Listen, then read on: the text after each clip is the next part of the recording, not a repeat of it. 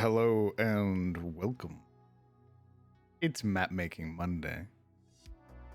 Hello, everybody. Hello, Cody, Yoshi, Sir Poi, Lurker, Spalter, Blood,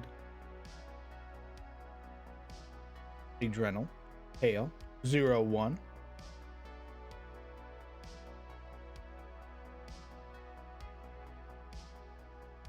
Hopefully you all are having a fantastic Monday. I know I am.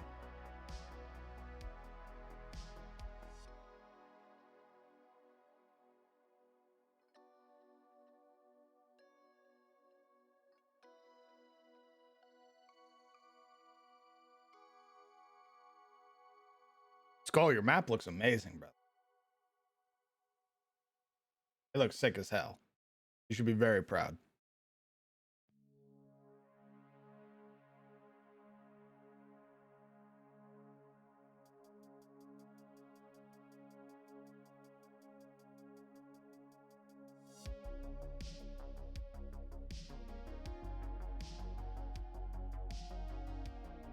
All right.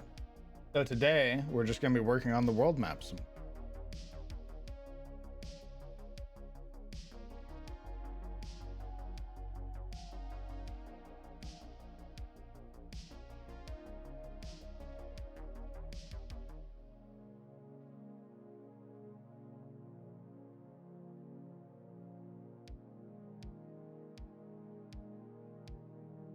Oh God, it's my old pick. Hold on. I know I forgot something.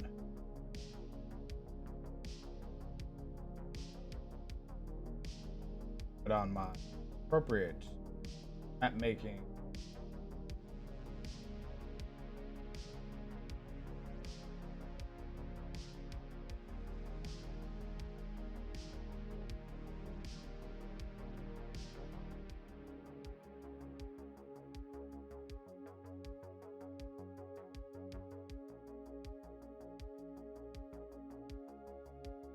All right, we'll let that update.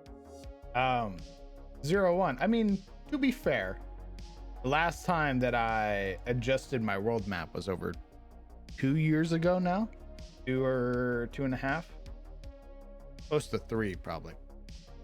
So this world map has needed some update.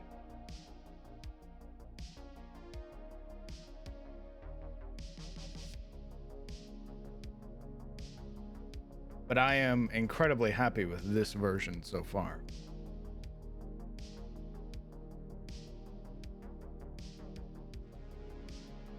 Okay. Lower the opacity on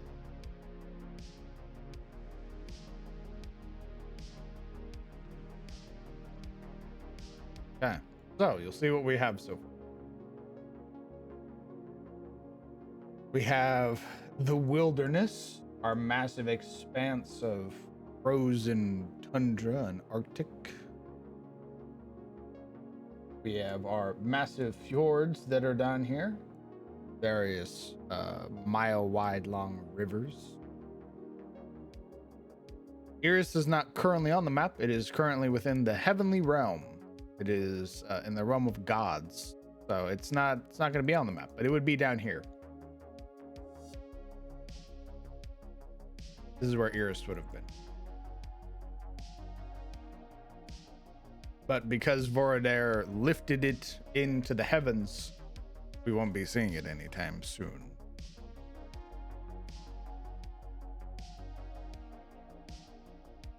We have Carousel, which I've reshaped.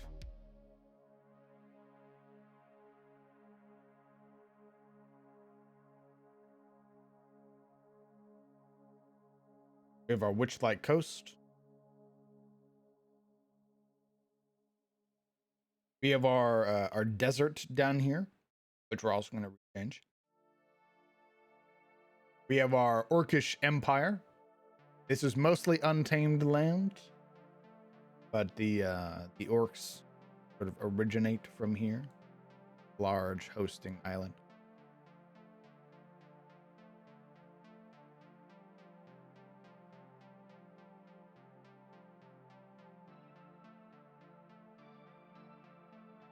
We have Suna down here.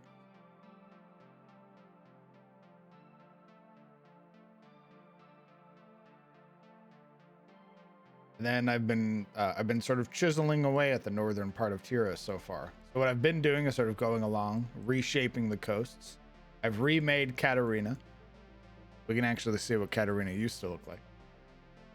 I bump up its opacity. This is what Katarina used to look like. And don't worry, because he will remake it again. if you miss it this time. All right. Okay. This world map hasn't been touched in 2 years. I'm redoing it. It's time. Okay. Yeah, sometimes I feel like swinging. What can I say? All right. Sometimes. Bring you to the trash can. For that, huh? Oh no! Don't do that. Not the trash can. I don't want to be in there. There's no fucking wit in here. What's up, gamer? Not much. Just waiting for food to arrive so that I can force myself to eat it. Ooh. Because I have zero appetite. Oh, God. And every time I eat food, my body's like, hey, man, you don't need this. And I'm like, yeah, I do, actually. Get that away from me. Orange. Yeah, I literally got the Soylent shakes just so I can force myself to have the allotted calories that I need, because as of now, yes, I'm losing weight. Yes, it's wonderful. But eating food is hard now, and that's weird. I'm not used to that. Yeah. I don't know how I feel about it sucking to eat food. Well, it's supposed to curb your appetite, but I think this is curbing my appetite just a little too hard. Too strong.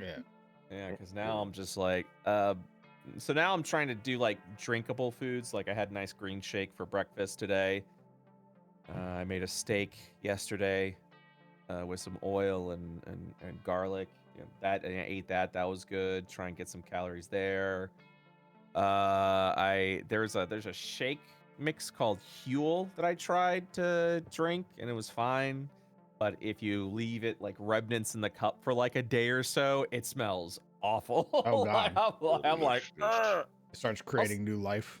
Yeah, and also I'm lazy, so cleaning dishes, no thank you. So I got some protein. I got some protein shakes that are coming in, and we'll see how that does. And yeah, just trying to figure out a good way to get those calories in, because as of right now, if I was allowed to do it, I would just not eat, and I would be fine with it. So until your body starts atrophying and withering away. Exactly. I don't want to do anything extreme. I'm just So we ordered some steak tacos. So I'm hoping that's gonna add some with some pre-fried beans. So hopefully that'll add some calories. Yeah. I had some chili yesterday and was like, oh, I love chili, and then I ate one spoonful and I was like, I don't want this anymore, and I was like, too bad, bitch, keep eating. Only a spoonful. Oh, this wafer thin. Yeah, keep going. Another bite. I need to lose the weight, so this is something I'm just gonna need to figure out. You know what I mean?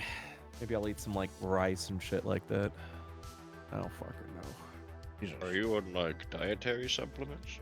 Yeah, I'm on my doctor gave me a diet medicine, or a medicine that has the side effect of losing weight. My physician's like, try this, it's great. And I'm like, I don't know about that. And they're like, no, they're like, it's been out for 10 years. It's good. You know, you just learn. And the way the medicine worked was it starts off with very small dosage, and then it just kind of keeps increasing as your body tolerates it. But this latest increase, my body's like, oh, wait a second. So it's like completely killed my appetite. So I'm gonna see if I can manage. Otherwise, I'll talk to my doctor on. I keep in contact with my doctor every week about what's happening, what's going on, and doing all that shit. Very good. So I'm doing everything by the book, and like I said, I've lost 10 pounds so far, so it's working, and I just need to keep losing that weight, and I'd like to get that weight mostly lost before I turn 40 next year, because it's just gonna be hard and difficult. It's gonna get worse if I don't get it done now. So yeah, I was dieting, exercising, and I was not losing any weight. And my doctor's like, take this, and I went, okay. And then I started losing weight, and I was like, science is weird. God, I hate science. God, I hate science so fucking much. Yeah. Yeah, I've heard people talk about how like BMI is actually a bunch of bullshit. I I don't mean, know how true that is. you can find. I'm not a nutritionist or a scientist, so you can grab two separate people and they'll be like, yeah, you swear by it. Another person's like, don't, it'll kill you. And you're like, you just tried your best at this time, you know. I'm just gonna eat a hamburger and Well, it then was do some push-ups. when I did my medical checkup a little bit last year. My BMI technically said I'm obese, but my actual doctor said, "Hey, you're fine." So I was like, Not- "Well," I look at my doctor. I look to the paper. It says you're fat. I look back to the doctor. You're giving me conflicting information here. And I trust the doctor over the internet article, so I go. Well, My it wasn't doctor- an internet article. Oh, but it yeah, was- I know. But you Yeah. know what I mean. You know, it's True. The algorithm telling you you're fat. it's Yeah, yeah, girl. it's better just to consult with a physician or doctor that's been studying this shit for so long and go, yeah, that's bullshit. And you go, okay, cool. Chat GPT, am I fat? I'm gonna, you know what? Here we go. Let's Oh, no. let's do it. Let's ask the robot. Let's Yeah, ask the I'm robot. sure they'll know. Am I fat? Question mark. I can't provide a personal assessment as I can't see you. Holy shit. Ooh. All right, Chat GPT. For legal reasons, I can't answer that question. I love that. I can't provide a personal assessment as I can't see you, and even if I could, it's essential to remember that every person's body is different. All right. If you're concerned about your weight or body composition, it might be helpful to consult with a healthcare professional such as a doctor or a dietitian. Huh. All right, Make a you game wholesome about fucking generator. certainly. No, wait. Here's a concept for a game about poop. No. Titled Stop him. Poopocalypse is what it's called. I hate it. All right, we're gonna Hatred. next year. Grab the recruit. He's going for the jukebox.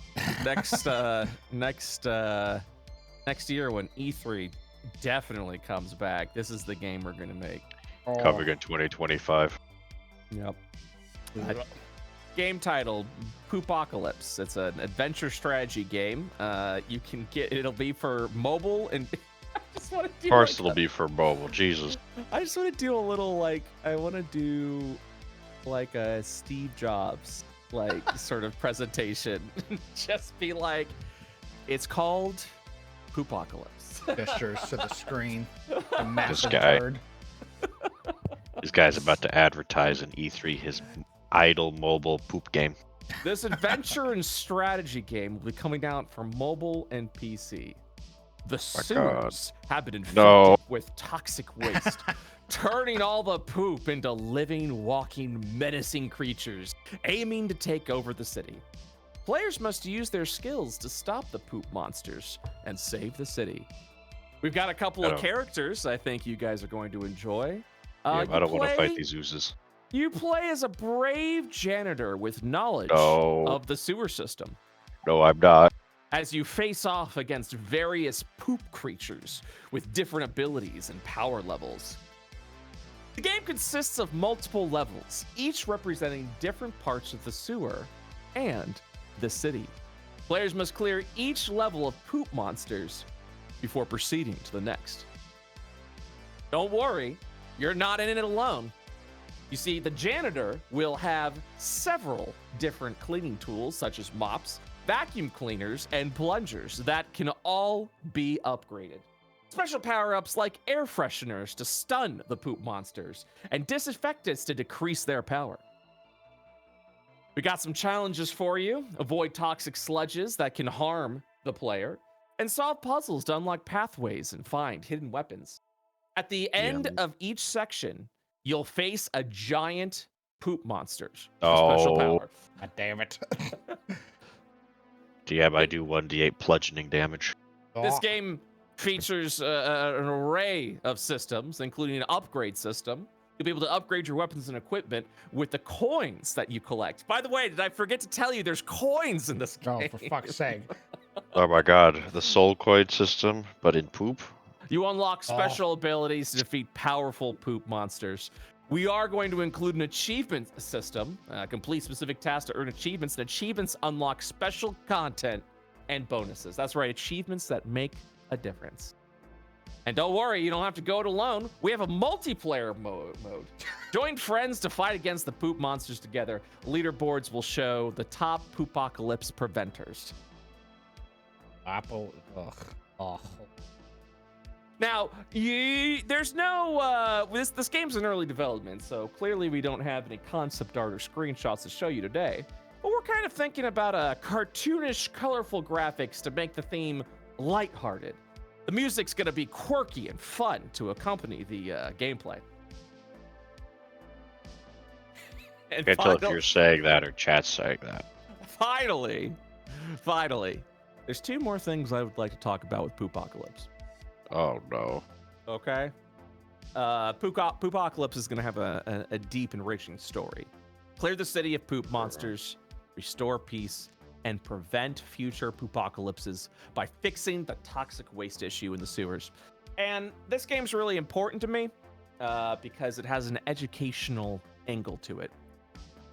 It teaches you about proper waste disposal, the dangers of polluting water sources, and the importance of sanitation. This quirky adventurous game offers players a blend of fun and education while navigating through an apocalyptic scenario triggered by toxic poop monsters. Enjoy the whimsical art, challenging gameplay, and become the savior in the city. Of the city in the Poopocalypse. Coming out 2025. This is Okay, here's 2020. The end boss would be a guy who doesn't want to wear a mask. Here's my cease and desist. What am I copying off of? No, just stop. Just stop. Peace. Please, just stop. It's original and we hate it. I'd have been so much happier if you had just copied Raid Shadowland. Dear God. I'll take another Call of Duty, please. Make a game about poop, themed off of Raid Shadow Legend. Oh. Dark no. Sewer Legends. Shut up. Dark Sewer Legends, for fuck's sake. Shut up. Stop talking. Mute him. Ah. Gross. Give me a hero from this game. Well, like an example hero. Oh no. No. What? Give me a hero that I'll be able to. Okay, so one of the heroes you're gonna get is Sir Flesh-a-Lot. It's one of the starting heroes. Oh my fucking god. It's part of the Plungers faction, and it has an epic rarity.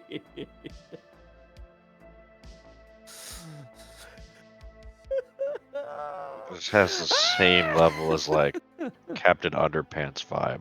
Like Literally what this is. This is Captain Underpants. fucking. This is the Flipperama is what I'm reading right now. His abilities are Plunge Strike, Aromatic Shield, and the Royal Flush. You say plunging strike. Plunge Strike. You forgot his super, which is Royal Flush.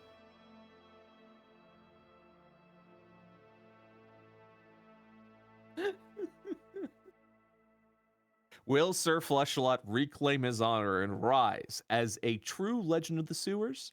The adventure unfolds in Poop Dark Sewers Legend. Now you just need some fucking fake YouTuber to be like, all right, guys, we're playing Flush-apocalypse. We just unlocked a new set of toilet loot boxes. Oh my god, I got Flush-a-Lot rarity. He's super good at DPS. Would crowned DM like this game? I'm unable to provide a personalized opinion for Crown DM as I don't have specific information on their gaming preferences or tastes. Thank God. He lives The outside. robots haven't gotten too far yet. That's right. You live outside the grid.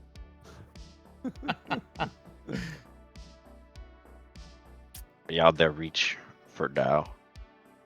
All right.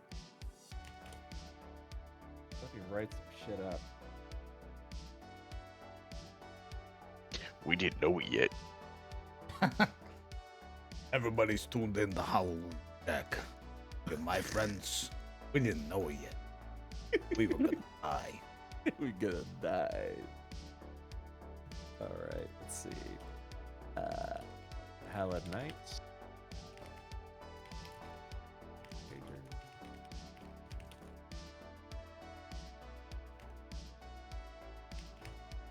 I gotta get your started Bailiff, with smack his balls. Ow! Guys, I want to work on my second book. I want to get started on it. So Hey, bad. you gotta finish your first one. I'm done. Get It's it into my done. hands. Get it into my hands. It's done. I'm waiting for the artists. My hands first, then you can work on other books. See, here's the problem. Is like I'm done, and I just want to make another one. No. It's all done. It's all done. Please, I'm just please, waiting just let for me work.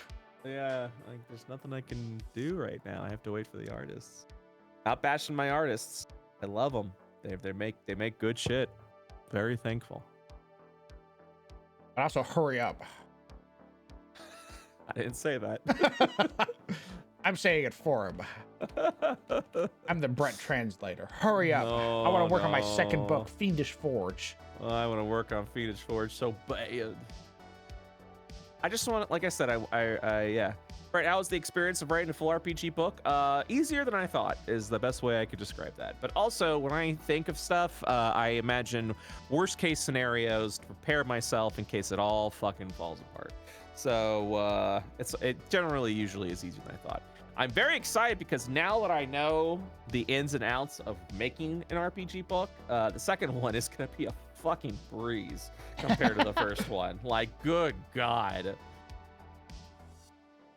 gonna be a goddamn breeze. Wait, Hallowed Knights start. Wait, grenade? Huh? There's Yeah. Grenades? Yeah, dog. Oh, sick. You get a whole pouch where you rotate out your ranged weapon. Really dope. Holy shit. My favorite is the there's like a holy grenade that you throw and it explodes and it does a DOT. Oh, cool. 1d8 plus 1d10. Bailiff, smack him in the balls, please.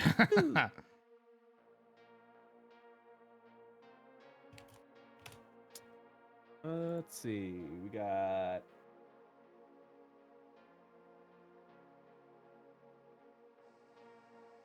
Oh. Hey, Sizzle, thanks for the 23 months, homie. You're finally, God. I'll go upstairs and shake your hand later. Thanks, I'm in your walls. Scratch it away. Quite literally. Up in the walls in the living room. I bet your wall.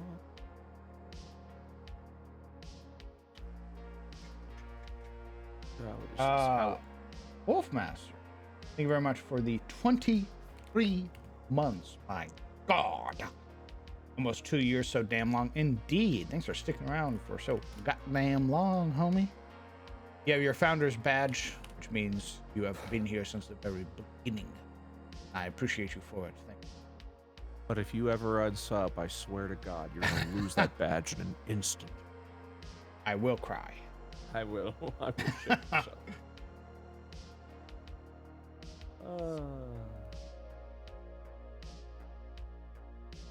You know what? I'm gonna play one of these days. I'm gonna start playing Final Fantasy 14 again. Ooh, I just saw their recent stuff that they were discussing. I haven't played any of Endwalker yet. I'm halfway through Endwalker. Or not Endwalker. Shadowbringers. I haven't even got to touch Endwalker. Shadowbringers is. Very good. I enjoyed every part of Shadowbringers I got to play. And then I got busy. Oh, that's okay, bud. I think I'm trying to figure out what's my favorite expansion. And it's definitely between Shadowbringers and Heavensward, like Yeah. 100%. I just maybe if I Heaven- finish all of Shadowbringers, that'll change. But heavens, you gotta. I mean the last like quote unquote like trial that you fight. Oh, my favorite. It's my favorite battle theme in Very- Final Fantasy 14. full battle. I've been ripping a lot. Well, we all do, so it's fine. It's so good. But Final Fantasy 14. Like, if you don't want to spoil it, then don't worry about it. But if you don't care, it is. I think it's called To the Edge. Oh, Yes. see, well, Final Fantasy is one of the few games where I actually, like, I genuinely care about the story. Yep. Oh yeah, Final Fantasy 14. Yeah, great Yeah. story. But yeah, To the Edge is very, very good battle theme. Got some good ass lyrics. Oh wait, so you have heard of it? No, I just know that whenever it's like the end of expansion, like trial or whatever, it usually has lyrics in it. Get to it. Get to it. So good.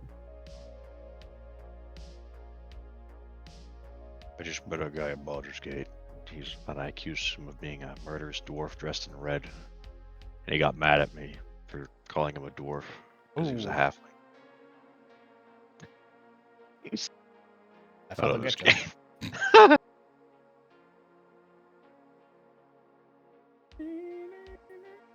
Spoilers for 14. You kill God at the end. Why? No.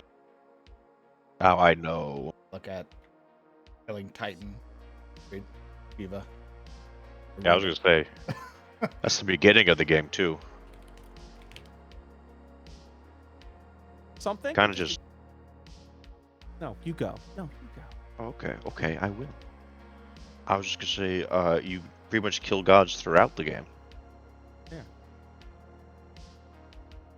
When do I get to kill Haya? What? When do I get to kill Oh. Haya? Well, that would involve you going into the Dietic Veil. Okay. That's Okay, but that's like when? possible. No. Oh. For reasons. Oh. Am I supposed to kill Haya? They have cults about them. Obviously, they're an evil god. As I have mentioned to the audience before, there are currently 3 threats on the table. First threat, Cosma, the clan of Cosma. Second threat is Hecaton. Third threat has not been discovered yet. Oh. But there are 3 active threats in Io right now. Yeah, and by threats I mean world-ending threats. So even Facade Facade's a problem, but it is not a major. It is not the biggest threat when it comes to like. And when I say threats, I mean like big bads. Like, Mm-mm. hey, this could be a final boss, big bad. Yeah, this shit's destroying the world. Yeah.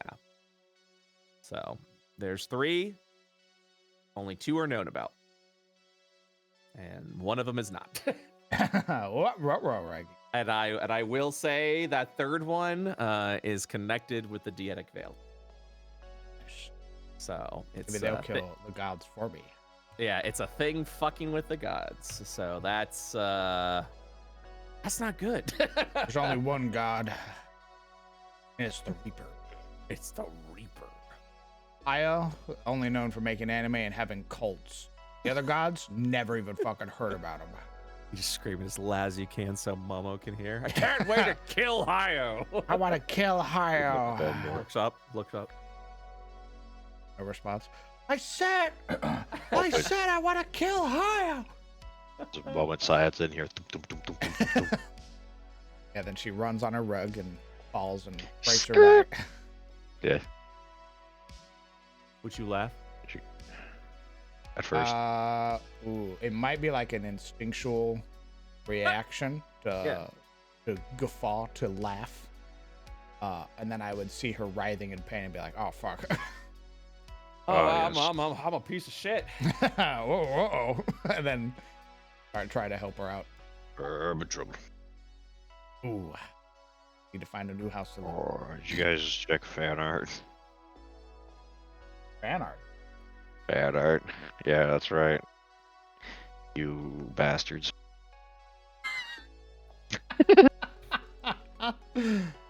Oh, Inkley. Oh, fan art? Yeah, go Yeah, to check the fan latest art. fan art You're tab. involved. Where's fan art? In community. Is it poop? It's about poop. I want to hear about a poopy game. Hey. Fucking leans up from the table. Want to hear about a poopy game? He doodling away, looks up. What? Oh, what? Fucking hard grips his pencil.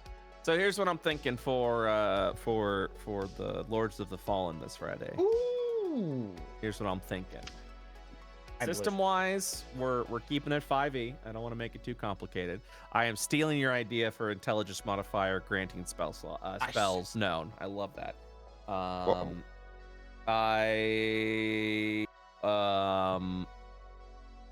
I'm going to have class features in your equipment. So, Ooh. for example, the Hallowed Knight Sword grants you the ability to Divine Smite. And the Hallowed Knight Armor grants you Divine Health. Okay. So that's how that's going to work. So shit like that. I'm not going to do the full pieces of armor because that's just a lot of micromanagement. We're keeping it. I want to keep this Lords of the Fallen inspired, but at its core, I want it to be 5e, so that people can just jump in and make start it playing. recognizable. Exactly. They're like, hey, it has themes, but ultimately you can throw this into your table and it'll work. So the Hollowed Knight armor is half plate. Okay. So yeah. But also, everyone has every weapon proficiency, every armor proficiency, every shield proficiency, so you don't have to worry about that shit. Yeah. Fantastic. Yep. Yepper. And then I do definitely want to have like weight value to everything, so that if your weight scores increases, then yes, there will be an encumbrance system in place. And that'll be custom, not what 5e does. I'll be right back. I'm gonna eat some lunch. Nice. Enjoy your tacos. I'll be back. Speaking of, DM, do you want food? You ordered? I'm thinking about it. I'm staring Wait, at the did you say app. before you go and then asked Crowned if he wanted food? No, I said, speaking of. Oh, I thought you said before you go, Nah. and I was waiting. I was Not like, ordering. what does this have to do with me? I'm not ordering for you, Basil boy. All right, bye. Bye-bye. What are you looking at? DoorDash, smile. What? I don't know. Whatever's gotten off. Well, let me know when you found a store. Last time I ordered, it was just Buffalo Wild Wings in disguise. Ew. Yeah, I was very disappointed. I do not like them. Oh, Mr. Beast Burgers. Fuck it, Ew. let's go. These are also bad. He's stewing that company away. Yeah, it was pretty funny. Why does the southernmost landmass look like a sideways hand doing the OK sign? Oh, this one? Pattern recognition that was given to us by evolution. Good dude. This hubris of man assuming that everything is human-centric. Assuming the rocks care if you see a face. It did it intentionally. Look. Aside from God! Wolfmaster, thank you very much for a gifted sub to Inkley. Incredibly kind of you. God, you give so many subs. Jesus. Stop him! I appreciate you, man. He's out of line. Get him!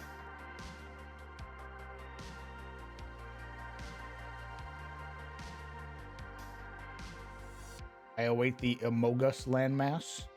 Take a closer look. That's where we put the bunny boys.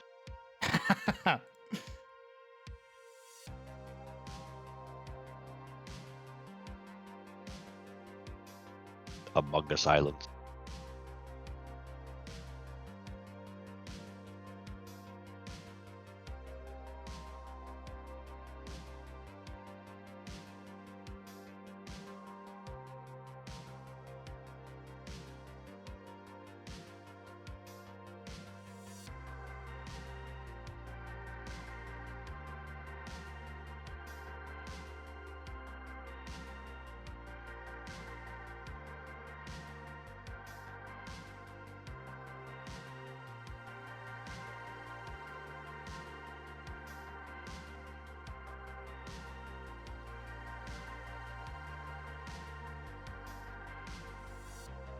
Okay. So these islands are, yeah, they're about exactly what I wanted. Catastrophic event which scattered them. Central host the islands will be about 1,500 miles across. Selecting a connecting landmass.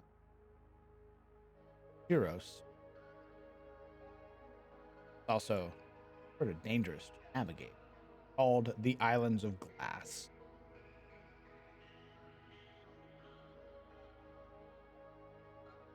What do you guys think? How's it look? Why is it called that? The Islands of Glass? Yeah. Because Just of they'll the shatter your bones like glass.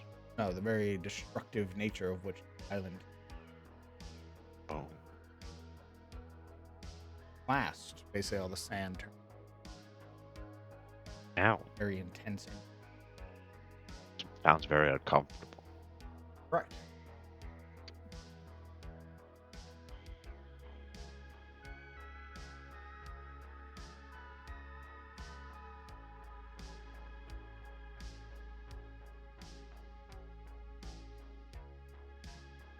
Probably gonna put a few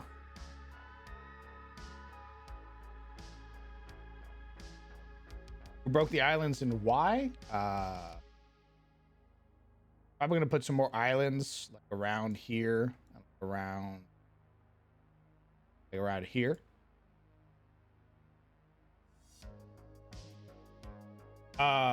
Is there anywhere safe to travel? Yes, of course. There's always safe places to travel. This channel is a shorter passage, but it's more difficult to navigate because of the island. Apparently, most people go through this, which is controlled by Rofield. Therefore, you have to pay.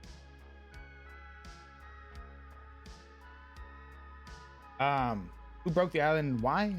The island was consumed way back in the day. It is the land of the Thorians, also known Harani. previously known as Thorlun.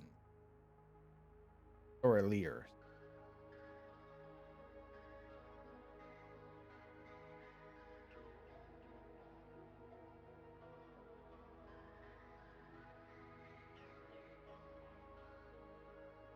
I like how the landmass on the right looks like some sort of deformed monster demons.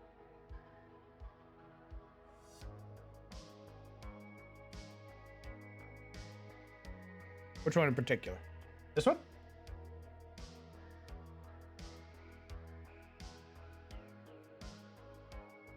Also, welcome Yellow Herb. The whole right side. Ooh.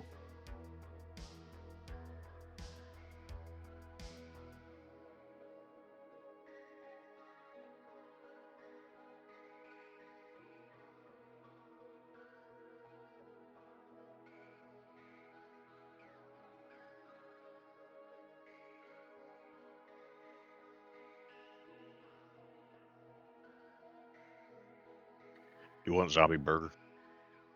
What's Zombie Burger? It's the place Striker likes. Like, Let me look it bar. up. I don't think I've ever had it. Yeah, you have. Have? You literally had it last time I was here. It's the only place I know. Probably the only time I've had it. Then. Hey, look.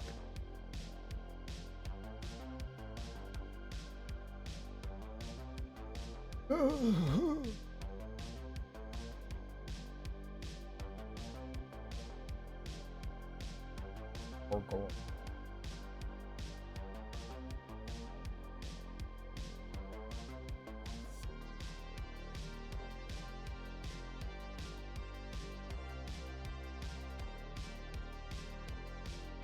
That's all expensive.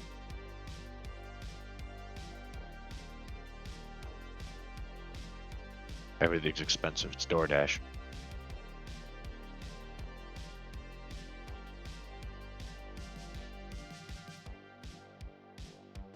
They have meals or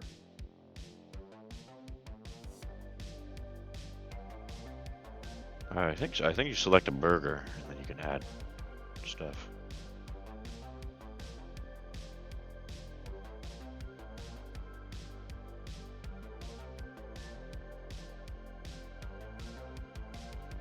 ooh, fried cheese. Beer.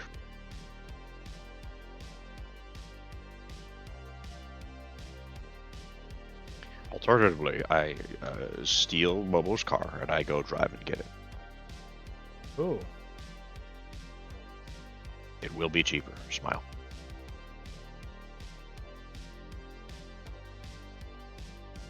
would she let you? I don't know. You It can't would be. stop me. Would be way cheaper. It would be way cheaper.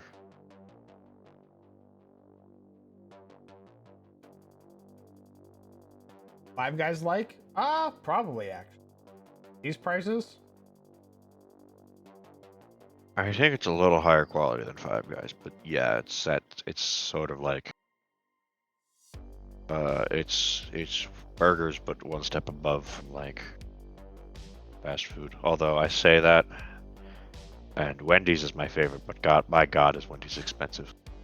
It's all my god, yeah, man. Everything's gotten fucking stupid expensive. I hate it. Wendy's especially, like Arby's, I can still get stuff like under 15. Fucking a meal from Wendy's is like $18. It's crazy. I'm like, what the fuck, guys?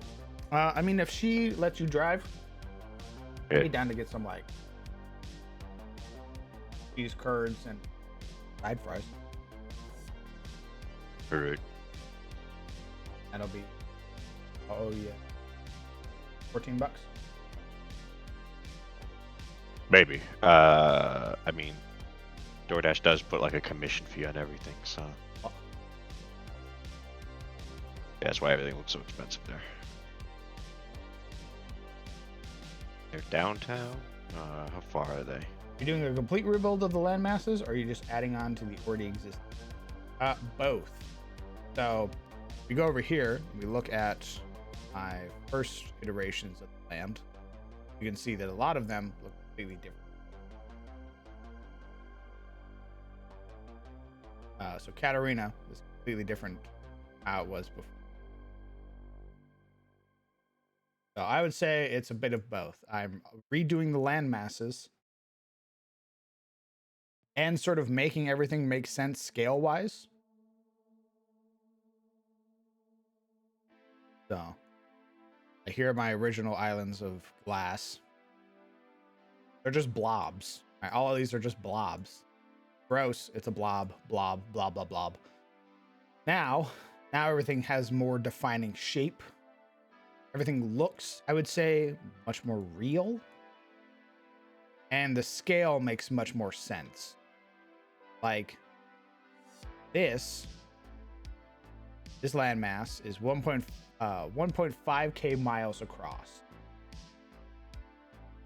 which is about half the size of the United States. So with that, it basically allows me to do like, how big is everything? All right, so like from here to here, that's 3,000 miles.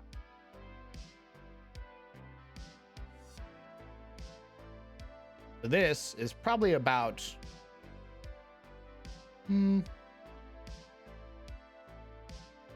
Probably closer to about 5,500 miles across. 5,000 miles and a half, yeah. A huge desert. What are the odds of finding a diamond mine on one of these islands? Potential. There's always the potential, right? What I want is for my next age to be more of an emphasis on adventure and exploration, because there is so much of the world that's just untouched, that there's still stuff in Tyros that people have never explored. So I want to put a bigger emphasis on the whole idea of adventure. Higher than 0. Indeed.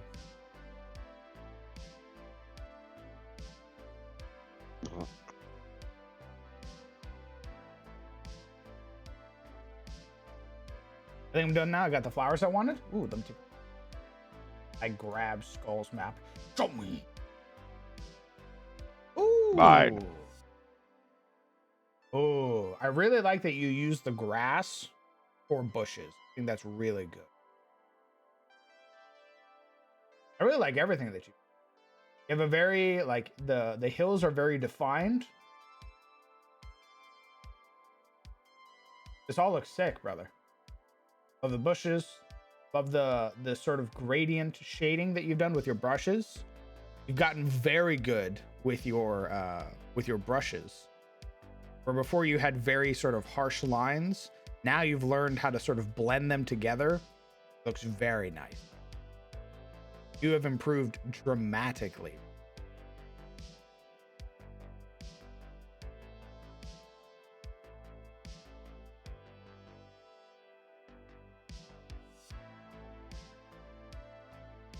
Also, is there an Underdark map plan? Oh. So the Underdark would be... The Underdark in my setting is a whole other plane of existence. So it would be like me making a new world, basically. But I won't say no, because I've done weirder things before in the past. So.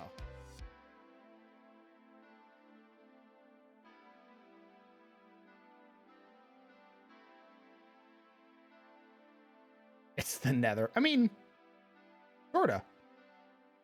Like if you get banished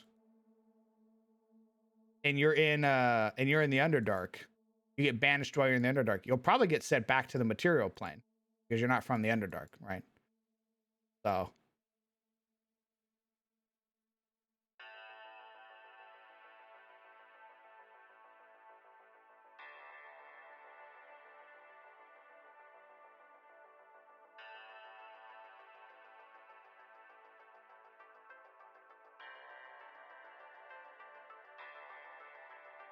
I like that much more. Watch out for Present. Exactly. Hey, Sensei.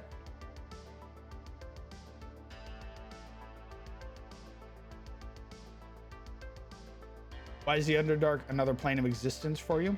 Specifically because of how the Underdark was formed. The Underdark is formed from erosion by the presence of the Abyss. Basically, the world was whole, it was solid, and it wasn't until Maelormanir showed up and eroded the earth did he sort of touch everything with the presence of the Abyss. So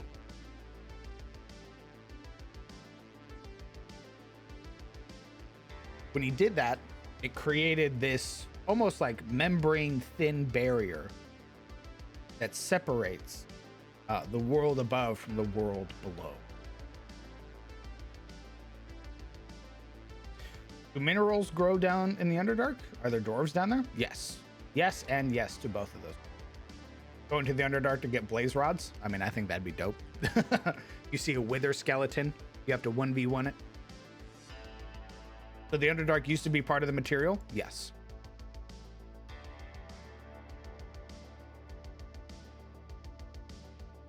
If adamantine gets rid of crits, what would netherite do? That's a great question.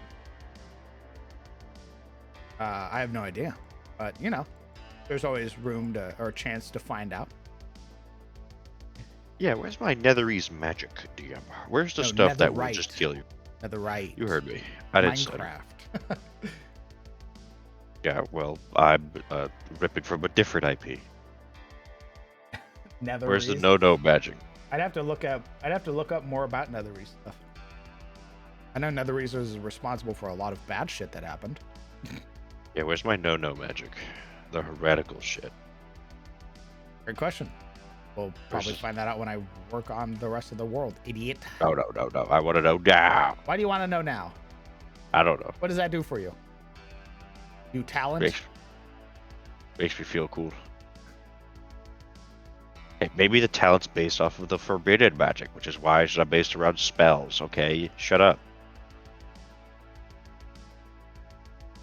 Don't laugh at me. How fucking terrifying it is down there, and only the brave souls who beat the Cthulhu fight. Is the Underdark growing? That I'm not too sure. It's growing down. Soon it will reach the core, or it will find something, and it'll be one of those, like, we dug too deep moments. I assure you, there are space dwarfs down there right now going for Carl.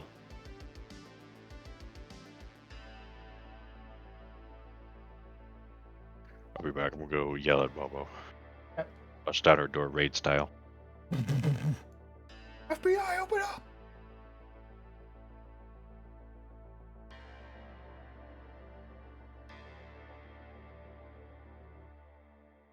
Hey, it's out. That's all. Oh, that doofus. The talent's out.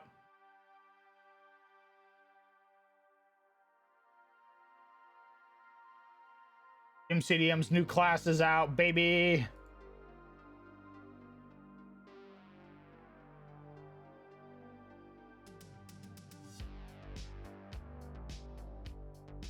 Vecna versus Ender Dragon. I hope there'll be a Pharaohmancer subclass or something involving the elements themselves, channeling power through people by turning them into masters like Pharaohmancers, Pyromancers. Is the material world hollow since the Underdark is another plane? Ooh, I wouldn't say it's hollow, but there is some very obvious like world conundrum with there being another plane of existence within a plane of existence. Would you be able to cast Speak Dead on something that's been petrified or turned to stone? No. Correct. Just as Scarlet says, it is a form of stasis. You're not technically dead. You just can't perceive the world around you. You can't see and you can't hear. I wonder what the class does. It is a psionic-based class. Ooh.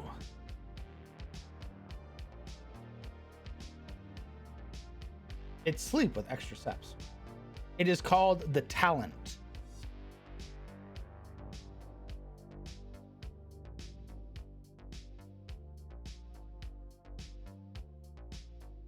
Yeah, it would be overlap is a very great way to put it.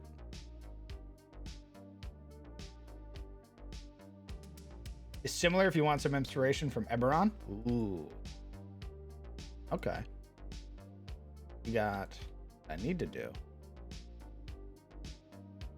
Did her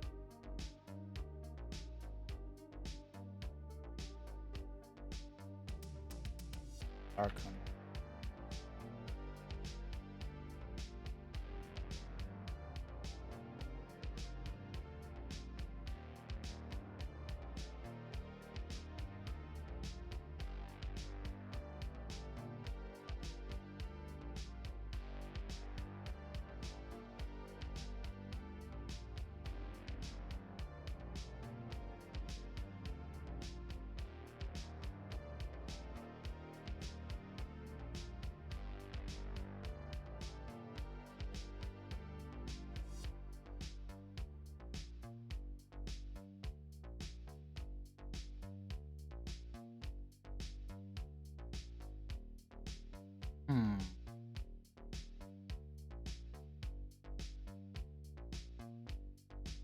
let's say a basilisk has fed on a statue long enough where there's no longer no life force left. It's no longer a person then. It is just a statue. It's an object.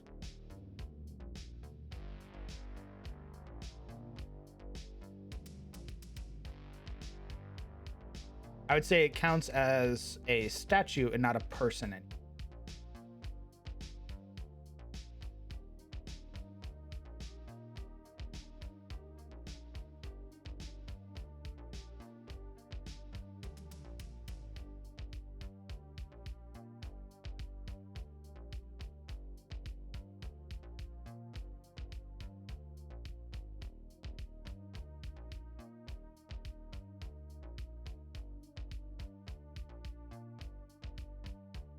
Eberron is a lot cooler than the steampunk Magitech marketing sells it as. I wonder what kind of abilities the talent class has. Great question. I'm very interested to see as well. We basically wanted to make. We've been waiting for the talent to come out because we wanted to use. We wanted to make Yuria the talent. Because the talent has a big focus on learning new abilities from other psionic or aberrant monsters. So if a monster has like Phantasmal Shift, which is a psionic ability it possesses, when the talent kills that creature, it learns Psionic Shift.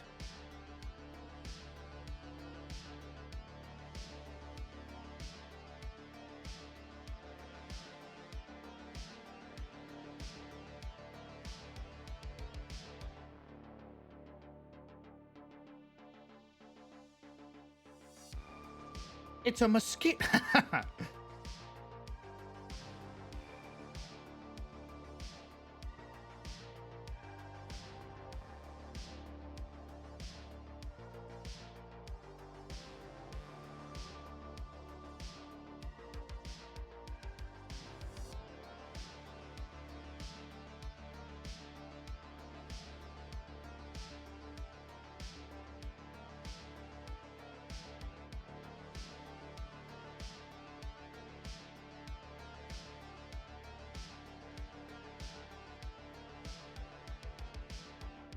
Indeed. It gets more powers the more stuff it kills.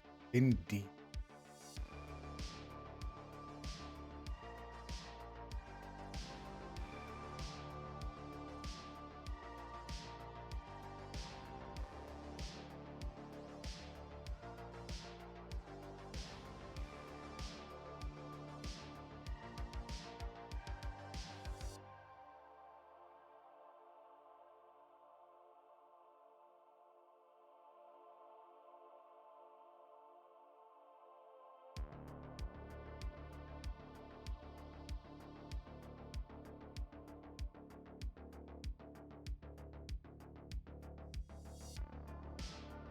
Yeah, we knew it was coming out on Monday, so we've just sort of been waiting and buying our time. But now we have it. So now he and I get to look at it and we're gonna take a peek see.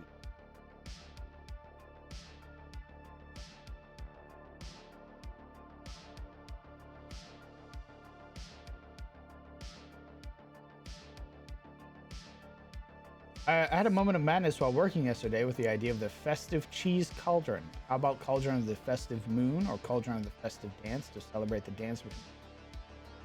The idea of those who are betrothed to be given a smaller cauldron for chocolate?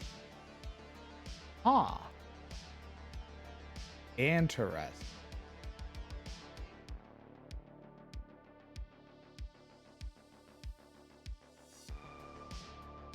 I won't say no, because it sounds neat.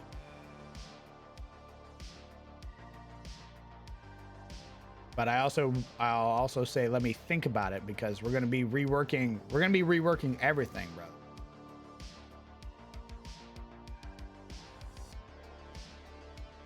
So a big thing that I've realized is that my world is a jumbled mess. So with you beautiful people, we're gonna remake my world.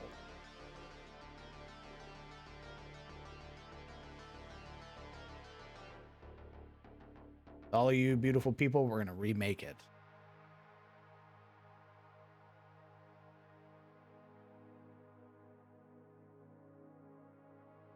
During our game, our barb is the red button push. Decided to push the big red button since last session. 75% of us want to join the Zentarum. Ooh, we did a Halloween one-shot that ties into our game. And stuff happened. At the end, I separated from the group and as a sneaky invis, teleporting wizard, I jailbroke the Zentarum out. Everybody loved it, but the paladin was freaking out. Ooh, you want to join the Zentarum? Sneaky little band of thieves and smugglers. If you want it, the Zentarum can get it.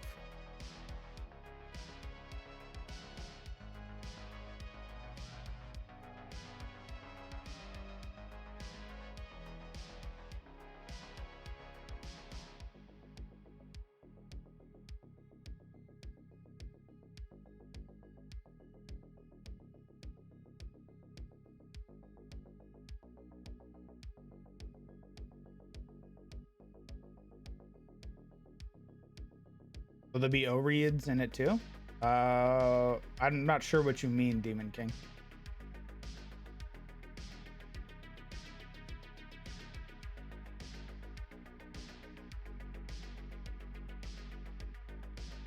I had an idea about how the Deep Mother followers could be a kind of nested organization within the Daughter of the Waves Church. Ooh. Ooh, formed as a result of the church? That's wild.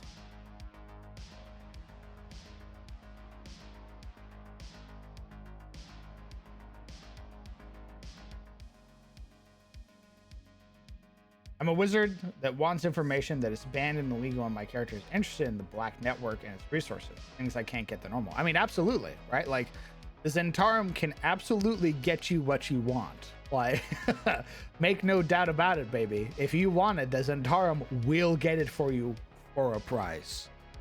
You want resources? They got you. You want knowledge? They got you. You want people? All right. They got you. What if I roll up to the Hey, Zentarum boss? hey. The talent's out. Oh, It's $15. give it to me. Put it in my mouth. Here's a link. Well, you want me to pay? I wanted you to look at it.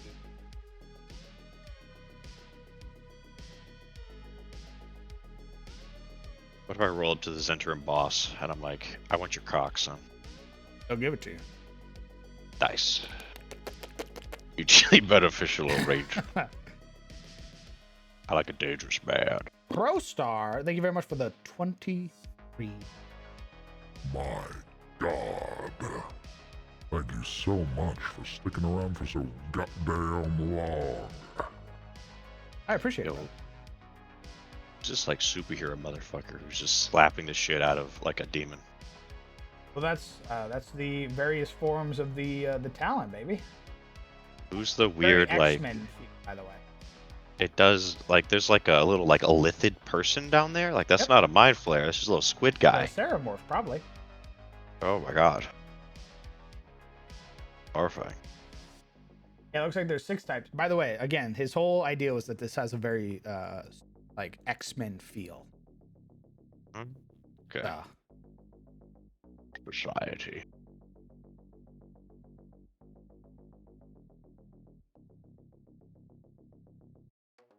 Is there a way I can look at it without buying it immediately? There are a couple preview pages. Okay.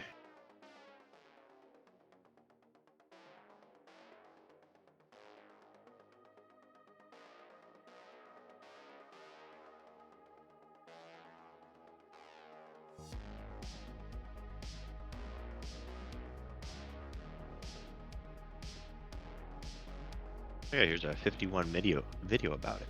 Smile. Nice.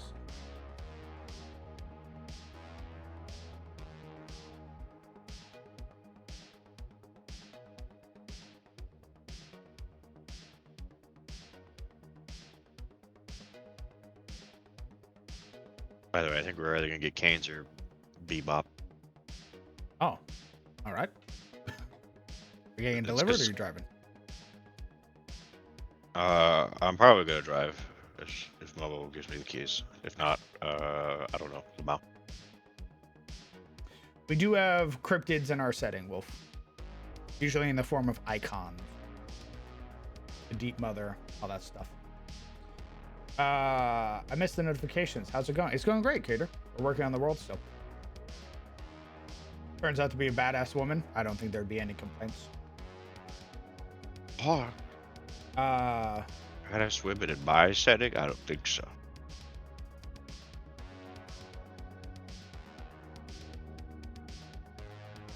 For non-bears, they only meet the Deep Mom during a bad time, usually drowning. Lots of sailors and sailor adjacent follow their respect to the daughter. Daughter of the Wave handles the above-board stuff. Deep Mother followers take the messy, plausible deniability stuff. Are generally denied to exist. The talent class, is it a 5e thing? Yes, it is.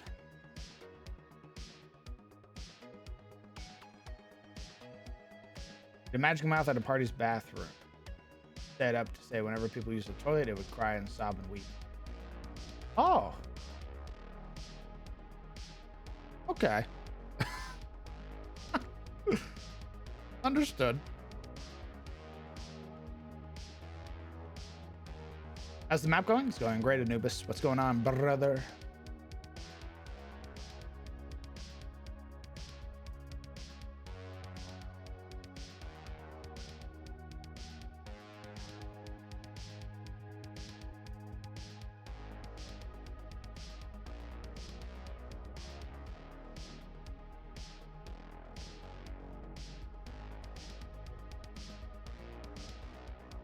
Good, actually.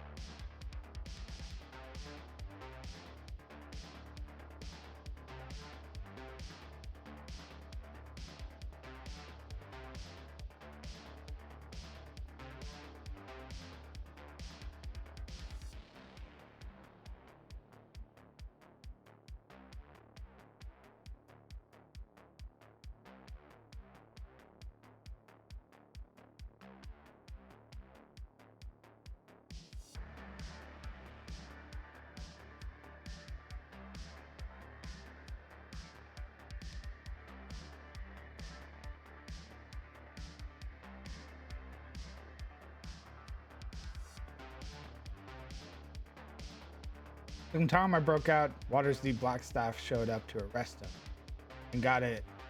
It wasn't close to the actual event. Your DM's like, I really don't want this bad guy to get away.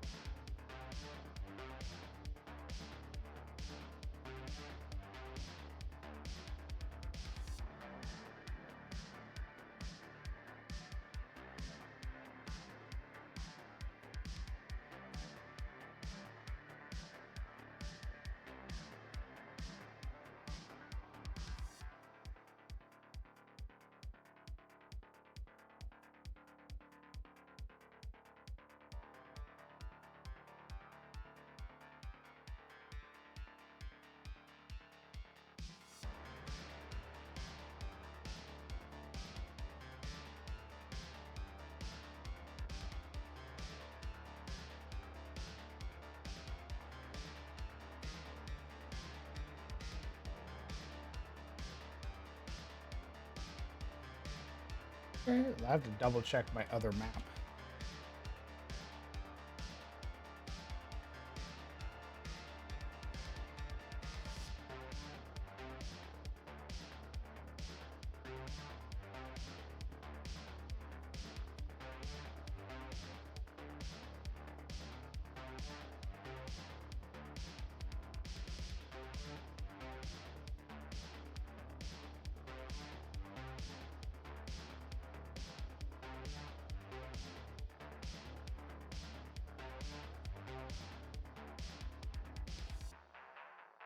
Yeah, I do split it there. What do I do?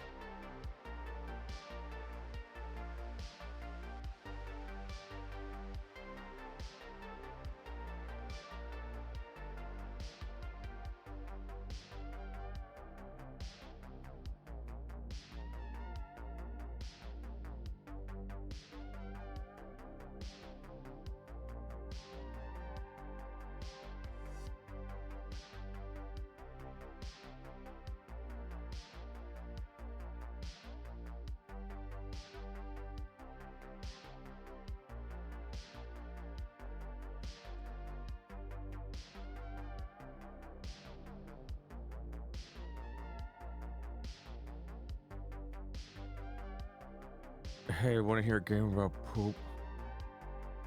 Oh, how to get back in? Want to hear a game about poopy? Enjoy your taco? No. Ooh, not even Funny enough, it was the steak that I didn't like. Yeah. I'm starting to, these red meat's starting to get starting to taste a little stanky to me. You're just literally just, your silence is amazing. scary. But if I can lose the weight and still fulfill my nutritional requirement, then that'll be good. All right, you know what? I'm gonna leave again. I'm gonna get myself some coffee. I'll be right back.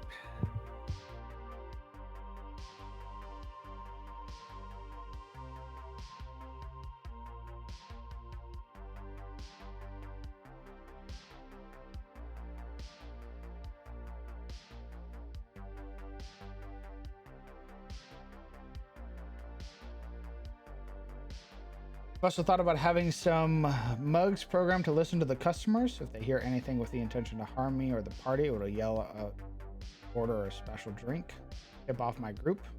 Oh, that's neat.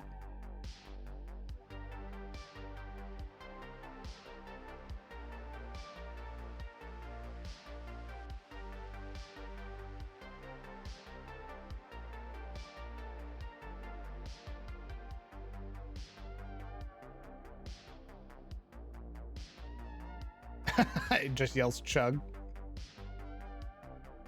That'd be fun.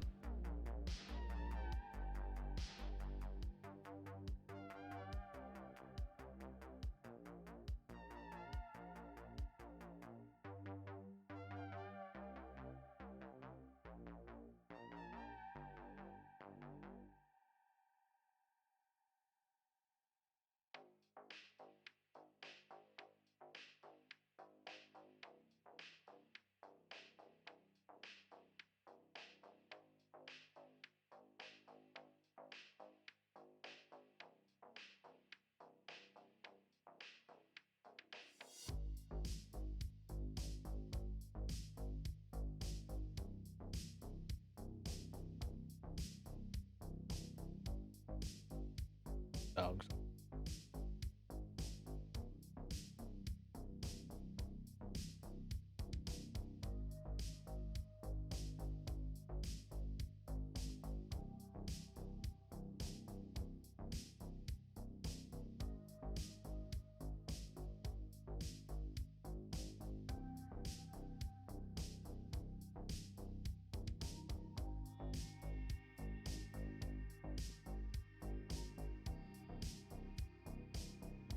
Parties have only been on this landmass? Yes, they've only been on the Ettenmoor. That's because the Ettenmoor, massive. It's when I Huge. initially had it sized, it was the size. It was bigger than America.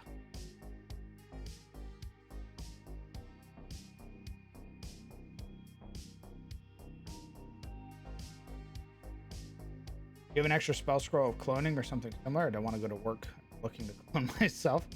Rather, I wish. I'd love to hang out with people just so I can have another part of me that's just working on my maps at the same time. That'd be amazing.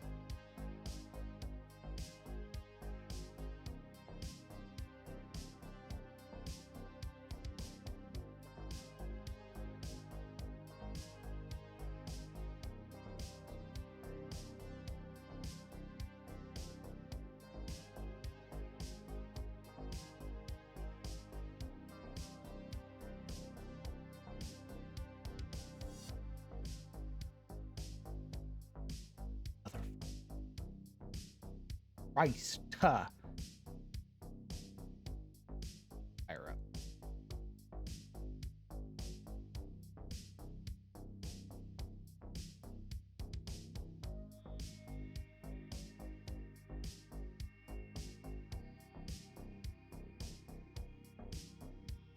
Basically me.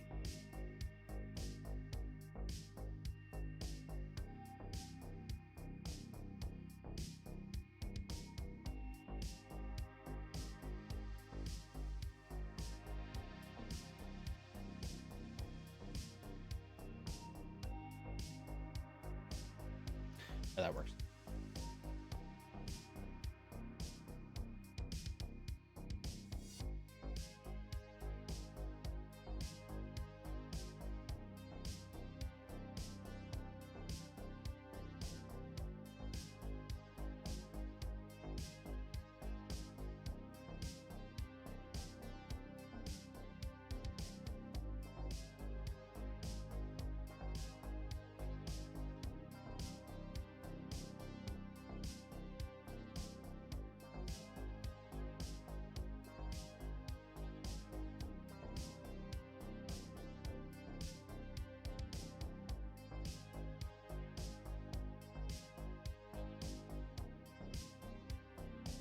God, why did I add so many bodies of water? Moron. Oh.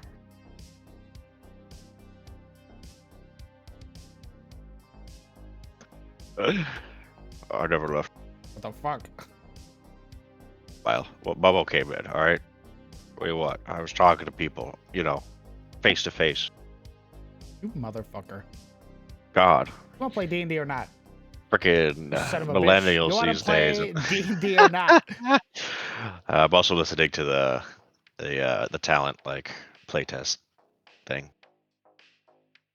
Jeez, I'm out here doing research. You're just hate on me. I will continue to do. Freaking unbelievable.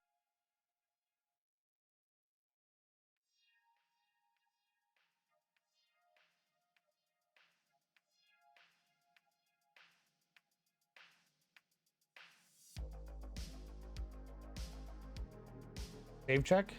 I should check very well.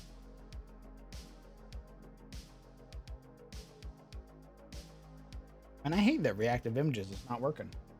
Won't let me change my fucking image. But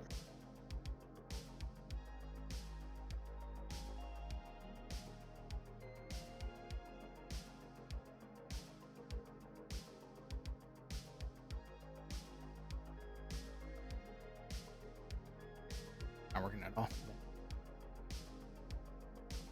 Okay, so the basic premise of the talent seems to be that, for one, what you do is not magical. It is like psionic Supernatural. powers. Yes, supernatural, but not magical. So Auntie's field counterspell doesn't work on you. Yes. It's the. However- they did explain that in the Immortals thing, that some creatures have supernatural powers, talents have supernatural powers, which allows you to do things like concentrations. Right. So generally, it's the core concept, according to the playtest, is that you have something called strain, and you can. Strain is basically an RNG roll of the dice, where the more powerful thing you do, the higher you need to roll to succeed your strain check. And theoretically, if you just keep hitting 20s, you can just keep doing powers forever. Neat. However, if you don't succeed, you still do the spell, but you start accumulating like what's called like strain points, which seems to act essentially like stress. And when you start hitting certain thresholds, things happen. Bad things start to happen. Ooh, psyker things? Probably, I don't know specifics. That's just the general overview. Is essentially you're rolling RNG to keep, to make strain checks when you do powers, as opposed to using spell slots.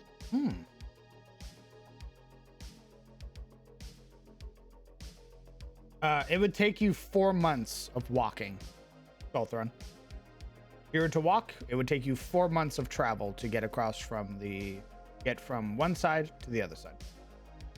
Yeah, the way they phrase it is that at first, strain is a little more than a nuisance, but then eventually strain will have serious ramifications, quote unquote. Nice. In fact, enough strain can kill you. I like that a lot. That sounds neat. Yeah, so you max strain, or maybe go over it. I don't know. You can heart attack moment Omega Lol. Ooh, risk versus reward. Indeed. Love those. Indeed.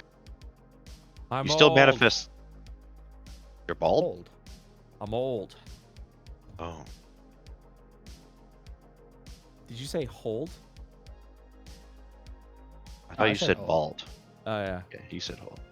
What I grabbed coffee because I'm close to a Dunkin' Donuts, and I gave her my credit card. It's like a metal credit card. She's like, "Is that a credit card?" I'm like, "Yeah." She's like, "I've been meaning to get a credit card, but I can't be accepted for anything." And then I went, "Oh, who's your bank?" And she told me her bank. I was like, "Oh yeah, you could just get a secured credit card, and they'll ask for some money down, and they'll hold on to it. They'll put it in a little savings account, and then as long as you can, pay your credit card bill after a year, you get the money back and you build credit." And that's how I did it. It's how everyone did it, and do that. She's like, "Oh, thank you so much." And I'm like, I drove away, but like, I'm old. I'm old. Oh. I'm the guy that some youngin is like, "I don't know how to do this," and I'm like, "Well, this is how you do it."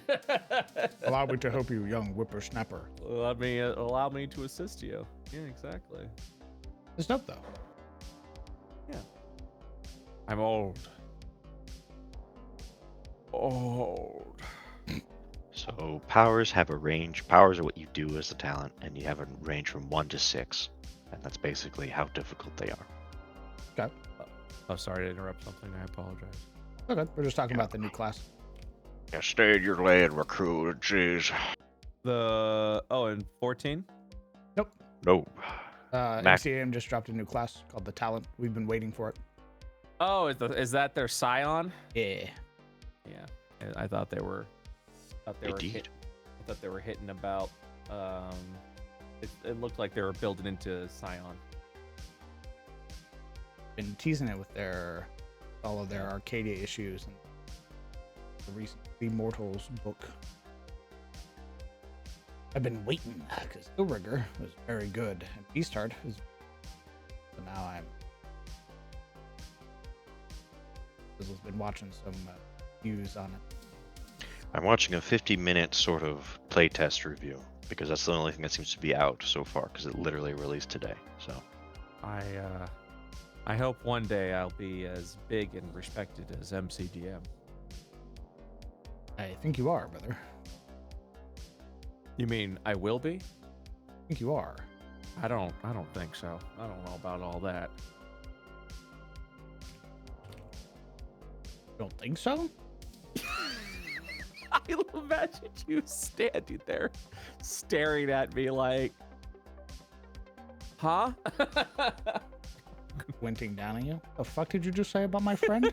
I'm gonna fucking kill you. I'll fuck you up. Take it back. You know, Okay. there's literally no review on this that isn't a year old, so I'm just gonna buy it. It's $15. Fuck it. What, the thing? Yeah. Yeah, the book. Man. Extra life being offline. Shame. Weird. Oh yeah, I saw a meme about them being on a tombstone. What happened? Sorry. Twitch walked over and headshot Extra Life pretty much. But not like directly. They're just like, hey, drink this. Like, oh, what's this? Oh, we're giving it to all of you. What is it? And then they started gagging. I was like, yeah, your embedded views don't count anymore. Oh, the fucking fall. Starting November 1st. Dude, Oh. Twitch I'm gonna say it, 2023 has been a good year for Twitch. Twitch has been, you know, and we're seeing the new CEO in action, and right now I'm, you know what, very rare, but we're seeing some W's. I'm willing to admit when the platform I criticize is doing well, you know, because I shouldn't be a stinker. And I think they've made some. They're making some good. Making some good headway. This platform's starting to turn around. I hope we continue on that direction. I think we have finally gotten to a turning point where Twitch is like, oh, we might actually have to try. Like, yeah, people aren't looking at us. Leaving. Yeah, you're like, huh? Well, maybe I should do this or do this. Losing a lot of partners. Bunch of people who are like, no thanks. No thanks. Hello, Dante. Wow. What's the Etenmore? The Etenmore is the southernmost land mass here within Tyros, also known as the Land of Giants. Hence, it is where the war against the Giant King was waged. Giant King fell. Wage this. Based.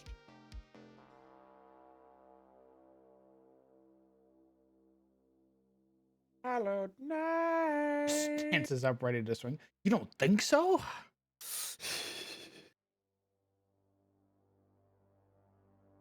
And then I got the Black Feather Ranger.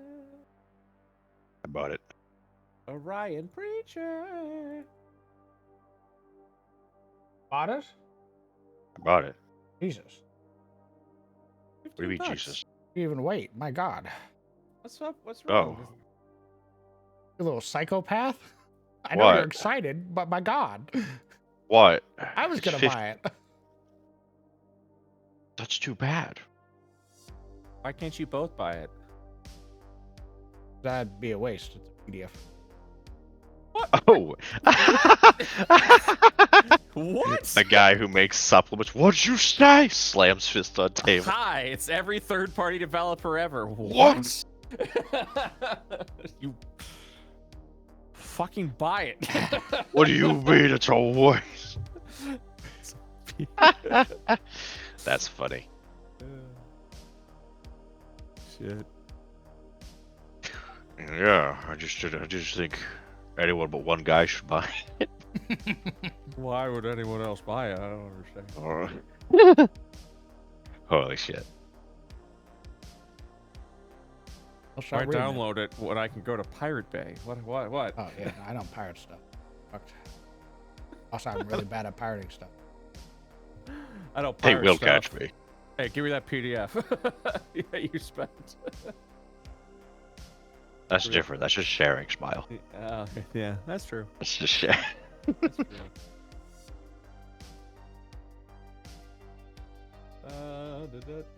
I mean, it's ethically and legally right to pirate Nintendo games. So Holy shit. Well, your lawyers are already on you the case. They heard that. It went into the internet void. They're fucking Nintendo's fucking lawyers like woke up. Their cocaine haze. What? Did you hear that? What the fuck did he just say? Guy Some who guy on hasn't Twitch just played said. a Nintendo game in years. Nope.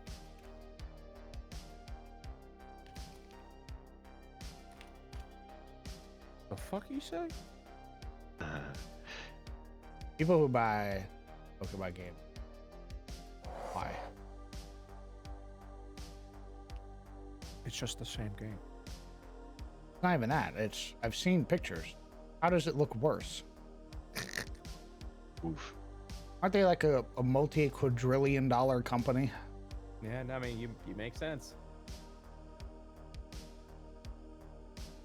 Please explain. How are you not holding them accountable?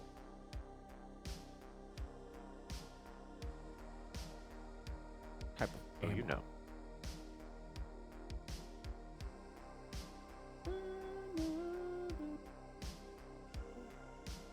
It's literally what it feels like, babe. It literally feels like they're just reverting back. Like eventually they'll just release the 8-bit version of the game again, and people will lose their fucking mind because they're like, oh, look at the graphics. Retro. Because it looks way better than any modern Pokemon game that's come out in the last, I don't know. 10 years.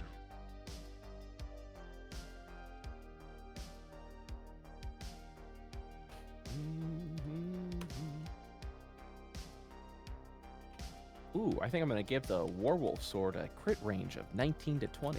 Hmm. All right, so here's the trade-off. I bought it. You get to read it. Okay. Omega lol. You motherfucker. Omega lol. Read it. You want to play that class, idiot. Omega lol. There you go.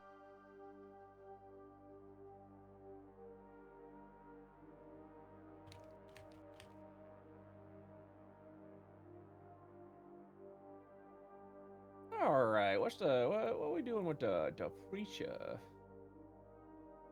He says, hallelujah, and we all gain temporary hit points. Oh, Away. no. What? I said, no. What? The fuck? That's his bit. I mean, that's just bit. That's his bit. The preacher says, hallelujah, and then we all gain stuff. No, what? No, it doesn't. Oh, it's just like I remember. I'm looking at the starting class now. What are you talking about? But they start with like a heal. No, they start with Radiant Fire.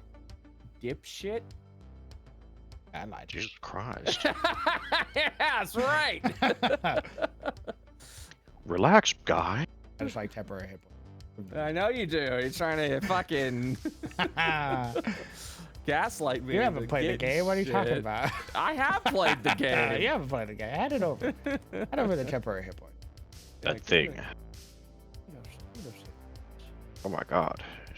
Jesus Christ. This is a little more complicated than I thought. The Psionic class is complicated? Shut up. Oh. I was just looking. I don't know yet. I was just looking at the character sheet, and there's like, Welcome to Psionics. Why they stopped using them. Bring them out in very limited scopes. it says 5 different types of strain: strain, maximum, total strain, body strain, mind strain, soul strain. Ooh. Ooh, baby. You like Yeah. spreadsheets? You're about to start doing. Well, it comes with a little. It comes with a little thing. So each type of strain, body, mind, and soul, has different effects as you get more strain. So like one strain of body gives you disadvantage on strength and dex checks. Oh my god, it's old.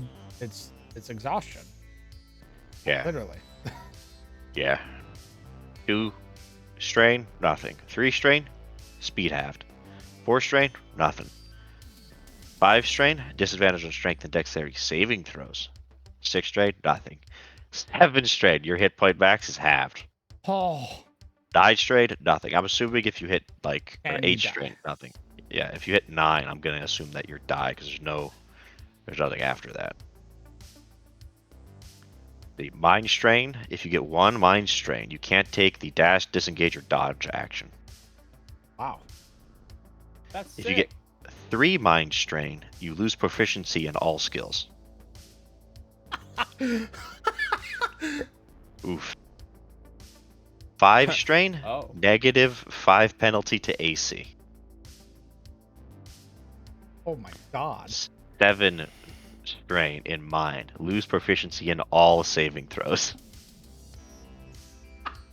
Holy fuck. If you just keep Oh. blasting, you eventually just fucking kill yourself. You just die. And then finally, there's Soul Strain effects. 1 Strain, disadvantage on Wisdom and Charisma checks. 3 Strain on the Soul, disadvantage on Death saving throws. There it is. 5 Strain, disadvantage on Wisdom and Charisma saving throws. 7 Strain, when a supernatural effect causes you to regain hit points and you regain. Oh, sorry. When a supernatural effect causes you to regain hit points, you regain only half of the amount you normally would. Yep.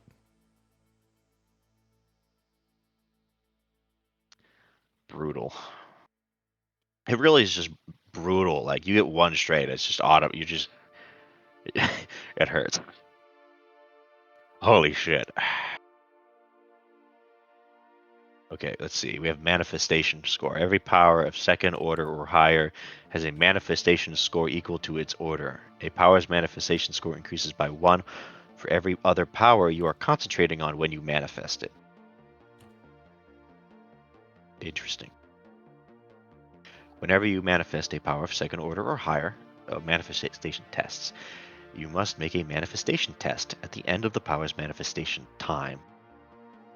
Make a manifestation check, roll your manifestation die, and note the results. If the roll is higher than the power's manifestation score, you manifest the power.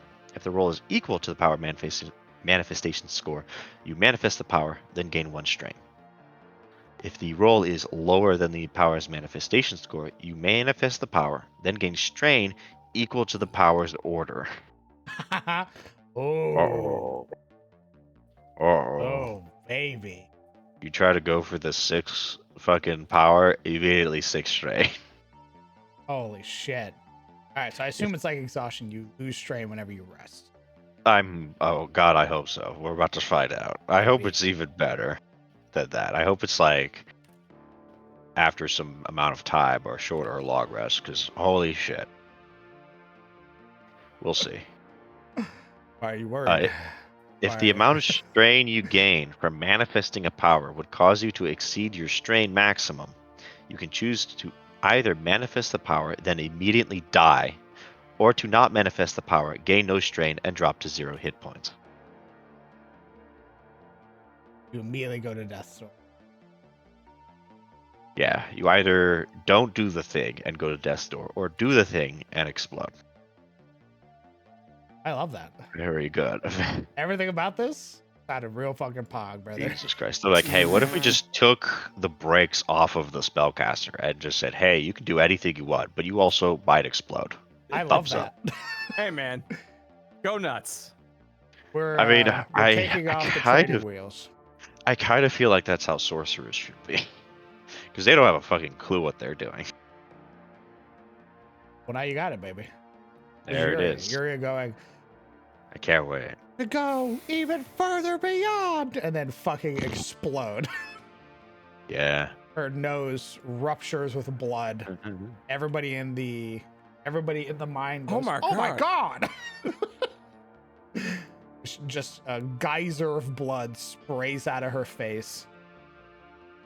Yeah, we're surrounded by gnolls. They're like, Yuria, use your powers. You can do that. And she's laying there with like 6 straight and everything. I could, but I won't. Oh. You guys got this. Like a fucking limp raisin. I also got my my physical copy of Flea Mortals to Gabby. Gorgeous. Ooh. Wow. I mean, I'm reading through the worst part of the fucking talent. We haven't even got to the stuff they can do. This is just we're reading the This is the risk manual. preamble. This is the oh, Yeah. you want to do this? All right, motherfucker. Yeah, this is just what's on the character sheet. Like they have a little blurb about how strain works on the character sheet. That's what I'm reading. I'm not reading the actual PDF yet. Here we go. Strain. When you gain strain, you choose which type of strain it is, body, mind, or soul, and how much strain is applied at that type. Oh, okay, so you get to decide where the strain goes. It's not like certain powers cause certain strain. So you can kind of balance it out.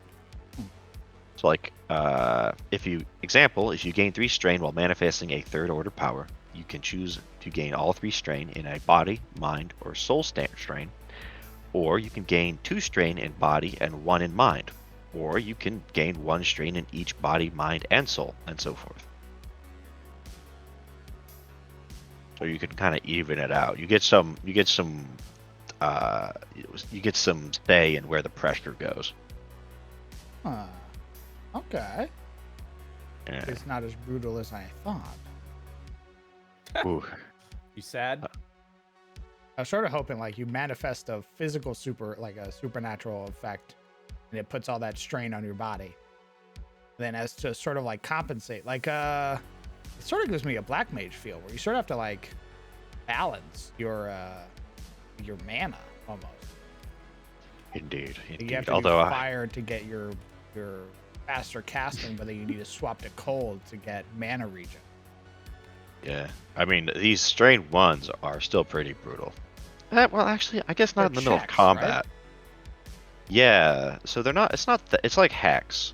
Yeah, it's not crazy. It's not saving throws, except mind strain does mean you can't dash, disengage, or dodge. That might. That's that probably could put one you don't want to use in combat. Like. Indeed, that could put you in a pickle. The fucking we gotta go. Hey guys, I got bad news. Looks at the I'm 8 walking points into mental strain. I'm walking at a leisurely pace and no one can stop me.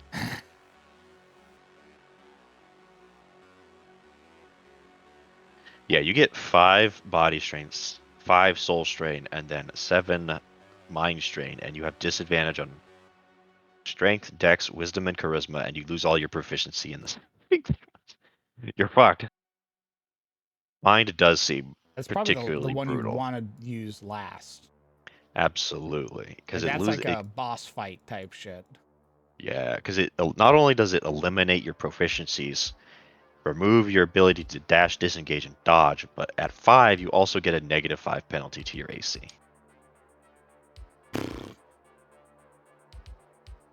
That's rough.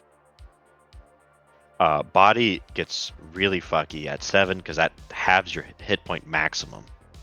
Ooh. Yeah. There are already powers that you get at higher level where they put a big emphasis a creature having your. Oh. If you get hit by that, and then you also have your own, you're down to like 10 hit points. Yeah. As your max. Yeah.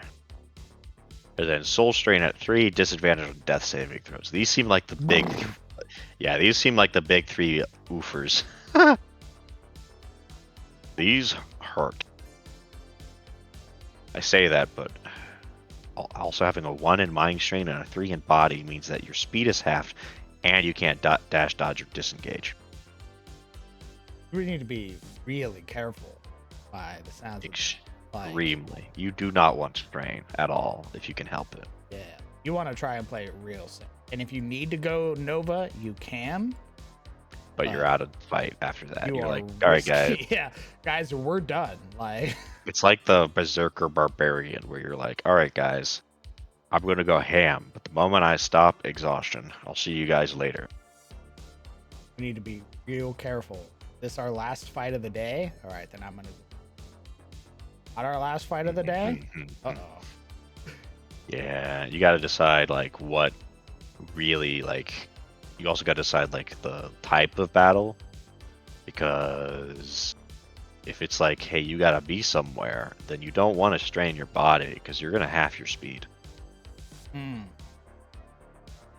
Not too much anyway. God, I- Hey, you're gonna. Does it look like you're in a pickle and you could fall over real quick? Like there's a lot of range shit everywhere. Then you probably don't want to fucking strain your soul and have disadvantage on death saving throws. That would be awkward. That's how you did. Do you want to live? Don't strain your mind. Ever. All right. Oh, yep. Christ, sycophant. Yeah, as you gain strain, you gain determined strain effects as shown by the strain table. We all went over. If your strain ever exceeds your strain maximum, you die. Heart attack or aneurysm. Correct. Your brain, blood, death. Or I guess it depends on what kind of strain. You know, your body strain, your body like at your heart attack. Mind, fucking aneurysm in the brain. Soul, I don't need. Your soul just leaves. I guess it disconnects. Honestly, I'm liking this. Yeah. If you are returned to life after dying as a result of gaining strain, you return to life with strain equal to your strain maximum. They don't even give you mercy if you come back to Wow. life. What the fuck? Holy shit. Jesus Christ. I sort of understand it though, because the powers you can get are really strong. I hope so. Like, I'm you're not countered by like counterspell and shit. You have your own. You're your own creation. Like, Yeah. if a creature has supernatural resistance, that's what gives it its saves against you. If it has magic resistance, that doesn't do anything. Oh, you're gonna love this. This is so up your fucking alley. I think Matt has been taking notes on you. Ooh. Here we go. I mean, I hate it, but I know you're gonna love it. Actually, no, it's alright. It's pretty good. I think it's a good middle ground. Okay. Reducing strain. When you finish a short rest, dramatic pause, you can spend hit dice to remove strain instead of using them to regain hit points. Nice. There you go. For each hit dice spent this way, you lose one strain for body, mind, or soul, your choice. Oh, Long rests, your strain is reduced to 0. good. I like that a lot. I knew you Oh would. God, we really have. Oh my God. So, a dagger is also the talent now. Yeah. Understood. Area also the. Or everyone's a talent. Everyone's a talent. Runar, talent. There's also strain to maintain. Whenever you fail a con saving throw to maintain concentration on one or more powers you gain from this class, you can gain strain to keep all the powers you are concentrating active. Oh my strain God, brother! You are is equal. literally risking your life on this. It is. one. It is like fucking Walter White cooking meth. It's just me like dripping strain into little chemical jars. That's awesome. The strain you gain is equal to the sum of the order of those powers. So I guess if you're like two level powers, that's 4 strain to maintain. Oh.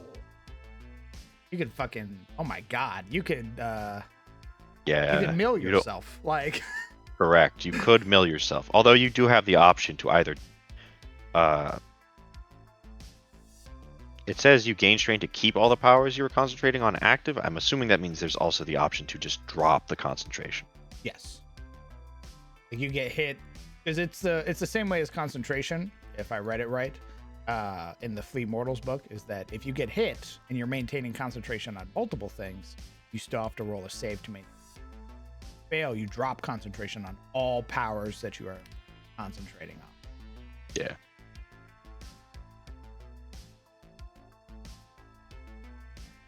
That is all just in the character sheet. That's hot. We did basically just jump, it seems like, to the roughest part of the talent. So if anyone's like, that sounds like bullshit, we haven't gone over You're what it bullshit. can do. All right, bro, calm down. I restrain the raccoon as he goes feral against You're chat. bullshit. You're so full of shit. All right. I've done it. I Done it. have these. I have the starting equipment for everyone. Oh my god. Oh, wow. I still get to look hot like the art that you for me. Yeah, man. Very cool. So, would you like to know? Yes. Well, first of all, the Uda Ranger Warwolf. You get the Warwolf sword. It's 1d6/1d8. What that means is if you're wielding two-handed, you will, you get every weapon pretty much has versatility. +1 die, Okay. if it's meant to be that. Has a strength score of C, which typically means that it will. Doing a thing. I think I'm gonna do a rank of between A and E for weapon ranks. It is the bonus damage that you get to add to your weapon attacks. So it will have a different modifier applied to the damage of your weapons based off that stat. So if you have a stat score, for example, of C, that is your standard. That's just standard modifier. Every 2 points, you do 1 extra point of damage. If it's B, it goes into a sort of this like you get +1 at 11, 12, and then you don't get +1 at 13, and then you get +1 at 14, 15, and then you don't get +1 at 16, and then you get +1 at 17, 18, and then you don't get +1 at 19, and so on and so forth. And then Okay. A is just +1 every time you get an ability score increase up to a point. It's just +1. It's just additional +1 damage. Oh, nice. Yeah. And then D is essentially half modifier, which means you had half the modifier. So if you have a +2 modifier, it's now a +1. And then quite literally, E rank is every 5 points gives you a +1 to damage. And that's how that works. There are weapons that will use different modifiers. We'll use multiple modifiers, which means you can actually add that. For example, the Orion Preacher Hammer has a strength score of D, but a wisdom score of C, which means you can add your wisdom modifier damage to it and your strength modifier, but the strength just provides like a tinier bonus, essentially. Oh. Yeah. The Warwolf's sword grants you 3 rages per day. And that deal +2 damage when you go into rage. So you get the rage class feature when you're wielding the sword. Very good. You have a crit rate of 19 to 20, so you actually have you're more likely to crit with this. Ooh. Yes. So if you roll a 19, it's considered a critical hit. The Warwolf armor is considered unarmored, which means it doesn't weigh anything. And you get unarmored. You get to apply. Actually, no. It weighs a little bit, but it gives you access to unarmored defense. AC becomes 10 plus con plus dex, and grants you danger sense. So by wearing this armor, you get those class features. Hot. Yes. The Hollowed Knight is 1d6, 1d10. Has a strength score of C, but also has an agility, a dexterity score of E, which means you get to add both, sort of. And grants you access to Divine Smite, which you can use a certain amount per day. Well, actually, no, it's your MP, so you just spend MP to do a Divine Smite. Oh, Let me delete this. The Hollowed Knight Shield grants you +3 AC. It's a +3 AC shield. Goddamn. Hollowed Knight armor is half plate, and you get access to the class feature Divine Health while you're wearing it. It's also super heavy. As So, it should be.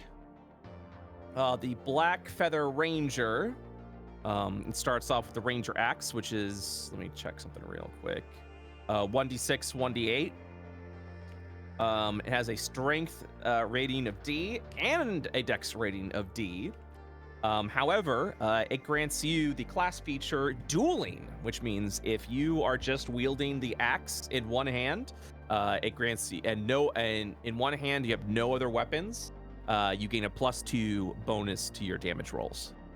So as long as you're not two-handing it, you just get to do that. So it's a very lethal weapon. The Black Feather Ranger Bow has it deals 1d8 piercing damage. It's a long bow, so it's 150/600 feet range. It has a strength rating of E and a dex rating of D. So you add those both. And it has the ability Pinpoint. As a bonus action, you gain the following. The next attack you make this round is made at advantage. So it allows you to kind of focus fire. Nice. They do have a shield that they can use. That's only an AC +1. So if you want to go ahead and wield that. And then finally, the Ranger armor is studded leather, and it has the property of jump. Your jump speed is doubled, which is capped at your maximum movement. By the way, everyone's going to have a jump speed to let them know how far you guys can jump. To jump, you spend your entire movement to jump. Woo! Makes sense. Yep. But the Ranger armor, you get to double their jump range, essentially. The Orion Preacher. This is where it gets a little wacky. The Orion Preacher has a strength. It has a hammer. It's a 1d6, 1d8 bludgeoning damage hammer. It has a strength rating of D and a wisdom rating of C, which means you get to add your wisdom modifier to the damage of this weapon. It has Radiant Blessing. It allows you to use your wisdom modifier to hit instead of your strength modifier. The Orion Preacher Shield's an AC +1. The Orion Preacher Catalyst, that's right. We will have Catalyst rule sets here. You need to have it equipped in one of your hands to cast radiant spells. And it has a scaling score, wisdom score of C, which means the modifier you get to add to your radiant spells is affected by your catalyst. So the better your catalyst, the more damage your spells can do. Makes perfect sense. The Orion Preacher Garb is considered leather armor and also has Gift of Radiance, which adds wisdom modifier to healing spells and healing items, which means if you're wearing this garb and you feed someone a healing item, they get to add their wisdom modifier to whatever heals. Ooh. Mm-hmm. And they should be indeed. And then they start with the spell Radiant Flare, which is a ranged spell attack that deals 2d10 radiant damage. I am. And that's what I built. Love it. And then when you find, I'm hoping, you guys will find more items and stuff that also are just like, all right, now do you want to have the weapon that grants you this class feature or the weapon that grants you this class feature? Hey, you get to change up your class. Mm-hmm. I can imagine Sci-Fry saying, "Hey, I don't want the sword. Give me your hammer." Just going in. Give me that. Give me a pure whiz, just woo! Yeah, so it's good stuff. But yeah, if one of the things that's going to be included is I think I might make dodge a bonus action. We'll see. So if you are light encumbered, dodge becomes a bonus action. If you are medium, dodge is a regular action, and then if you're heavy, you cannot dodge at all. Love that. Yeah. Very good. Get fucked, idiot. Wearing your heavy plate. Yeah. There's no dodging. There's no dodging there. Dodge this, the boss says. I would love to do some sort of wither damage effect, and if I can make it work, I absolutely want to. But we'll see about that. We'll see how that works. Nice. I can't wait to start lathering salts on my weapon. I'm like, all right, what does this damage do? Yep. Here I go. But that's the idea while keeping it 5e. Love it. It's also, I think it's very recognizable. Yeah. That's it's not like you're adding weird class features or anything like that. It's all class features that a lot of people are familiar with. Mm-hmm. They immediately recognize Paladin, immediately recognize Barbarian, immediately recognize Ranger. And then you guys can mix and match your weapons. Give me that, I say. Yeah. Your class will also determine your starting stats as well. So, okay. But once you do that, and I really, like I said before, really want to make it so that every level up is just an ASI. Very good. Yeah. And I Everybody think- on a weird sort of footing, but everybody is also getting ASI, so that way it's not like it's not like in my game right now where there's everybody has god stats except for one person. Yeah. That person's having to play catch up every level up. Yeah. And then you get ASI every level. And I might make it. I'm still thinking about it, but I might make Constitution be the like when you get hit die. But we'll see. Like I said, that there's some difficulty with that. So so we'll see. Maybe Constitution will grant bonus hit die is what I'm thinking. In addition to the modifier that is applied. How do you get? Fuck today. I'm level 4. How many hit points do you have? 115.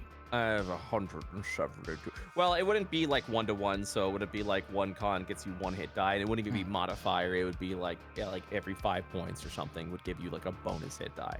Oh, okay. Yeah. But then you would also, everyone would scale and hit dice as well over time. And for that, I might do like every 2 ASI, you get like a bonus hit die. So it scales and it makes it so that you can build some interesting characters. Kind of allows for like a future system would be you can build up to like 30 before. The idea is like it would be the same modifiers from 10 to 20, and then from 20 to 30, the modifiers be weakened a little bit, and then from 30 to 40, it's weakened a lot of it. Makes sense. Yeah, There is eventually the part in all Souls games where scaling just eventually falls off after a certain number. Right. I think it's like after 45 strength, there's no reason to put points in strength anymore because the bonus you get from it is so fucking small. Yeah. That going to like 99 strength is a waste. It's usually just a flex. So the idea is from like a background perspective, 10 to 20, your weapon scaling is normal. From 20 to 30, the weapon scale goes down a grade. So if you were going up a grade via like strength C rank, 20 to 30 becomes strength D rank, and then 30 to 40 becomes strength E rank.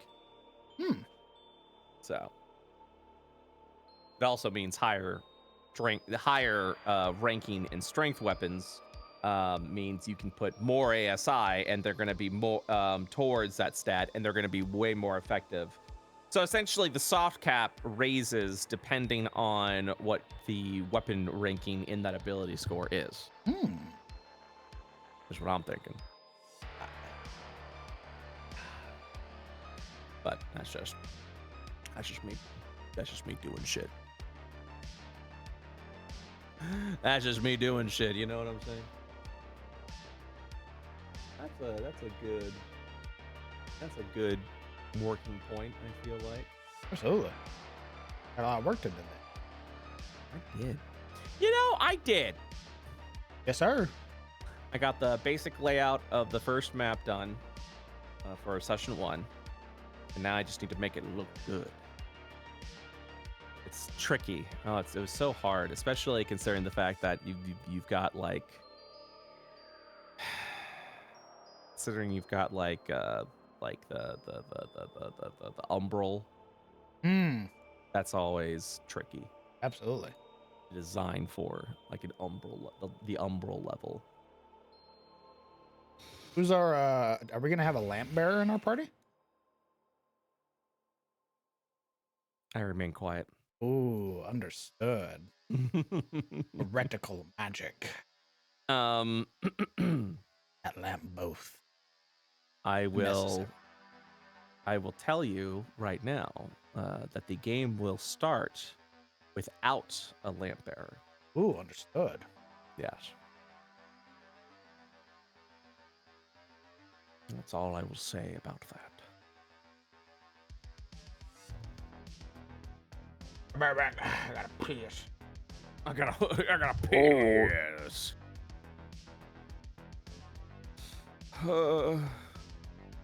Why not piss on stream?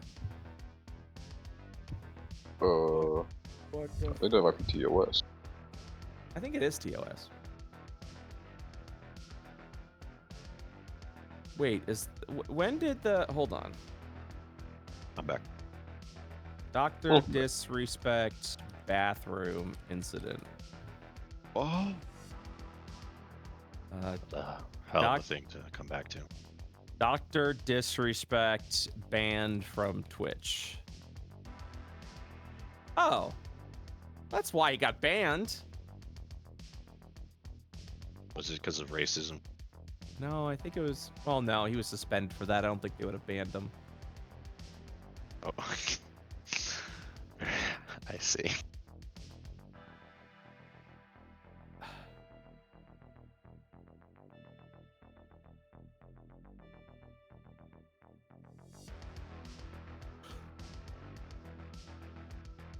God, why was Doctor disrespect banned from Twitch? The mystery. Such a big mystery. This Dingus is on break. Omega will. I'm going to yell Yeah. at him. But he's taking a piss. He is. What a cunt. Yeah, he is. Alright, well, I'll be back. I'm going to yell at him. Okay. Well, Alright. from outside the bathroom door. Yeah, Hog. just going to pound on it. That's awesome. Hello, friend.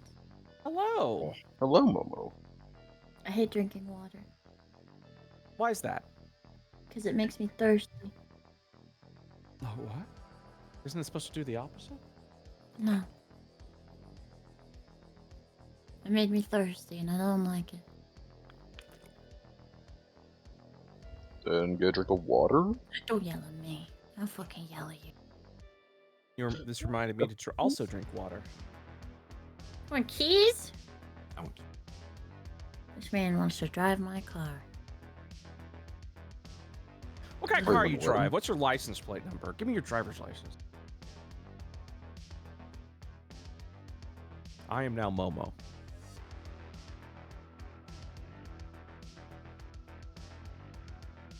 Momo, what if I did like a live Momo cosplay? Like live on stream? What would you think about that? Shit. I think they're talking about the keys. I know. Good. It was a dumb question. That was the only that was the only opportunity. And now It's gone. It's gone. It's all gone.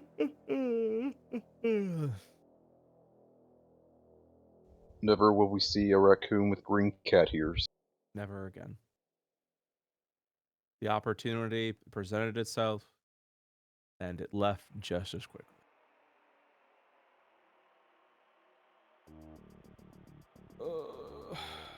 The many lies of McDonald's chicken nuggets. God damn it, Matt Pat.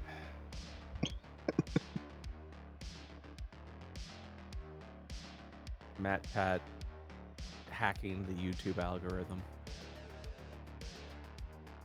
You can't keep getting away with it. Oh my god, Matt Pat made style theory now? What the fuck? What's that about? It's about style and like looking hot. About fashion? Yeah. Huh. Look. No matter what you think of Matt Pat, dude's got YouTube down to a science. He does.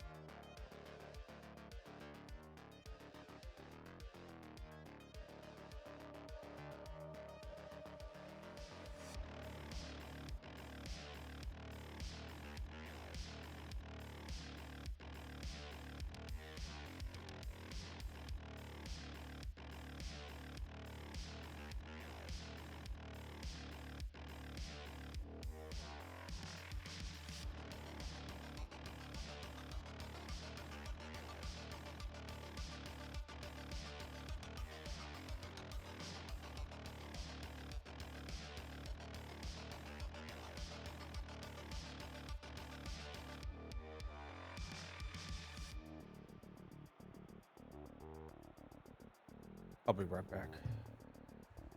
Okay.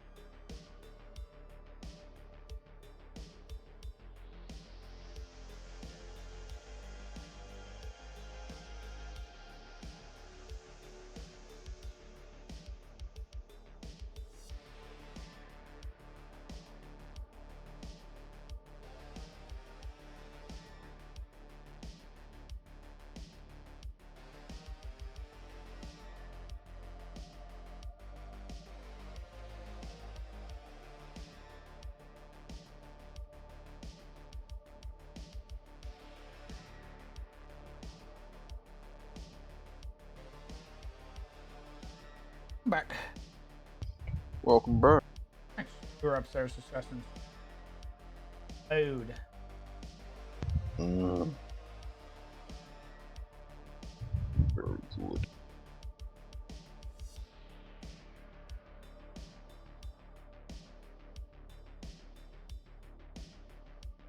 Oh, right. Back to tracing. Indeed. Well, giving them more defined, already have the shape of the continent, making it a little bit more realistic. Mm. Hmm. Realism and mighty indeed.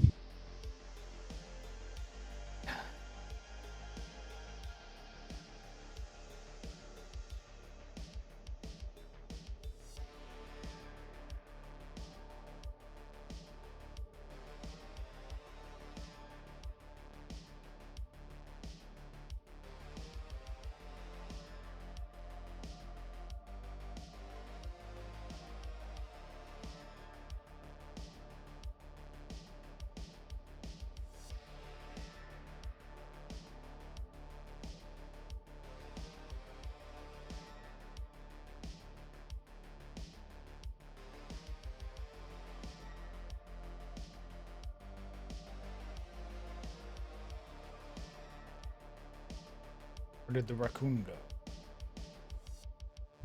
I think you had to go to the bathroom as well.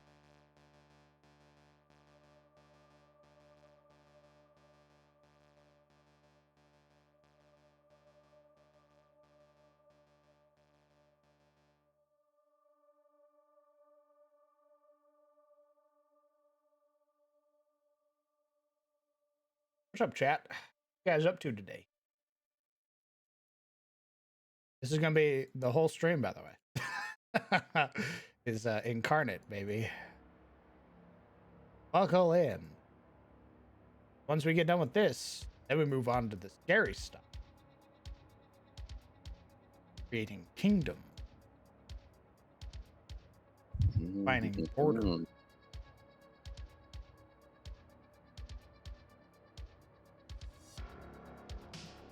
A data entry.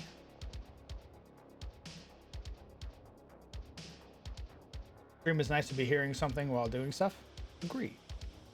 I was doing this all day yesterday. I had to pop off from time to time to go be a good host.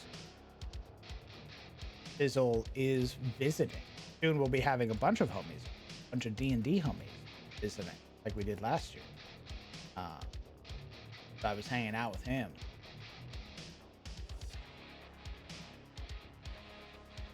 Yeah, I was like, I gotta stream. Off stream, on stream, it's just me working. Yep.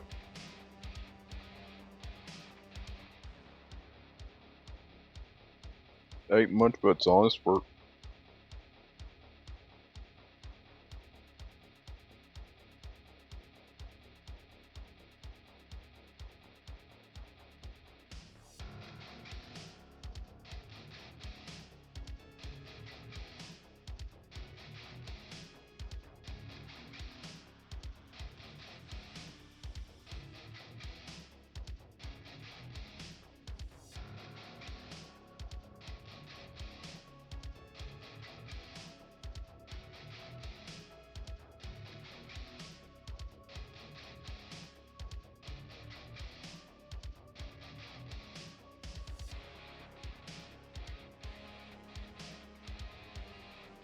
Hello, Dice God.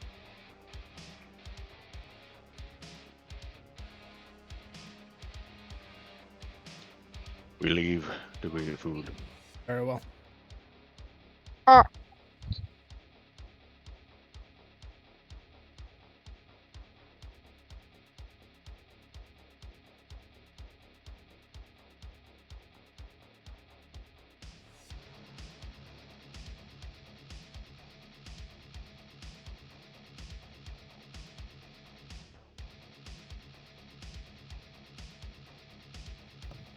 I'm back.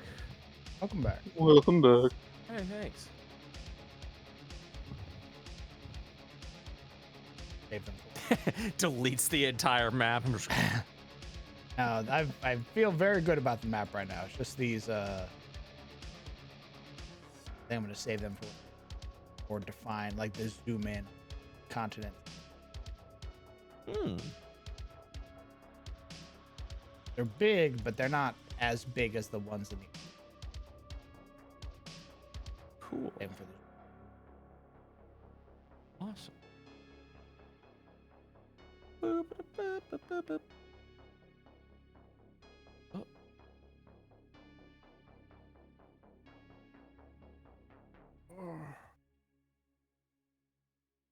Out. Now that you've done that, what's the goal for today? What do you mean? What else are you doing today? Now that you've done Nothing. Nice. Nothing. I'm doing that? nothing. Time to play some herb. Yeah. Just every fucking time. Yeah, you gotta play World of Warcraft, idiot. Get on in there, son. You got grinding to do. I haven't played since Time to kill some Friday. murlocs.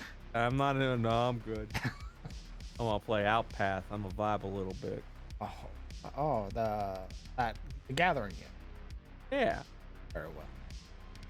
Oh, sorry. No, So it's fine. sorry. It's fine.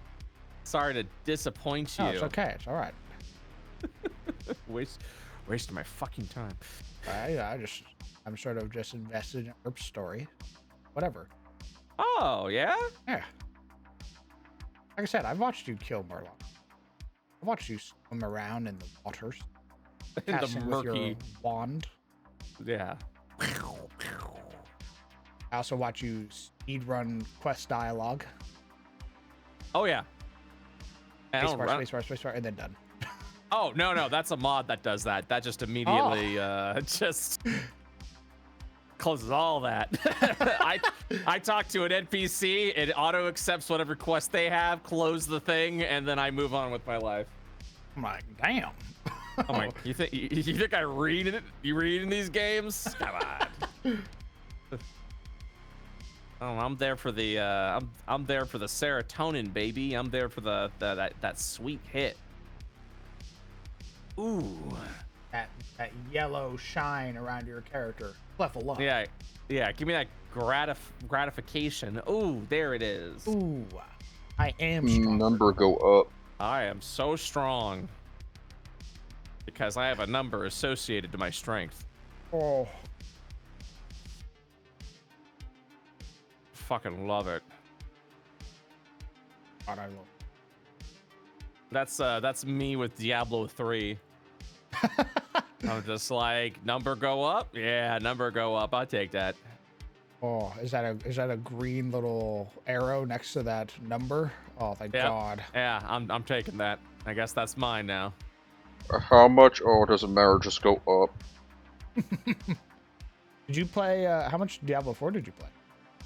Diablo 4? Yeah. Not a lot. I didn't even get through the first act. No time, or like, ugh, not my. Yeah, no, I mean, no time, I think is what it came down to, when it comes to any game, unfortunately. But then afterwards, I just kind of heard how, like, they essentially went all in on the early game to make it look really good for the beta, and then the end game was, like, so rushed and patched together that it was just I'm like, yeah, Blizzard. Hell. You know what the worst part about it is? I'm not even mad at you. It's just this like my only response is, yeah, of course. To no one's surprise. Yeah, that's business as usual, I see. Yeah. Would you, off the record? Yes, off the record on stream. Yeah, all right, okay. Yeah, Nobody, off the record. Nobody here. Nobody just here. You and That's me. right. Just you, me, and that rat in the corner. Yep. Hello. Would you take a sponsorship from them? They were like, "Hey, we just saw what you did with Lords of the Fallen and your Giga Brain move. We think that's really neat. Oh, Jesus. Would you run a Diablo 4 game for us, please? Our numbers are crumbling. Dear God, make us hip again." I'd have to see where they're at. I would if they were representing themselves in the best of light. Right now they aren't, so I would probably pass. Understandable. I'm thinking, yeah. In 2023, no fucking way.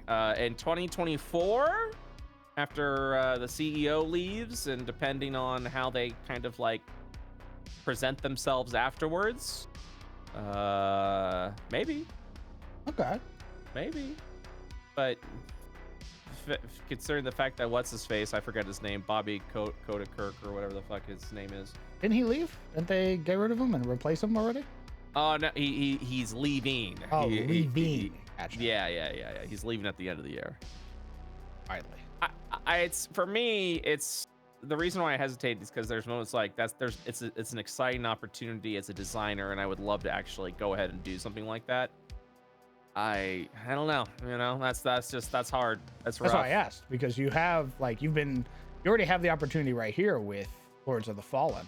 And I know you're gonna knock it out of the park, but I could already see other companies being like, "Oh shit!" I would love that. I genuinely hope that does happen. Like for example, Bethesda, right? Like Bethesda, people have been slamming Bethesda all the time. They really haven't made a game super exciting in quite some time. No matter what your opinion is, fuck yeah, I would do a Starfield, Fallout, Elder Scrolls, TTRPG. Fuck yeah. No matter what you think about their game style and their business practices with like their DLCs and all that shit, like yeah, whatever. That's just bad business. Whatever. I don't fucking care. I'll do it. That sounds great. But Blizzard's got a lot of stigma to it right now, and I'm just like, I can't. I don't know if I can. I already feel bad for like playing their games on stream. So I think isn't it a it was there's like big separations between like sort of like classic and retail and how much they interface with like the main company. I thought. It's not something that I've considered in any thoughts. In fact, for me, I'm a very what's the word I'm looking for? I'm a very nostalgic individual, so I enjoy playing that and just that old style of game, and it's really really cool. But I don't know. I don't think I could. At one point in time, we were talking. This was a few years ago before everything broke. There was a small discussion about doing something with Hearthstone and doing a D&D game around that. Oh. And I was like, hell yes, I'm down. But then everything kind of like, I think that was also when like the Hong Kong shit was happening, and yeah, hasn't been a lot of good PR, and for me, it's just like, you know, Understandable. yeah. It was a very So tumultuous time.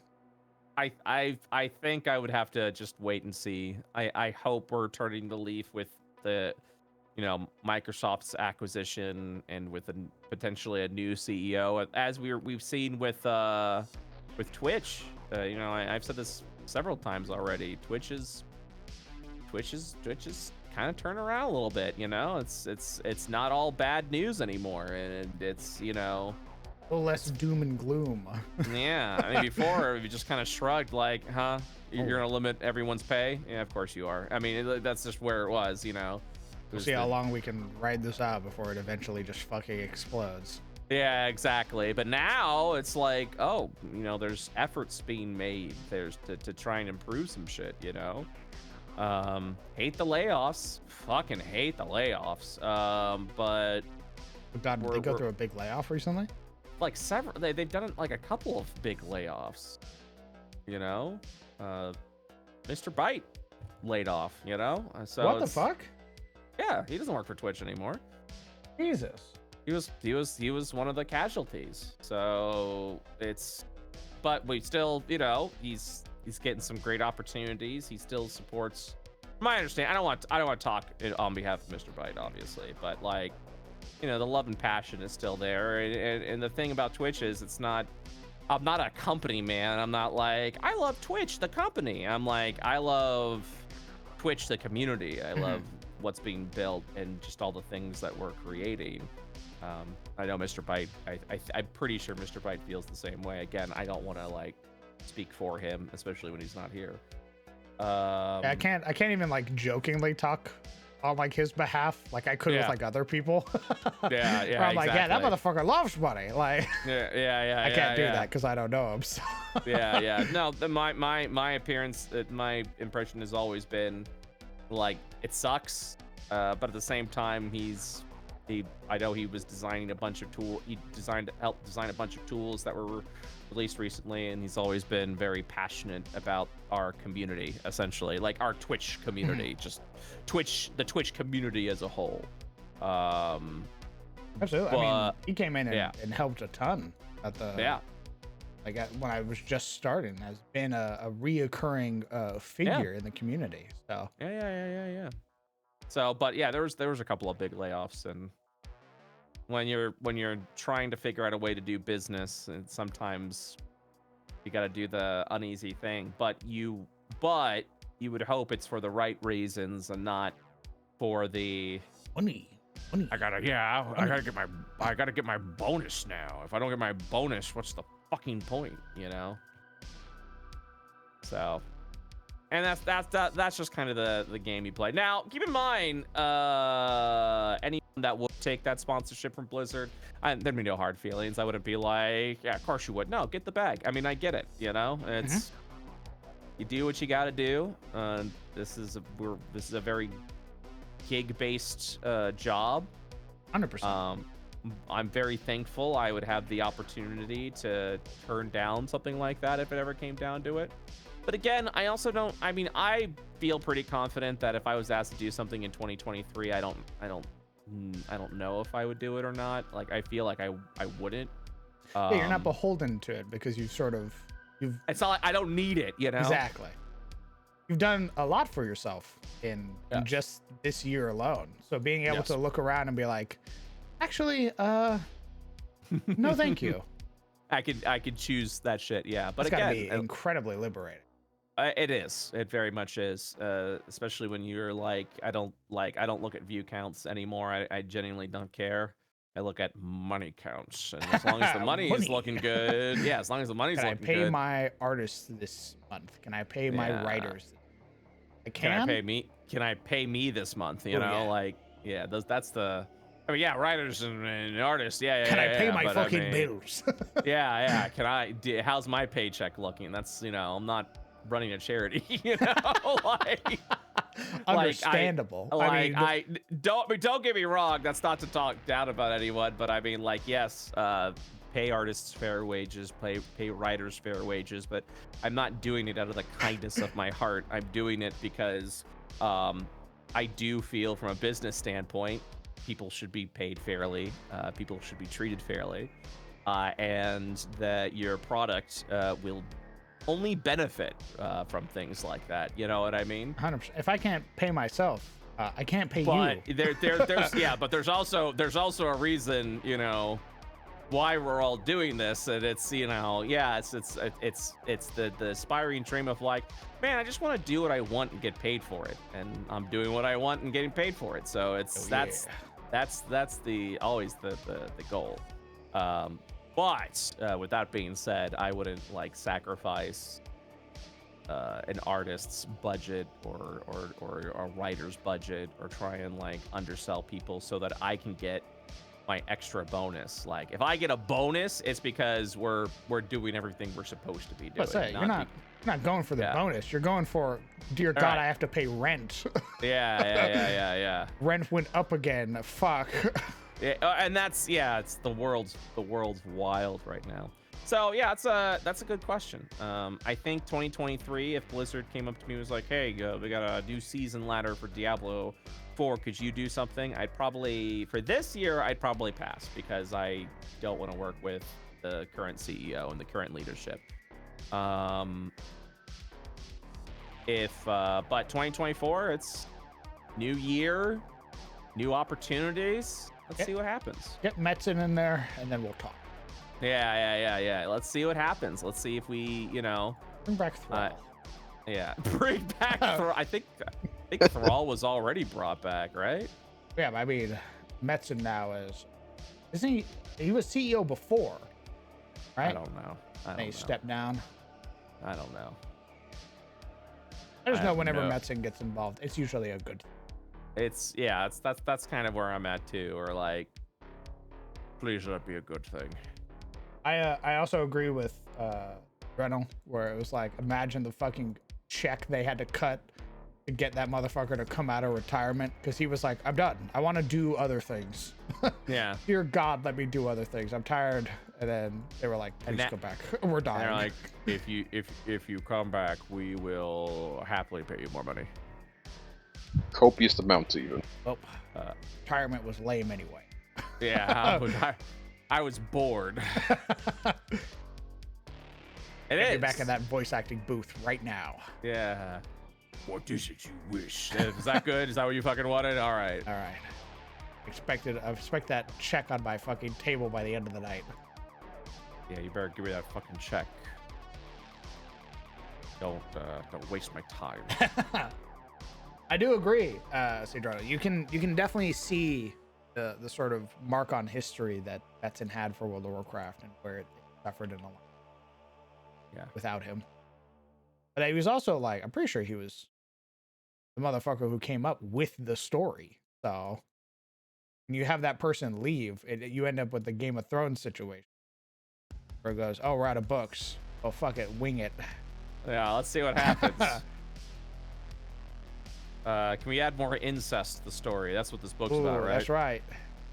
The author's thinly veiled, or the writer's thinly veiled fetish. Yeah. All right, D&D. I waggle my fingers, you little weirdos. Oh my God, could you imagine fucking your aunt? Oh, that'd be amazing. Writes it in a story. All of the actors looking around. What? Hey, couple critiques here. What the fuck? It's historically accurate. Many of medieval royalty did this. Wiping sweat from his brow. All right, man. How much is my paycheck again? A lot. God damn it. Ugh.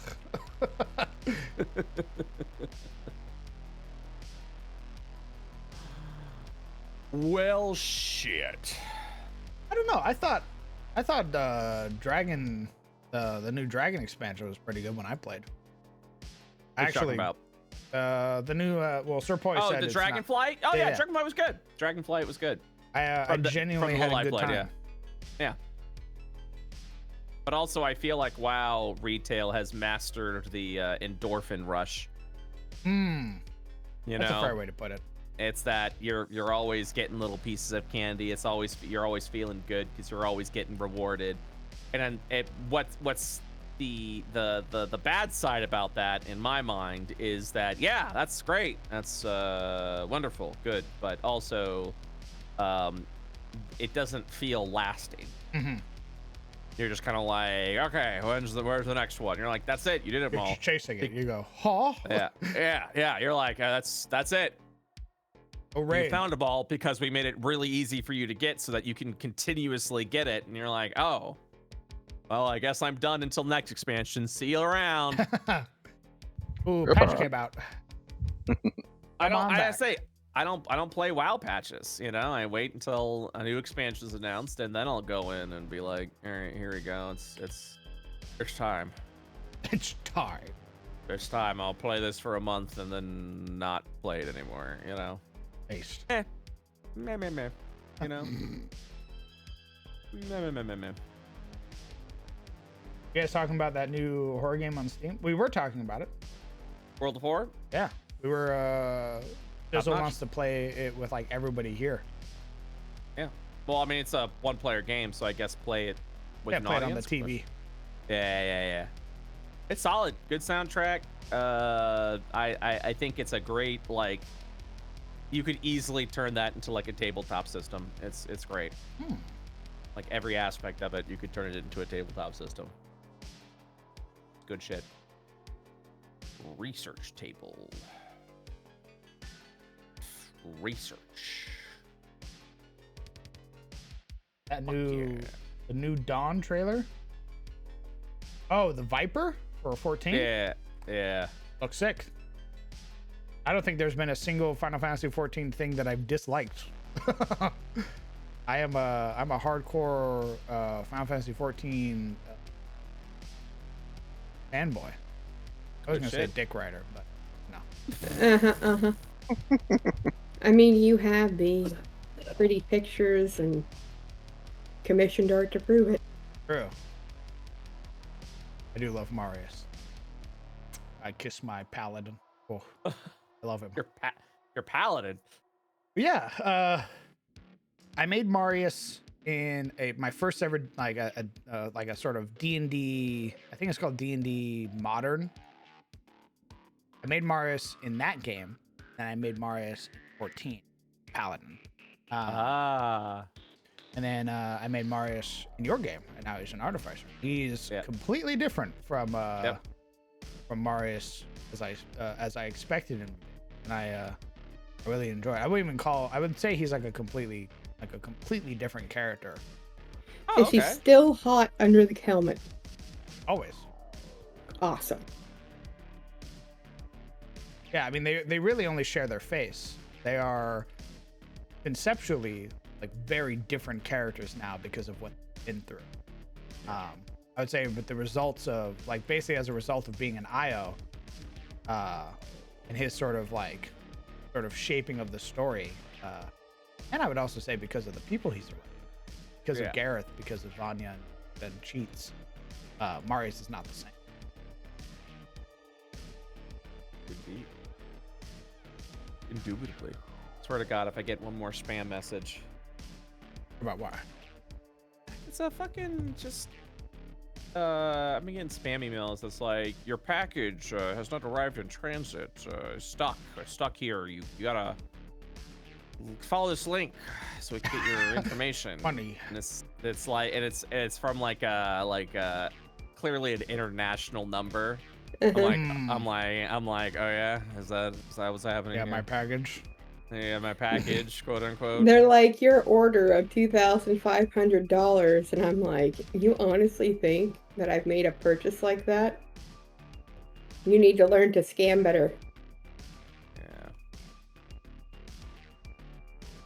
Yeah. Damn straight. Scam better, idiot. God, who do they think I am? Brett Ultimus? I don't have that type of spare change laying around. Oh, I wish. Hey, Kidding all me? that book money you got? Oh yeah, all that book money I got. Guess what? Hey, you wanna know where all that book money went? To the Into fucking your- book. Into all those feeding all those crows. That's where it went. Yeah. It went into the book.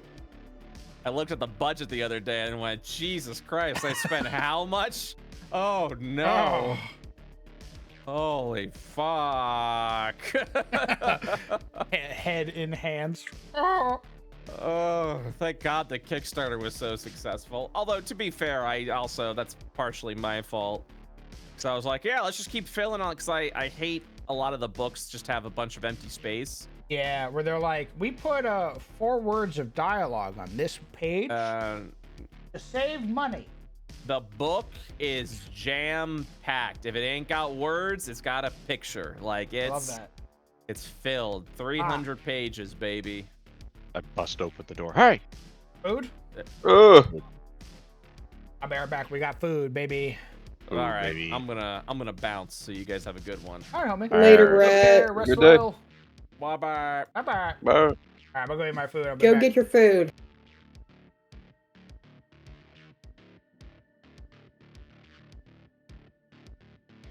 How's Chad doing today? Good? I hope so.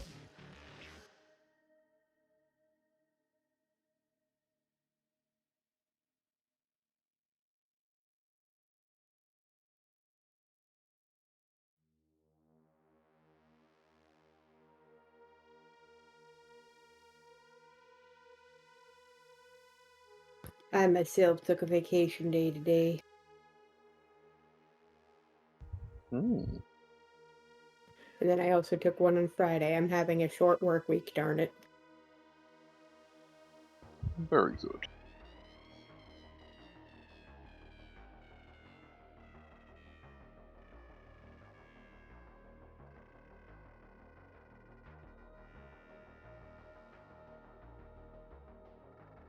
I typically take, unless I have something planned, I take my vacations to make me not get burnt out. Usually like extending weekends and days off and stuff like that for mini vacays.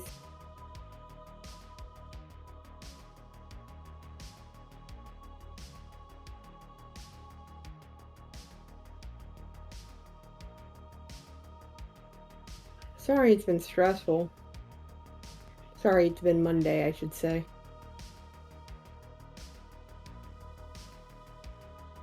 I am currently perusing through Etsy and other places trying to get something that fits the art style on our cutesy wootsy little icons of Ashilda, now that her look has slightly changed.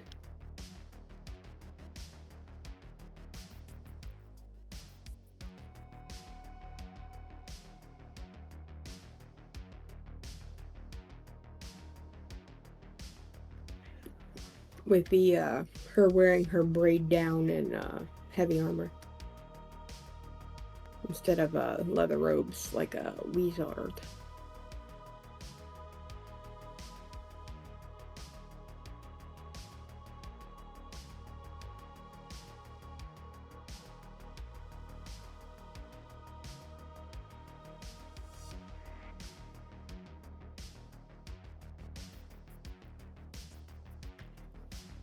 I understand the burnout. It's Medicare re-enrollment season, so we've been back-to-back mandatory overtime and everything.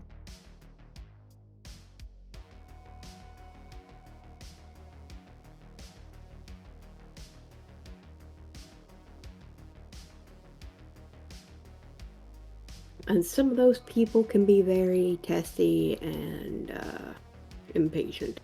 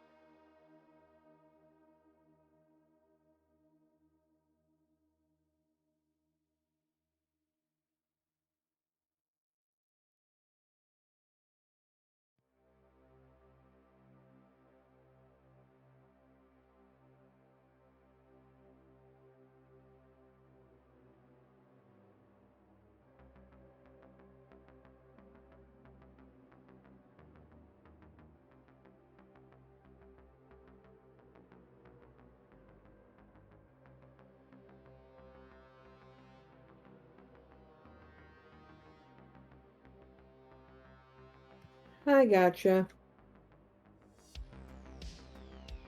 I was similar situation, so I was on my disability.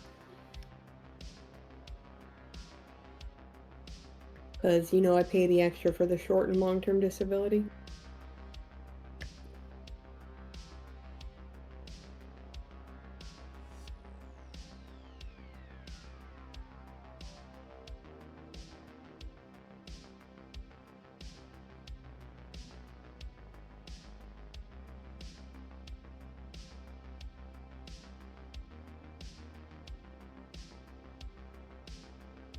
Oh my god, trucking, that's horrible. Do they at least have like IT and support help to, you know, help you get through it with the contract?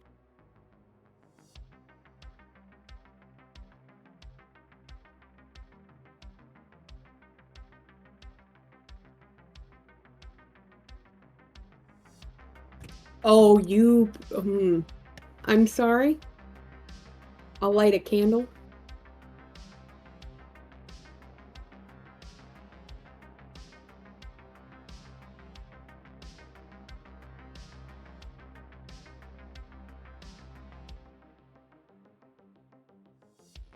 And I hope you get to feeling better. I know what it's like to be in that position.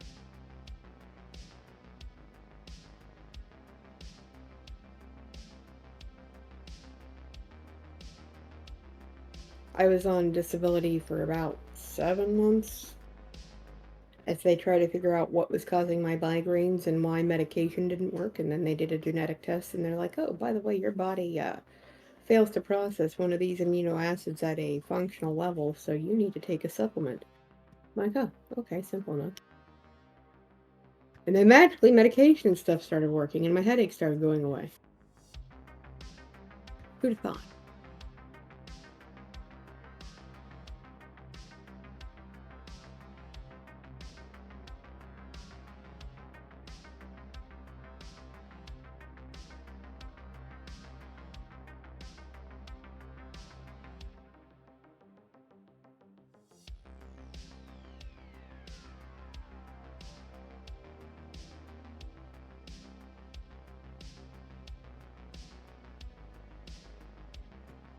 It's a win, but the reason why it took so long is they kept on.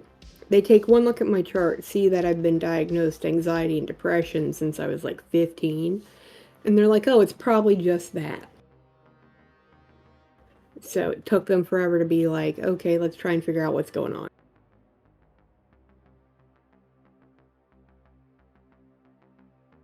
Years of the smile more, get more sunlight, exercise.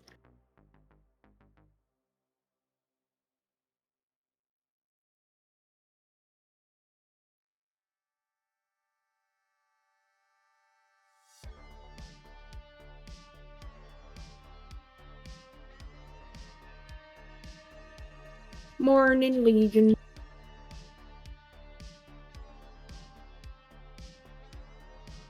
Hello, Legion.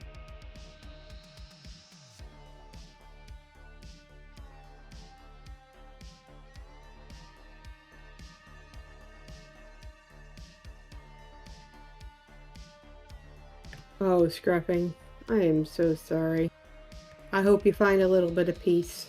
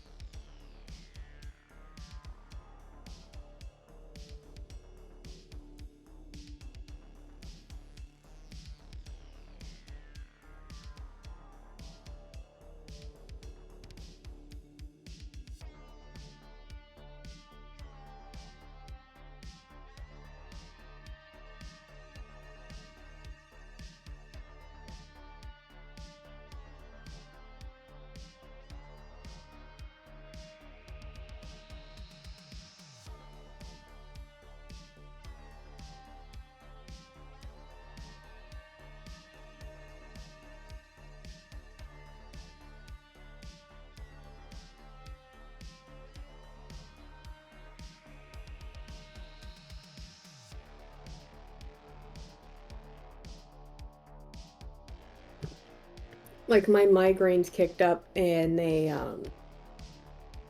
just kept on saying it was, due to anxiety or depression. It's your mind playing tricks on you. And here it was my body being starved of a certain amino acid causing everything, making it to where I couldn't, like, depression meds, ADHD meds, and anxiety meds. Like, I built up a tolerance where they didn't work. And the reason why they even did the test is they sent me to get treated for those other two issues, and when I kept on building up a tolerance to the medication not working, they ran the genetic test. And they're like, oh.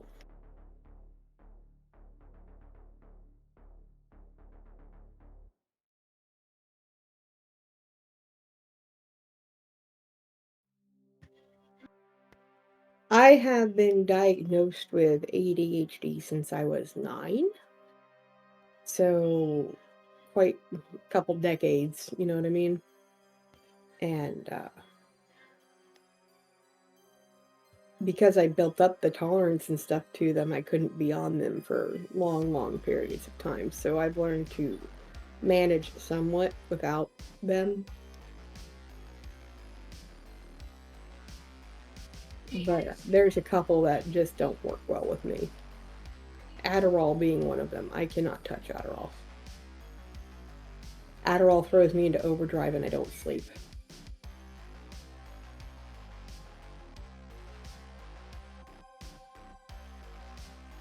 Sparks and Adderall don't mix, ever. Ever. The couple times they tried it did not end well for Sparks.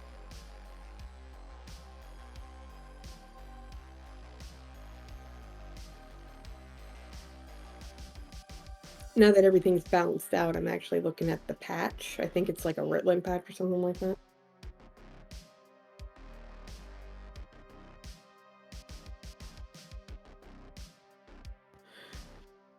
Ritalin doesn't make me shake. Like I know there's like I know that when I go on it, there's like a period of me getting used to it.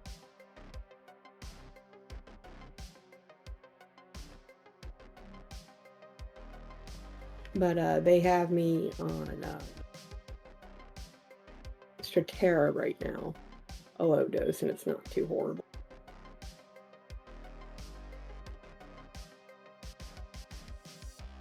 Like, it gets the job done partially, but it's not like zombification. That's what happened with me and Adderall. It made me go into mania. It usually takes about a week or two before it hits. I go into mania and I don't sleep.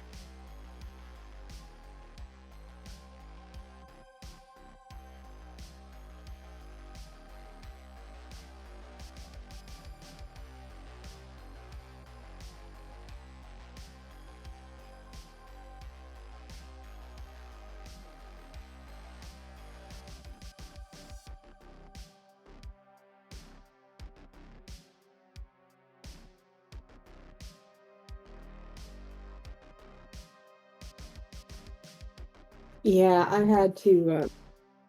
My body doesn't produce folic acid, and that can mess with like all those. Like it doesn't process it, so I have to take an already broken down form of folic acid.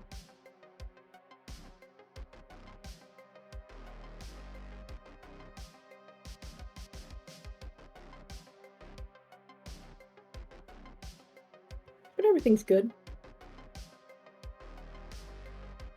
He'll be back here in a minute. He'll get back to map making and perusing and everything like that.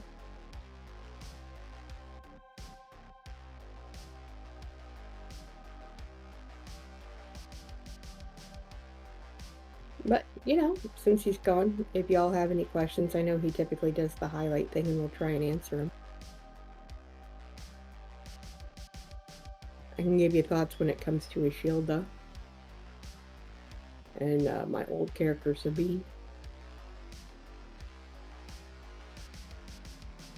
Can't really speak for any of the other crew.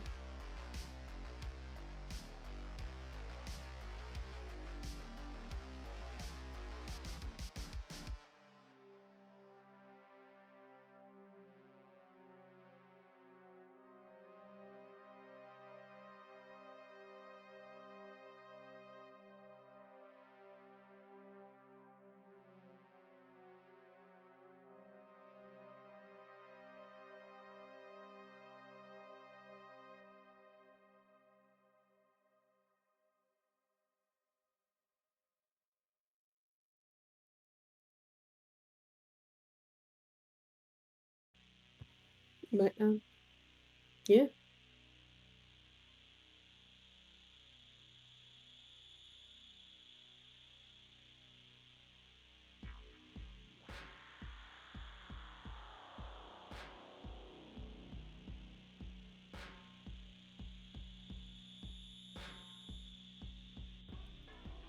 I'll probably go log on to the RP servers that I frequent here in a moment. But I know my one has a queue, so I'll be waiting to get in there. So I might do some a League of Legends because, you know. Don't even start at me, Zebus. I like playing League. I like Aram and I like Earth, and typically that's what I play.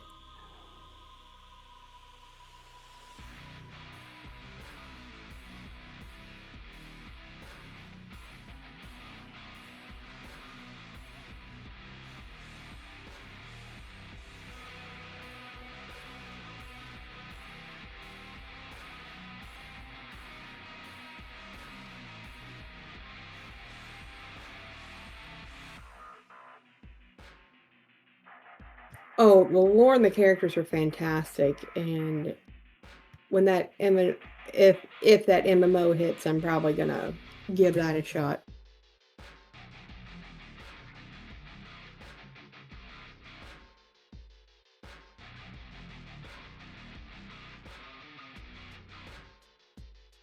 Like, I have a couple of lead characters whose lore I really, really super like.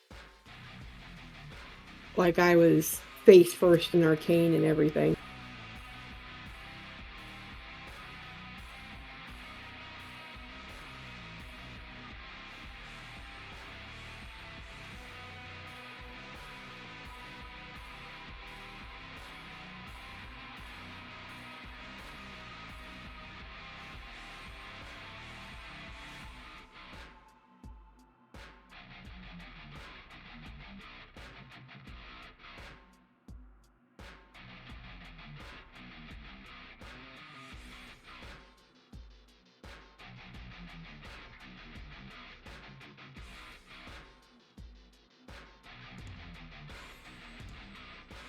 The big reason that Sabine left to begin with was because she wanted to try and get rid of the basilisk because of what happened to Yuria, and she could not do anything.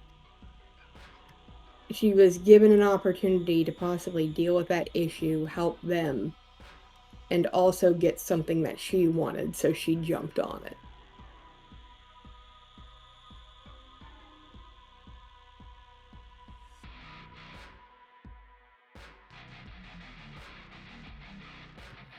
I like the two characters on League that I typically excel at are Sona.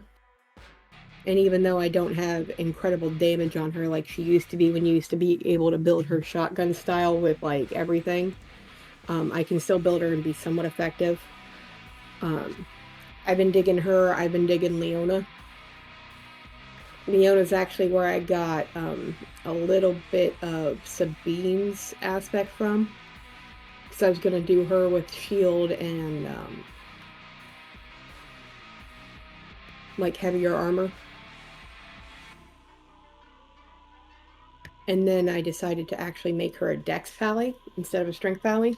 And that was really, really fun. And then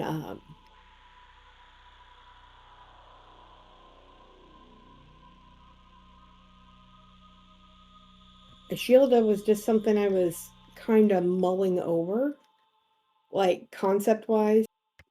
I had what I wanted the character to be, and when I originally thought her up as a backup, I had her human, funny enough.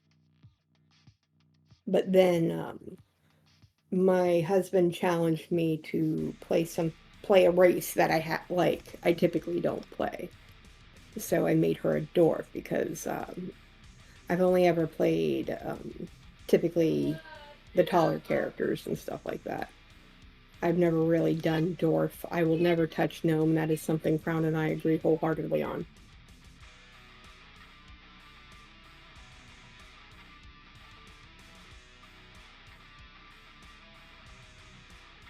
but I like Leona.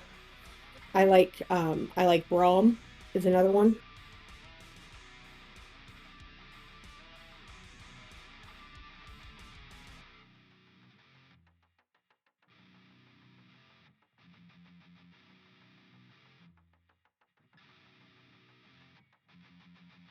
Varys, Ash, Caitlyn.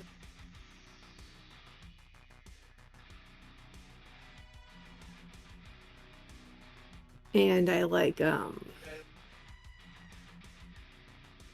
let's see, who else would I play? I'm not the best at jungling, but if I have to jungle, I'll play like Udyr or Warwick.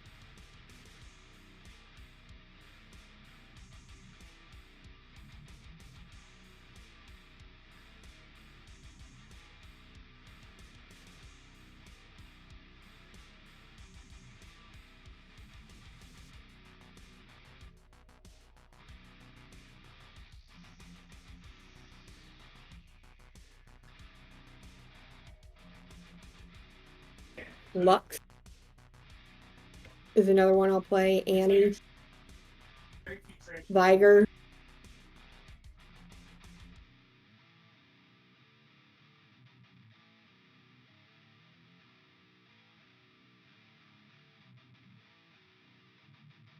And then if I have to go top lane, I'll go like Teemo. I'll do a Caitlyn top. I'll do Darius on top as well.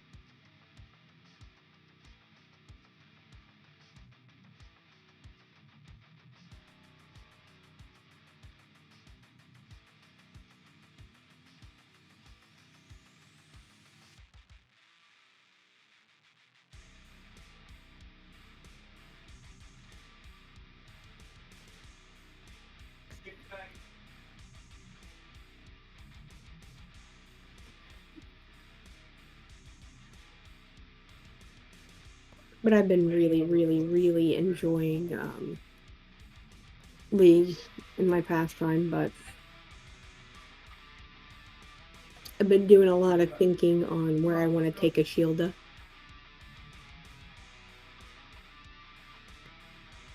Getting inspiration from here and there.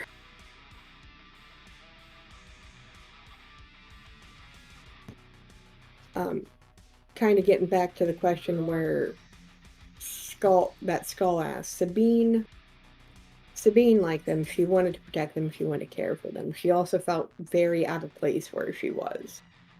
And I think that led to them. Seeing how much they've grown and everything compared to where we were and where they're at now and how well they're together, she would really, really appreciate it. And yeah, she would have regretted it. She would have regretted it a million times, but she wouldn't change her decision. She wanted to make sure that they all lived. And knowing that there was something worse apart from that came out from it, she would have a lot of regret. Other RPG systems? I've played a little World of Darkness. I've done D&D 3.0, 3.5. I did Pathfinder. Like my at-home game, we dabbled a little bit in 4.0. None of us really enjoyed it, so we went back to Pathfinder, and we've just been pretty well. And then we picked it back up in 5.0, and then I started playing with Crown. Because I hit that weird point where, like, I started playing with Crown because I had already had, like, my kids. But now all the rest of my friends who are married are starting to have their kids, so they don't have the time.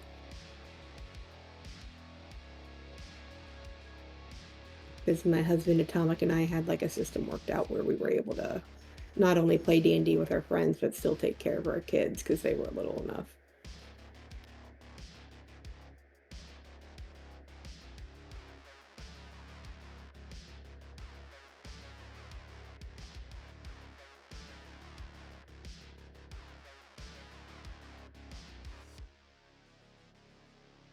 We play our D&D, order our pizza, give the kids a little bit of pizza, sit down, eat with them.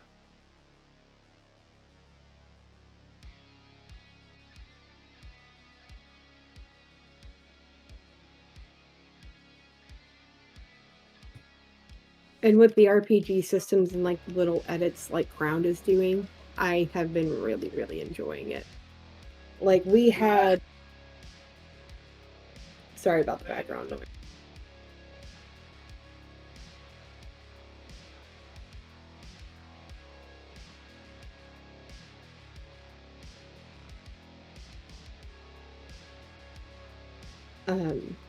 Like we played with the stress system before it was in the form it is now. There were like no perks or anything like that.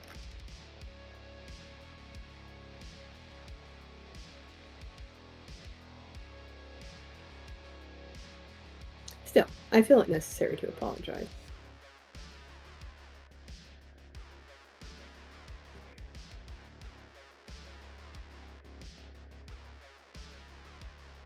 My longest D&D season is actually the one I'm currently in. My husband used to run for me and the person who was our best man and a couple of our mutual friends. And they would go for so long, but like something would come up or something would shift or somebody would get upsetty spaghetti because of something that happened to their character, consequences of their own actions. And then it would kind of like, eh. Eventually we did get those people who would who pulled that kind of out of the group. And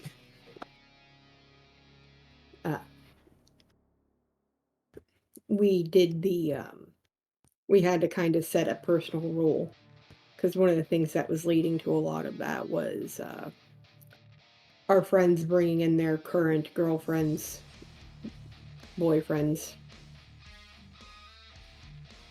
And then when that didn't work out, it got weird, because they would still try and come and play, and then it got weird, and then they would start ghosting and stuff like that. So we threw down the rule, married, like if you're married or engaged or it's been going longer than a year, by all means you can bring your significant other, but if not, nah. No early girlfriends or boyfriends.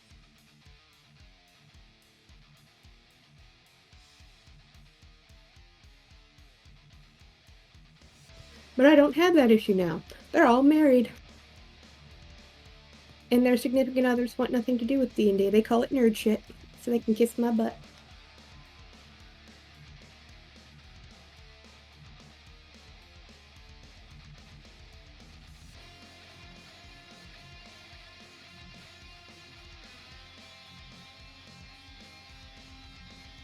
One thing I am getting is a new, I'm going to be getting a new drawing tablet and try and get back in practice. Ooh.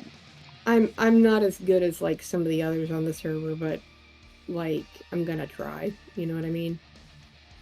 Oh yeah, go for it. Listen,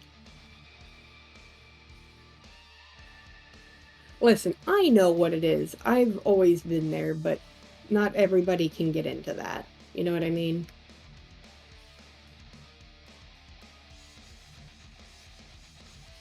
One of the main reasons, like my husband put a ring on it, is I'm pretty chill. I don't get jealous ever, and I do a lot of nerd shit. And I don't like try to force him to stop doing nerd shit. I will typically just do nerd shit with him.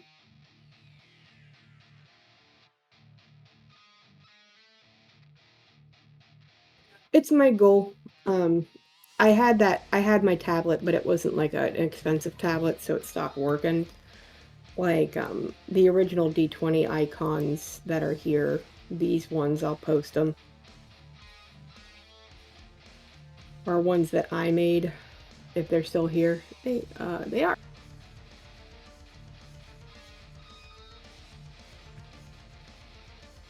Those two right there, I made them.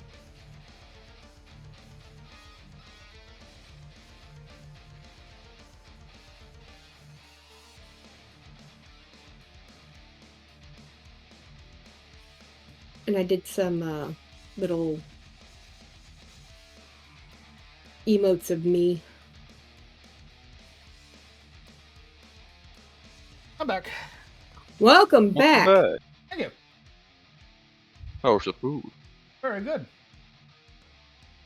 But yeah, the type of nerd shit I was talking about is I do a little bit of gaming. Like I did MMO stuff with my husband. I didn't make him like. I didn't get all indignant while he raided. Played D&D. Like I used to work at a haunted house. That was really fun up until the moment they had shadow plastic up and they wanted us to like run spookily behind it. I had some like 6'7" guy literally punch right through the plastic, ended up clocking me in my jaw, laid me out flat. Wow. Oh, whew. I was like, what? What the hell happened? Like they called the security and I'm like, no, dude, he just got spooked and he's got the arm reach for it because I don't think they accommodated for somebody that big. Like they shouldn't have been able. A normal sized person wouldn't have been able to reach through the plastic, let alone touch it. And he just, boom. And I'm like, dude, no, it's cool. Let him go. Like I get it.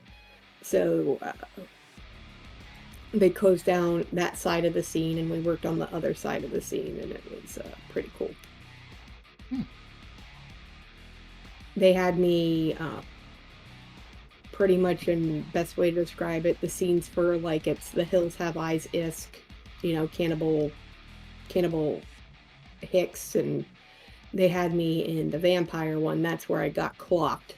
So it was me pretty much gothed out to the nines, vampire fangs and pasty white airbrush makeup. At that point in time, my hair, I do believe, was black, and I just got dropped. No.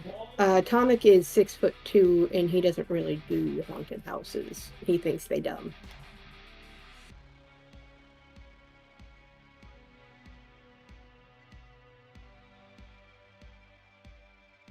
But I did that pretty much every October, September and October, because I always helped with setup for about 4 years.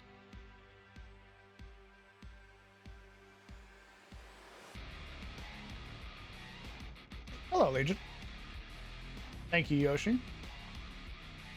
Yoshi, do you play on like a private server for your Minecraft stuff?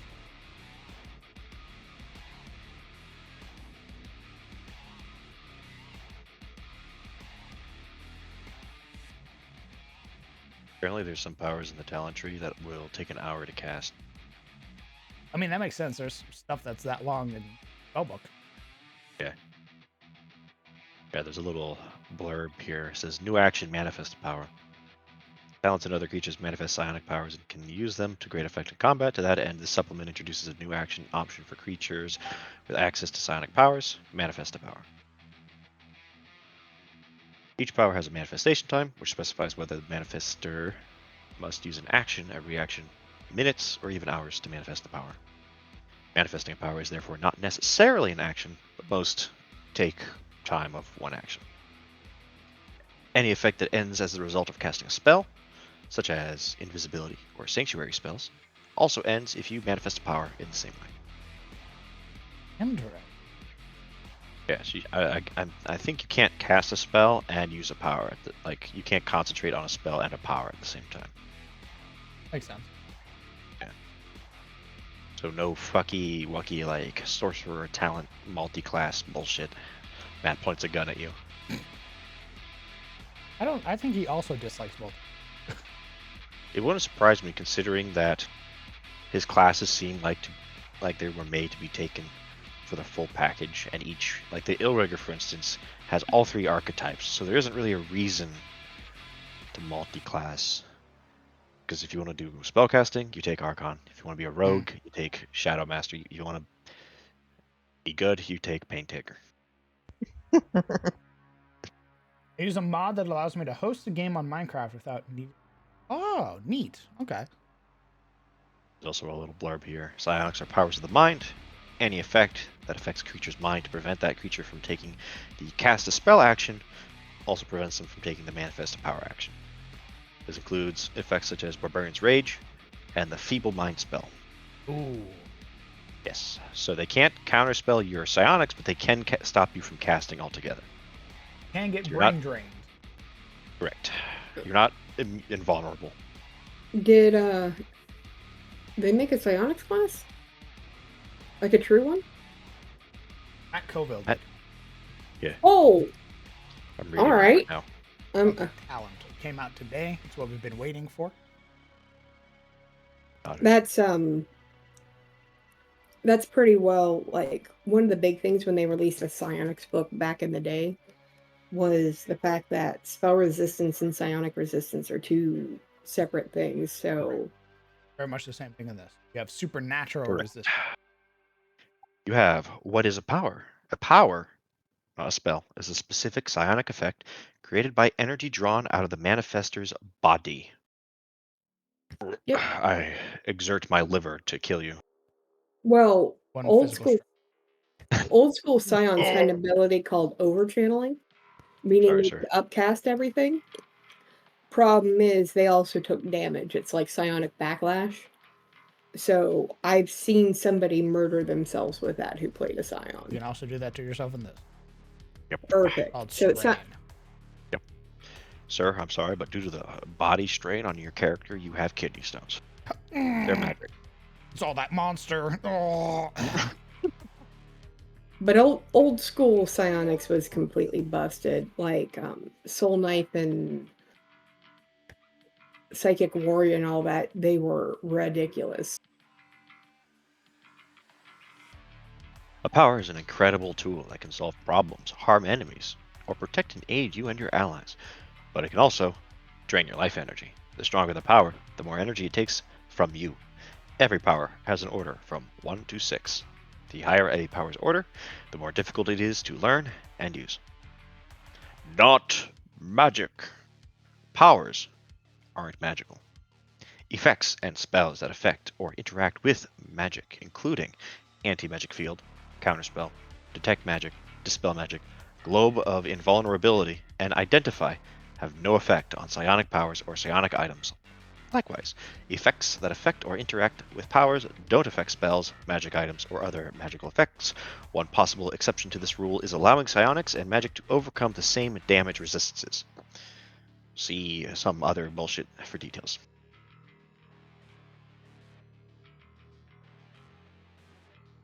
Which is interesting, because I always imagined like Yuri's breastplate to be more eldritch psionic fuckery than actual magic.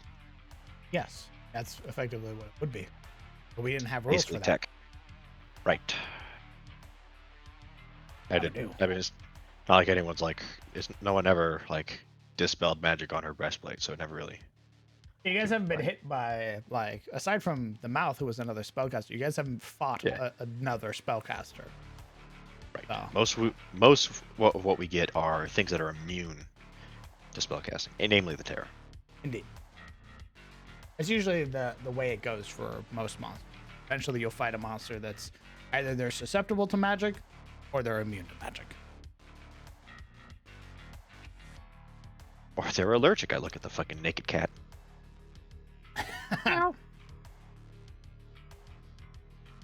I love those cats. You I leave them explode alone. when you cast magic near me. Those things are feral. I love them. They're monsters. I love them. You love. Does the scion share the same still? Does it have shared hit dice like size as a wizard?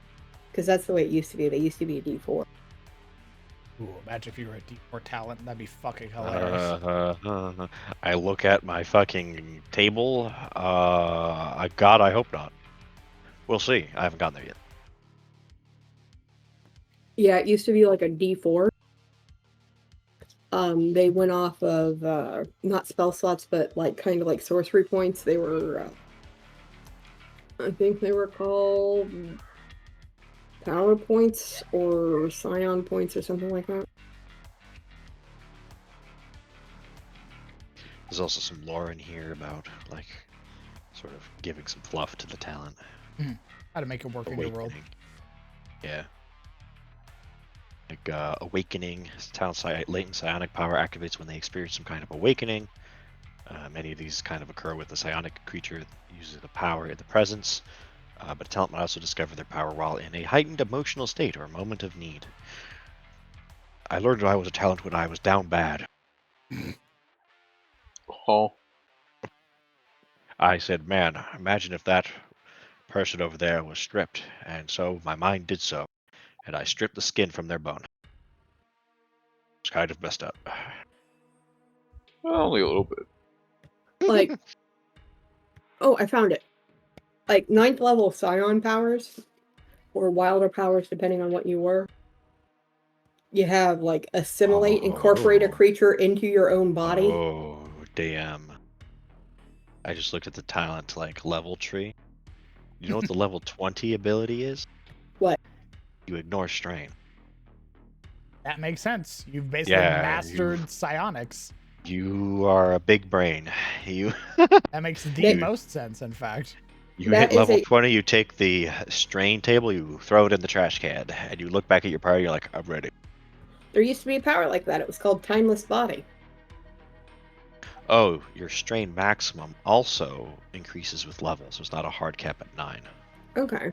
Oh, So level 1, you get 5 maximum strain before you explode. Oh, you die it. Oh my god. Okay. But Your that head also pops. makes sense. Your head pops. At level 20, your maximum strain is 24. Not that you care anymore, but there it is. I think it's because monsters can give you strain. Oh, that's terrifying. I think other psionic monsters can give you. Oh, I looked at Sardox. He's like, I'm think- going to overload your CPU now. I think voiceless talkers and Olothex can induce strain on you.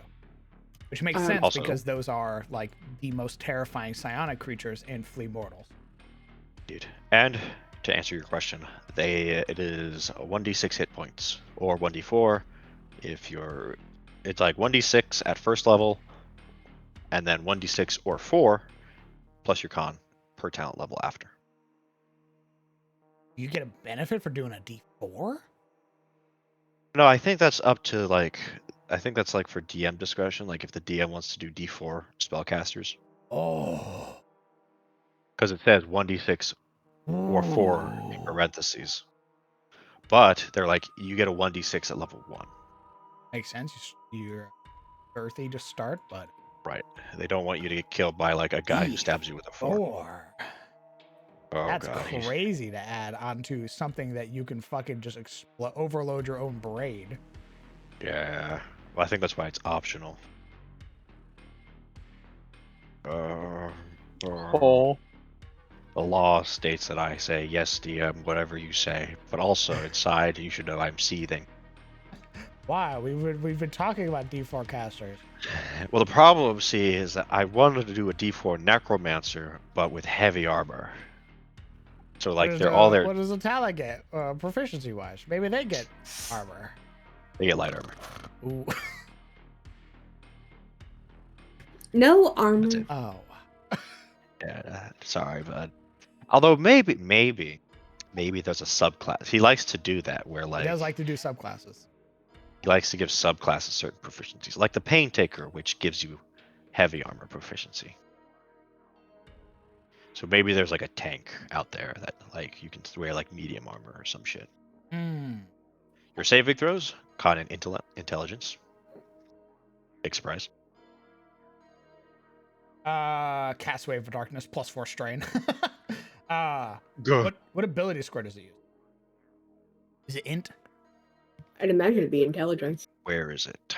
Where is Psionic powers, level 1, talent feature. When your psionic potential awakened, you can manifest powers through sheer force of will. Who is this will guy? See psionics for the general rules of manifesting powers. Powers below to see for the list of powers. Yes, intelligence is your manifestation ability for your talent powers. Okay. Letting the sheer might of your mind manipulate the world around you. Use int whenever a power refers to your manifestation ability. In addition, you use your int modifier when setting up saving throws. Yep. Interesting. Is effectively the difference between wizards and scions is one is wrinkle brain, one is big brain. I have no idea what you mean by that, but very well. Sorry it took a minute to type this. I wanted to make a little public server, but you know that requires paying for hosting and yada yada. This way requires me to be online and actually host the world, like with Steam games. At least I can mod. At least I game modded with folks now. Oh, okay, understood. I didn't know if you were playing on like a little public server or something. I figured I'd ask. No, Minecraft's dope. Like a nice little like reprieve. It's all good. I didn't realize. Ooh.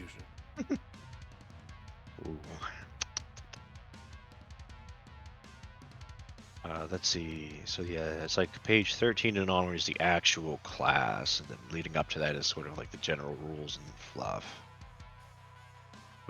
Let's go back a little bit. Let me see. Not magical. Many psionic creatures have a number of times each day that they can manifest a specific power. Regain all their uses when they finish a long rest. Talents can theoretically manifest unlimited number of powers each day, but as they do, they risk gaining strain. Been over that. Let's see. Ready a power. To use ready action with power, the power must have a manifestation time of 1 action. Okay, so you can prepare a power, unlike a spell or a level spell. When the trigger for the ready power occurs, use your action to manifest it and make a manifest test for the power. You know what this reminds me of? This reminds me of spell points. There's a variant rule.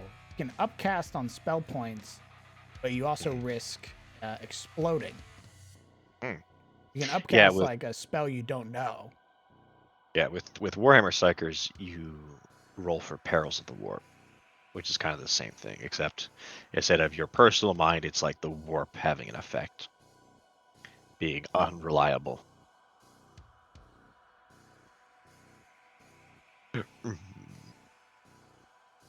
Saving throws, blah, blah, blah, usual stuff. DC resist is equals to your da da da da. Probably 8 plus proficiency. Yeah. Basically, yeah, 8 plus manifestation ability, excuse you, plus proficiency bonus. So in.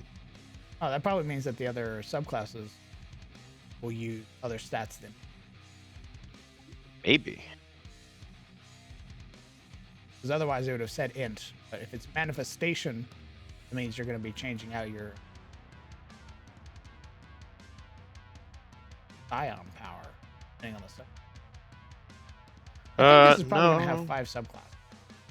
Showing off 5 different talents. Yeah. Yeah, that makes sense. I think it's going to be int no matter what, because your level 1 talent feature is your psionic powers, and it says intelligence is your manifestation ability. So maybe there's a subclass in here that says replace that, but by default, it's your int. Okay.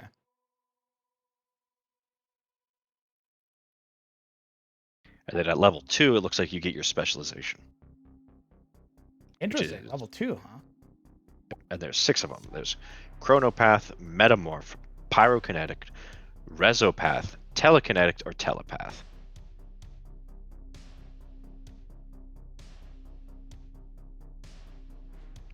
Your choice of specialization grants you features when you choose it at 2nd level, and then again at 6th, 10th, and 14th.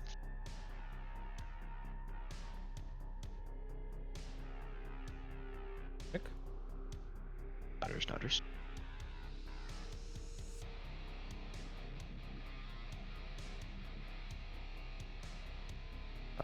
Save end effects. Usual stuff. Oh, here's a blurb. It talks about supernatural and mundane, the sort of the new term they introduced to sort of encapsulate everything that's not that goes beyond magic. Mm-hmm.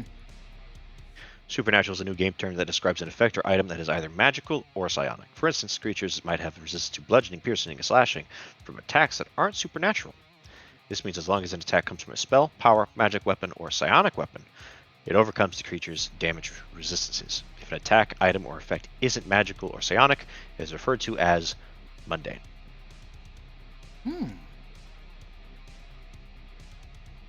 Oh, is there psionic items in this? There probably Or are. maybe that's... I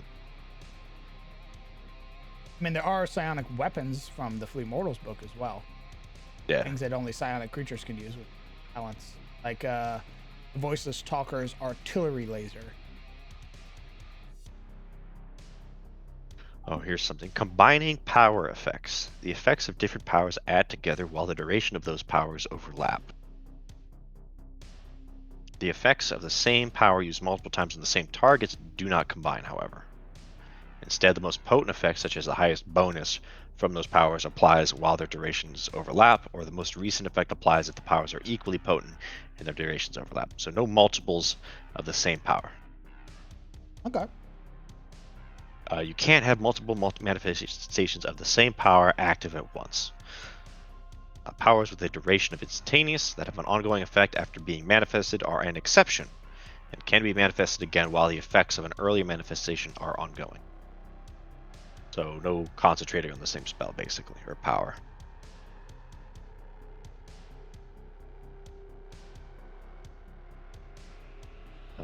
Physical displays, roleplay, your powers, dingus's power details. Let's see. Powers follow the same rules as spells when it comes to range, targets, and area of effect. Unlike spells, powers don't have components and can't be manifested as rituals. They also use special rules for concentration. See below. Power order. Each power has an order from 1 to 6. A power at first order might let you hurl little objects through the air or produce small jets of flame out of nothing, while 6th order powers allow you to bring down buildings or create a fiery vortex. Yep. Increased order. A power might let you increase its order to increase its effectiveness, allowing you to target more creatures, do more damage, extend power duration, or more. You can choose to make this increase before you manifest the power, and can increase as many powers to a maximum of 6 order. When you do so, whenever the rules make reference to power's order, that always means the order the power is manifested at, including any other order increase, rather than the power's baseline order with no increases. Some powers have multiple options for increasing their order. Ooh. You can use more than one increased order option for a power at the same time to a total maximum of 6 order. Okay, so some powers, it sounds like, will let you either target more creatures or like do more damage, and you get to choose. That's what it sounds like. Make sure. Rest well, Yoshi. We'll catch you around, homie. And there will be Legion, but that's probably gonna be when I zoom in. When I cut out just Tyros. Vinny, yes, talents do have concentration, but they can concentrate on more than one power at a time. They run the risk if they get hit, losing concentration on both. Correct. They do have an option though where they can either drop the concentration powers or take basically strain equal to those powers to keep them manifested, which can kill you, so be careful with that. I think 9 times out of 10 the intention is for you to drop it. The only reason they give you that option is if it's like a dire situation. Yeah, it's basically you are the last line of defense keeping your party alive right now. Right. Is that like power you have manifested. Like if Yuria preventing her team from getting enchanted. Exactly. She would have the option to take strain to keep that up if she just got slammed. Yeah, strain is there to cap you because you can die. I imagine you could just accidentally kill yourself at level 1 by not realizing. You just explode your own fucking brain. Yeah, you aneurysm.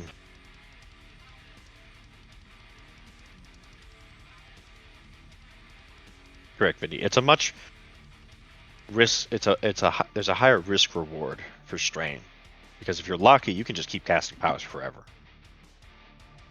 But obviously, in reality, eventually you will hit the strain cap. You will take strain, and the strain table can go hard in the paint. If you weren't here when we talked about that. There's shit in there that like you can take like a -5 penalty to your AC, speed's halved, your HP's halved, your fucking disadvantage on certain checks, disadvantage on death saves. It can get brutal. Good points. However, I'm built different. Yeah, bud. All right. He's not built. Don't listen to him. Yeah, I say is level 1. I cast a 6th order power. Don't do it. Don't do it, you fool. I watch your head fucking implode. Behold. Oh, okay. I think what they're saying is because it says some powers have multiple options for increasing their order. You can use more than one increased order option for a power at the same time, for a total of 6 order. So, like, you could say, hey, this thing normally targets one person and does like 1d4 damage, but I'm gonna cast it at Third order. third order to target 2 people and do 2d4 damage. Huh. And now you roll your strain. You roll to resist strain.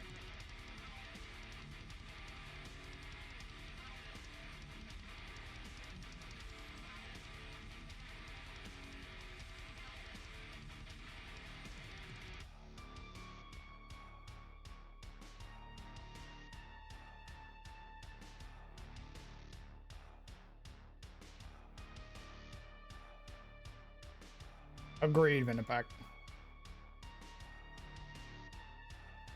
Sorry, I was talking to me. Yes, you're correct. Where'd you get? What? Where'd you go? I said Momo was talking to me. Ah. You sound so distant now. How about now? You did for a second. Much better. Yeah, that's better. Okay.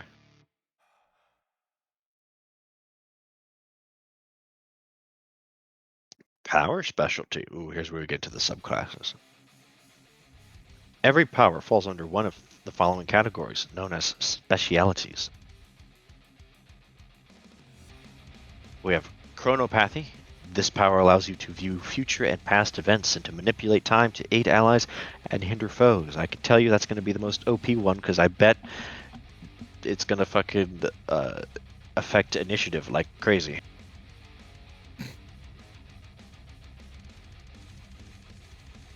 Metamorphosis.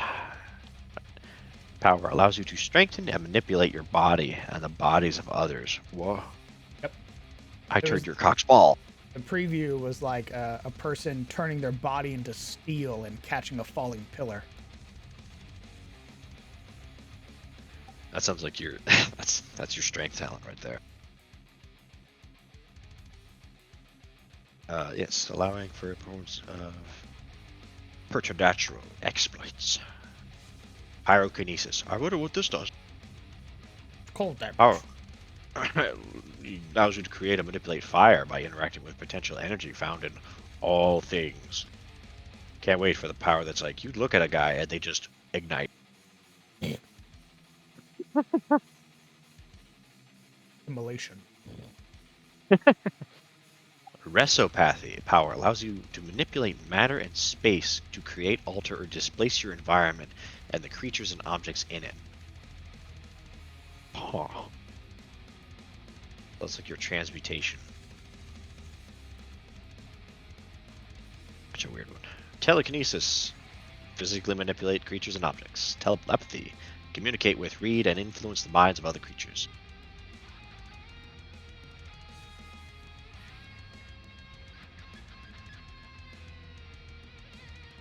First order powers. There's a little box about this. Powers of the first order are simple, and most creatures that can manifest them do so at will. They are similar to cantrips in many ways and do not require a manifestation test or impose strain like higher order powers. However, talents can gain strain by maintaining concentration on first order powers if you fail your conjure. Even your cantrips can provide a little bit of danger if you're not careful. Oh yeah, if you're just throwing it out willy-nilly. Well, if you're like, I'm gonna concentrate on this essentially first level cantrip, and somebody bops you on the face, and you're like, no, DM, I maintain concentration. He's like, okay, well, you take one strain. I'm like, very good. How many strain do I have left? And the DM looks at you and says, you have 4 before your brain goes kapoo. Oh, I see.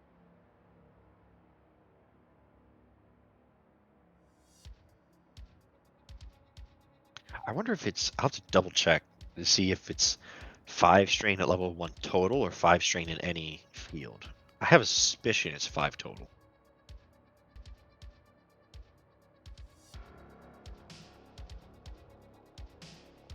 That'd be very interesting.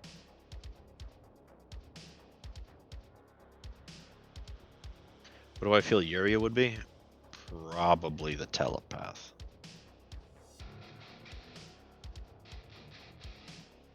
Her brother would be the telekinetic, I believe. Yeah, that's pretty much how they would set up. Because those are the feats that are available in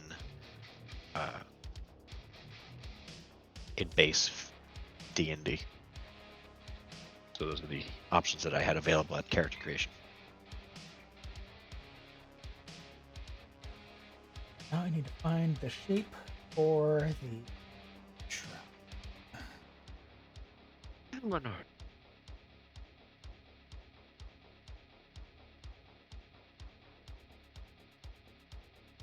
It's just a fucking perfect circle.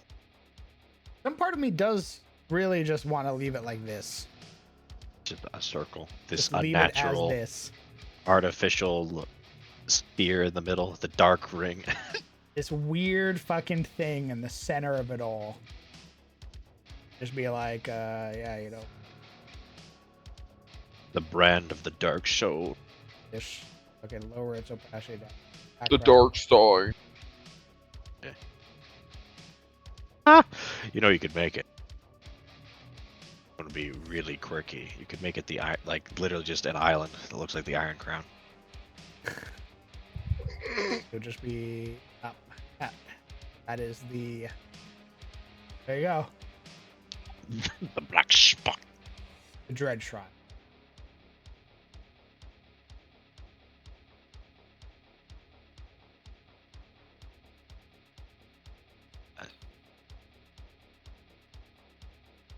Really, your eyes really kind of focus on that, you know. Yeah, I think it's meant to. I think you're really sort of drawn to it when it's like this. You just can't look away. What do you guys think, chat?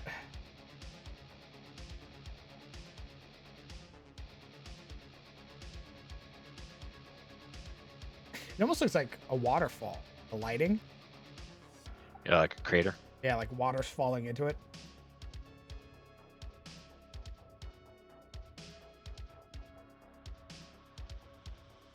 Well, it is where God basically punched the world. Make it the shape of a hand. A fist. Yeah.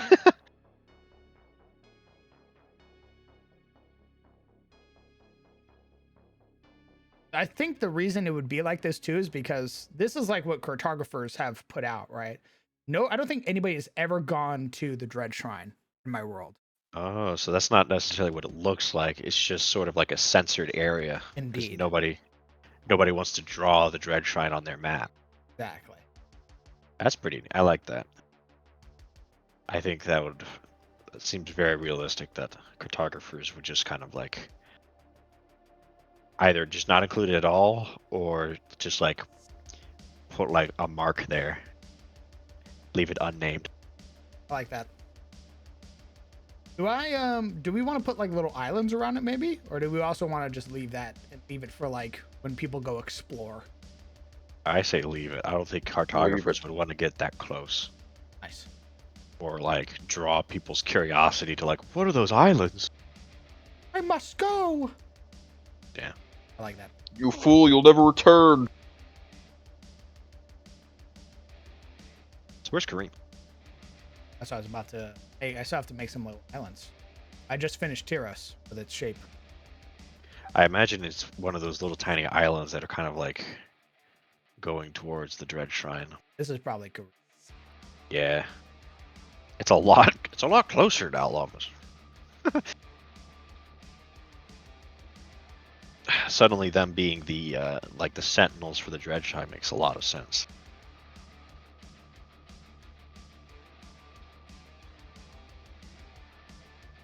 All right, back to the psyker. I mean the talent. Smile. Let's see. Concentration. Unlike spells, you can simultaneously maintain concentration on a number of powers equal to your proficiency bonus. Nice. So level 1, you get 2. Take damage. Con save.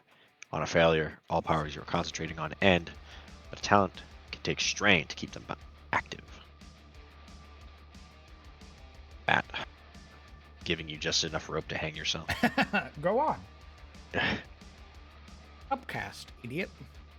What could go wrong? Honestly, I really like it Alright. being the circle, but I will be right back. Just keep talking. Okay.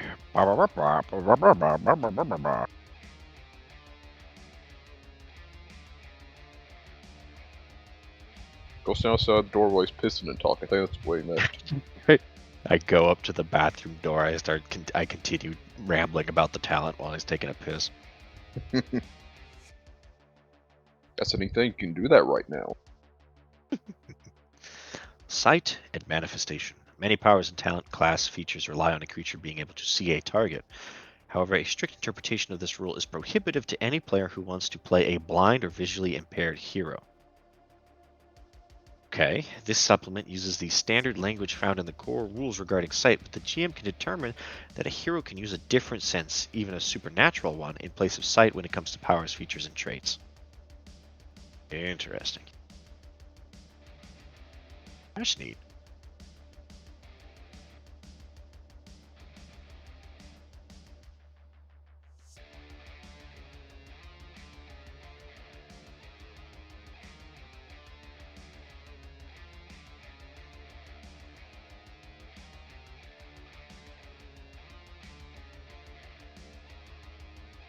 Blind caster support, it seems like that's what they're saying, is that you can, like Matt's kind of encouraging you to make a blind talent if you so desire, which is certainly a trope, so I can understand why he'd want to address that.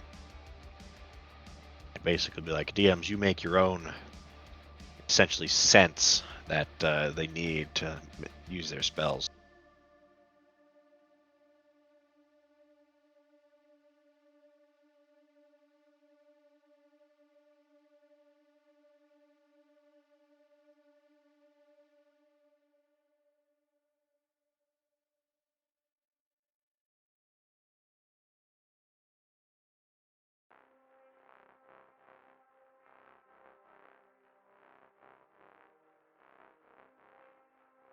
Here's some examples, gents.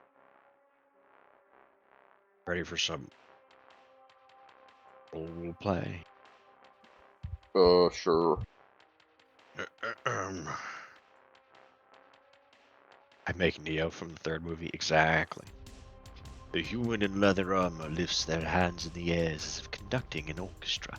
As blood vessels burst in their eyes and their nose begin to bleed, a human ignores the pain to cause 3 orbs of swirling energy to appear in orbit around them. With the orbs forming a protective barrier, the human strides towards the charging gnoll pack, their jaw set in grim determination. 2 monarchs sit at a table and negotiate a treaty, while a robed elf stands watch over the proceedings. The elf puts one finger to their temple, quieting their mind and reading the leader's thoughts in turn to weed out any lies before the monarch's signatures are inked. What? Oh, there's some like fluff in here that I was reading, you know, to fill air. Smile. Nope. There's also a little bit here that he added, talking about sight and manifesting for DMs. Many powers and talent class features rely on a creature being able to see a target. However, a strict interpretation of this rule is prohibitive to any player who wants to play a blind or visually impaired hero. This supplement uses the standard language found in the core rules regarding sight, but the GM can determine that a hero can use a different sense, even a supernatural one, in place of sight when it comes to powers, features, and traits. Oh, I thought that was pretty neat. that's pretty cool. I like that. Matt's like, hey, you want your blind psychic? You want your oracle? Yeah, exactly. Talk to your DM about what else they can use. That's neat. I like that. I have to Blind in smell them. area. Oh, okay. Woo! Give We me got those, I say. I take your Whoa, eyeballs. whoa! Give me your peepers. Ooh, nothing much. Just one of your pretty little peepers.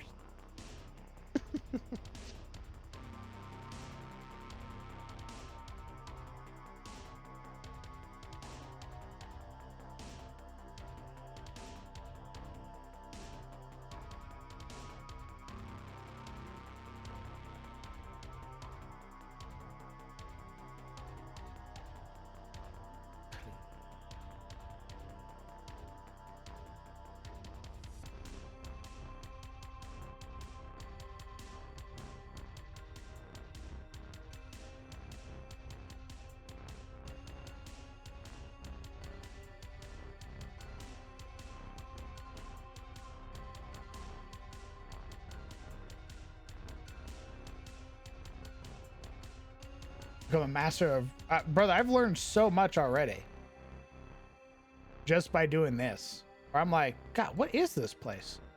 Oh, it's Indonesia. Huh. And I start reading about Indonesia.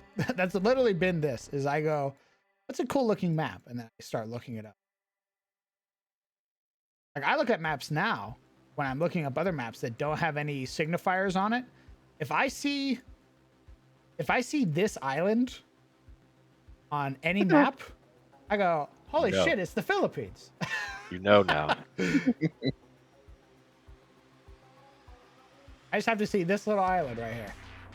You've become your own worst enemy because now you know what the world map looks like. So if anyone follows in your footsteps, you'll be like, I can't believe you used the Falcons.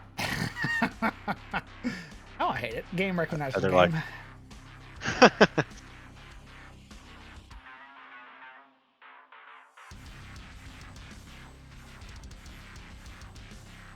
Move this over. That's the Awakening. They have a sorcerer moment. You exist. Most high fantasy worlds hold far fewer talents than wizards or clerics. Most folks don't even know of talents, and those who do often laugh away the tales of mysterious mind mages as flights of fancy, which is just so human. Yeah, I mean, obviously magic is real, but people who can do that without doing funny symbols with their hands, preposterous. Don't be ridiculous.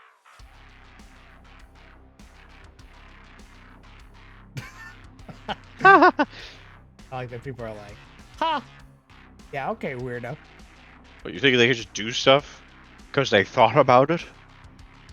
Kidding me? Sir Reginald here took 5 years to learn how to cast Mage Hand. What a ridiculous notion that someone could just do it by thinking about it hard enough. Maybe if you thought about some bitches, you'd get some of those. Manifest some bitches, idiot. Go on, Ooh, we're waiting. Too much strain.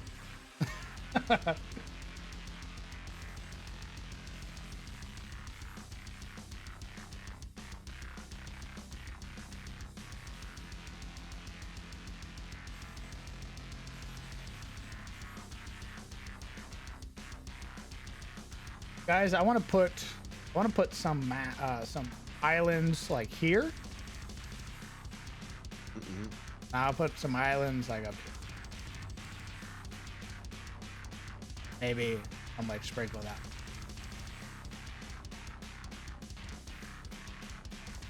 Frowny face. Yeah, shit. Perfect. They can all be forbidden because they're entirely too close to the Dark Shrine.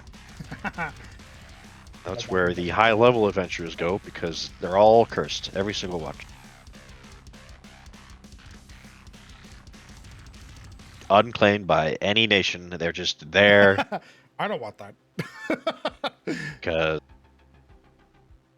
Any attempt to claim them in the past has led to, if people are lucky, death. Yeah, just people never coming back. Yeah, Roanoke moment.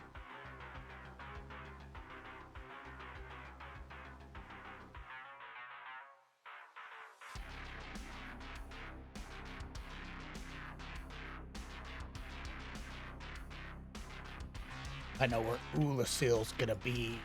It's right here. Oh. Ruh-roh.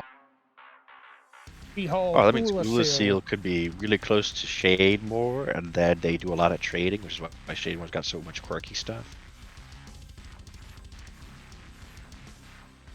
Thumbs up.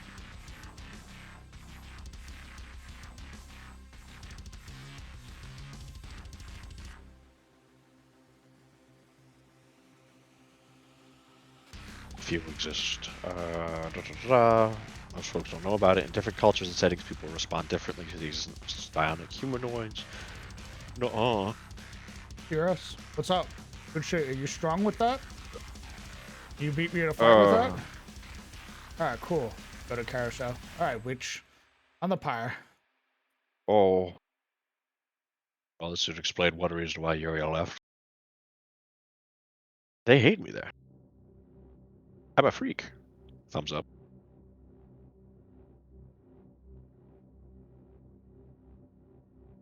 Not only is magic regulated, you can do weird psionic shit, you're also regulated. Very good. Very good.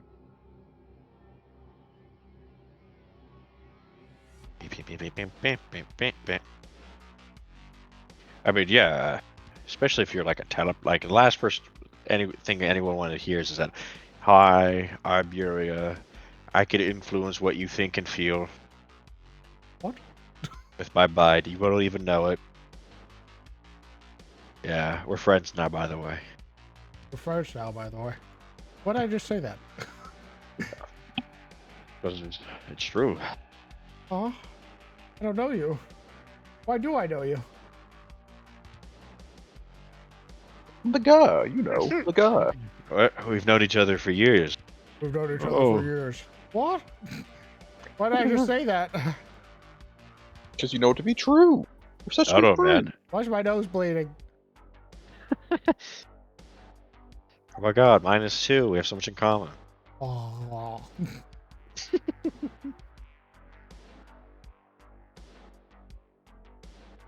Psionic potential in humanoids is rare. The public might be wary of those who can read minds without so much as a word or flourish. Might.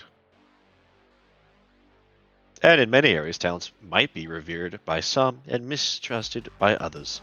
In equal measure, a wild talent appears. Why are talents in psionic appearance so rare? Because most fantasy worlds don't include them at all. By making psionics rare or even a secret, a GM can more easily introduce the concept into an existing game.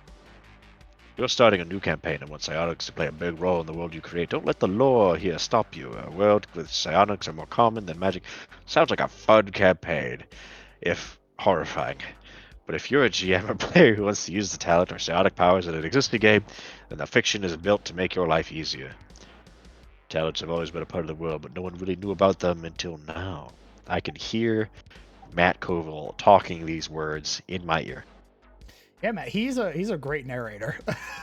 Where I could literally see him doing that, like, that eyebrow thing he does, and he does that little, like, nervous, like, flicker, like, flutter of his fingers, is that what he says, until now. The Dread Shrine has existed since the Age of Woe. Is started actually probably before the Age of Woe. The Age of Woe started when gods smote man. I think the Dread Shrine would be the start of the Age of Woe, if anything. Indeed. Frank's Red Hot Potter. Welcome. Potter. Oh my god. Never mind. Sorry. Welcome. First time shatter. Well, Got me working on the world and us reading The Talent made by MCDM. yeah.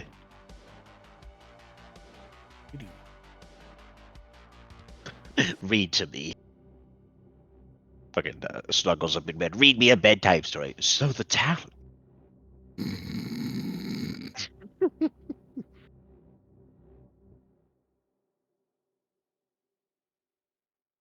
Oh, no, not every talent makes a. Talent academies. Though not every talent makes a formal study of psionics, groups of talents dedicated to specific psionic specialties maintain maintain academies that search the land for new students, inviting them to come study and to learn to be controlled. I mean, to control and increase their power. Many talents continue to live, work, and train at their academies long after they master their power. The heads of these institutes send experienced members out on quests to recruit new students, seek and control psionic monsters, and recover important artifacts. 6 talent academies are known, one for each psionic specialty. Because talents are rare, each academy has only a small number of members. So Yuri would come to Tyros, and a talent would come and find her. Basically, what we were talking about with spellcasters. You'd eventually get like a sponsor who rolls up, and they're like, "Hey, so you're gonna be experiencing a lot of crazy shit. I'm gonna stay in town with you for a while, and I'm gonna help you learn your. And when you're I don't know ready, if it'd be. follow me." I don't know if it'd so much be as like. It'd probably be. They would probably sense her rather than what she's casting with That's what I mean. psionics. Right. Rather than I cast a high level spell, it'd be like you go to a city where like a small enclave of psionics are hanging out, and they kind of just sense that a new like psionic presence has sort of entered the area, and they're like, "Smell that? It smells like telepathy. Telepath. Fresh meat." So it probably wouldn't be. So it'd be like the moment you find another talent, they're like you, much in the same way that a talent can sort of sense that another creature is psionic and they might get a power from them. This also means that there's probably some fucking psycho out there who's like, if I kill enough talents, I'll just gain their powers. Fucking a psycho murderer, motherfucker. That's a story hook right there. Is talents are getting fucking brutalized. Someone realized they don't have to stick to monsters to take the spells. To get the powers. Man is a much easier target. I love that. Oh. Putting that in. Hope you're ready to get hunted. Why did I say that? Why would you say these things? No, Creighton, he's a talent. He wants your talent. No, he's not. No, DM. I slapped the DM. Talent, Creighton. I've changed him. Obviously. No, I've DM. I changed him. slammed my That's what you fist on wanted. the table. Listen to me. It's not Creighton, it's Pate. Ooh. Pate's the talent, Ooh. fool. Island Pate. He's like, hey, have this ring that definitely won't track you. It's a gift. Hey. You look like you're new doll. Don't worry. We can help you. Take this ring. Anytime you're in danger, give it a little bit of a jostle. I'll be there. Yeah, that's my worry. Wake up in the middle of the night. He's there. Oh, I'm in trouble. I better twist the ring, you do. He rolls up. Hey, man. Wait. I'm so glad you could help. Why are you highlighting in red? Huh?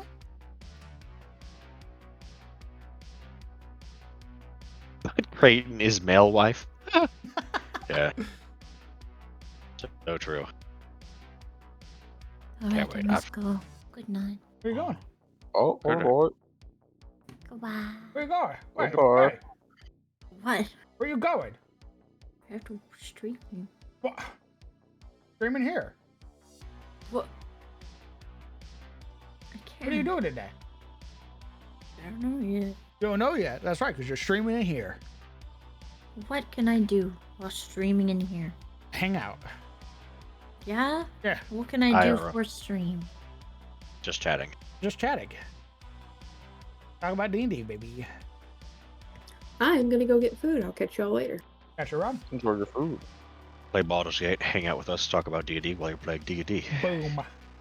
No. Gigabrain. Oh, When I Oh. play Baldur's Gate, it is a full immersion situation. Okay. Fine.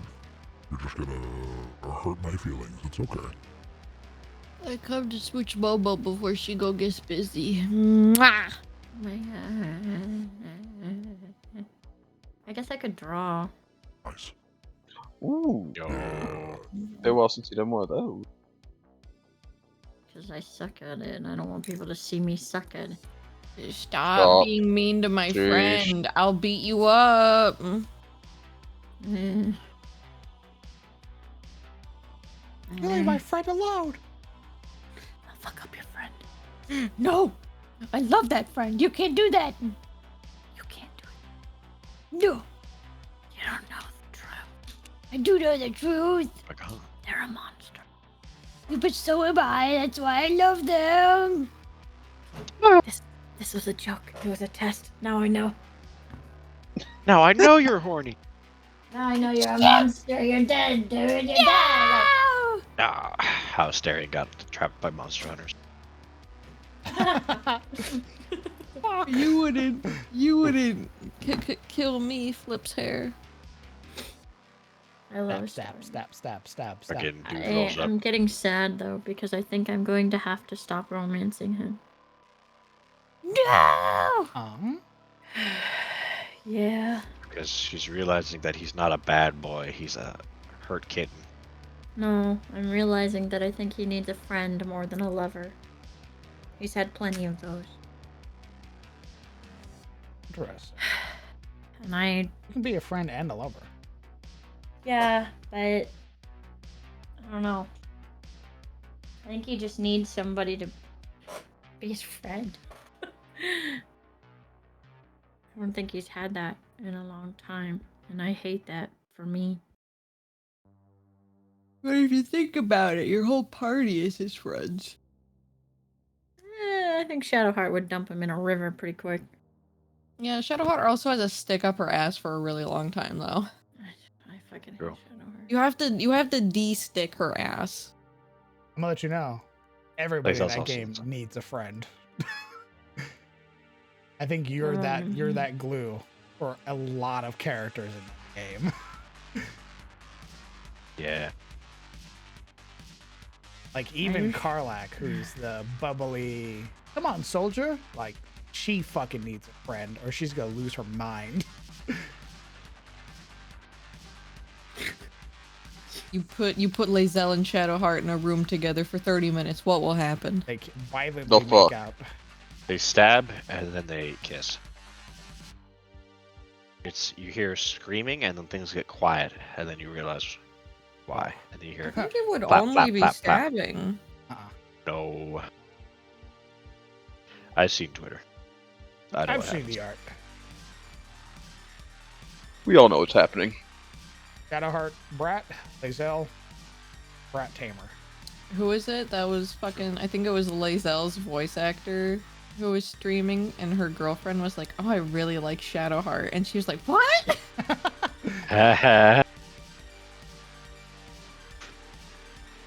Hello, Pixel. Granted, Shadowheart would also. I've seen Shadowheart Lae'zel because of the like hate fucking, and I've seen Karlak and Shadowheart. Okay, but Karlak's just a good bean. Well, I think that's almost more canon because like when Shadowheart meets Karlak for the first time, one of the potential dialogue options is, "Oh my God, look at her! She looks like He could hold me. she looks like she could carry me away. I mean, she looks pretty strong." Shadowheart is a fucking princess. She's God's He favorite was. princess. She is God's favorite princess, and Karlak is a knight in fiery armor. Strongest soldier. Yeah. I'm the most There's interesting girl in the world, Shadowheart. and God's favorite princess. And a cunt. Shadowheart definitely wants Karlak to like just pick her up, throw her over her shoulder, and carry her into the tent. Oh yeah, Momo, what are your feelings on the Heartsteel music video? The what? The League boy band music video just got released. Oh, I haven't seen it. Would you like a link? Sure. I'll put it in text chat. Bleh. I love Ezreal. It's the fucking It's the only adaptation of Ezreal that I enjoy. it's the twink agenda. I don't know what you're talking about, Eagle Andy. Slowly scroll out to reveal all of the world that I've repurposed. We got Bermuda, Cuba, and Hawaii. We have, and in the Philippines, we have the Falklands. We have Alaska. We have a lot of Russia. The upper portions of Canada. We have Greenland. We have Iceland. What else? What else have I? A lot of Europe.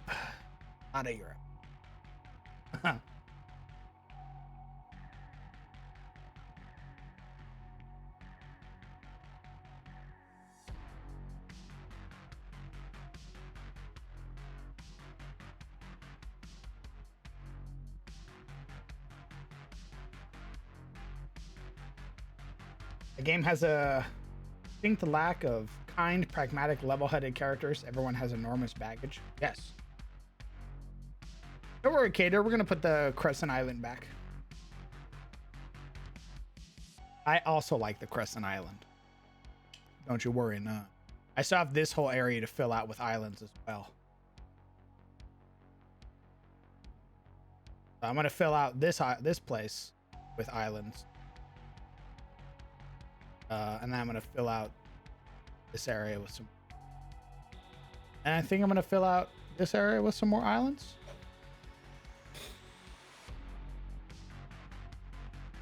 And here was some. Basically just touching up some islands right now, giving it a little bit more feel, and then going from there. A-Bomb, is it okay to ask anything about Shadow's Breach? Yes. You have two characters here from Into the Shadows Breach that you ask about stuff.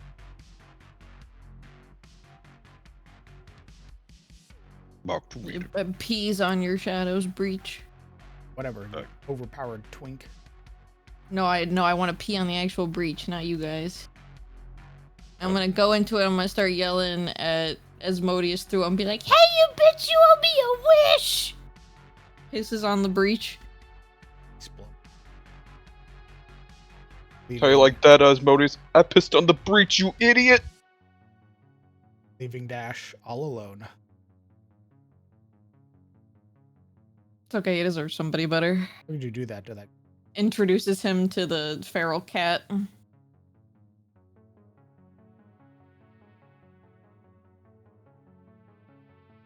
I think he'd have a heart attack if he was in charge of babysitting both Piper and Cheats. Who's the stiff? That's my boyfriend. What the fuck? Piper. What do you do with this? What do you do with him? Yeah, but he's my cop. He's Wow. dating a Bad narc? cop. I can change him. He's gotten worse over time. Okay, man, he's cool. He's the cool. He's cool. Yeah, he's cool. You're Please dating don't a do fucking drugs. cop? Yeah, don't worry. He's cool though. I will arrest you. I can make him worse. Exactly. That's what's happened. He's lost his morals slowly throughout the campaign. Well, his parents were in a cult, so honestly, he deserves to be free. It's not my fault. I didn't want this. It is your fault. No. I believe Hayo is responsible for cults. My fucking character got whisked away against my wishes, okay? Into baby jail. It's okay. We're playing chess forever. It's so fun.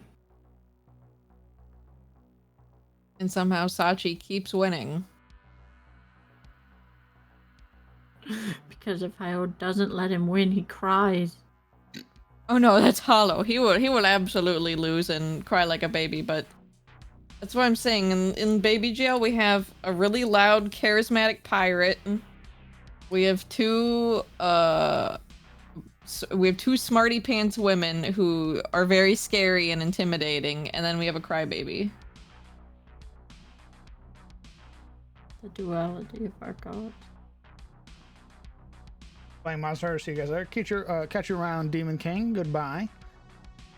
I know you guys are deciding crafting out of character, but if it was an in character, how hard would Marius be fighting for the regen potion to regrow cheats? I don't think he'd be fighting for that. I think that would have to be a her thing. I don't think Cheats would ever want them back.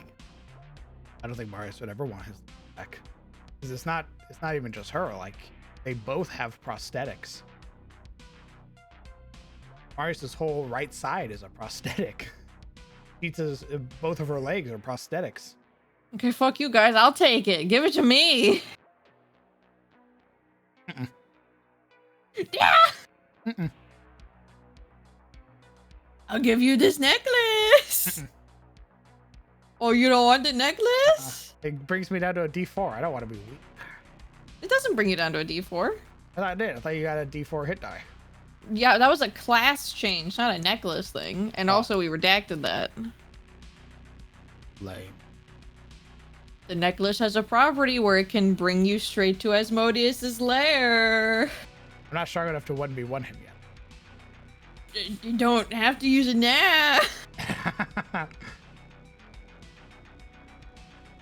Yeah, like Marius has probably had his prosthetics for longer than he had his actual tangible limbs. So I don't think he would want his flesh because he's But I realized the weakness of my flesh. It sickened. Classic. I don't follow closely. Is there a player playing a cleric or if someone else's character turned god? Not in Shadows of Breach or Deadbeats in another campaign though, yeah. Turn you to God. I'm the god of nature and balance. in cults. No. And misunderstanding. I have just a can't little- fucking tell them to stop. I am the god of Yes, Lemmy's mistranslations. condoning it. I have a little Tanuki paladin. I love him. You traumatized him. I didn't You don't get traumatize to love him. him. You traumatized him. What? How did You I traumatize him? traumatized him. Look at him. You gave him anxiety. No, Brett him did that to anxiety. him. Look at Brett him. killed his entire family. Brett Look did at that. him. Brett traumatized that Why'd you directly, do not me. that? I didn't do that. You did this. I was about to use Philippines. How old was Marius when he lost his limbs? Very young. I want my baby cheats. I want to hug her. I want us to see each other and slow-mo run at each other. I run a little bit faster and I just run into you. Yeah. Elabor explodes. Me talking to Dash. Surely if I run at Cheats full speed and jump into her arms, she will catch me. As you're running. No, don't do it. Her dump stat is strength. It's okay, both of our dump stats are strength. No. Just collide, explode on impact. And I just picture it just screaming from like 100 feet away. Hey, babe! How you doing? Hey, how you doing? As a baby, no. Not as a baby. But he was a teen. Very traumatic experience for him.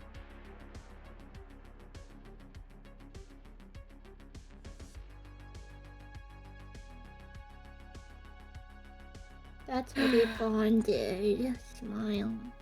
Indeed. Trauma bonding. So when Cheats came in and she basically lost both of her legs, and the sort of state that she was in, canatotic nature, he saw a lot of himself, what he went through.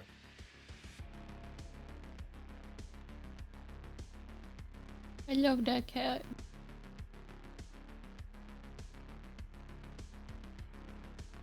You fixed her physically and I ruined her mentally. I love it.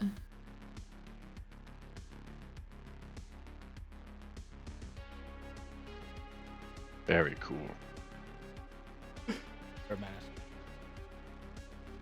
I like her, she's fast. Okay, I gotta go deliver horrible news really quick. I'll be back. Oh, God, yeah. Oh god. Yeah, if she ever got her, like, human legs back, it would be like when Guy was turned back into a human, and how terrible that was. So shit. I think, oh man, that'd be so fucked. Especially if they didn't know, like if Marius was like, oh yeah, just keep this on you because it'll heal you. 'Cause that's what regen does. Regen gives you, it heals you as the potion's base ability, but it also restores lost limbs. So I think that'd be very traumatizing for everybody involved. It just grows out of into her prosthetics, incredibly painful. Yeah, it'd basically shoot off your prosthetic. Like the basically the thing would break and then would sort of twist and bend to make room for the new limb. Oh god. That'd be actually fucking horrifying. What's twisting and bending to make room for new limbs? What? If we drank a regen potion, what would happen to our prosthetics? Oh, yeah, you probably want to take those off beforehand. Yeah, we were talking about how, like, I don't think Cheats would want it. Like, I don't think she'd want her legs back. Because I think it would be like... Summer will know. It'll be like when Guy got turned back into a human. Like, yeah. Just how lame that was. It's also partially like that thing of like, I've had these for so long. It's kind of like a part of who I am. Like, it's like that feeling of like losing a part of yourself, even though you're gaining a part of yourself back, technically. I don't know about Cheats, but Marius doesn't get like phantom, right? Like, he very much is of the mindset that his prosthetics are his. So he never gets that whole like, oh, phantom limb, my limb is missing. I think he would if he lost his prosthetic. Yeah, when he takes it off to work on it, like to work on her legs, she always just like dissociates. Unless like he gives her his phone. I see that being a very traumatizing experience for. I wouldn't want that for either of those characters. I want you guys to have your cell service back. That's what I really want. Soon we can text. As soon as you get back into Kathos, we can text.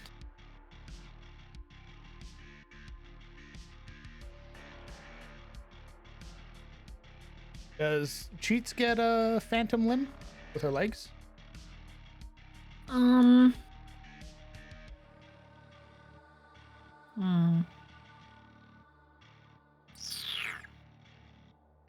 don't know. I think she's like her eye color is permanently changed, you know? Like I feel like at this point she has like out of body experiences rather than like phantom limb experiences. Okay. She's like, who am I? What was I before the drugs? Kisses her, loves her, gives her a head pat. You were everything, and you still are. I imagine Hellebore having like, oh shit, I can't make this reference because Crown hasn't seen it. I'll make an just arcane reference. a Silco. Oh my god, she's my Jinx. Yeah, Silka Jinx moment where he's like, you're perfect. That moment, yeah. He absolutely would too. That's the horrible thing. You mean you're perfect? Yeah, exactly. That's exactly what it would be like for them. God, they're so toxic. They're so toxic and cute. I love them. Then they hug and go clubbing together. Not partying, they go club a baby. Interesting. You know what? I'll come back. What? Don't come back. What? Why? He doesn't like me. He thinks I'm a bad influence, whatever that means. You Thanks. are. You never like my friend. You're literally the worst. A fucking necromancer. You don't know that. You just think I Raises have really the bad dead. tattoos. No, you don't know that. Marius is gonna be like, yeah, Oh, he has a lot of weird piercings and tattoos. Fucking freak me, pulls my arm off in front of him. The moment it's literally pop, and as you pop, it hard cuts to my hammer an inch away from your face mid swing. Like, it's that moment. It goes, arm comes off, your face is darkened by the shadow of the ignition hammer. What, are you just understanding this now? I've been undead this whole time! Swing, swing, punch, swing, punch. I can't believe Hellebore died and came back as an undead. We have to put him down. May he rest in piss. I still like to imagine that Cheats knew this whole time and Marius is just like, I haven't seen him up close enough. I try not to get too. He stinks. Yeah, he smells like dead bodies. I wonder why. Fucking that whole house.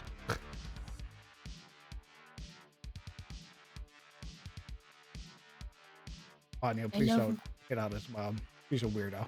Hit on my mom. She's the better necromancer in the family. Anya, Do it, please, Vanya. you have- Do it. I know you have bad taste, but come on. Please, I beg you. Jesus. Don't worry, my sister might be home if you guys go to my house, and she's also an undead. I feel Except like she's a different Arthas- kind of undead. I feel like Arthas. I This feel like whole, Arthas. this whole town must be purged.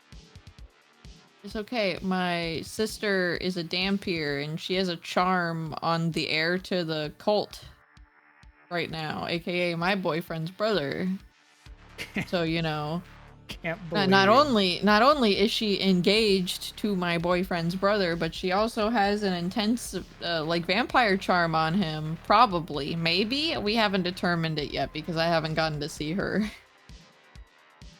Can't believe that the breach happened here in Kathos. We gotta purge it all, Cheats. I feel like Cheats would really like my sister. Like, she would always like loan her cute clothes and shit like that. Everybody has to like your Yes. sister. She fucking mind controls people. See, my sister is very nice. She Evil. is God's Evil. favorite princess. EVL is But the word she you're never looking mind quoted me before. Yeah, she Probably never did did. that. for. He probably did. No. He probably did. Shut up. You never like my friend. Thank you, Yoshi. That's amazing. You never like my friends, Look at fat Dad. art. Look at fat art. You never like my friend. She could just always hate us. No, you both have strength. That's so fucking cute.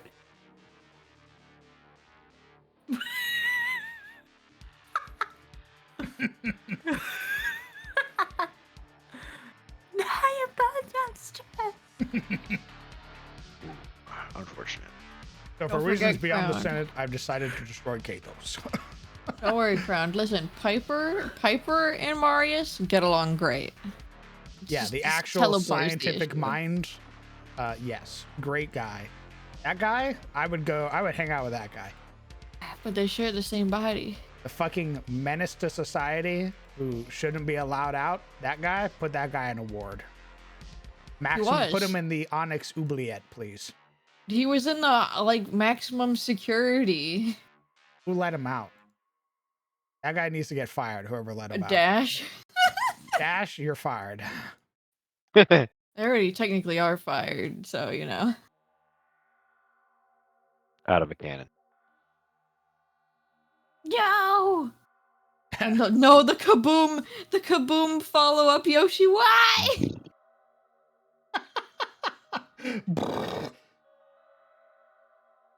I run and jump and cheat. She will surely catch me. I No, love you how built it's up the like No, you Minecraft. built up strength. Yeah, she blows up like a fucking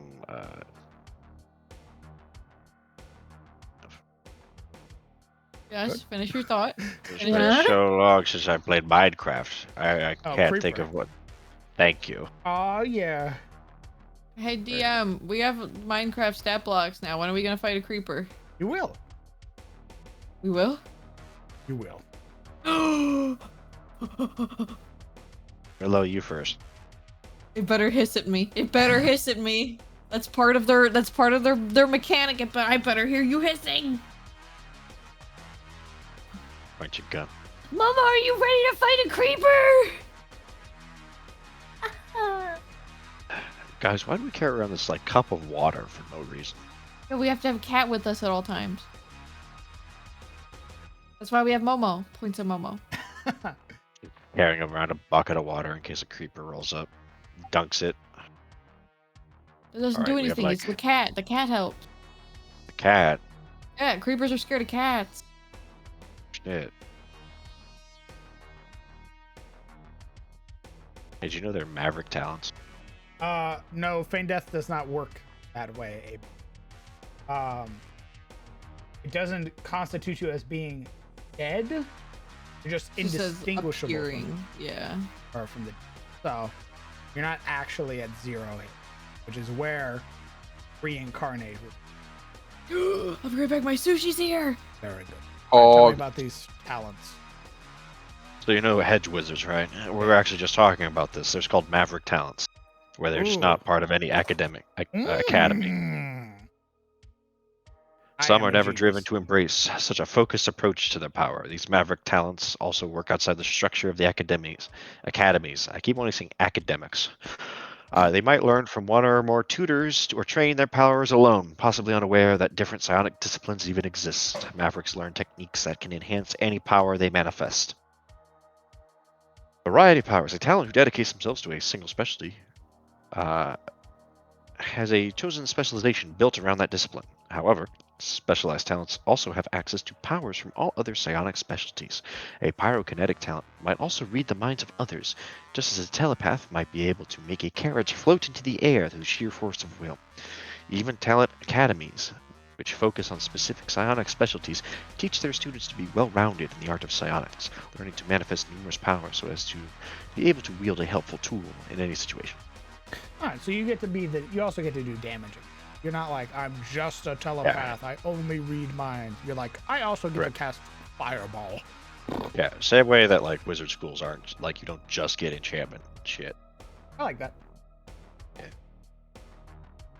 Yes. Jackhammer, thank you very much for the brand new sub. My God, welcome. New sub. wow. No, sub. Welcome to the community. When you gonna get cool sub sounds that are like recordings or like funny sayings from your episodes? Huh? I don't know how to do that. Well, you send Zebus through your past episodes, and he takes a bunch of cool quotes that are like relatively 4 to 6 seconds long of people saying stuff, and then you make them into alert sounds. Duh. We already have like an entire soundboard of them. Yeah, but those are kind of manga. They are, in fact, manga. What do you mean? You don't want to hear I used my You need offhand attack to notable- jerk him off You every need time someone notable subs? moments that are rememberable throughout your games, but out of context, they're funny. Impressive. Very much. Band. Or I don't know, do some cool voice recordings. You have a cool voice. Make it Gerald saying right. Right. Welcome Welcome aboard. to the table. Something cool or something. Roll initiative. Right. Welcome to the singing tier. There was a part of me initially that was like, God, I want. And for Wayne, Yeah. do some wishes for me. That'd be fucking awesome.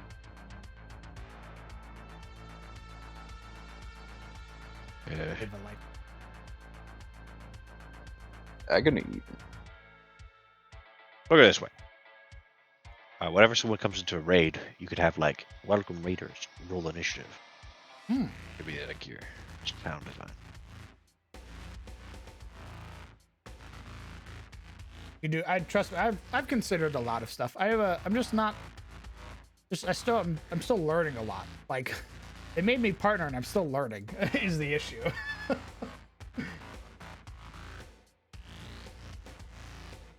I'd like to do stuff like that. Good night, Yoshi.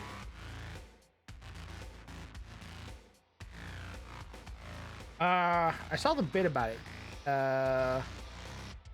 Target appears dead to all outward inspection and to spells used to determine the target's status. I wonder if it fooled the part of reincarnation. Yeah, it would. Like, you would be able to, like a spellcaster, if you cast Feign Death, try to, like, target the body. I think your spell wouldn't register.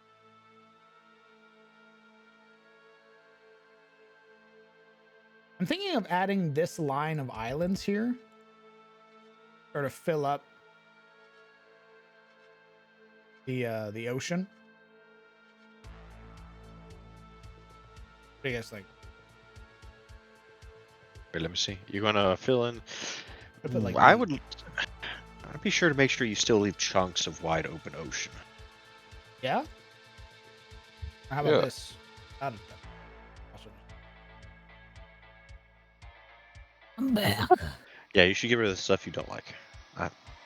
Yeah, I Okay, have think to that's go. fine. Bye-bye. I love you, Mama! Bye. I'm bro. Enjoy. Okay. Just close this door.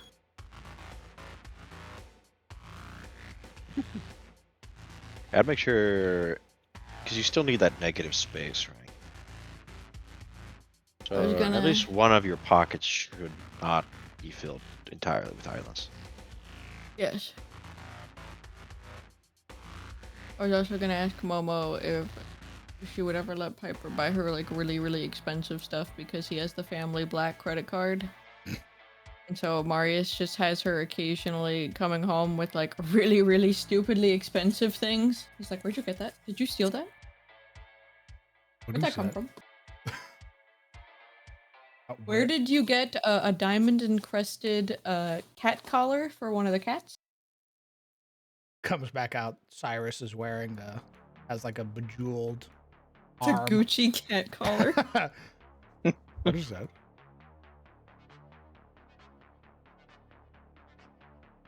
Oh. Did you find like a fancy person's cat and take it off of them? Who would do that? You're thinking of I think it's Bear Taffy. Actually got Wayne to record a bunch of voice lines for him.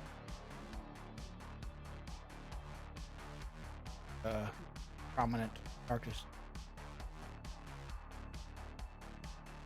You mean the Darkest Dungeon VA? Yes. The main guy, yeah. Dodger has an emote for him from him that's like, "Welcome to the cat gang, you something something burrito babes." In the Darkest Dungeon voice, it's very good. Oof. I want to get the ancestor stuff, but he doesn't do it. No! Yeah.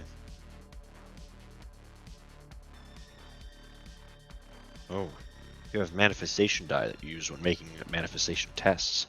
At first level, your manifestation die is a D4, so you're not rolling D20s necessarily. Interesting. What's the number you have to beat before? You need to beat the manifestation powers. Oh. Yes. If I'm manifesting a second level power, I need to roll a d4. On a At level 1, yes. on a what? A 1 through 2, I'm fine. Oh, I think you have to roll over it. Oh. Uh,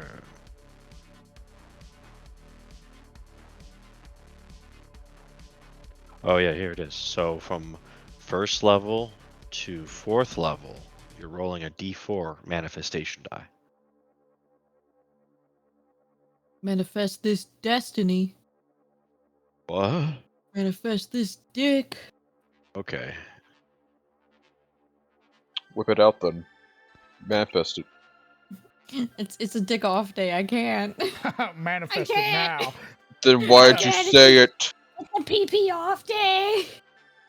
Why did you say manifest it then? Cause I can. I just can't do it right now. There's people watching. I have performance anxiety. Oh, Pogged. What is it?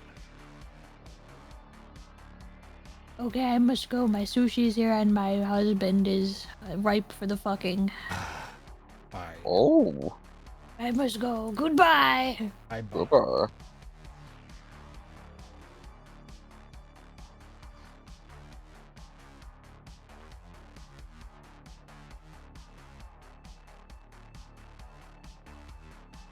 I thought they said streamers wouldn't want to hang out more because you're partnered. What the hell? Yeah, what the fuck, man? I made partner now. Nobody wants to hang out with me. They lied.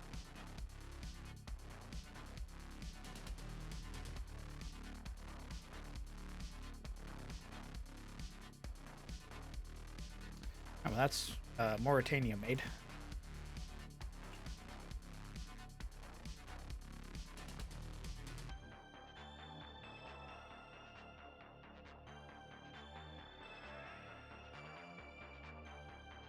You know what? I think it's fine that there's. You're Hey, right, that's- Ruffian. We still have chat.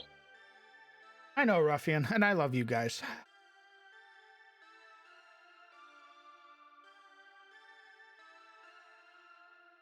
I think I'll just leave that top spot open, and I think I can just add more islands in the future. When if a player's like, I don't want to be from anywhere, I want to be from a small remote island in the middle of the. All right, I just put it. So I think that's it. What do you guys think?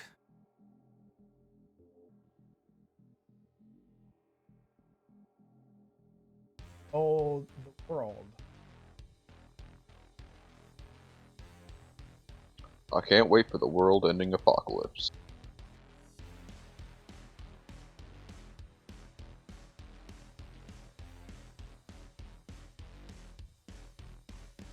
Magically pull islands out of your ass for like WoW does.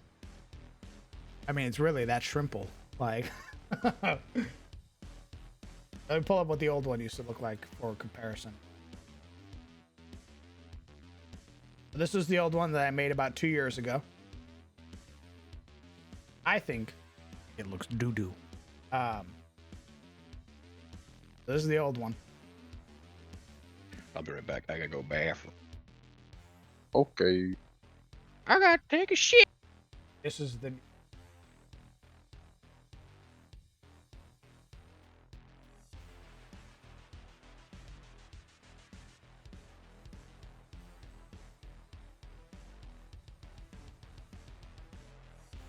Expands world map to the left. I mean, I could. I guess all that's left to do is redo the hex map. Yep. But that'll be very easily done this time, Ruffian. No, Ruffian.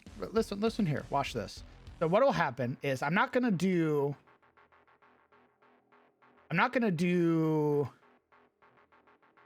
this again. I'm not gonna do this again.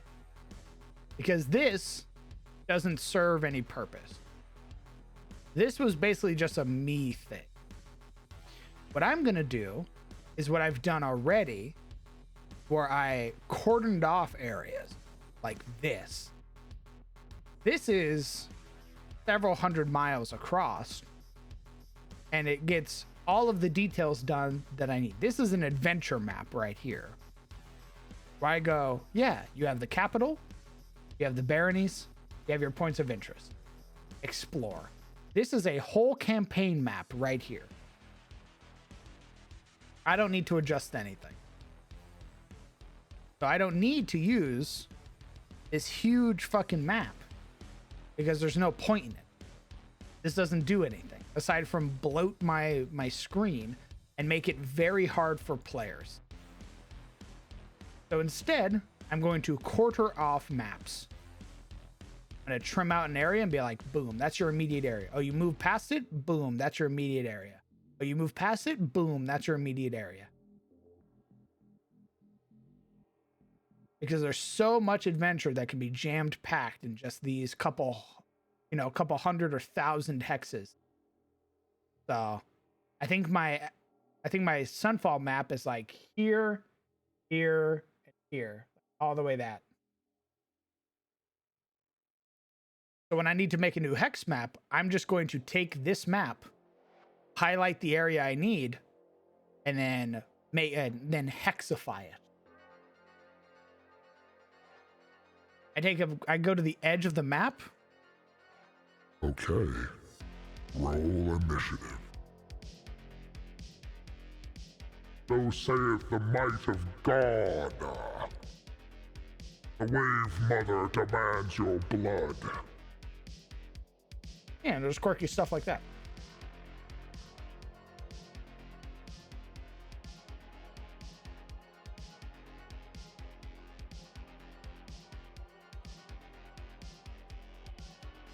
All right, now I think it's time we start putting down mountain.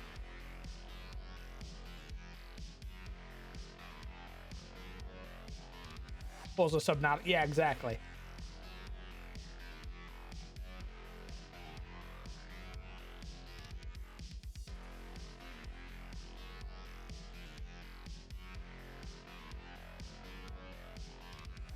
All right, so now we're gonna do mountain.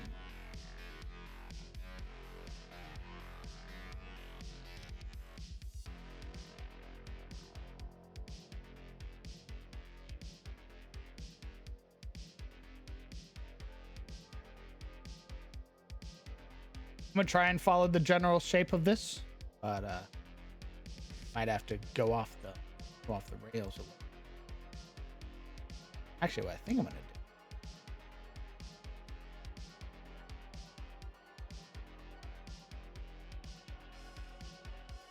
Currency.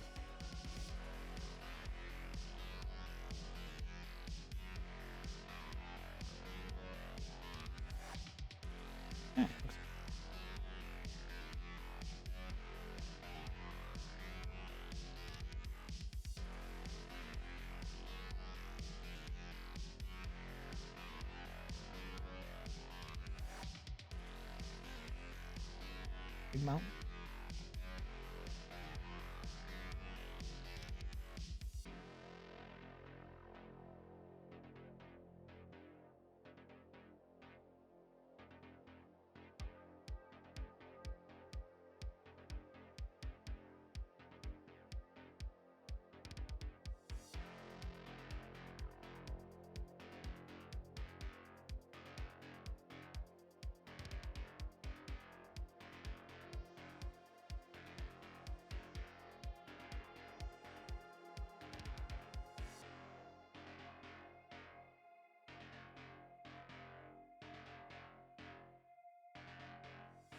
We'll do some small mountain here.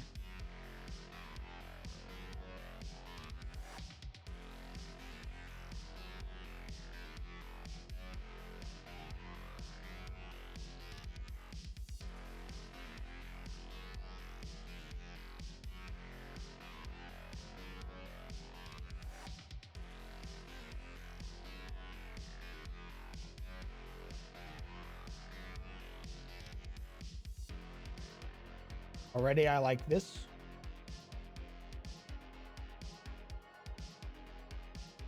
I think also what I'm going to upload a few more custom outfits real quick.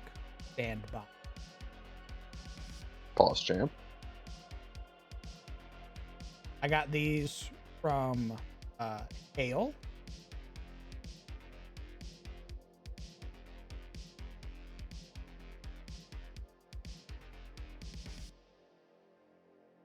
Your boat sinks en route due to kraken-sized mind flares.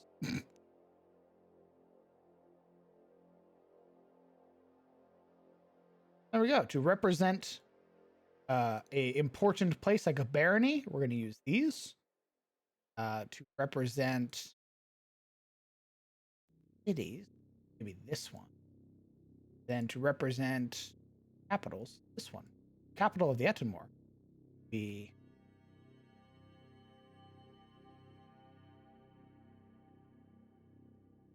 right there. Capital of the Etenmore.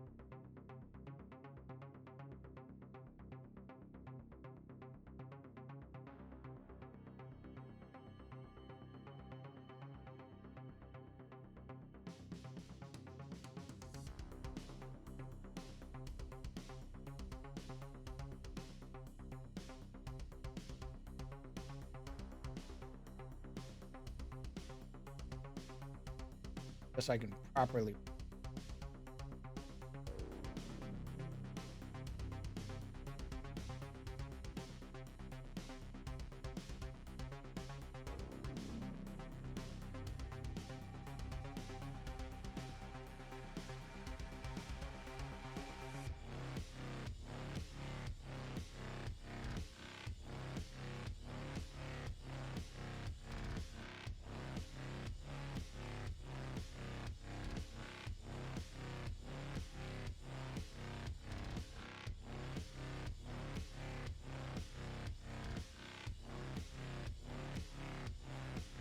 Have you ever run a city campaign? I have not.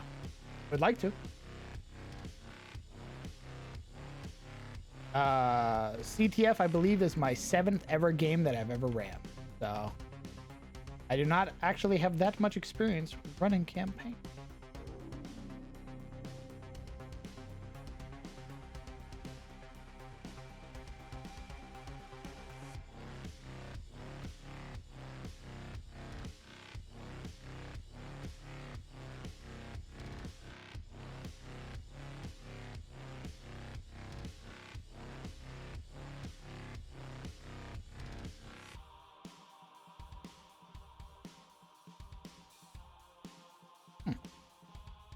I'm glad you think so. I personally do not think like 7 games, at least to me. To me, 7 games isn't a lot, especially when I compare myself to a lot of other people. So.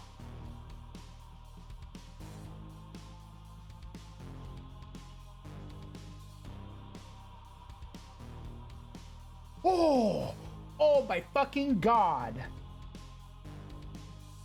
Forgotten Adventures is putting out orcs, baby. Holy shit. Oh my god. They look Just in time for the new continent. They look fucking awesome.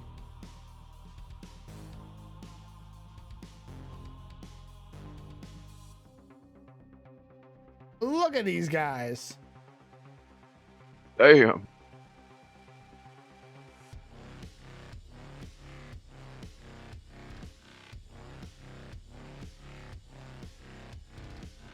These guys look fucking sick. God, I cannot wait for the orcs. Holy shit, they look awesome. Oh.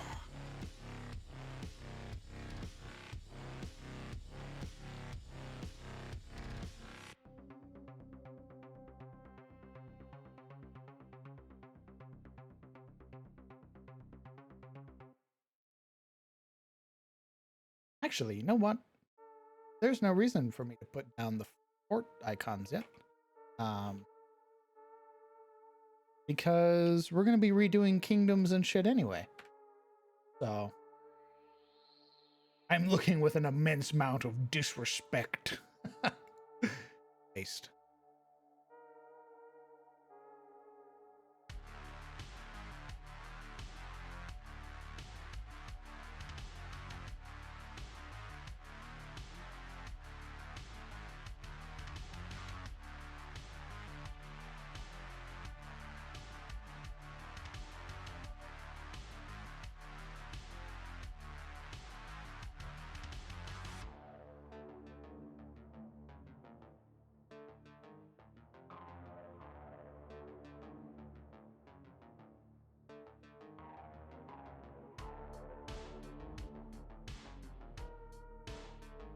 a cat who's stuck into my room.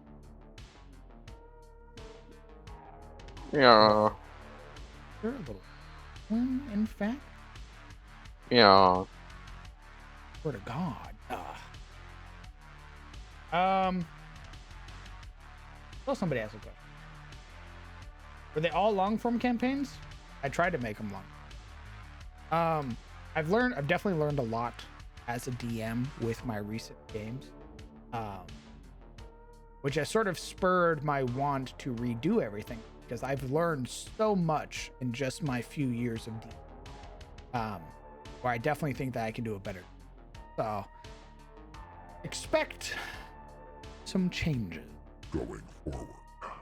Also, I'll be right back. I'm out of water.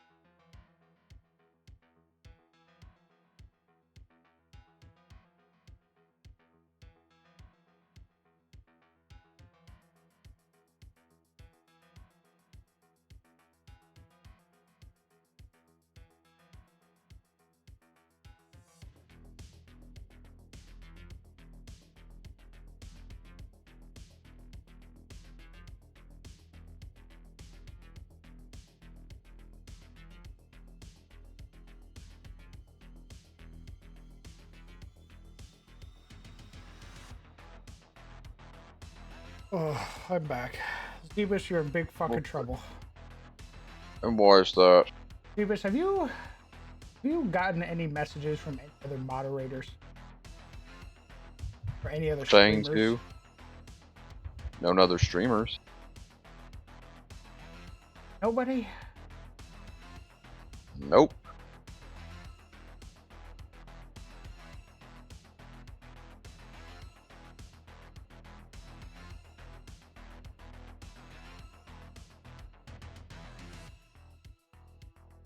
You are forgiven this one time.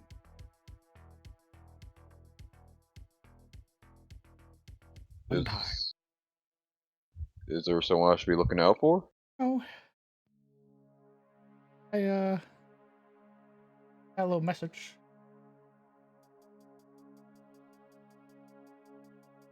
I got a message. I'll talk to you. You know what? Yeah, I'll talk to you after stream. Okay. You mother. I'm genuinely clueless. I don't know what's going on. About to be clueless. Bounce your head off the pavement. Well, then I can't mod for you anymore. Ah, ah.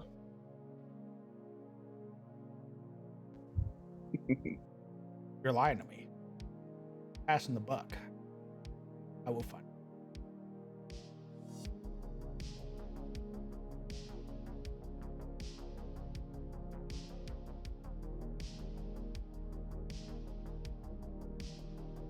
Will there be new races on Lobster Isle? I mean, there will be more opportunities for use more races.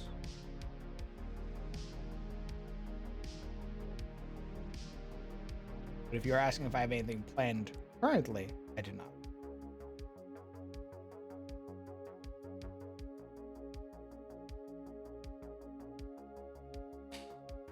I got a message a bit ago from a VT asking if I streamed. What's a VT?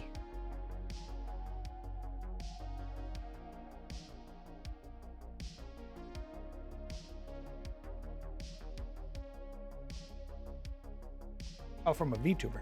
Gotcha.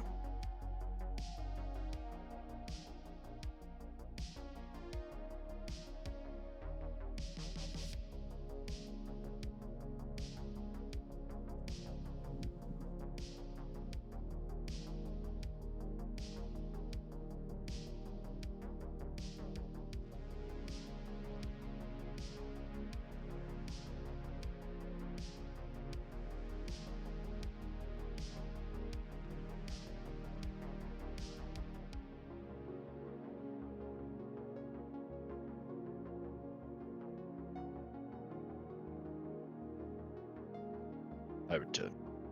Welcome. Welcome back. Sound upset. Just a little bewildered. Yeah. For reasons previously stated.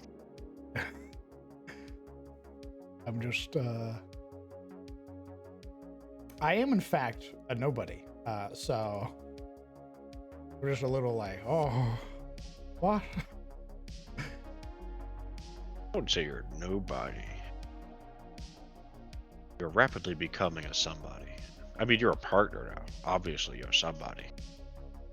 That's like new though. Like, I just earned that. That Yeah. brand new, baby. That's what partner gets you, baby. Suddenly, you're somebody. Something, I say. Spirits. Anyway, back to talent. Ooh, enough of all this. Back to reading.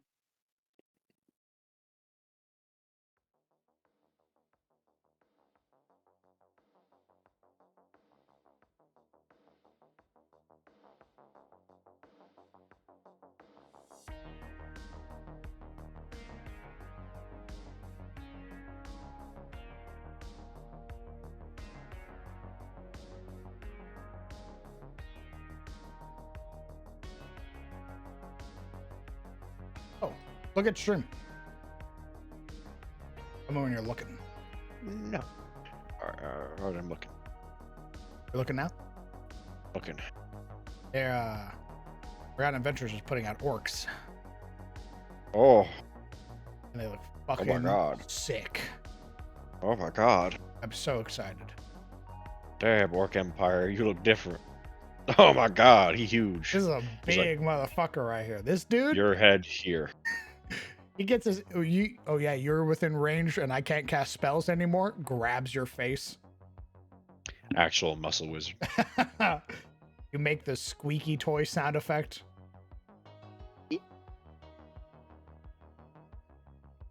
So excited. Waiting for it.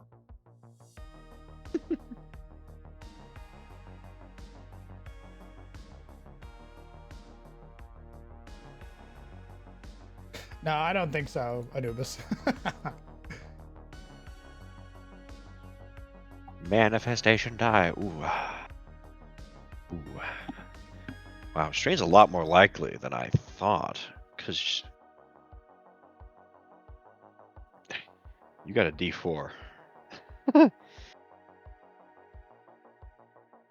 your strain is determined by the level of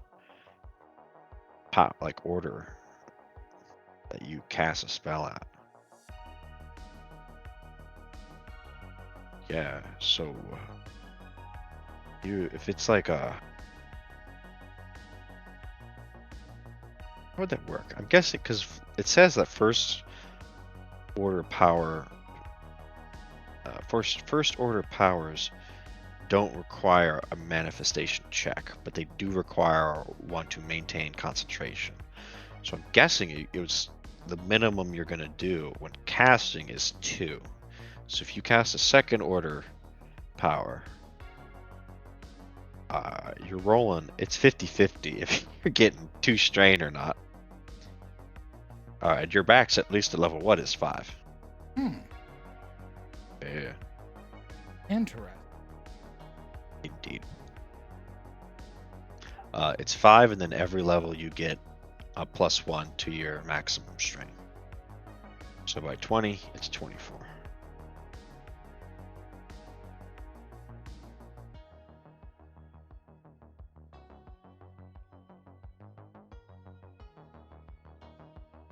Very interesting.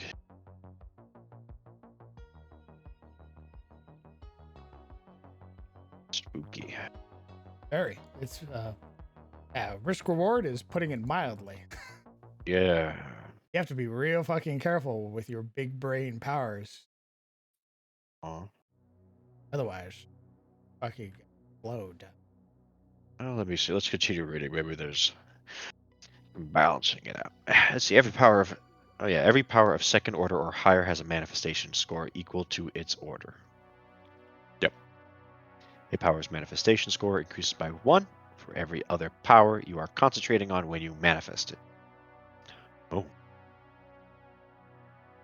For example, if you attempt to manifest a second order again while concentrating on apparition or caress of fire, the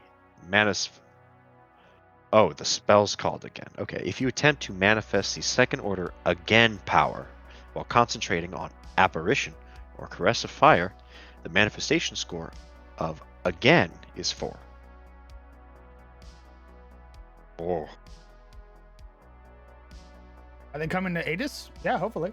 Oh. So the more stuff you're concentrating on, not only is it more risky to concentrate on more stuff, casting.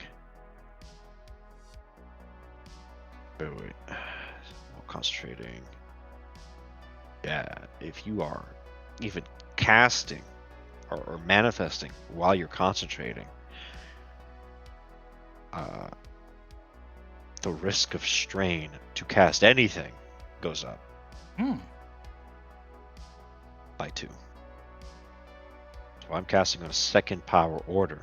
I'm doing like a second order spell. That second spell is 4. At level 1 basically guarantees you're going to get strain. One more time?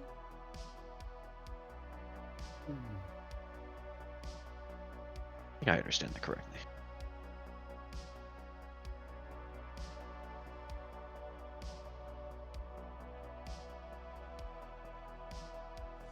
At first level, your manifestation die is a d4.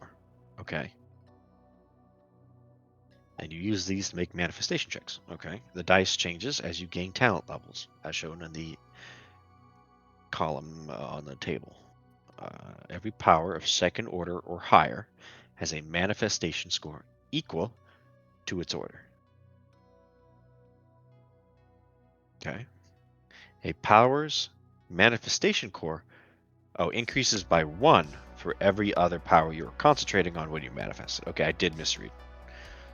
So if you're attempting to manifest a second order power while concentrating on any other spell, the manifestation score is 3. If you're concentrating on 2 things and you cast a second order power, it's 4. Okay. Whenever you manifest a power of second order or higher, you must make a manifestation check at the end of the power's manifestation time.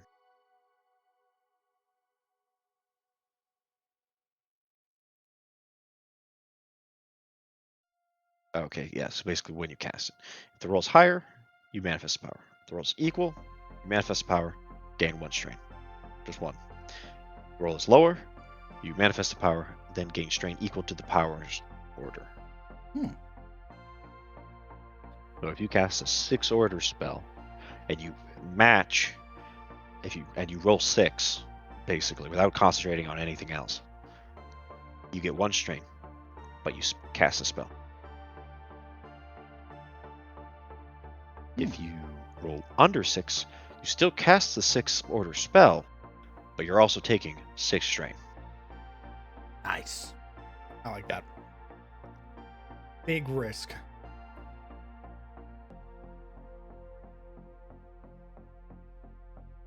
Cater. Thank you very much for the 2 months, brother. Incredibly kind of you. Random subversary question. Would you ever play a druid and be the mount for a cavalier fighter? Or maybe the other way around? Yeah, that sounds fun. Somebody was like, I want to do that. Sure, why not? How does this look, by the way, guys?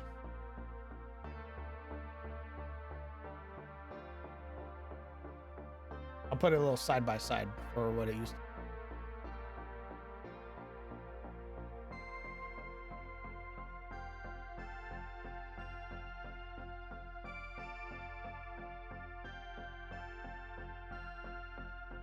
Here they are, side by side.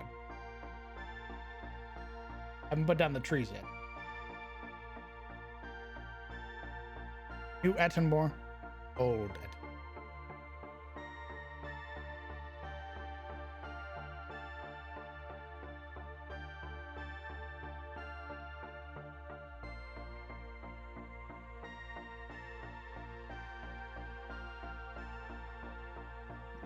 I think they look good. I think I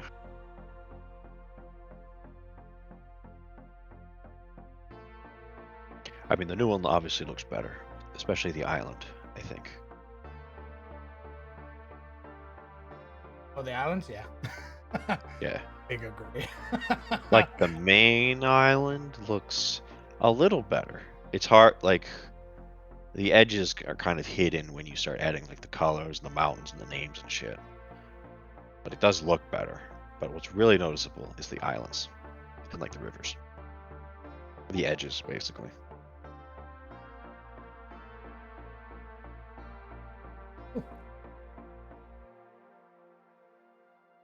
Yeah, eventually I'm tentative on using these, but this would sort of be like the little signifier for a barony. Crown.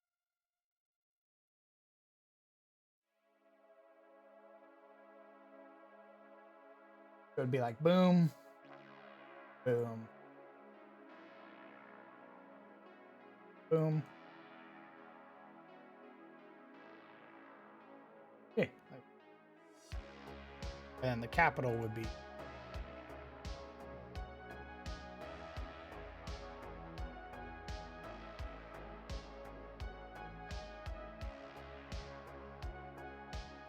something. Pull you away. Whoa, wait up! I scurry back like a rat to my pages in the corner of the room. It's not snow. I haven't done the coloring yet. Don't worry. I'm We'll Hey, wait a assuming minute. That's my bit. Back off, rat. There's my paper. These would be the icons I'm using. Okay, I'm assuming the little spike there is like the capital. Indeed, the capital of the. I like that.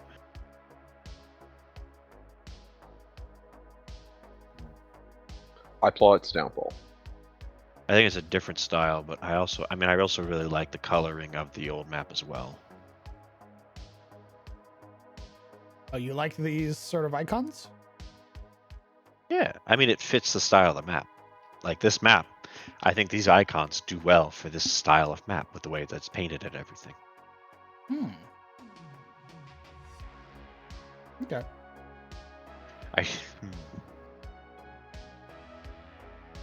I don't know if I like the other ones more.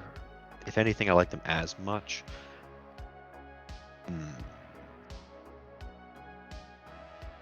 I suppose they are more noticeable on the left ones. But the other ones kind of sort of fit the rest of the map's theme, because like all the mountains and hills and stuff, and trees are sort of these outlines of mountains and hills and trees, and so the icons also kind of follow that same theme. That makes sense. Okay. Maybe we'll save it for something else then. I think it could work if you plan on changing the coloration of the new map. How so? If you plan on making the map warmer, maybe those solid icons could work. Hmm. Or I mean, we could beige do brown-ish, maybe. do something.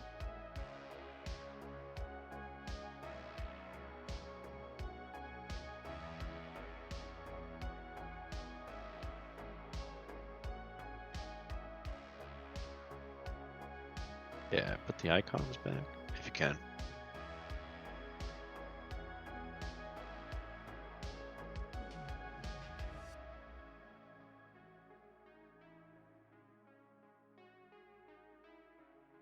I'll even I'll grab one of the old icons and put it beside it.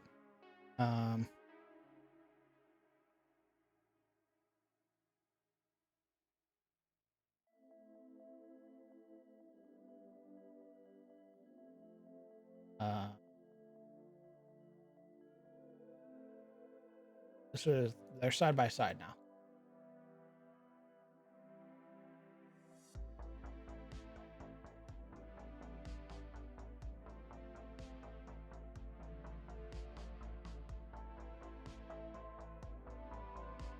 Ooh, I think I like the old ones better because it's. Yeah, I think I like the old one better. This one?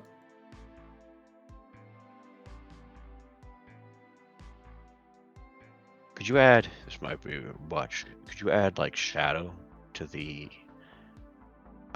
new one? So it looks like it's sticking actually off the ground. Yeah. Should be able to. That might help. Make it look like it's like a chess piece on those like big maps you see in like movies.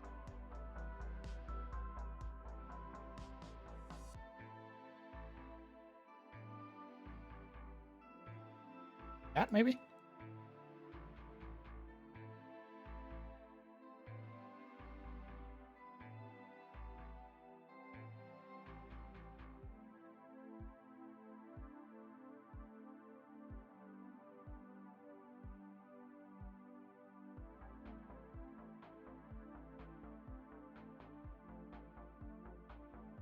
Maybe. Do you know how you shadow trees?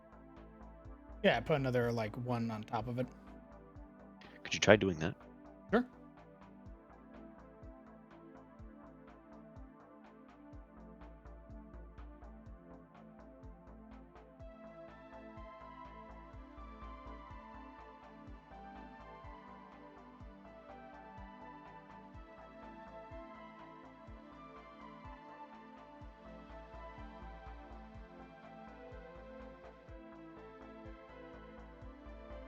Something like that.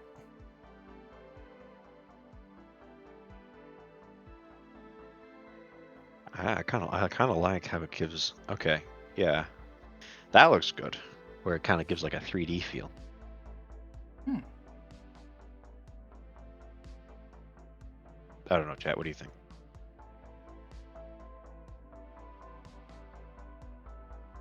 Is it going to use that new MCDM class? Maybe.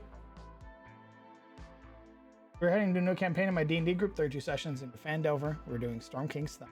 Ooh. Best of luck. I put something in media. If it's a video, I'll have to watch it. Yeah, I'll watch it after stream.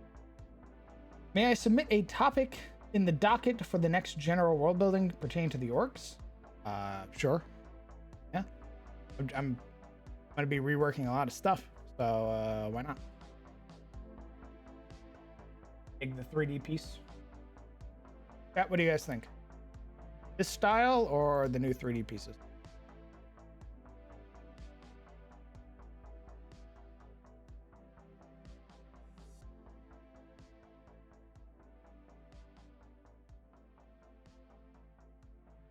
Well, maybe we just save this piece as the only 3D piece we use to like really punch home the idea of a capital.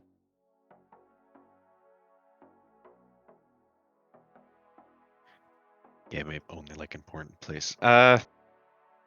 Maybe. It looks neat. It is a lot of work compared to just slapping an icon down.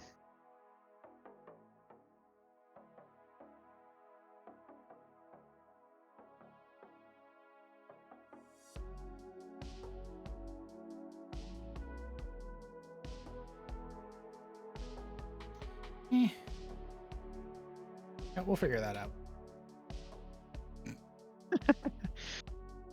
You might want to put the name on top to see how it looks with the name.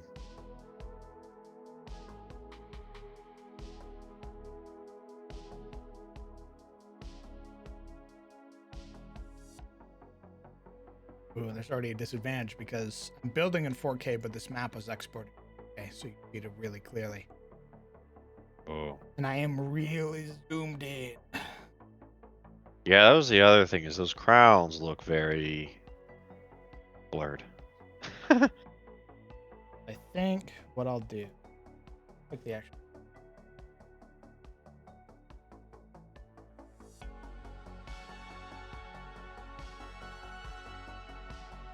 Pretty pieces seem fun, like a war map where commanders put in tax. What did I do for? Which ones did I?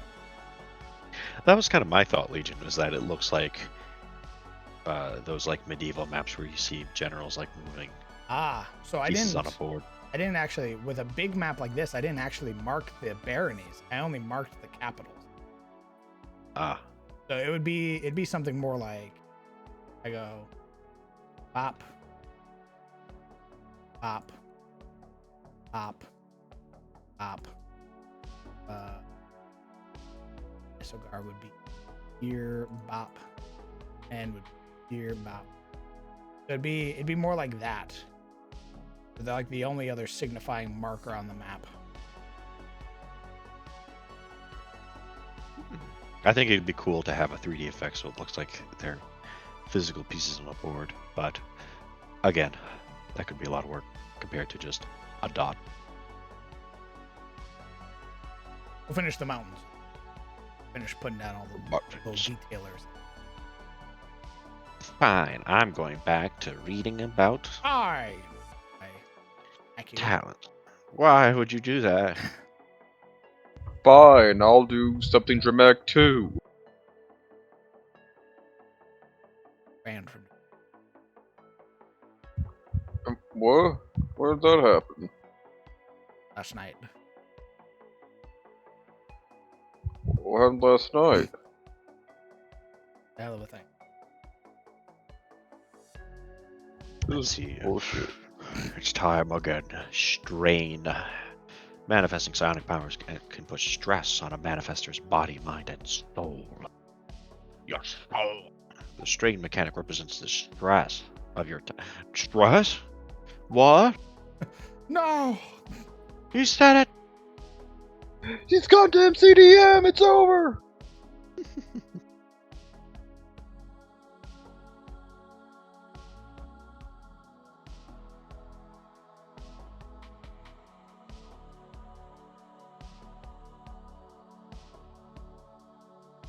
Someone say Shraz? Frothing.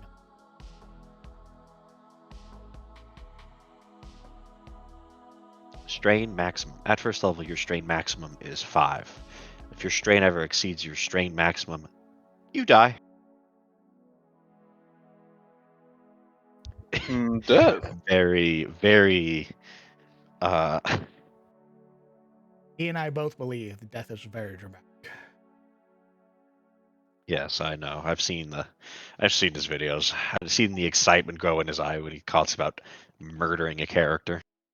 The like, like the sort of like, even though he couches it in his tone as like it's very sad and pitiful, you can see the hunger in his eyes and his body get all like do that thing that it does where like he like jitters in excitement.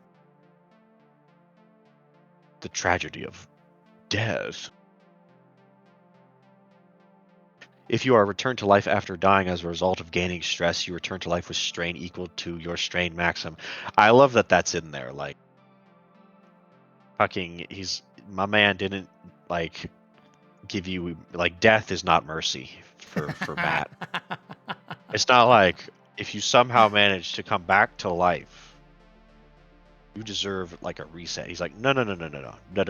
I don't care if you get a new body. All right, your brain thumping. How That cruel. Oh, my Zealot Barbarian Mystic multi-class build. Ready to fall apart at a moment's notice. My man's like, yeah, you're revived, but also fuck you. Holy shit. I don't think I've ever seen like a class that talks about like post-mortem effects.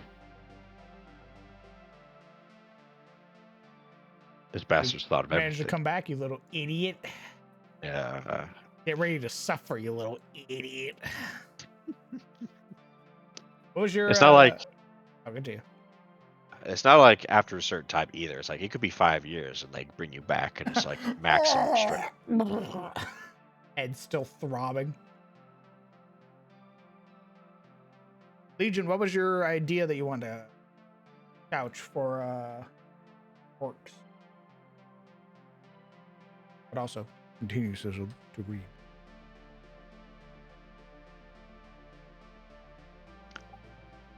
Yes, my lord. Your strain maximum increases as you gain talent levels, as shown in the strain maximum column of the talent table. Gaining strain. Strain can manifest in 3 different ways for a talente. When you gain body strain, your physical prowess is depleted. Your cock gone. When you gain mind strain, your mental fortitude weakens. Your balls gone. When you gain soul strain, your connection to self and reality weakens. Your prostate gone. Oh my god. Whenever you gain strain, you choose which type of strain it is and how much strain is applied as that type. For example, if you gain 3 strain while manifesting a 3rd order power, you can choose to gain all 3 strain in body, mind, or soul. You can gain 2 strain in body and 1 in mind, or you can get 1 strain in each, and so forth.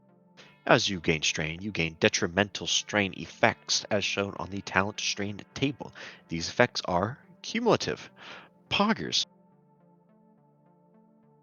For instance, if you have 3 body strain, you have disadvantage on strength and dex checks, and your speed is halved. Ouch. Ouch. Your body just withering. It's honestly, it's very extreme, but I can't see WotC doing it to this degree.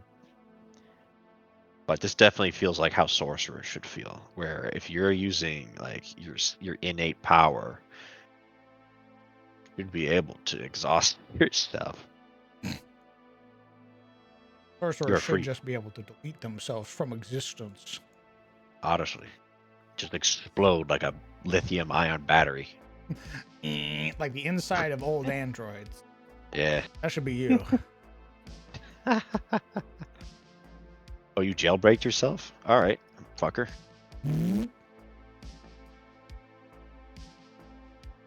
Morlings are widespread? Yes, they are planet-wide. Much like how Faerun has orcs and goblins as the main threat, Morlings are the main threat.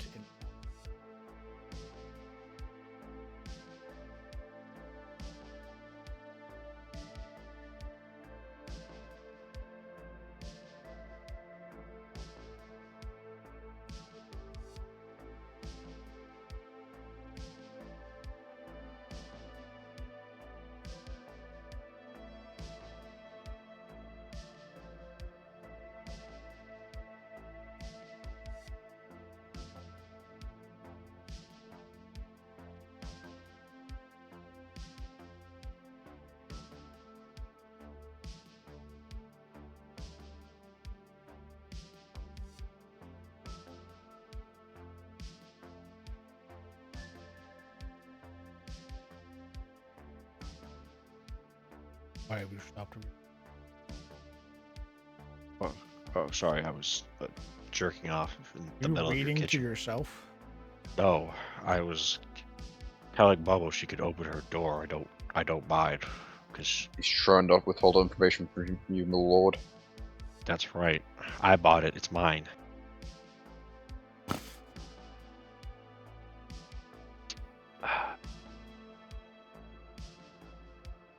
As you gain strain, you gain detrimental strain effects as shown on the talent strain table. We've gone over that already. It's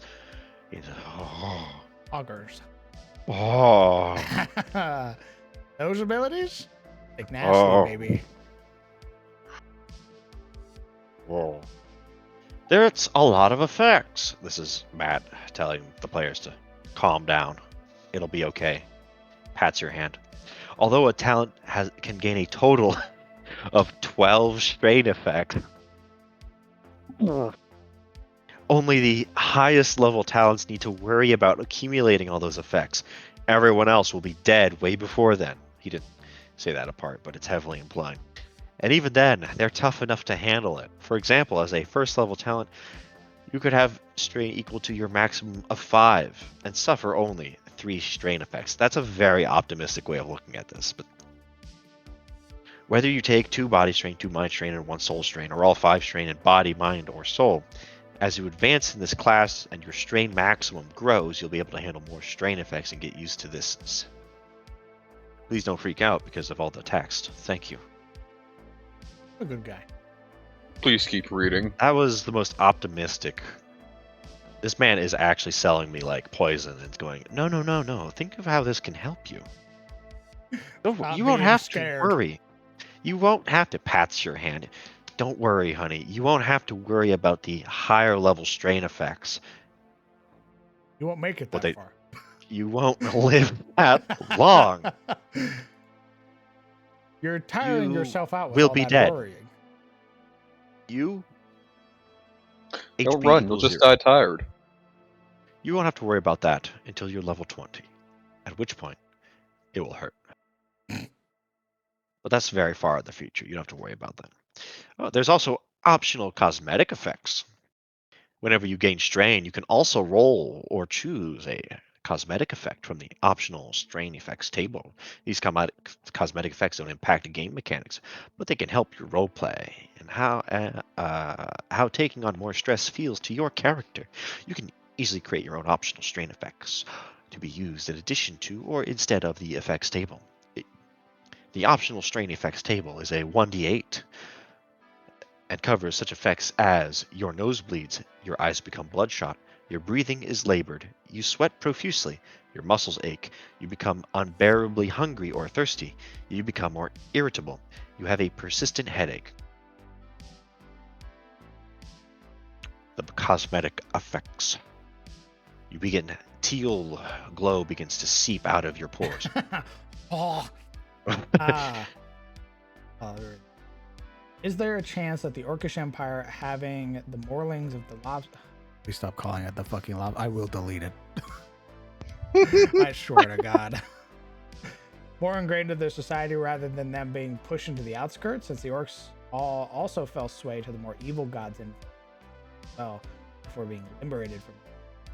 So lobster Orlings are more free from Warren's heroes. Oh, I don't know how I feel about that. I'll think about it. I sort of like the pockets of Morlings that are free to be a rarity. They sort of stick out more. A whole continent of them sort of, I feel, they get loose.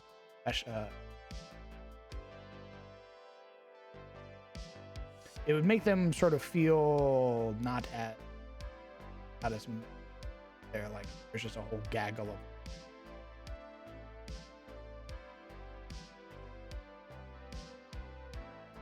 I'll think about it, Legion. Can you drop that in a showcase for me so I don't forget? Continue. Yes, my lord.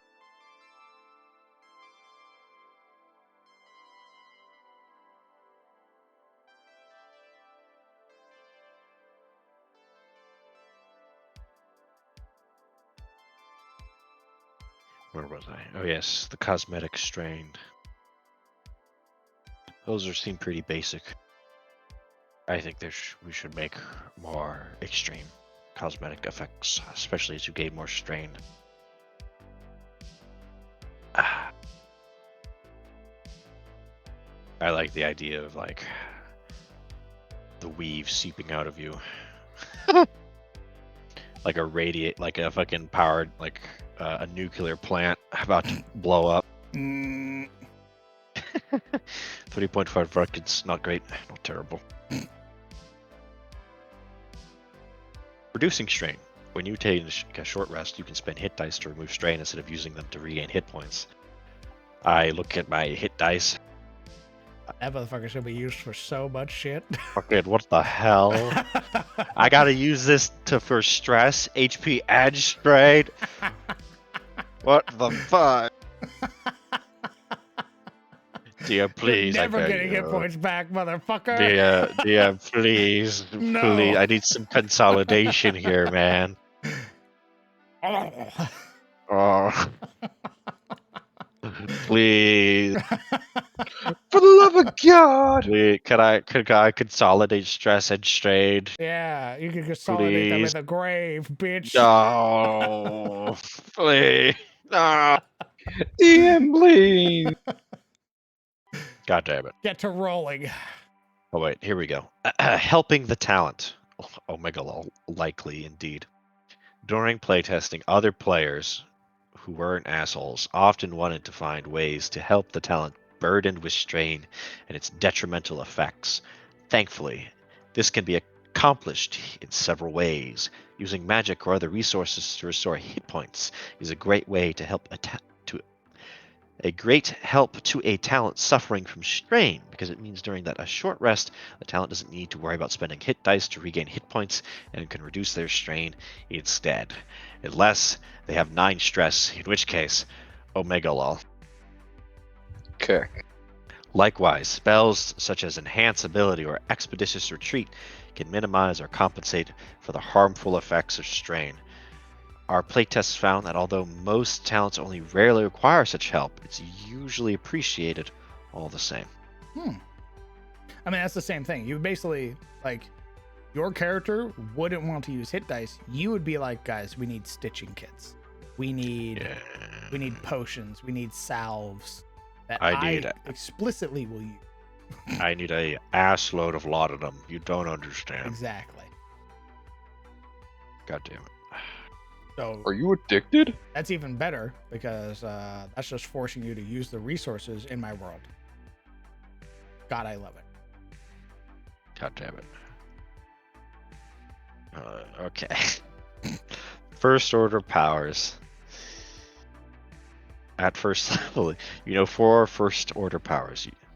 You learn additional first order powers of your choice at higher levels, as shown on the talent table. Manifesting first order powers doesn't require a manifestation test. At first level, you also know 2 second order powers, which are the highest order powers you can manifest. When you reach certain levels of this class, you can manifest powers of higher orders. Third order powers at 5th level, 4th order powers at 9th level, 5th order powers at 13th level, and 6th order powers at 17th level. I believe 6 is the highest. Correct. I believe. There are, Oh, actually, I have the book open. Hold on. I'm there are holding. many powers to the dark side that the Jedi would not tell you. Is there a way Is to it protect possible to him? learn such power? Not through the Jedi. Go to Says the talent. Holothek. What? Holothek has. The wall. Oh, Liquefy is a third order power. Oh my. And so is Piscine Transformation. So if you kill Ithurath, the CR-16 solo, you will get 2 third order powers. Liquefy and Piscine Transformation. Oh.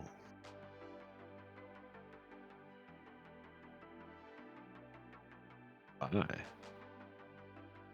But it only cost me half my party, who are now fish. I give them a thumbs up as I walk out with my new powers. They go blub. Voiceless Talker, Lord Sewell, who is the homie in charge. Lord Sewell is a CR-15 solo. He has nothing for it. You don't get any powers from him. Holy shit. That's funny. You get nothing. If you fight the Voiceless Talker Artillerist, which is a CR-10 artillery, you can get Memory Thief, 5th order power.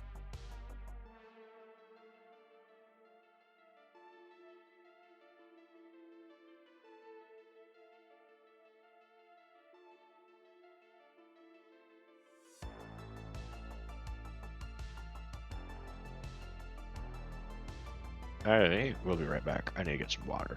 Alright. Alright. Oh, this talking.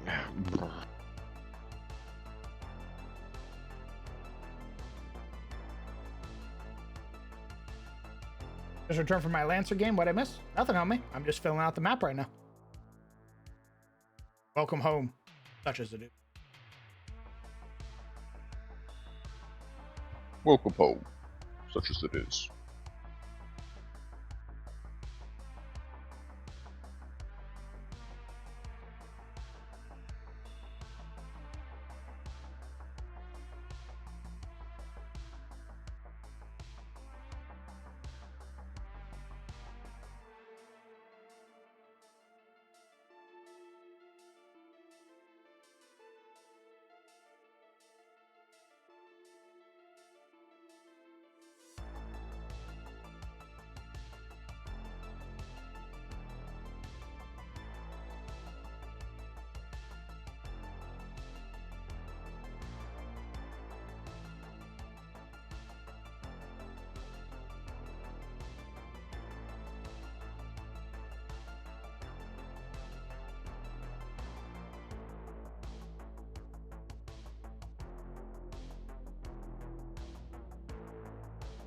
Tangerines, welcome. How's it going, homie? Have a turn. Welcome back.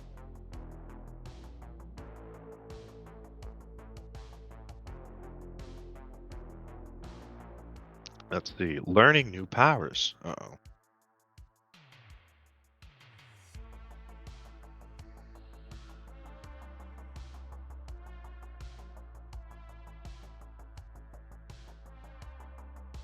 At first level, you can learn only second order powers, but can manifest first order and second order powers. But as you increase in level, there is no limit to the number of powers of second order or higher that you can learn. Whenever you are able to manifest powers of a particular order, you can learn powers of that order. Wait, what? Whenever you are able to manifest powers of a particular order, you can learn powers of that order. Oh, okay.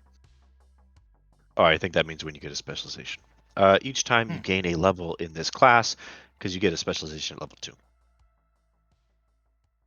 You can learn one new power of any order between second and the highest order of power you can manifest. Additionally, when you gain a level in this class, you can choose one of the powers you already know and replace it with another power of the same order or lower, minimum second order. They're emphasizing a lot that you can't learn new first order powers, which is interesting.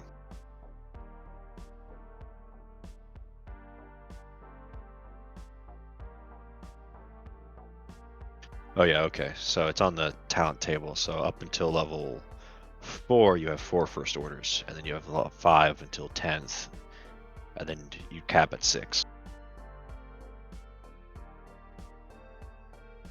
You have 6 semi cantrips.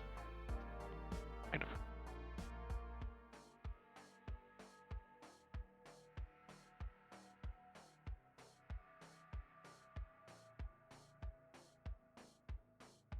You can choose one of the powers you already know and replace it with another. Learning from others. Whenever another creature you can see within 30 feet of you manifests a psionic power of second order or higher, and that power is one you can learn and don't already know, you can use a reaction to roll your manifestation die.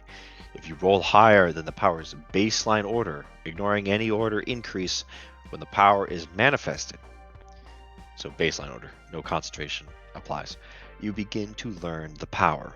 If you roll lower than the power's baseline order, you fail to learn the power and can't attempt to do so again until you learn a long rest.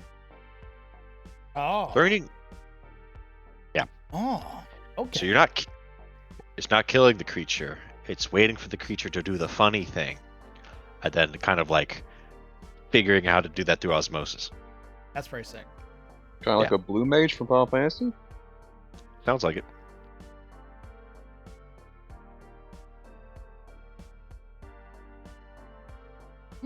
So in a way, it's just as effective to, I won't say join the mind flayers, but to talk and even maybe assist the mind flayers for your new spells as it is to eliminate them. Yeah, I think you might actually benefit more from just talking to them and making friends. Yeah. Because you can be like, hey, show me how to do that, and I'll do this thing for you. And that way, if you fail the first time, you get more than one opportunity. Whereas you attack them, you get one shot, and then either you're dead or they are. Unless you, I don't know, fucking have them do the funny thing, run away, then come back, and you're like, I'm ready to learn this time, motherfucker. Fight me again. Do that thing you did. Slower this time. Melts your brain this time. Wait. 6 strain.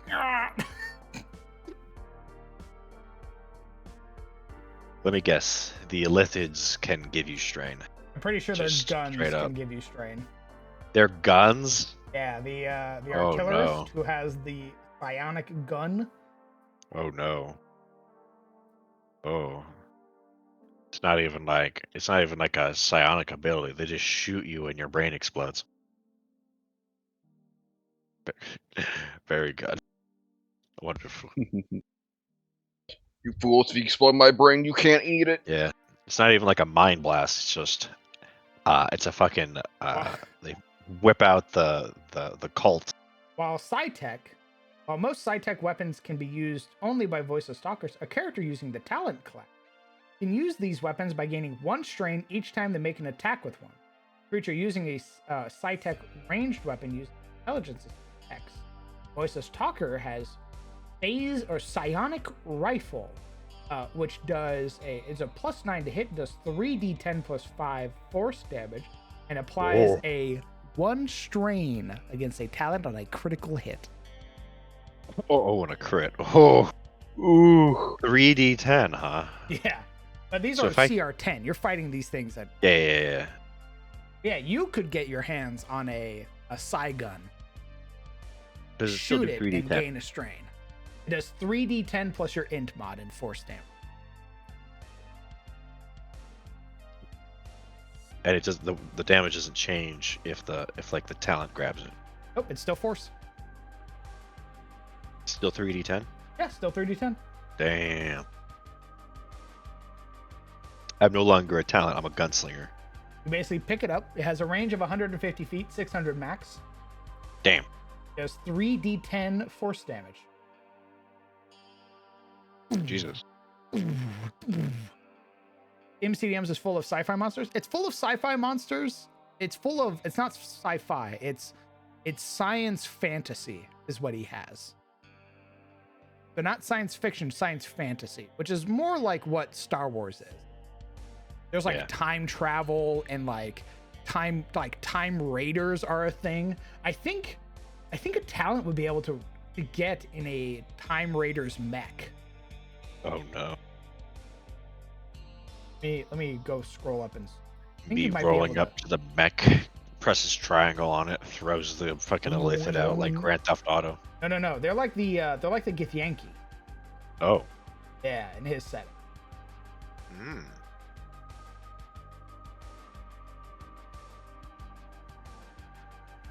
Yeah, Time Raider Vertic. Hey, look. Fucking sick. Let me show you a picture of a Time Raider Vertic. Okay. Hey, you want to be a talent, motherfucker? This is what's coming for you. Weird what I can pilot, right? We want your brain. Oh. Behold, a Vertex. Jesus. Oh, right. Yeah, we've seen. Yeah, these are the Githyanki. They roll up. They're like, we're here to kill Elithids, baby. This is a Time Raider Vertex. His fucking magic ice cream machine gun. Oh my god. Damn, my man literally out here like fucking Warhammer. Actual Tau. It's really fucking mech. the fucking plume. Like not necessary, but the plume really does give it like a Warhammer feel. It really does. Huge bulky shoulders. The fucking plume. All it's you missing can is the get- bunny hat. You can get Invigorated March, a third order power from this. Or I can get my face crushed in. You will get your face crushed. Small price to pay. Thousands of years ago, the Sinliri, a powerful species of evil psionic aberrations, created Dronzoi as soldiers. Like their Sinliri foes, Time Raiders travel on mine ships and wield psionic weapons. Only Time Raiders can use psionic weapons that they wield in combat. On the other hand, it can be really fun for a player to have their character brandish a blaster, serrated saber, or golden scythe. Creatures outside of time. They are from the Sea of Stars. They wage war against all psionics. On all of them? All of them, baby. If I'm reading this right. Oh, they don't like me. Ooh, they look really cool. It's a shame too, because they look like the good guy faction based on their tech. But not for me. Everyone else, they're cool. Love them. Me, the talent. Uh-oh. It's the police. Time Raider encounters. Time Raiders are built to quickly get into a location, accomplish a task, and get out. Archons leave their foes dazed, making it difficult for enemies to chase the Time Raiders. Armingers knock foes prone and make their targets suffer disadvantage on attack rolls, so allies provoking opportunity attacks have a lower risk of taking damage as they move around the battlefield. The Nemesis can move through walls and teleport around the battlefield, while the Vertex excels at moving entire groups of allies with invigorated march and split space. Because Time Raiders are so mobile, they make perfect candidates for encounters that are more about than a fight to the last warrior. Time Raiders are excellent adversaries in encounters involving chases, robberies, and kidnapping. Uh-oh. So, are they technically like a good-ish aligned faction? Or are they like Githyanki, where they're fighting evil, but they're also not like the best themselves? Time Raider pirates plunder traveling vessels, allowing just enough of the crew to survive so the ship can make it back home as a warning. Huron Zoe pirate captains often remind their crews, leave the sheep alive. Next year, they'll return with a new coat of wool for us to shear. Oh. These Okay, well- particular ones are pirates. They're, Yeah. You don't get to meet the main faction, you're meeting a sub-faction, basically. Ah, okay. You're meeting the bad boys. Yeah. Oh, okay. Gotcha. Good. Ooh, phase. First day, one a day, fourth order power concentrate. For 1 minute, the Nemesis can move through other creatures and objects as if they were difficult terrain. The Nemesis takes 1d10 force damage if they end their turn inside an object. If this power ends while the Nemesis is inside an object, they are shunted out of the object to the nearest unoccupied space of their choice. That is a order power that you can learn from this. He is a Need the talent. CR8 skirmisher. Guys, you don't understand. We have to fight the scary stuff. Like it's for me. Do it for me. It is literally for you. I don't know, man. We should probably avoid the fucking Illithids and phase monsters. A time warrior Ooh. pirates. Hey. Goes amok. Bonus action. Shockwave, second order power. Oh. A psionic shockwave emanates from Gozamok. Each creature of his choice within 15 feet must succeed on a DC 25 strength saving throw, or take 4d10 force damage, and be pushed up to 20 feet away directly away from him. That's a power you can get from the... That's ER30 solo.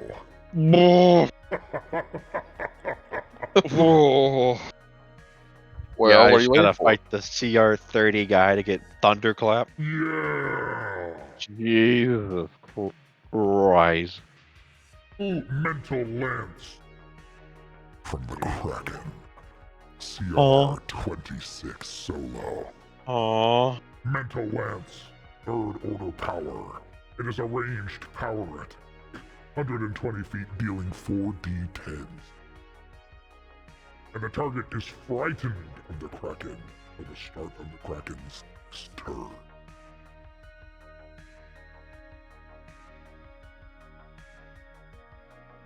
What do you think? Ooh, that's spicy. That's also gonna take a while. Wow. It's gonna take a We're little gonna fight bit. at first level, baby. Baby, You only have to baby. see it, remember? No, I have to see it cast the ability. Yeah, so you just have to watch one of your friends explode. Oh, you're so right. The Kraken rolls up on a neighboring ship. Fucking talent. Give me the fucking, give me the telescope. I gotta see. As a guy just gets fucking obliterated mentally. Enhanced. Save me, hero. Fucking, he's on a telescope. Oh yeah. Yeah, Just cast stay that still, power. bad. Oh my fucking god. You Oh, I'm almost there. Come on, cast it. It is unfortunate you do have to be within 30 feet, so Ooh. Get real It's gonna close. be- it's gonna be a little difficult to see the guy use the thunderclap fucking psionic power without also getting thunder myself. A learning experience for the ages. Pull So me that's in what- closer. That's its bonus action. Oh my god. Yay. What? Oh. Ooh. Let's see. The learning new powers table shows how long it takes to learn a new power you have successfully observed. You will spend an hour doing nothing but practicing the power each day of the learning period, and you can't attempt to learn any other new powers during that time. This 1 hour period of practice can be undertaken as a short rest. If you fail to spend 1 hour each day on the learning period studying the power, Or if you begin to learn a different power before learning the period is over, you must successfully observe the power once more before trying to learn it this way again. So, Makes a sense. second order takes 1 day, a third order takes 4 days, a fourth order takes 8 days, a fifth order takes 12 days, a sixth order takes 16 days. I love that. I love everything Thumbs about up. that. Yeah, Because that's downtime, baby. basically. You come out of that downtime with a fucking brand new power, dog? Yeah. That's sick as fuck. Yeah. You roll up to the party, hey guys, watch me do this. And fucking Well, it's- bend space and time. It's also nice because it's only 1 hour a day, so you can do You're other not stuff. committing your whole you're not committing the whole 24 hours. You're committing an Yeah. hour out of your otherwise time. You could be doing that and learning a new proficiency at the same Yeah. time. That's fucking sick. Yeah. And that more. Well, that's all all coming from our first level talent feature, psionic powers. That was it. That was the whole thing. That's our spell. That's our spell casting. Next, we get strain to maintain, the other first level talent feature. Whenever you fail a con saving throw to maintain concentration on one or more powers you gain from this class, you can gain strain to keep all the powers you're concentrating on active. The strain is equal to the sum of the order of those powers. That's the feat that you get. We've already gone over that. Psionic specialization, second level talent feature. You choose a psionic specialization based on the speciality that is the focus of your academy. Each specialization, chronopath, metamorph, pyrokinetic, resopath, telekinetic, or telepath, grants you unique features that reflect your training. Alternatively, if your character is eschewed, has eschewed the focused training of an academy, you can choose the maverick specialization. Oh my. Hedge wizard is a subclass. All right, Yuria. Get ready, baby. The I don't go to school, DM, I'm homeschooled subclass. I blew up my maid's head. Ooh, Xavier really wants to know my location.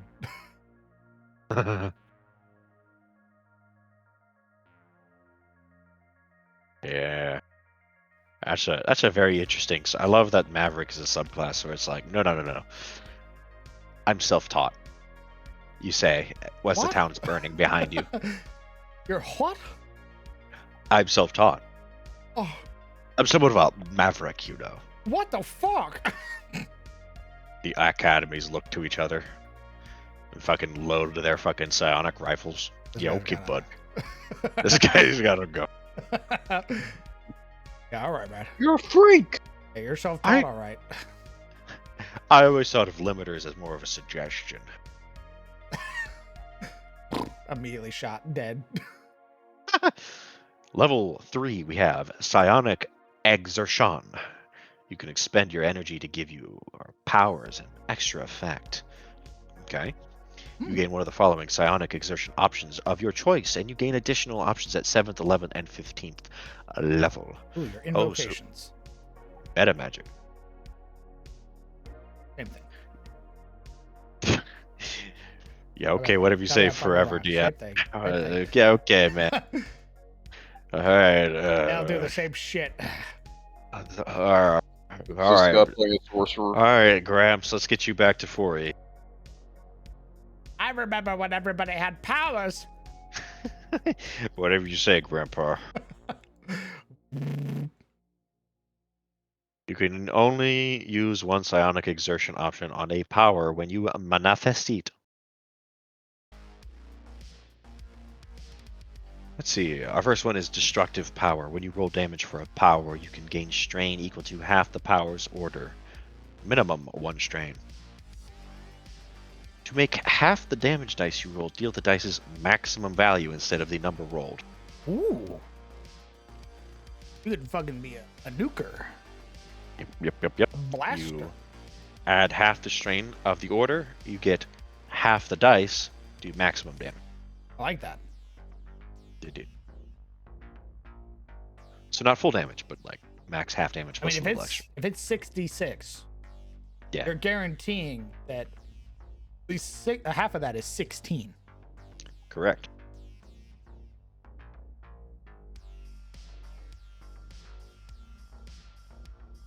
Says when you roll damage. Okay, so yeah, after you roll. Or is it before? It says when you roll. I'm assuming that means you roll and then decide. I imagine it's like, ooh. I don't know if you can do it. Might be like, I haven't done that yet. Yeah. Where I'm like, ooh, I'm gonna turn this into. I think I have to yell it before. That sounds like you can hit. Like you can throw it out and then be like, I'm maximizing the damage. You hit 3 ones, and you're like, ooh, let me take a strain, DM. Yeah. Read it again. When you roll damage for a power, you can gain strain equal to half the power's order. To make half the damage dice you roll deal the dice is maximum value. Yeah. Instead of the number rolled. I'm reading that as you cast it out. Yeah. And then you go, oh shit, I rolled 3 ones. Ooh, yeah. I'm going to exert my power on this, take some strain, and then maximize that minimum damage to 16. Right. Especially since it says instead of the number roll, that would suggest you know what the number is, I think. Dynamic power. When a medium or smaller creature is hit by an attack roll for a power you manifest or fails a saving throw against a power you manifest, you can gain 2 strain to move the target up to 15 feet in any direction or knock them prone. Oh. You can gain 3 strain to affect a large creature with this ionic exertion option, or 4 strain to affect a huge creature. You're lifting up the Tarrasque. Fucking point at the giant fall. Nose begins to bleed. I love that. God, I love this fucking risk. I love this slot machine. This kid. Oh. Expanded power. After you make a manifestation test to manifest a power that creates an area of effect, you can gain strain equal to the power's order to double all dimensions of the area of effect. Oh, my fireball, instead of being a 20-foot sphere, is now a 40-foot sphere. Correct. You cast your 6th order spell. You take 6 strain, and you have a duke. I'm covering the battlefield. I will not miss. Ooh, oh my god, you're rusty. I look to the rest of my companions. Make it count as I fucking explode. Evade this, you damn rogue. Watch out for friendly fire. The Kuatoa that you were fighting, his head fucking explodes. I will destroy every minion. God, I love that so much. There's a little blurb about starting at higher levels. We'll do that after I read through the powers. So there's a lot of these powers. Holy shit. Fascinating power. When a creature fails a saving throw against a power you manifest, you can activate the psionic exertion option if the creature has a challenge rating equal to or lower than your talent level. Just call the weak? I don't know. When a creature fails a saving throw against a power you manifest, you can activate the psionic exertion option. Okay, they fail a saving throw. You activate this. If a creature has a CR equal to or lower than your talent level, okay, or if its level is equal to or lower than your talent level, for creatures that don't have a challenge rating. Oh, if its level or CR rating is lower than your talent level. Okay. Okay. So if you're facing like a level 3 talent, right, and you're level 4 talent, you can do this. You gain 2 strength, and the target is charmed by you for 1 minute or until you or your companions do anything harmful to it. If the creature has a challenge rating or level higher than your talent level, you gain no strain, and the target is unaffected. A creature charmed in this way is friendly to you. When the condition ends for the target, they know they were charmed by you. Uh-oh. Smile. Notice You can't escape it. you can't, but notice. See, this is a combat charm person because it does not say anything about how they roll an advantage if they're fighting you. Key difference. Hmm. So you're in the middle of combat. Uh-oh. She's interesting. She's watching some spooky shit. Yeah. Same thing. Yeah. Continue.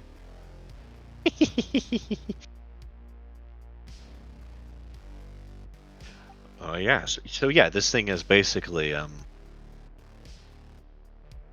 yeah, you gain 2 strain. And you can basically stun lock somebody you're fighting. Almost like a Tasha's hideous laughter without the laughing. Hmm. But first you gotta cast a power, which is interesting. So you cast a power and then you activate this.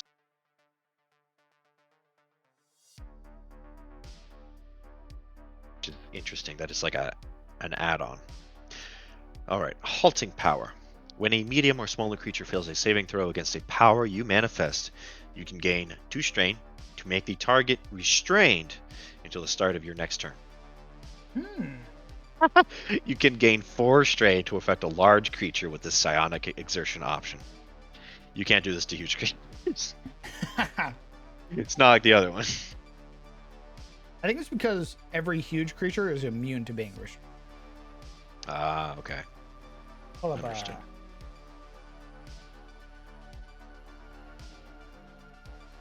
Oh. Does the player even know the CR of the creature? I think I think you would that's ask. entire. I think that depends on the DM. There is a blurb in here that says if the creature has a challenge rating or level higher than your talent level, you gain no strain and the target is unaffected. Basically, if you cast it and the DM decided not to tell you, and it's like, surprise, bitch, it's a CR 8, then there's a blurb in here that says nothing happens. Okay. So it's up to the DM, I guess. Because, I mean, yeah, it's going to be the DM to decide if they tell you or not. YOLO. Magnified power. If you make a manifestation test to manifest a power that has a duration of 1 minute or longer, you can gain 1 strain to double its duration to a maximum of 24 hours. Alternatively, after you make a manifestation check to manifest a power that has a range of 5 feet or greater, you can gain 1 strain to double the range of the power.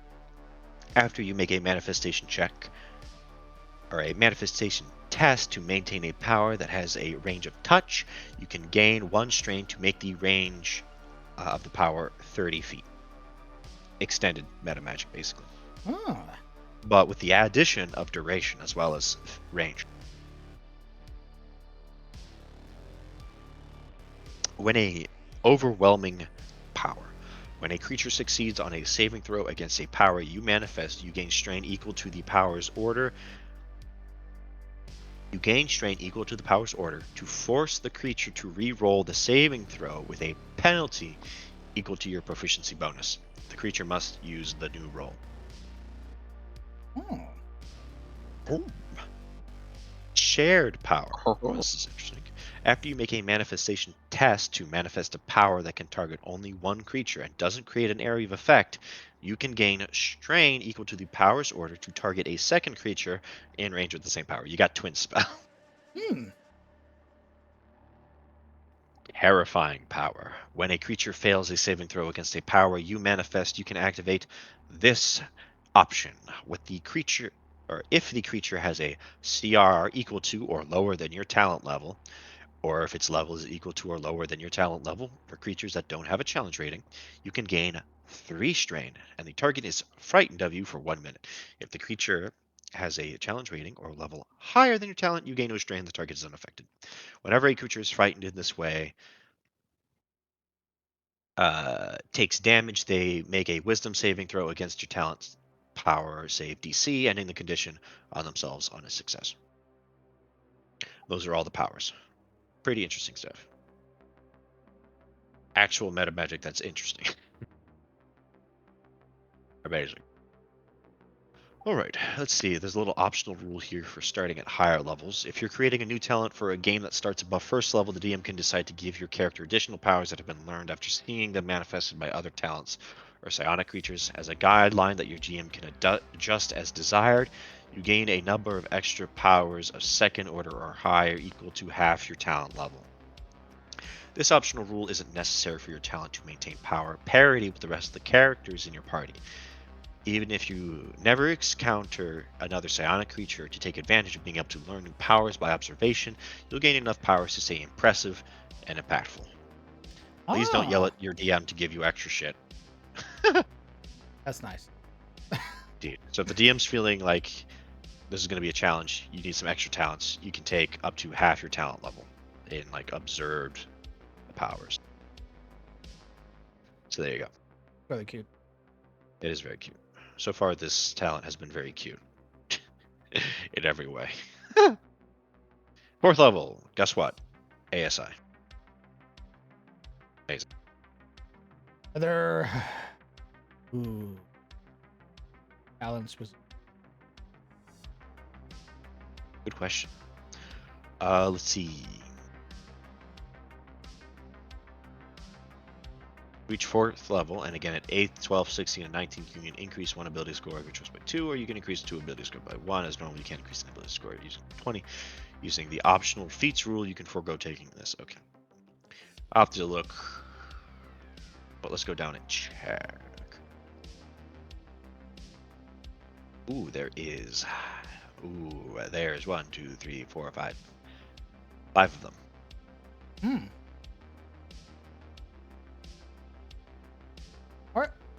What do you guys think of these islands compared to the mountain sizes? Is my scale lucky?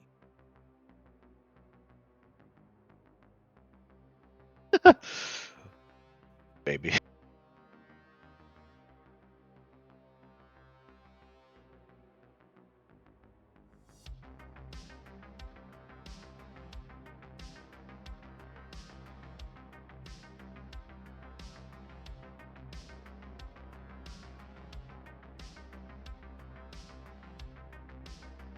I mean, technically, this is a world map. It doesn't necessarily have to be one-to-one. It's more to emphasize that this is where mountains are. I would think.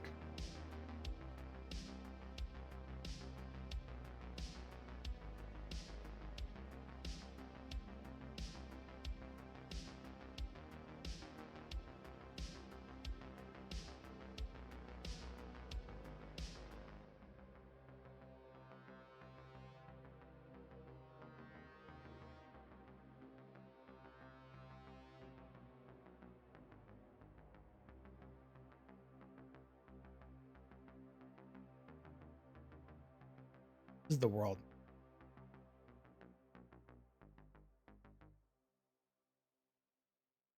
Dream was my.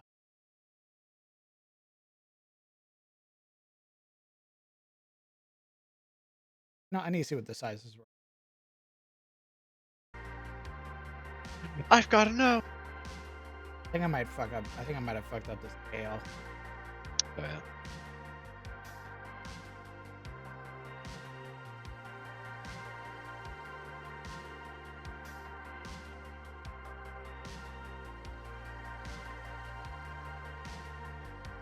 Mountains for like 2, 5. Oh, yeah. Well, you just started, so. Kind of. I can.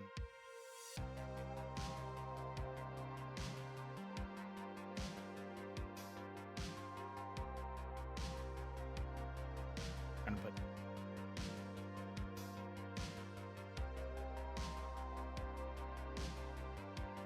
Just gonna grab.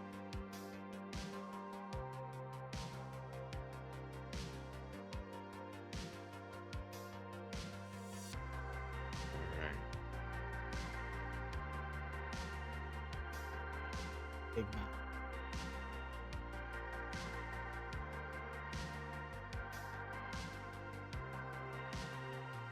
And again. Once again.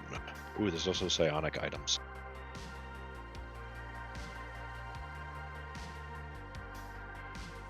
Let's see. Let's start with feats. There's 5 of them. We're on level 4. Let's see. First, we have augmented force. The first 3 have a prerequisite, which is the ability to manifest at least 1 power and gain strain. So those are the right. The other 2 do not require that.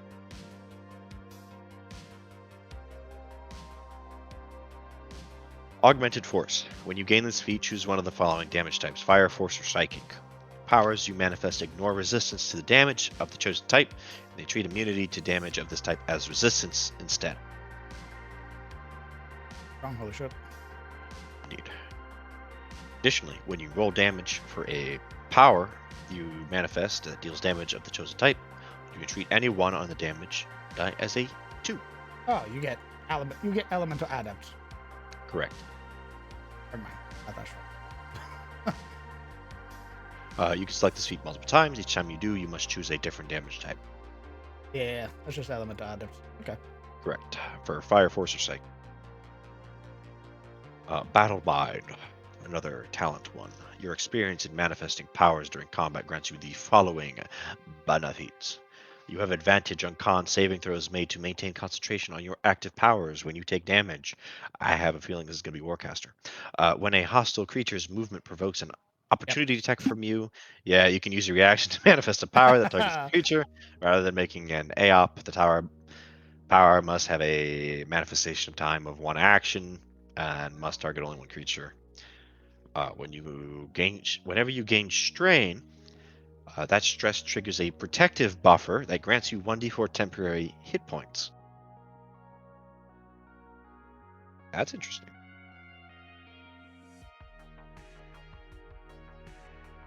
Anxiety is my shield. Better under pressure. You're able to turn the strain of body, mind, and soul into bursts of focused energy, tracked as pressure points. Whenever you gain strain, you also gain 1 pressure point for each strain you gain this way. Interesting. Thereafter, whenever you make an ability check, attack roll, or saving throw, you can spend up to 3 pressure points to add 1 to the roll for each point spent. You can wait until after you roll the d20 before deciding to spend pressure points. You lose all your pressure points once you finish a long rest. Interesting. Weaponize your strain.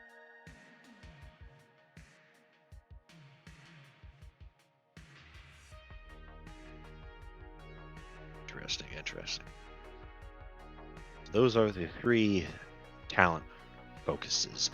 Then we have, guess what? Psionic Initiate. Much like Mage Initiate, you tap into the power of your mind, manifest powers, granting you the following benefits. You learn 2 first-order powers of your choice. You learn 1 second-order power of your choice and can manifest it at its lowest order without needing to make a manifestation check. Once you manifest this power using this feat, you can't do so again until you finish a short or long rest. Your manifestation ability for these powers is Intelligence, Wisdom, or Charisma, your choice.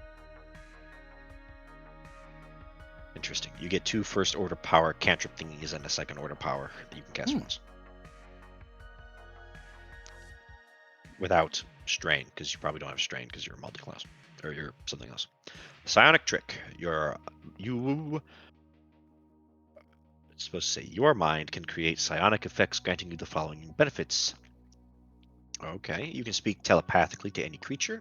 You can see within 60 feet of you that understands a language. Communication doesn't give the creature the ability to respond to you telepathically. You learn the Psionic Shift power. Your manifestation ability for this power is Intelligence, Wisdom, or Charisma. Your choice. I don't know what Psionic Shift does. Let's find out real quick. Where's powers? It's a first order power, Psionic Shift. 1 bonus action, range of 50 feet. Duration instantaneous. Choose 1 creature other than you that you can see within range and that isn't grappled or restrained. The target must succeed a strength saving throw or be moved 5 feet in a direction of your choice. The target can choose to fail the saving throw. Or an ally. Right. Or I guess a charmed creature. As a bonus action, you can choose a small or smaller mundane object that you can see within 30 feet of you that isn't being worn or carried by another creature. Then light that object on fire. The object takes 1d4 fire damage at the end of each of your turns until it is destroyed or until a creature uses an action or bonus action to put out the flames. Okay, so that's basically a little bit of telepathic and a little bit of telekinetic. The feats sort of mashed into one, and then giving like a little pyrokinetic ability. But you don't get the ASI. Mhm. That's neat. Those are the feats. Neat. Pretty. Nothing like insane, but they give the talent some options. So Indeed, gives you a little bit more flavor. okay.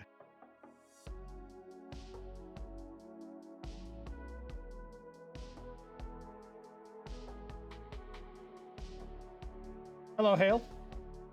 Yes, I am working on the features currently right now, making it a little bit more. All right. So level 4, you get that. Where's level 5? I sort of looked at the scale of everything and realized I had made shit a little too large. So I've sort of scaled it down again. It used to be like mountain was like, it's 23 right now. It used to be like 35. So side by side, massive fucking mountain.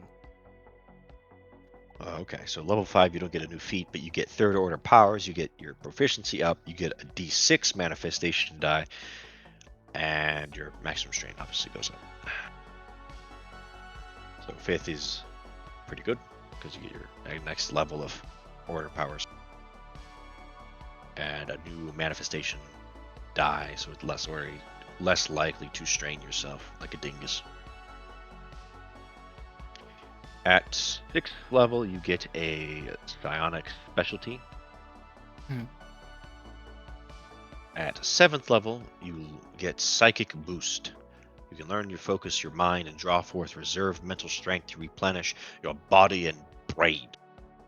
Not your spirit, though, you atheist.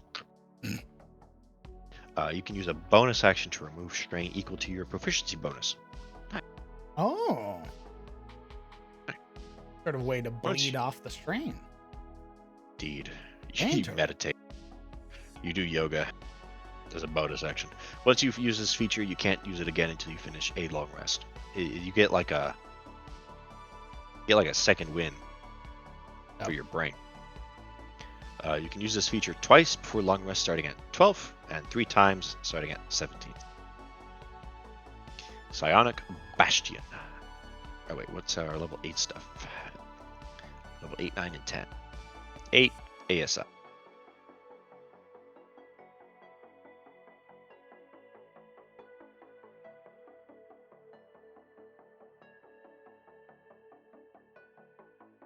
I mean, I know, Hale. I just want it to look nice. I want to be able to represent mountains on small little areas. So that, like, boom, mountain. Boom, another. It's all mountainous ranges. So like these mountains, right? Then you look up here and you go, oh shit, these are huge mountains. These things cover vast miles of land, how big they are.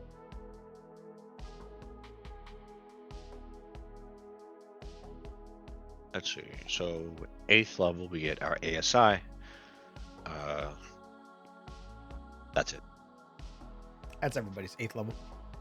Yeah. 9th level, your proficiency bonus +4. You get your 4th order powers. That's it. 10th level, you get another psionic specialization feature. That's it. 11th is when we get something called, we get our psionic exertion improvement and psionic bastion. You gain mastery over your mind and emotions. You can't be charmed or frightened, and magic or psionics can't put you to sleep. Additionally, you have resistance to psychic damage. Very neat. Yes. 12th level. ASI. Psychic boost. 2 use. 13th level. Proficiency bonus. 5th order powers. Our manifestation die becomes a D8.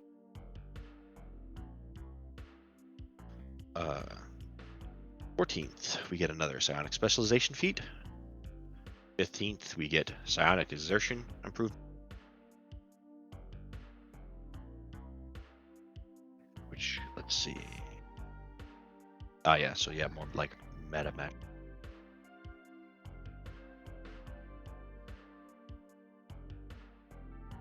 Let's see. 16th, another ASI. 17th, our 6th order powers are most powerful, and 3 uses of psychic boost. 18th, we get shielded mind. Your mind instinctively shields you from danger. You have advantage on int, wisdom, and charisma saving throws, and you are immune to powers, spells, and other supernatural effects that allow other creatures to read your thoughts, determine whether you are lying, know your alignment, or know your creature type. Additionally, creatures can telepathically communicate with you only if you allow Jesus. it. Level 18, baby. Was that 18? That's 18th level, yes. Oh, okay. I thought you said Yeah, yeah, 8th, and I was like, No. oh, fuck. No, there it no. is. No. 18th level is when you get advantage on int, wisdom, and charisma saving That's throws, totally and fine. you're immune. Exactly. Basically, That's when a you god at that point. exactly. It's when you expect to be a god. 19th level ASI. And then 20th is when we finally get ignore strain. Level 20 talent feature. You use your powers so frequently that your body has adapted to the strain put on them. You're fucking Professor X. You're crippled and broken, but you're big brain. Whenever you finish a long rest, choose body strain, mind strain, or soul strain. You ignore the effects of the chosen type of strain until you finish a long rest. Wow. Probably soul at that level. Yeah, at that level. Interesting that it's not, you don't ignore all, it's not like you just toss the mechanic in the trash, but it's nice that you can ignore at least one tree. Okay, basically nullify one of them. Yeah. That way it's still relevant. Right. Which means you can basically cap that to 8, because the maximum you can put into a specific tree is 8.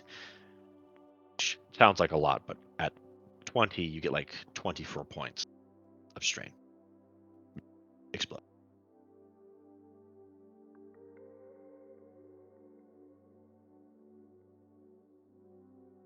And that's it. That's the basic talent. All of their bits, all of the basic rules of how they play,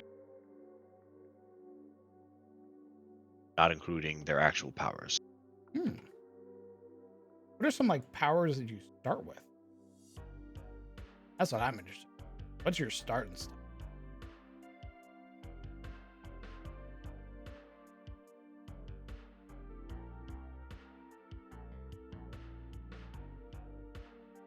God should wipe level 18s. I mean, gods don't have stats, so when I use the word God, it's mostly like hyperbolic, like it's not real. I'm just saying they're very strong. That's all.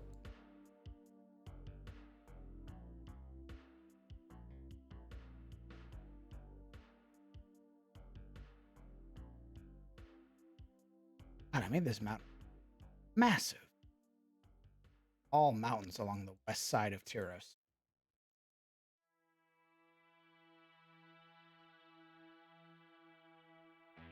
Yeah, I mean it sort of makes up the whole west coast, so that's fine.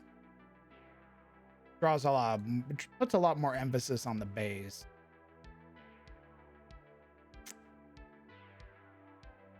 Talent as a whole feels like a whole magic system disguised as a class.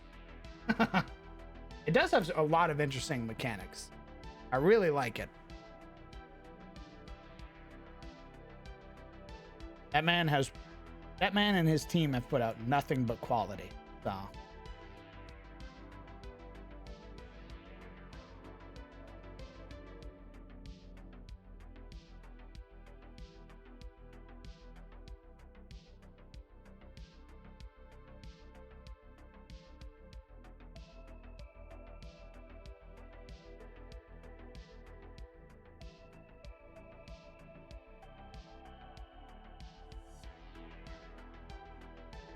Heroes, the mountain continent. Feels that way. I was looking at the CR charts lately. You know what DMs miss? CR charts are made for average non-cheating players. That is a very polarizing comment. Define cheating player.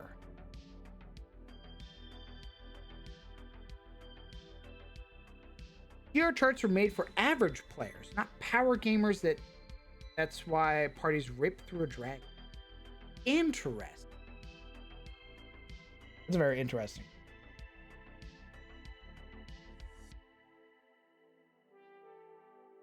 I wouldn't say I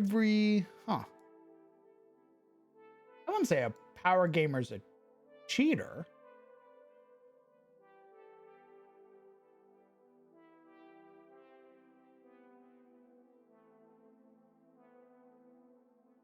Well, I know the big thing, Golden, is that this class will be a big thing for his specific TTRPG thing.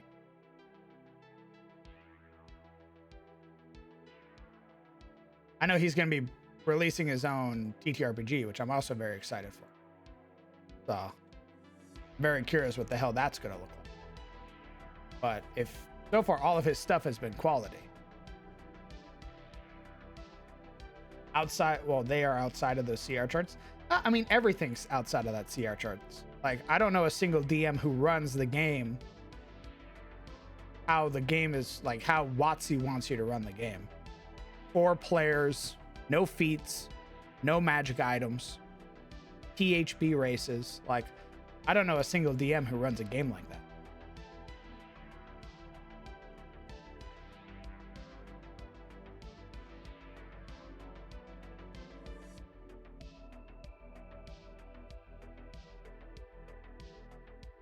But I also used a lot of overlapping mountains. Jesus.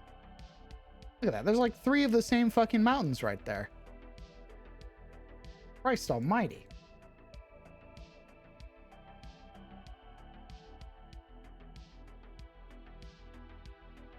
My only word for the TTRPG is that you would need to relearn the game for every time you play a different class. I think it'd be different. I think it would be streamlined enough. The talent already seems fun. So I think he's making new classes too, is the other thing. I don't think it would be like you come in and you're a fighter. I think it would be you'd come in and you'd be something that is similar to a fighter, but not a fighter entirely. You got some weird oddities going on.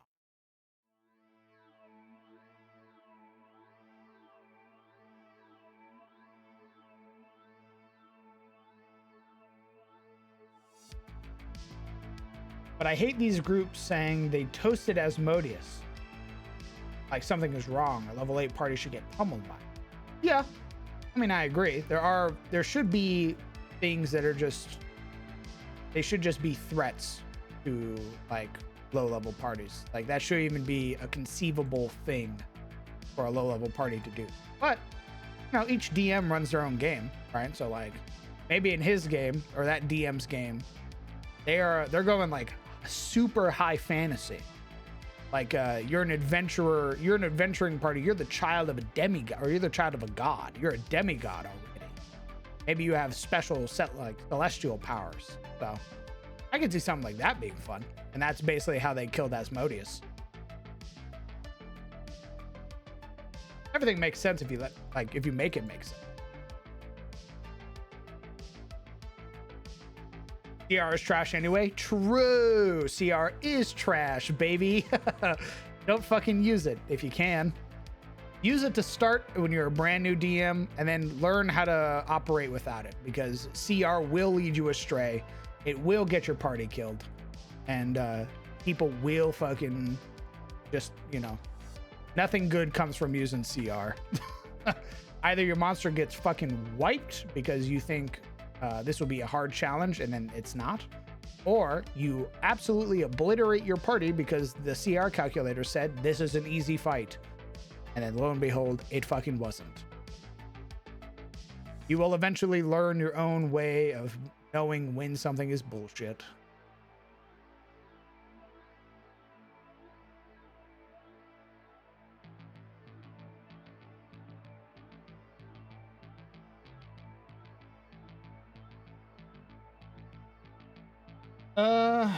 Those mountains put them on the put in the work. Can't believe you knocked old crown. Shut up, Legion. I'll roast the shit out of his map.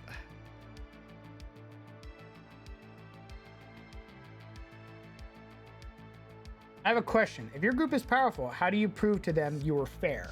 Golden Gods, that's my point. They make it tough for a DM to go beyond CR charts. As soon as the DM goes over CR charts, they say the DM was cheating. I don't think so, brother. There have been plenty of times where I've had like level 7s fight CR 12s. And people in my games have insane fucking stats. I have a barbarian with 320s. Like,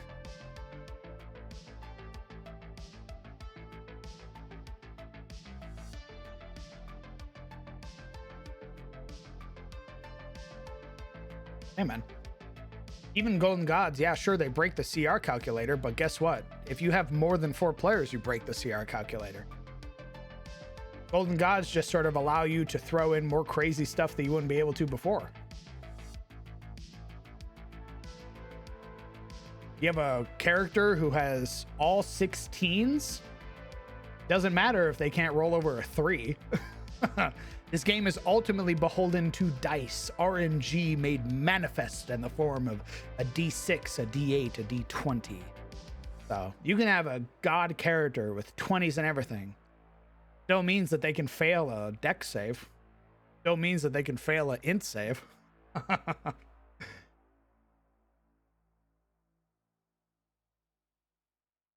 Exactly, Anubis.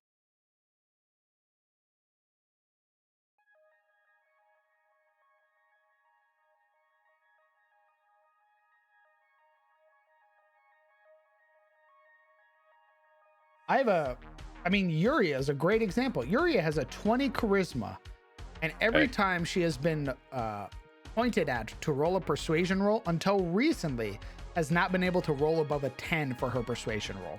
And she had proficiency and a 20 in charisma. Yeah, it literally took expertise for me to roll anything above 20. Which is like plus 12 at this point. Yeah, man. You can have Golden God characters, but guess what? They're still fallible. True. A basilisk will turn them to stone.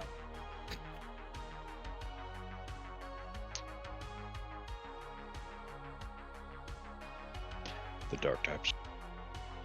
Literally, the dark times. I was a stone. It was dark in the rock.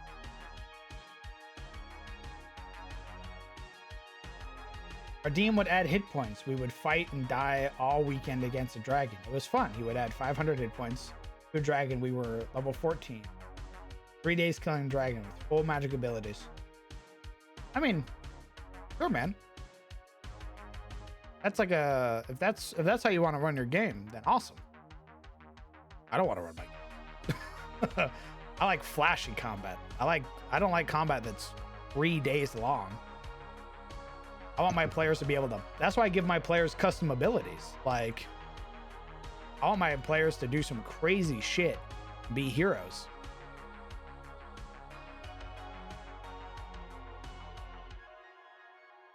I really am that.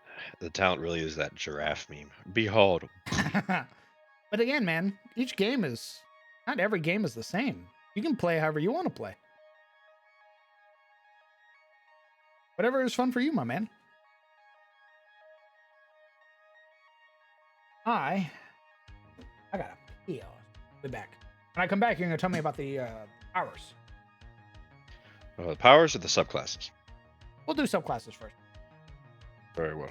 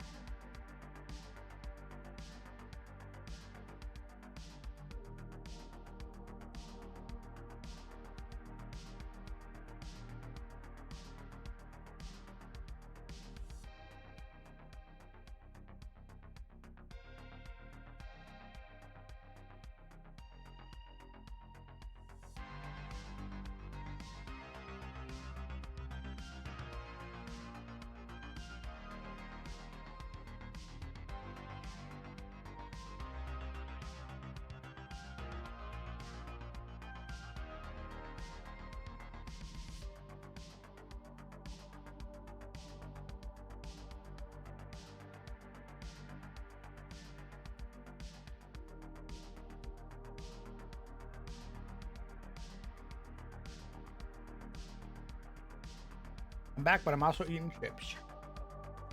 All right. What kind? Doritos. Mm.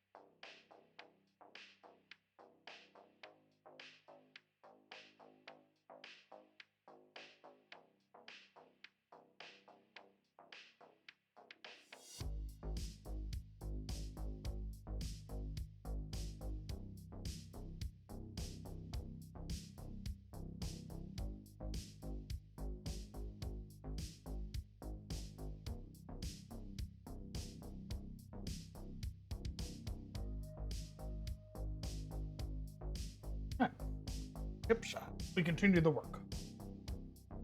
Here, here.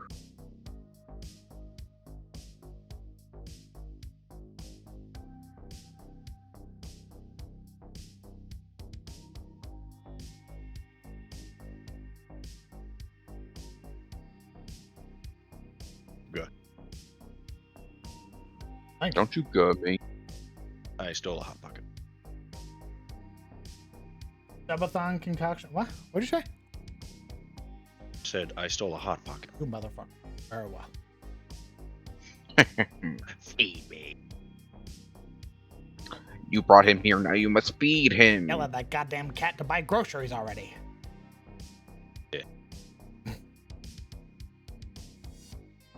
That'll probably be a tomorrow thing. I mean, RO, I also like level drains. I think more monsters should have them, but I also understand that certain people don't want to fight that.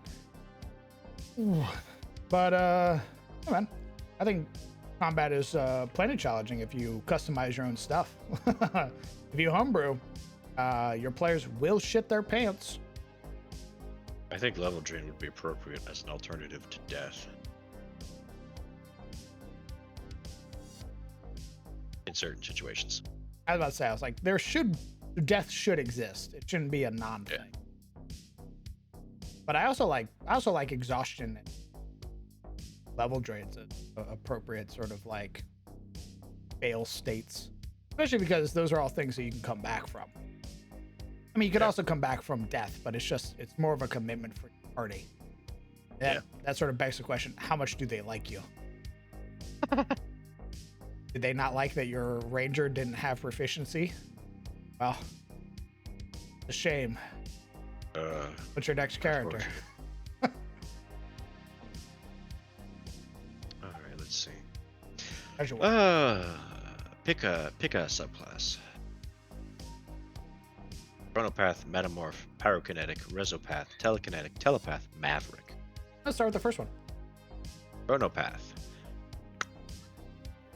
Every talent chooses a psionic specialization based on specialty focus on variant talent academics, embracing the discipline of chronopath, blah blah blah blah blah.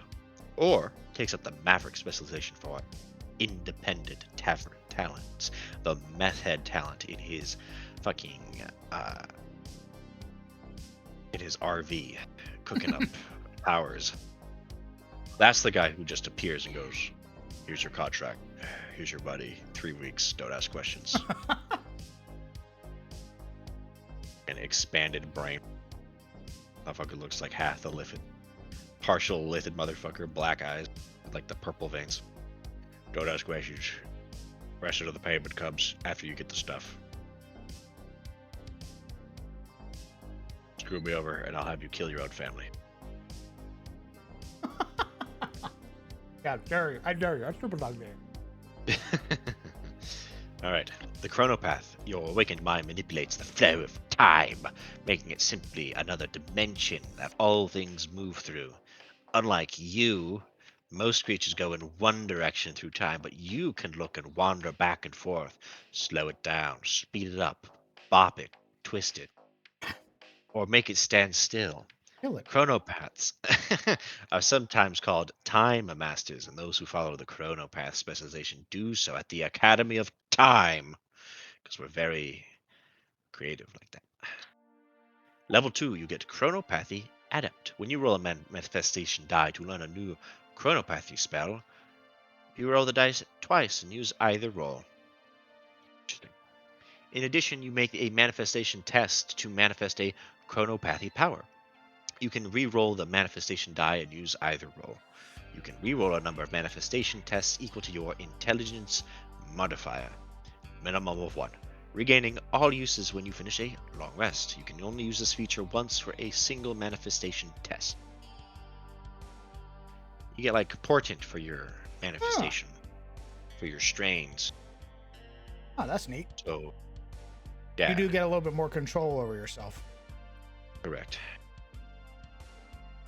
You get to re-roll your strains to see if you get any more, so you get more bang for your buck. Also at level 2, you get Rapid Manifestation. You cause time around you to shift, speeding up the amount of time it takes to manifest a power. When you manifest a power, you can use this feature to shorten its manifestation time in any of the following ways. Ooh, meta magic. Yeah. You can manifest a power that normally requires a bonus action or a reaction.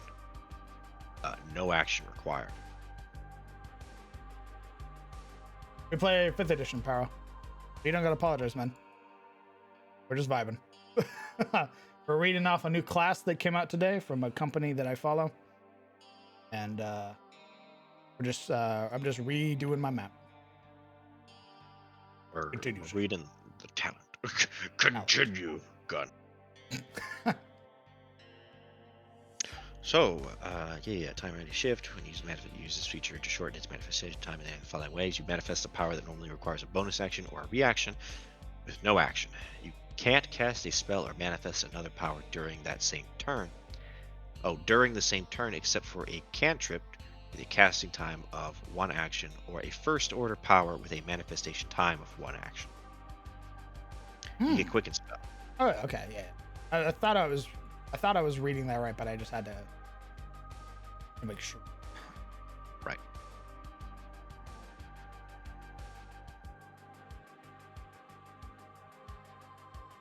Okay, yeah, so if it requires a bonus action, you can do it with no action, or a bonus action or a reaction. You use a bonus action to manifest a power that normally requires an action. You can use an action to manifest a power that would normally require 1 minute. And if the power has a manifestation time greater than 1 minute, you can manifest it in half its normal time. And you can use this feature a number of times equals to your int modifier, regaining all uses when you finish a long rest. Very neat. Okay. So you're more resistant to strain, and you can cast quicker, which is really scary when you consider the fact that they don't have spell slots. Yeah, you just run the risk of, like, you can cast quicker, but if you cast 2 orders, Yep. you could potentially just strain yourself the fuck out and die. Correct. So again, it's that whole risk reward deal. Absolutely. How much are you willing to give up? Geb says. Go on. Cast it as a bonus action. I dare you. But you do It'd be get fun. essentially advantage if you so choose on your like modifier dice. So you are a little more resistant some of the time, and you can quicken it. Definitely not risk free though. Mm-hmm. 6th level, Decay. You would rapidly advance the age of objects with your mind, causing them to turn to dust. Jesus Christ. You can use an action to gain 1 strain while touching a mundane object not carried or worn by another creature. If the object is medium or smaller, it disintegrates into a pile of dust. If the object is larger or bigger, you can disintegrate a 5-foot cubic portion of the object. Additionally, while touching a construct, you can use an action to gain strain up to your proficiency bonus. The construct must make a wisdom saving throw against your talent power DC, taking 2d10 necrotic damage for each strain you gain on a failed save, or half as much damage on a successful one. Robots, beware.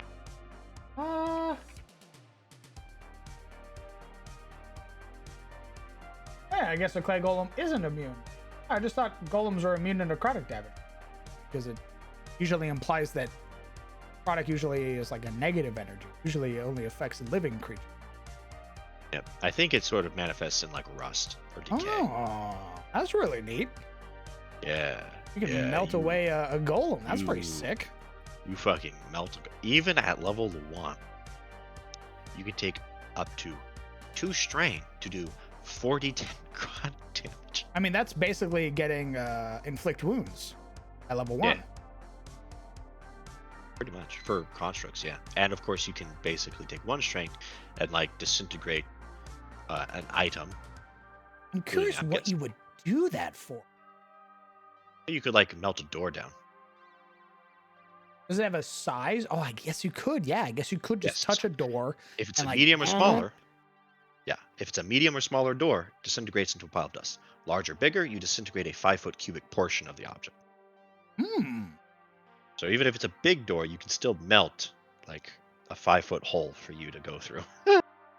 I imagine you could do that to walls, floor, any object.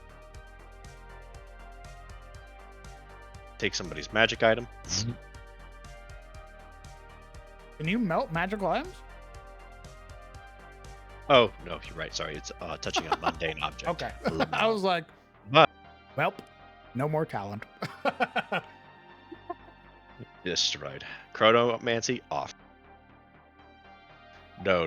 But you could disarm someone. Or if someone was disarmed, you could touch their weapon and disintegrate it.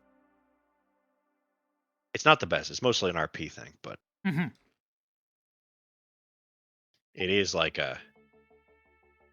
I feel like the most useful thing is besides murdering constructs is basically being able to go where you want, tearing down walls and doors and shit. Melting a window, melting a door. Yep. Hello, Genji. At level 10, we get Fickle Readiness. At the beginning of a fight, you bend time to your advantage. If you are surprised at the start of combat and aren't incapacitated, you can act normally on your first turn. You also gain 1 strain to allow a surprised creature within 90 feet of you that you can see to act normally on their first turn. Additionally, when you roll initiative, you can switch the initiative count of 2 creatures you can see within 90 feet of you that rolled initiative at the same time as you. Smile, you know fucking Haynes' little bullshit where he takes your initiative. Guess what, motherfucker? Level 10 fucking talents like, no, Rogue goes first. The assassin rogue goes first. It did. Real quick. I'm about to throw a runic colossus at my level set. Mordanis? Any thoughts? Mordanis, a runic colossus, is CR21. That came out with Bigsby's new book. What did your party do? Are you teaching them a lesson in hubris? Are you Did they challenge God? tired of the campaign? Are you, yeah. Much more accurately, are you done with the game? Oh, they challenged God. Very well. They die. They die. They've defeated a pit fiend before. Level must have- 7? Must have some very powerful items. I was about to say, what are they rocking? What are their... Give me a rundown of that party real quick.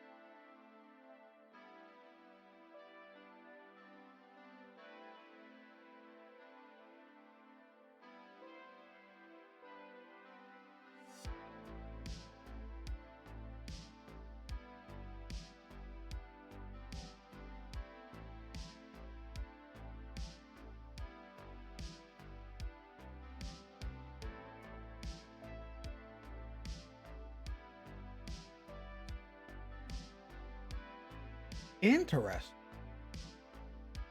They each have 1 rare magic item and 2 uncommon. They have spell scrolls of haste. Very healing potions. They have a druid of the stars, barb totem, battlemaster fighter, hexadin, and life cleric. Yeah, I feel it body somebody. I mean, action economy does go burr, so even with a plus 14 to hit, it's on average doing, even against a barbarian, I can see a barbarian tanking a pit fiend.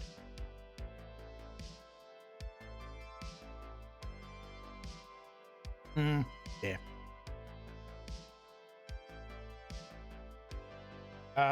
Any tier 3 games on Discord? What is a tier 3 game? Also good to do, Sizzle.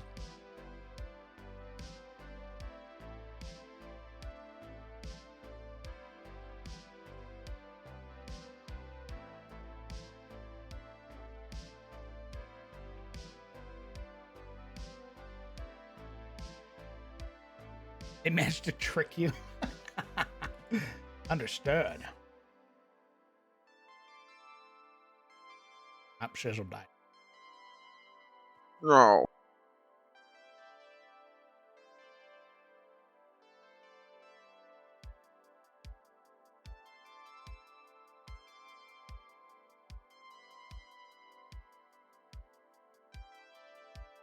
Guess we'll never know about the talent. Damn. Hell of a thing. These are mountain placements, Legion.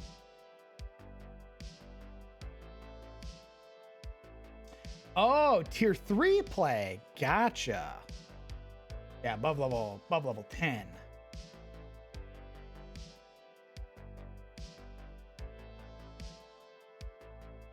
Gotcha.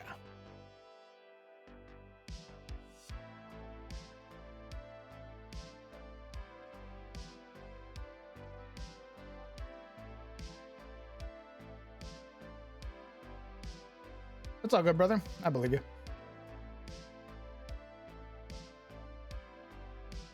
Can't believe Sizzle fucking died. Unless we're talking to that goddamn green cat. Curse her and her hospitality.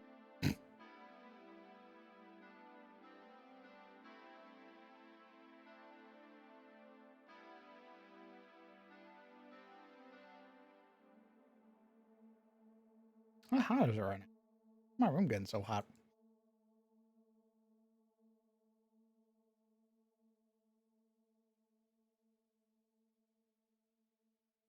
Ooh, baby.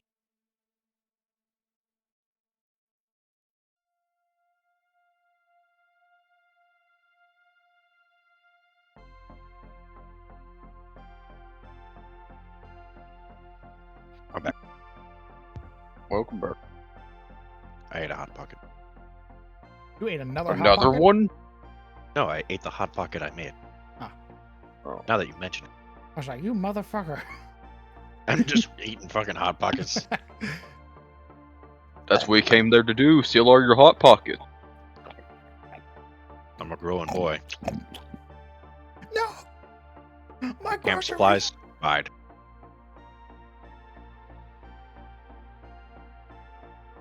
Alright, continue regaling us.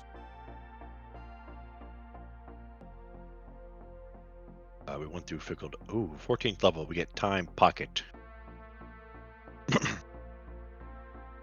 You temporarily remove a creature from space and time with your mind. Oh. Omega law. Oh. Just casually. Be gone, idiot. Holy fuck. As an action, you gain 3 strain and focus your mind on bending time around a creature you can see within 120 feet of you, which must make a charisma saving throw against your talent power save DC. On a failed save, the creature takes 6d10 psychic damage and disappears, reappearing at the end of your turn 1d4 plus 1 rounds later. Holy shit. The creature reappears in the space it previously occupied, or the nearest unoccupied space. On a success, creature takes half as much damage, and their speed is halved until the end of their next turn. Brutal. My man really went fucking Among Us. I got hit with the vine boom sound effect. Died. Fucking, I cast DDoS on you. Damn, 1d4 rounds of just being gone. That could be like 5 rounds. That's the whole combat. Hey, that's 30 seconds. Yeah. That's 30 seconds that you're gone. Later. That's enough time for 5 rounds to go by for people to prep, to heal up, get in position, Or kill everyone else. kill everyone else, and then you come back. Guess what? You're alone, idiot. Hey. And even if they fail, it's still half as much of 60-10, mind you. And their speed's still halved. Hey, It's not like basically usual. slow them. Yeah. So even failing it's interesting because normally if they fail, nothing happens. Like that's 99% of D&D spells is they fail, half damage, nothing happens. This, you still have like a crowd control effect happen, even if they fail.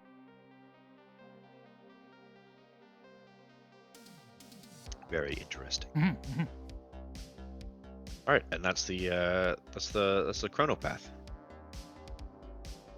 Next up, the metamorph. Your brain allows you to alter a creature's body and chemistry. I have turned you into a woman.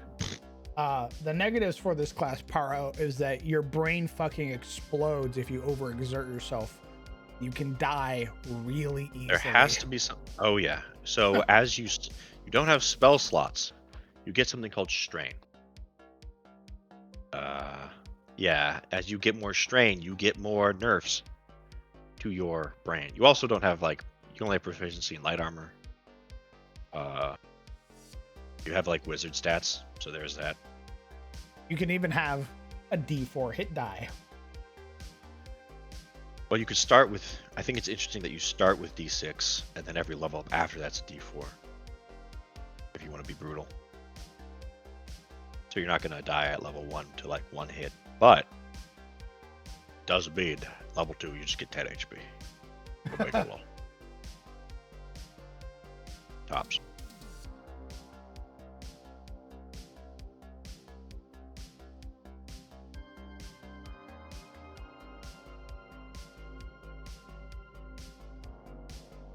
Metamorph.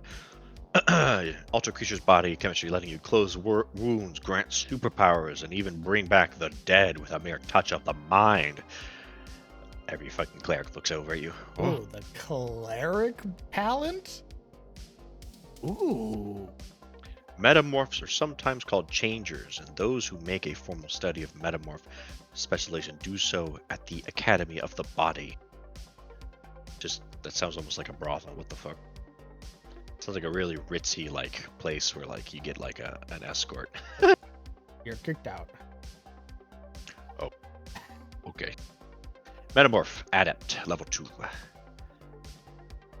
Same thing as last time. You roll a manifestation die, learn a new metamorphosis power. You can roll the dice twice and use either roll. In addition, after you make a manifestation test to manifest a metamorphosis power.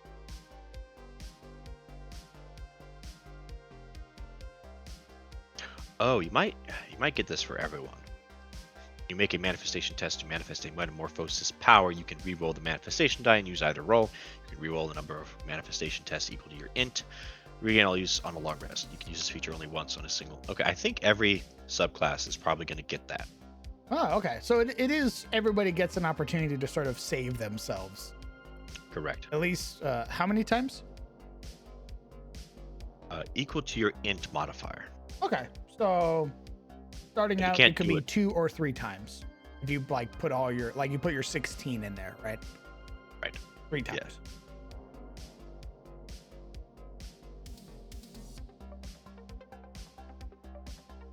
Correct.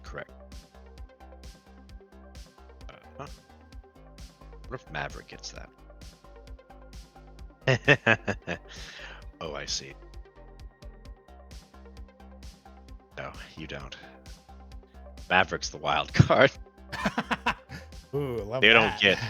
They don't get the safety break. Ooh, they didn't get to learn from the What they get is something called raw power. Your raw mental power hits your enemies harder. You can add your int modifier to 1 damage roll of any first power order power you manifest. With a cantrip blaster.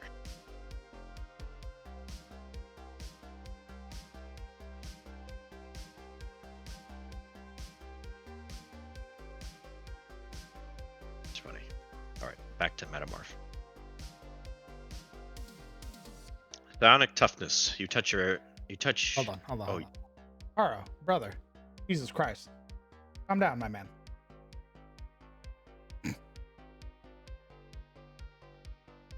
Working on my map right now. We're talking about the talent. This is just a vibe stream right now, my guy. Just chill. Continue.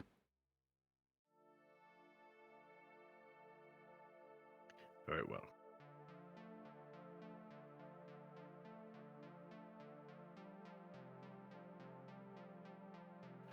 Where are we? Psionic toughness. Your touch enhances a creature's toughness. As an action, you touch one creature, which can be yourself. I touch myself, DM. And All right, and I'm banned. and confer the following benefits to them for 1 hour. The creature's hit point max and current hit points increase by a number equal to your int modifier plus your talent level. Yes, Carsifona, the talent came out today. That's what we're reading right now, brother.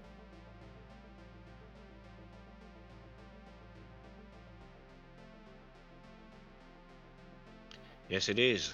We're going through it now. We're going through the subclasses right now.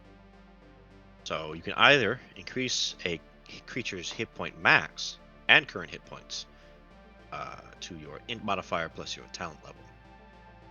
So it's not temp HP. You're increasing the max, so it's stacked. Yeah, with temp. you're oh god, what? I think that's aid. I think aid increases max by HP. like 5. Yeah, Yeah.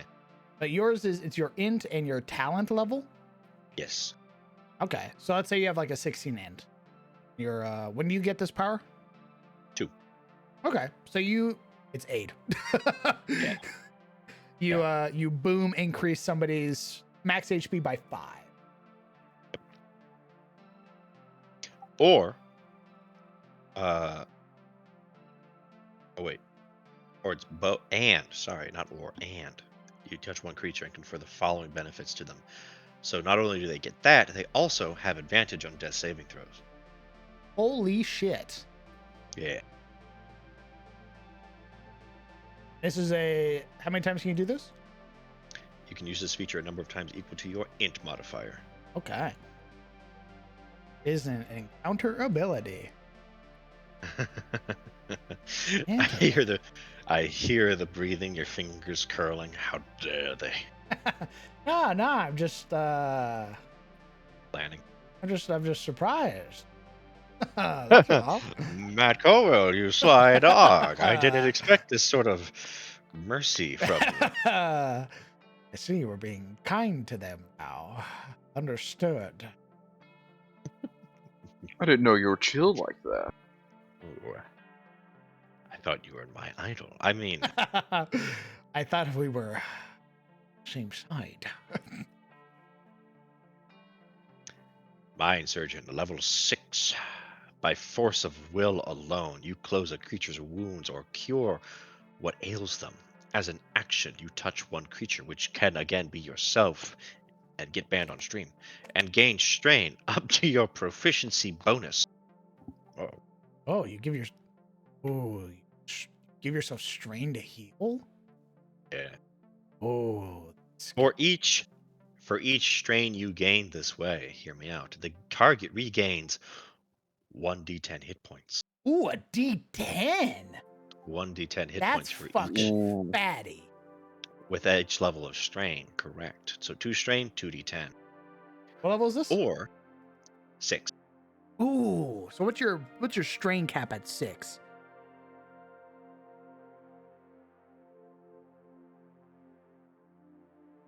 At level 6, your strain cap is 10. I heal you for 9d10. Well, yeah, then I do nothing else Yeah, because that's I right. will explode. That's it. I do 9d10 body strain. Guys, we really need the bar back. I'm going all in.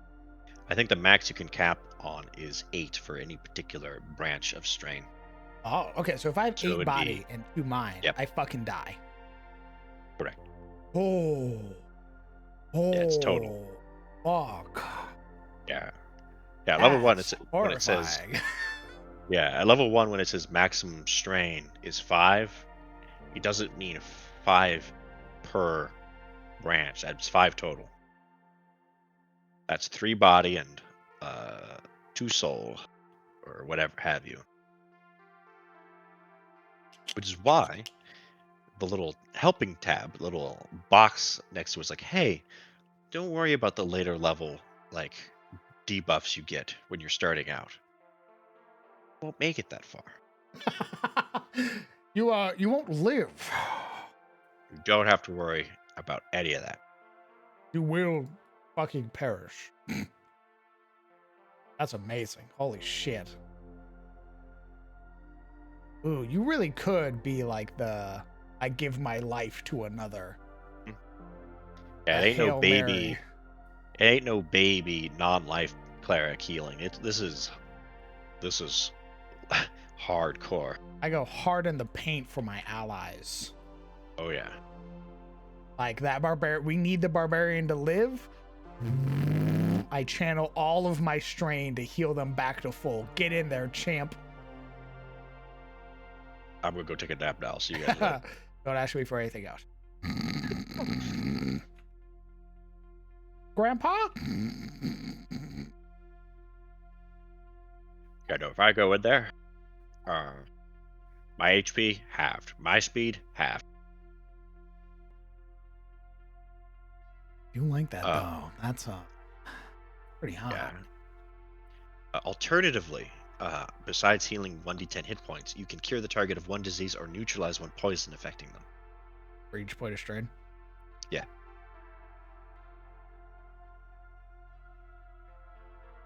What do they keep? Alright. Yeah. I just everything getting. Like a lol. God. Because I got the magic explain. fingers. I'm tired of you having magic. I'm breaking your magic finger. Oh! Oh, Megalala. Also I at level use 6. one my own We're not hand to heal done my yet. finger. We're not done yet. I slapped the rat in his broken fingers. Ah! We get super senses. Hmm. The psionic power flowing through your body heightens your senses. You add a bonus equal to your int modifier to wisdom perception checks and to your passive wisdom perception score. You have eyes on the back of your mind. That's pretty sick. What's Yeah. the bonus? Bonus is your int modifier. Oh. Oh yeah. Okay. So your pat. Let's say you already have a good wisdom. Let's say you have a 14 wisdom. Yeah. What level is this that you get this? 6. 6. Okay, so you have a +3 to your proficiency. So you have a +3 to your proficiency. So let's say you have a +5 to your perception. Now that's a passive of 15, and then you have a int of 18 because you're level 4. You put 2 points into your. So now you're rocking a passive perception of 19. Yeah. That's pretty dope. Yeah. 6 is a big one for this subclass. That's your big heals and nothing's ambushing you ever again. Mm-hmm. Ooh, I really do like. That's a neat little like bonus. Yeah. Level 10. Death foiled. By expending psionic energy, you return a dead creature to life. Huh? What level is this? 10. 10. Okay, continue. After spending 1 hour concentrating on and touching the remains of a creature, man, they just love touching people, that died within the last 8 hours, you gain 8 strain. Ooh. Ooh, gotta balance Oh, that shit. God. And the creature returns to life with 1 hit point. Any poisons or diseases that affected the creature when they died are neutralized or cured when they return to life. This power closes all mortal wounds and restores any missing body parts. Additionally, if you die and can gain 8 strain without surpassing your strain maximum, you gain 8 strain and your remains reform 1 hour after your death. What? Huh? What? One more time? You heard me. Huh? If you die and you are able to gain 8 strain without surpassing your max, you gain 8 strain and your remains will reform 1 hour after your death. Ooh. When your remains reform, you return to life as above. With 8 strain. Yep. What's Yep. your Oh, what's your God. strain Major max at that hang-up. level? At level 10, it goes up once, so it should be 14. That's some wiggle room. Ooh, you're gonna need a long time to rest. Yeah. Yeah. It's after That's 8 That's a hours? killer hangover. Correct. Okay. After spending 1 hour, so you got to spend an hour concentrating on and touching the remains of a creature that died. Oh, sorry, no, it's 1 hour. The creature has to die within 8 hours. Ah. So it's a 1 hour Oh concentration. my god, it's the old Resurrect from 4E. Nice. They stole it. Fucking touch the sign. I got it from 4E. Indeed. So a creature that's been recently killed within 8 hours. 1 hour concentration. If you die, 8 strain takes 1 hour to reform your body. That's really dope. It's not a. Okay, so it's not as open ended as the 4E res. The 4E res was 24 hours.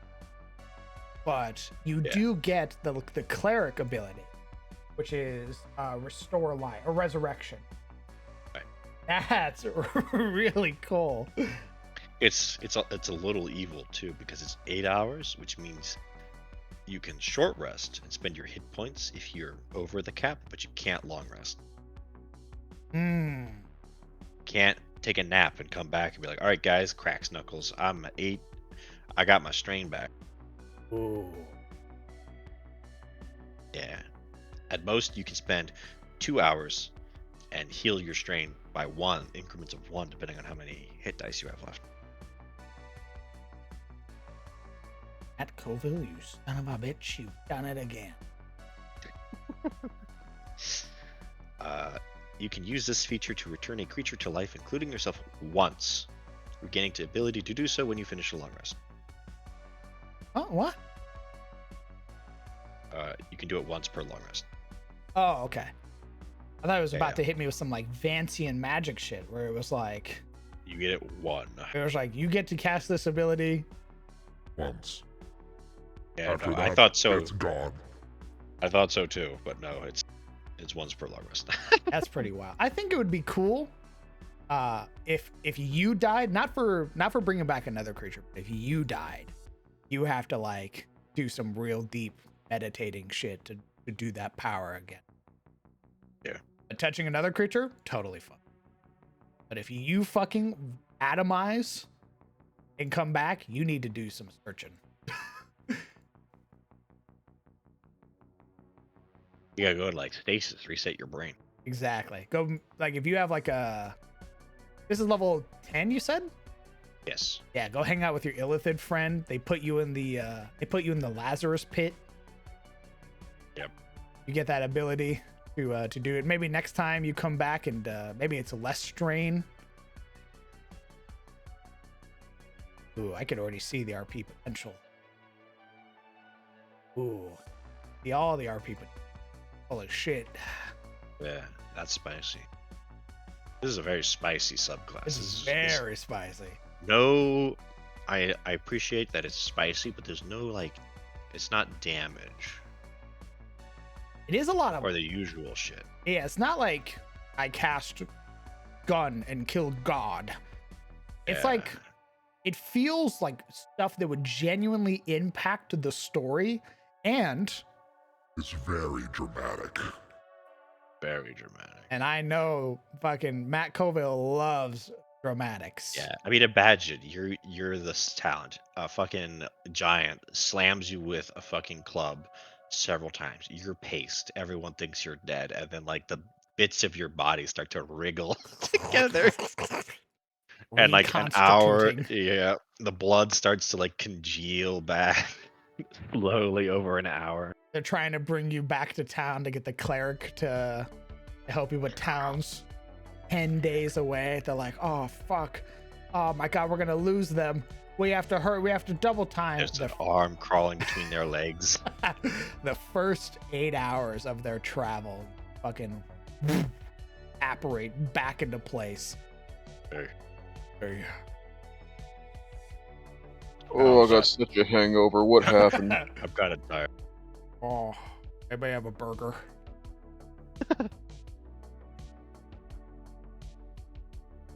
Damn. It's really rare to see like a really hard support be really spicy. You are like this feels very like very genuine.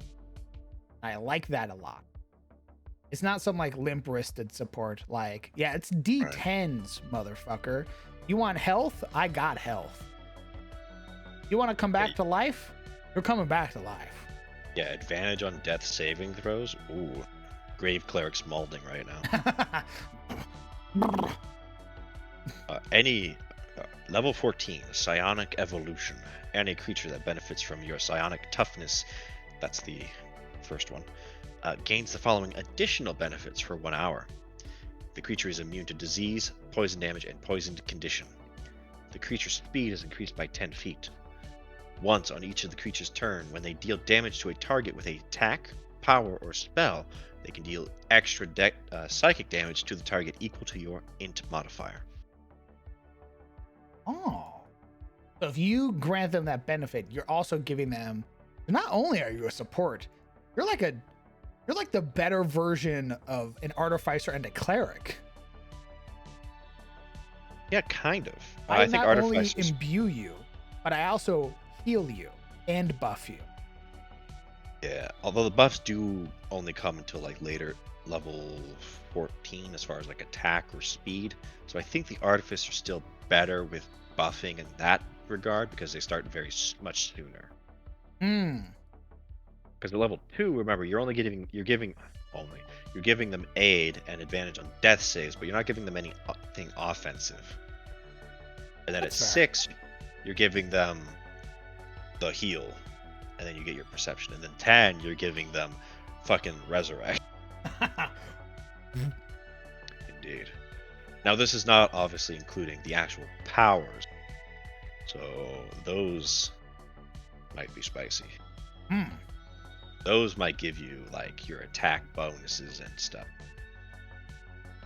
Sort of curious what powers built for this class would are. Indeed.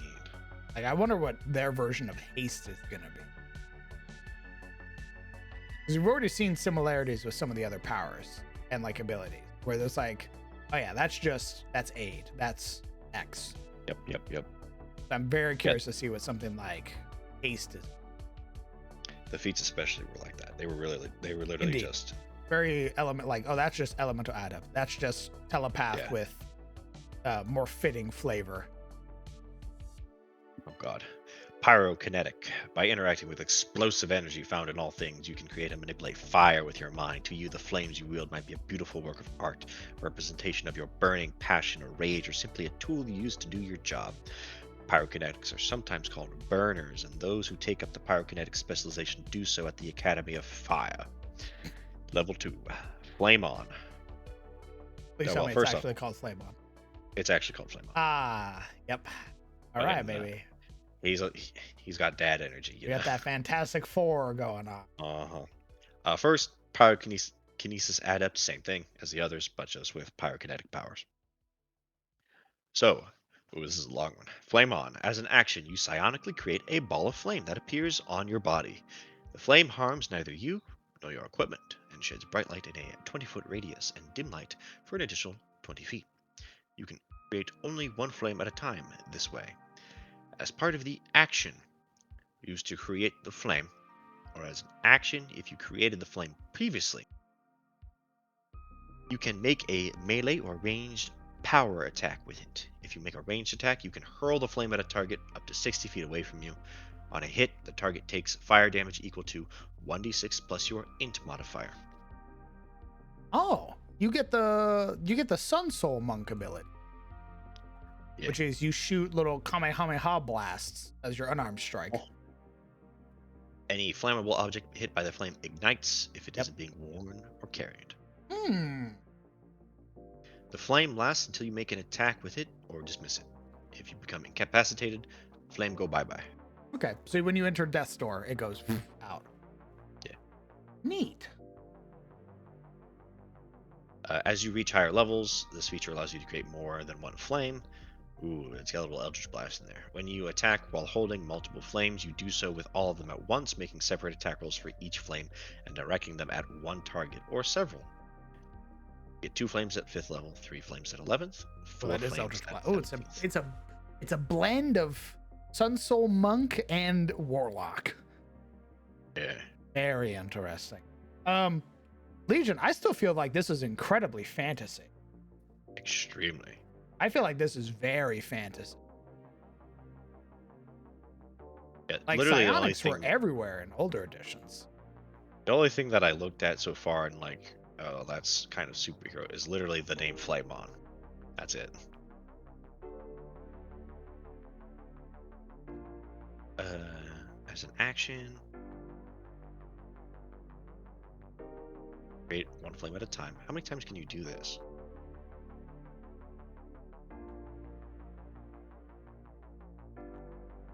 Create one flame at a time. As part of an action, create a flame. I think you just keep doing it. Oh, okay. Yeah, there's no like you can do this equal to blah blah blah blah blah. I think that might just be your main move. I think this is your main attack feature. That makes sense. essentially. You're basically like, because it scales with you, right? How many Yeah. beams you get. Yeah.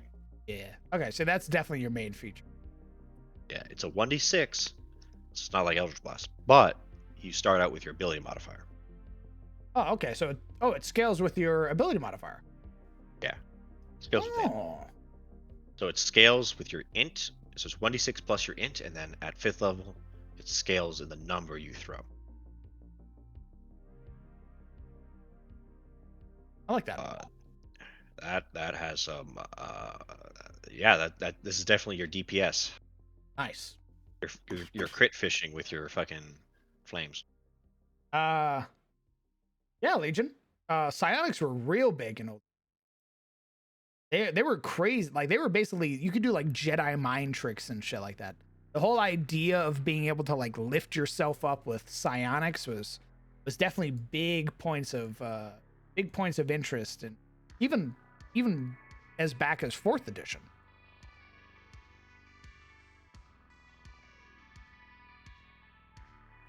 Level 6, Bend Flame. The mastery of pyrokinesis allows you to change flame to raw energy and bend it to your will. Whenever you manifest a pyrokinesis power, you can pick one of the following options. You can change any fire damage dealt by the power to force damage. Ooh. Or choose a number of creatures affected by the power equal to the power's order.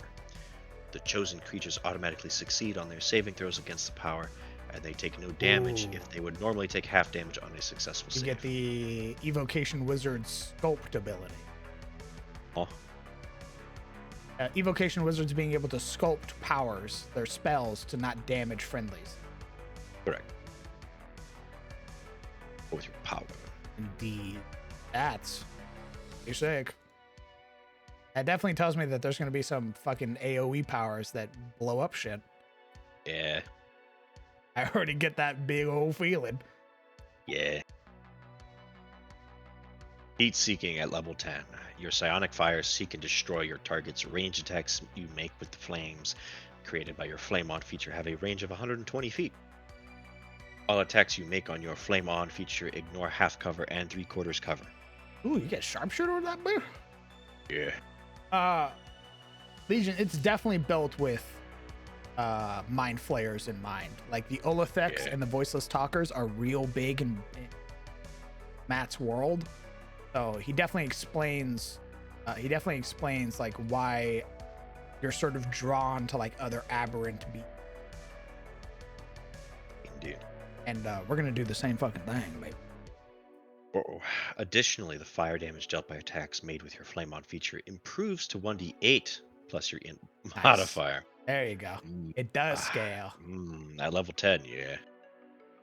And then finally, Immolate. Channeling your pyrokinesis powers lets you set your enemies ablaze once per turn. When you deal fire damage to a creature with pyrokinesis power or your Flame On feature, you can make the target catch fire for 1 minute. Oh shit. You get the burning condition. Yeah. While on fire, a target takes fire damage equal to twice your proficiency bonus at the start of each of their turns.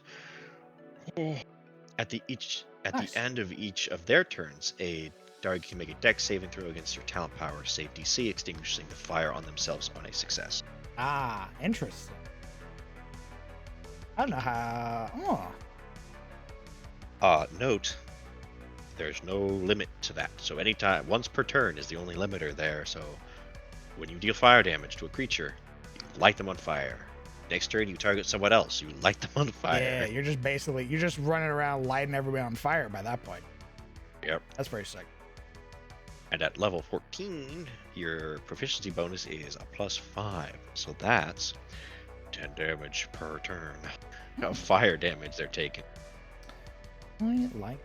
I guess I must have been the DM. Must have been the DM I was with. But when I joined D at the tail end of 4E, I don't think I ever touched psionics. A lot of people didn't touch psionics. Also, a lot of people banned psionics because psionics in older editions were stupid strong. Yep. Quinn, thank you very much for the 3 months with your Prime Gaming, brother. Incredibly kind of you, my man. Thanks for sticking around and showing your support. I appreciate you. Good to do. Very good. That's it for pyrokinetic. Okay. That's you're the fucking blaster. You're the arsonist. You're the runaway. Mm-hmm. Pretty much, yeah. You're just lighting shit on fire. This one's an interesting one. I'm not sure how this one even works. The Resopath. Like transmutationist. Ah, okay.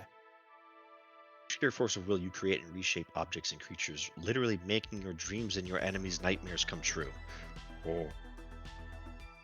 Resopaths are sometimes called makers, and those who enter the Resopath specialization do so at the Academy of Creation. Curious. Like the Mystic was so good, Wasi just literally couldn't figure out. Yeah, they did. That's why you don't see the Mystic anymore.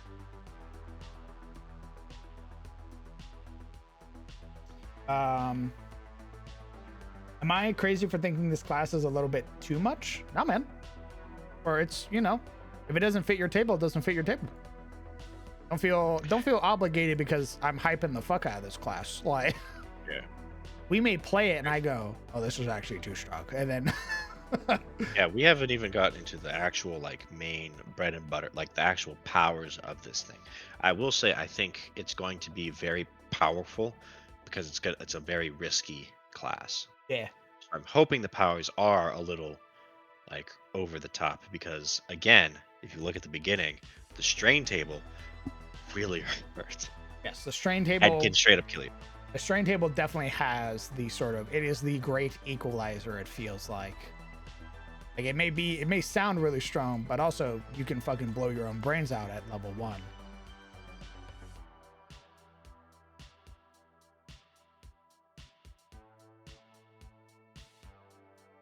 Indeed. And it is probably a lot to keep track of. Because you're basically like a spellcaster, but you're keeping track of strain. Instead of spell slots. Although the little character sheet helps out a lot because they have the table there on their custom character sheet. Wonder. Let me go look at the. Continue reading. I'm gonna go look at the web. Okay. The Resopathy Adept is just like all the other adepts. And for the other feature, you get Manipulate Terrain. You can shape the terrain around you, making it disadvantageous for your enemies by creating grasping hands, sentient vines, or other hindrances. As a bonus action, choose a point on the ground you can see within 60 feet of you. A 20-foot square area centered on that point becomes difficult terrain for creatures of your choice. The effect remains in the area for 1 minute or until you use this feature again. Once the area is established, you can use a bonus action each round to move the area up to 20 feet, or to move one willing creature you can see within the area to an unoccupied space within the area. Okay, so looking at it, it looks like right now it's not out, but more than likely we will get a Foundry module for it because they went back and made Foundry modules for the Beast Heart and the Overlord. So. Yeah. Very good. It would be good to have sort of the table on the character sheet like they do on their character sheet that they give you. They have a separate little table for strain and your powers, so it's very custom. Anyway. Oh, hold on. We're sorry, real quick. Legion, my man. We're rebooting the world. It feels a little quirky right now, but who knows how the world's gonna change in the future. We're still working on it. Continue. Plus, I will point out, if you think it's too futuristic for Adis, I will point to the facility. Yeah, I mean, I've already introduced sci-fi themes in the form of the Illithid. Like, yeah, the Illithid Empire has a lot of like arcano-punk to it. I mean, Yuri's breastplate is literally like tech stuff. It doesn't get mentioned much, so you can kind of forget that it's all lithic tech, but it at one point did like project like a UI tour at some point. Well, garble.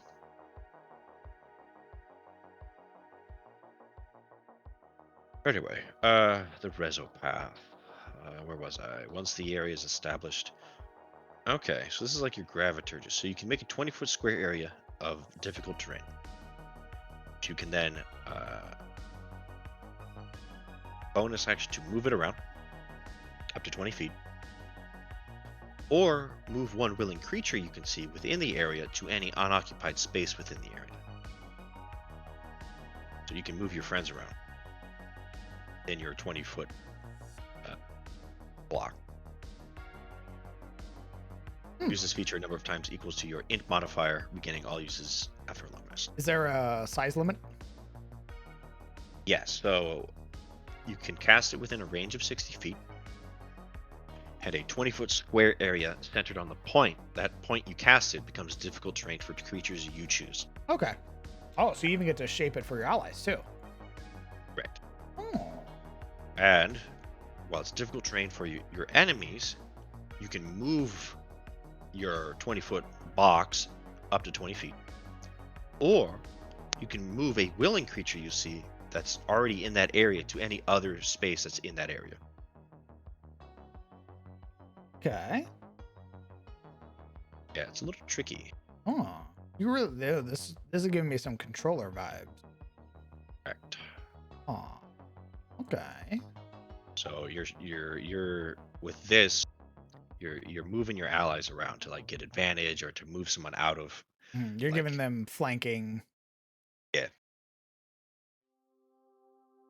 Pulling them back so they don't explode, that kind of thing. You get rescue, the white mage rescue. Ooh, that's a good question. Can you double that size by inducing strain? Or is that power only? Look.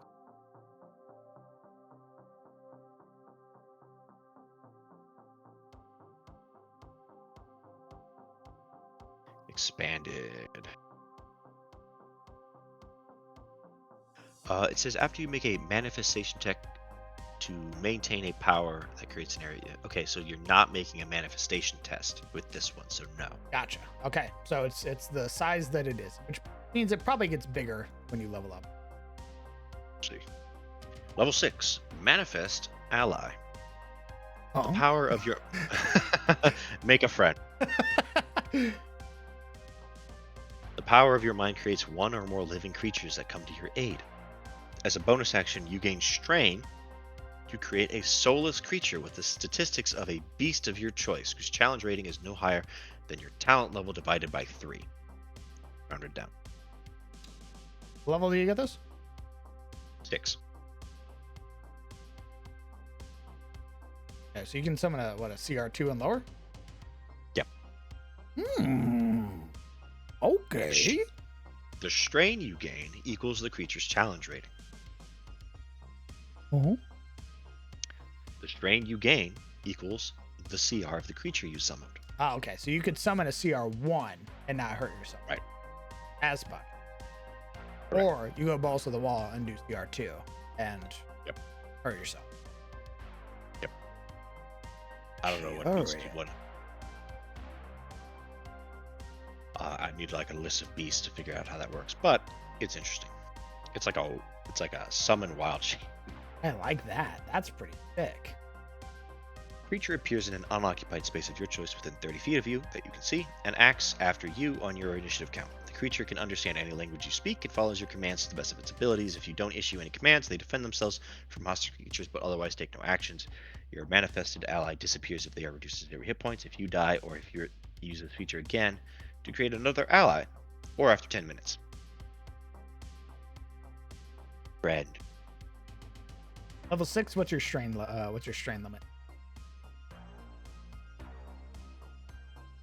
See if I can do the math right. So at level 1, you have 5 strain, so at level 6, I have a 10. You have 10? 10. So you could potentially summon a pack of wolves. Well, you can only summon one creature at a time. But yes, you could summon. Oh, can you up only to- have one at a time? Correct. Ah. Okay. Yes, because your manifested ally disappears if they are reduced to 0 hit points, if you die, if you use this feature again to create another ally, or after 10 minutes. Interesting. It's a beast only? Or any monster? A beast of your choice. So B with a capital B. Capital B, beast of your choice. Fuck. Okay. Well, you could summon a bear. Correct. You summon a bear. I mean, great power. Yeah. Summon up to 5 bears.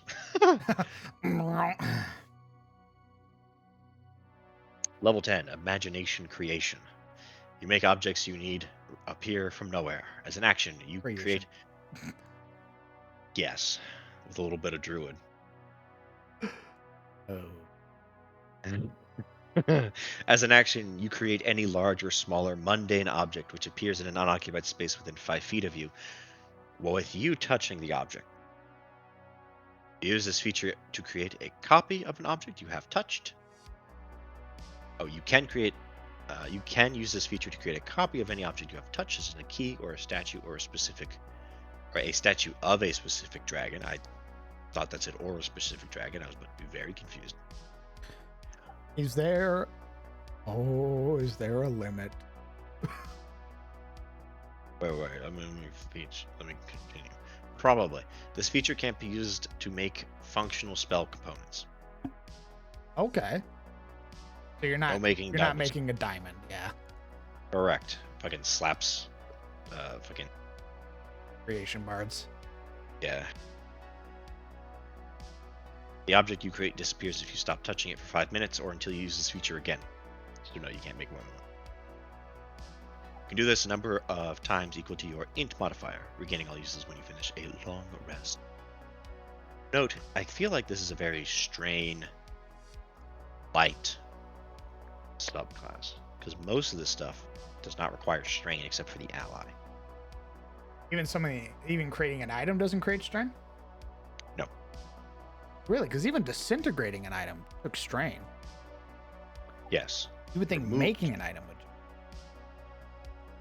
You would think so, but it is restricted to mundane objects. Although it's any large or smaller mundane object.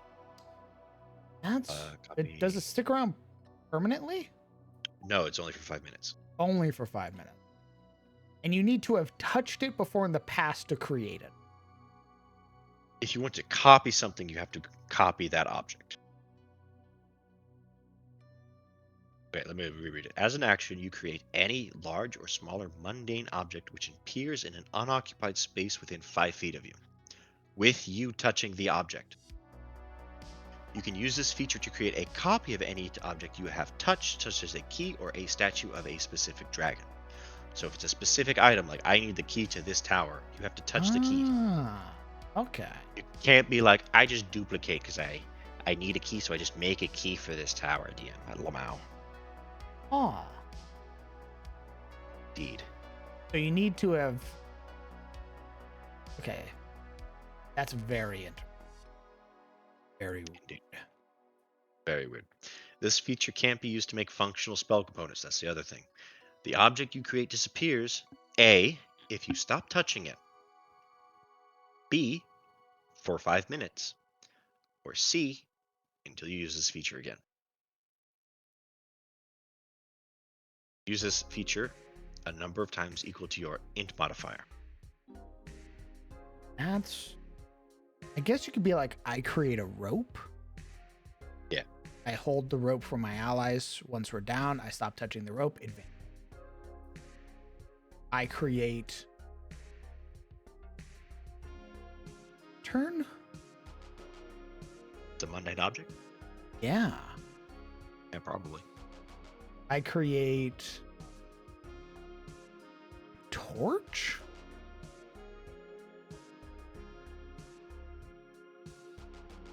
I create tools.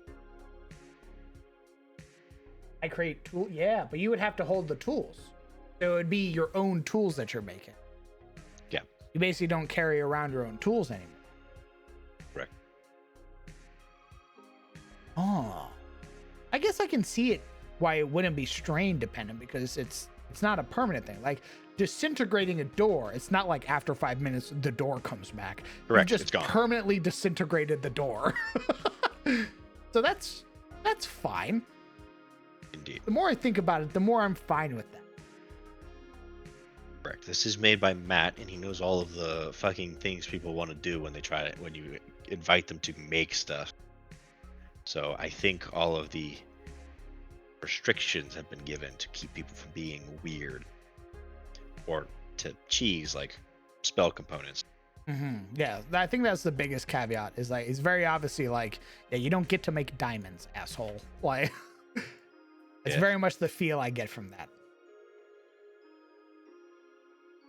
Or you can make a diamond, but you can't use it in a spell because it's basically Yeah. like puff. But the moment you stop holding it, gone. Right. So, even if you wanted to, like, I guess you could like sort of bribe. You could could be also like, make like a weapon I'll give right. you the. Ooh, that's probably it. Yeah, weapon. or a shield. So you need a shield. I create a shield. I create a scimitar. I create a great axe because it's large items, right? Is there a weight Yep, limit? larger or small. Nope. Oh, I create a cannonball. I All right, drop asshole, it on the. pick up the cannonball. Oh, you drop it, it disappears. It would be that. Like, you would need to be a strength guy to be like, I generate a cannonball. Yeah. But you could make a cannon. Someone puts the cannonball in it. Oh, Fire it. create You an release. 18-pounder. Right. Ooh. Correct. The cannonball might be real, but the cannon could be made up. Uh-oh. Uh-oh. Smile. That bringing back memories. Now it only lasts for 5 minutes, so I like, But for instance, you could make that's 50 rounds of combat. correct. Roleplay wise, I'm thinking like maybe you could make like a little like rowboat to get across the river. Then you get off the boat and it whoosh vanishes. Assuming you don't take 5 minutes to do that, or you just recreate it. There is. You manufacture plate armor? You would have to. You don't. Oh, that'd be wild. You, as a talent, you're not proficient in plate armor. To be fair.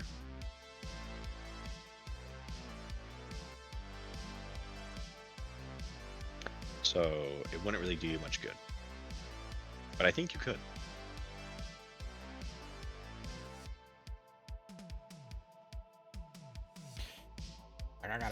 I'm out of water. Out of water. I'll see you in a little bit. Okay.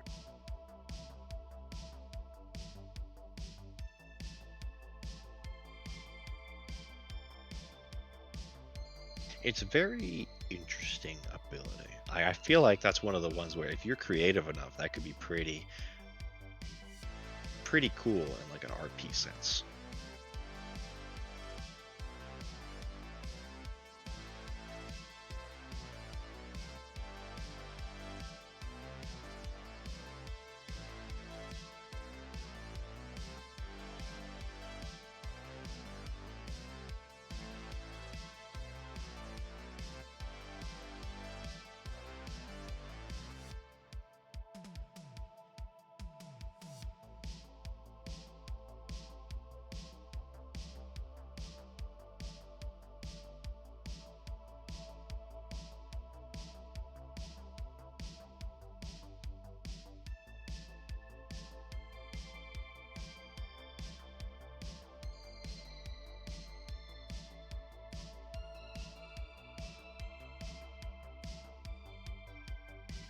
Make plate armor for my paladin friend, but I have a 90-foot chain to it so I can keep touching it while he fights.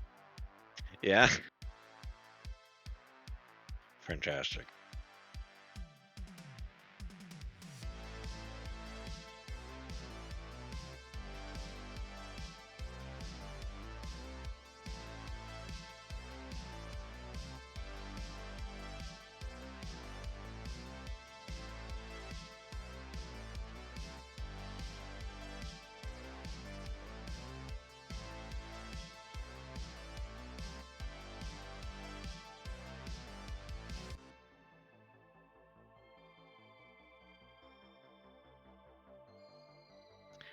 Indeed, Carzoni. And I like that it has these sort of limitations to keep you from being.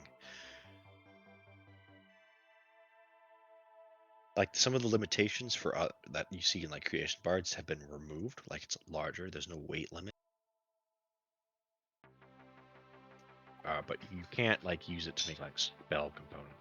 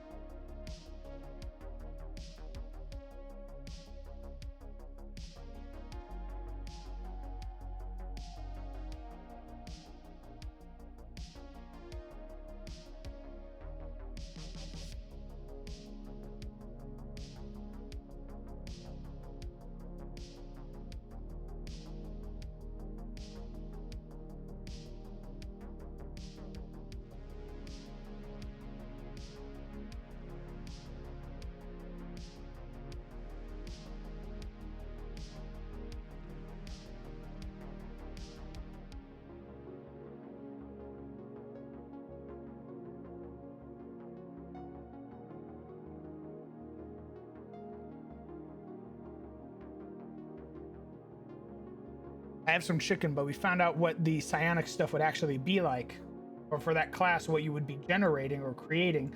You can create barriers for your friends to stand behind, palisades, blockades, stuff like that for your other people to stand behind. So you're creating cover for everybody in your difficult terrain. Yeah, it's not a concentration either, so.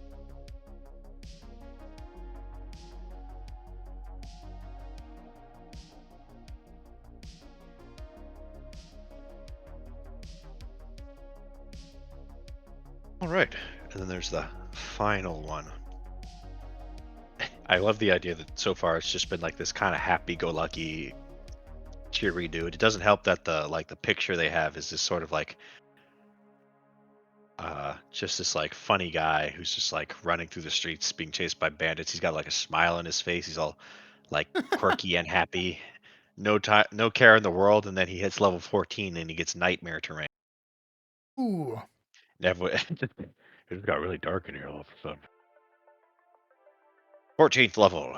Terrain you shape with your mind is capable of harming your enemies now. Uh-oh.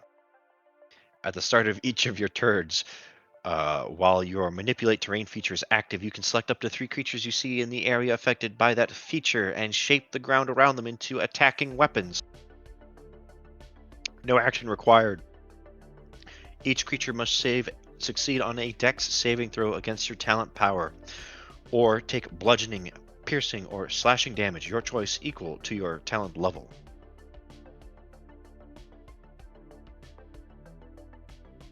Smile. There's no limit to that, so it's just if they're in your 20-foot box. Every turn, up to 3 creatures can take up to, at 14 damage if they don't succeed on their dex save. Oh.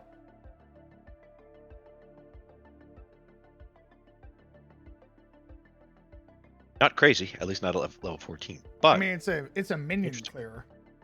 Indeed.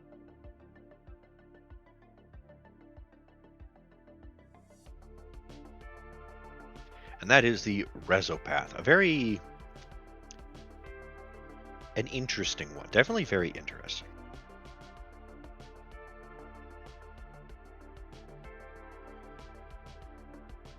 A creative one for sure.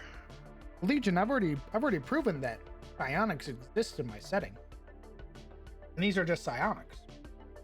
That's all. They're more possible than... Oh, yeah. Well, artificers are new in my setting. They've only been a thing for a little bit. So they're a relatively small niche group in Carousel.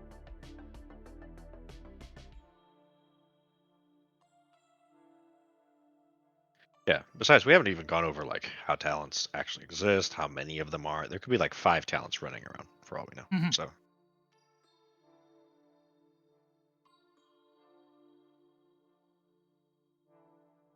Telekinetic. Time for the big ones. The big T's, telekinetic and telepath. Your psionic powers allow you to physically manipulate other objects and creatures. All the world is a puppet show, and you are the puppet master. All right, I'm the good guy, by the way. And even pulling invisible strings that can send stones, people, and even buildings flying. Telekinetics are sometimes called movers, and those who undertake telekinetic specializations do so at the Academy of Motion. If someone calls me a mover, I'm moving them into their deaths. What's up, mover? You get telekinesis adept. Understandable. Your other level 2 is Invisible Armor. By altering the arc of incoming attacks, you ward yourself or your allies against those attacks. When you or a creature you can see within 30 feet of you is hit by an attack, you can use a reaction to give the target of the attack a bonus to AC.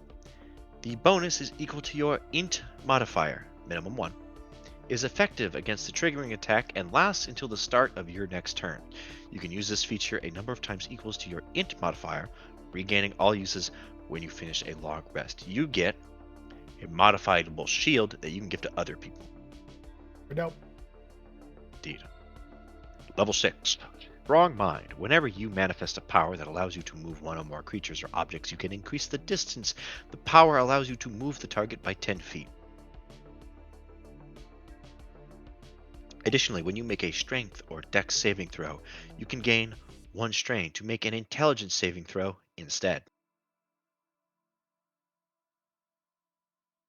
One more time?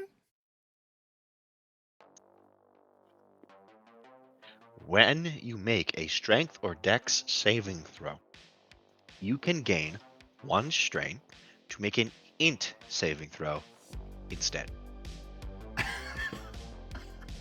I'll beat them. I'll clearly beat them with my superior mind. Yeah, I mean, they're like, I'm going to squish you now, and you just move the foot with your brain. Pretty neat.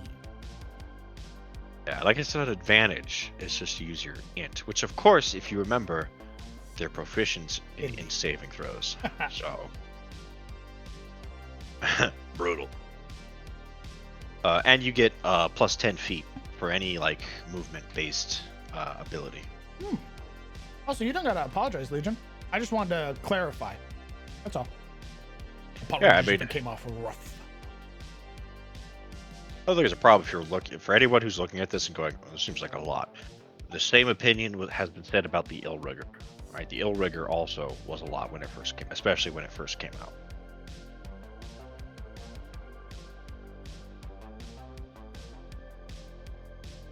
I think this one probably is a little more balanced than the Ill Rigger because of the drawbacks, the risks that are involved. The Ill Rigger is all pluses.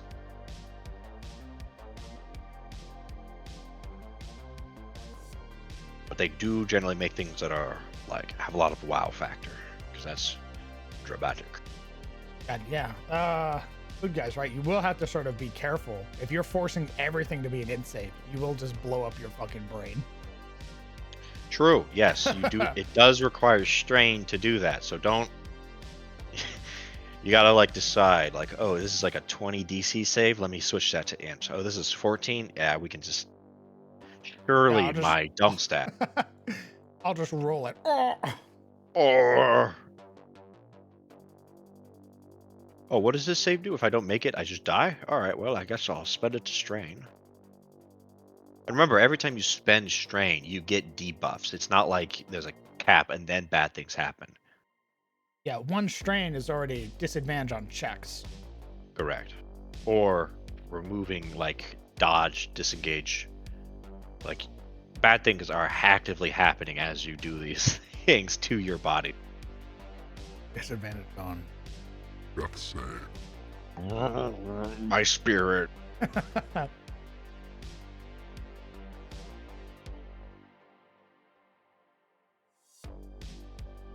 Alright, level 10, Reflective Armor.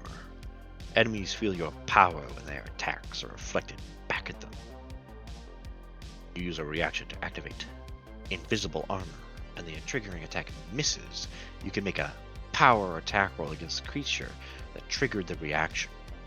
If your attack hits, the target is hit by the triggering attack and takes extra damage equal to your int modifier. That's dangerous. Oh. That's a fucking giant. He tries to hit you with like a 3d10 massive battle axe. It ricochets and slaps him in the face. Ooh. Read it from me. Read from me one more time. Level 10, Reflective Armor. Enemies feel your power when their attacks are reflected back at them. When you use a reaction to activate the Invisible Armor, that's the shield, and the triggering attack misses, you can make a power attack roll against the creature that triggered the reaction. If your attack hits, the target is hit by the triggering attack and takes extra damage equal to your int modifier. That's right. The bad guy hits himself in the face. Ooh. I like that. I think that's neat. You don't get a lot of stuff that does that. I think that's really fucking cool. I feel like that could put the boss. I mean, imagine if like Ciliana hit herself with her own fucking, like, the blade of Arcturus. Yeah. Fire and 12 to hit.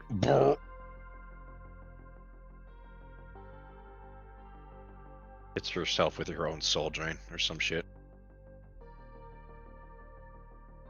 Ooh. What level is this? 10. Ooh, I mean, that sounds really good for a 10th level ability.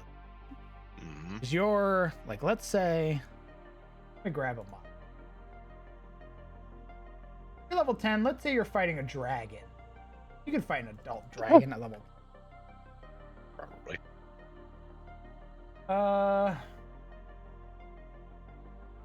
Adult blue dragon.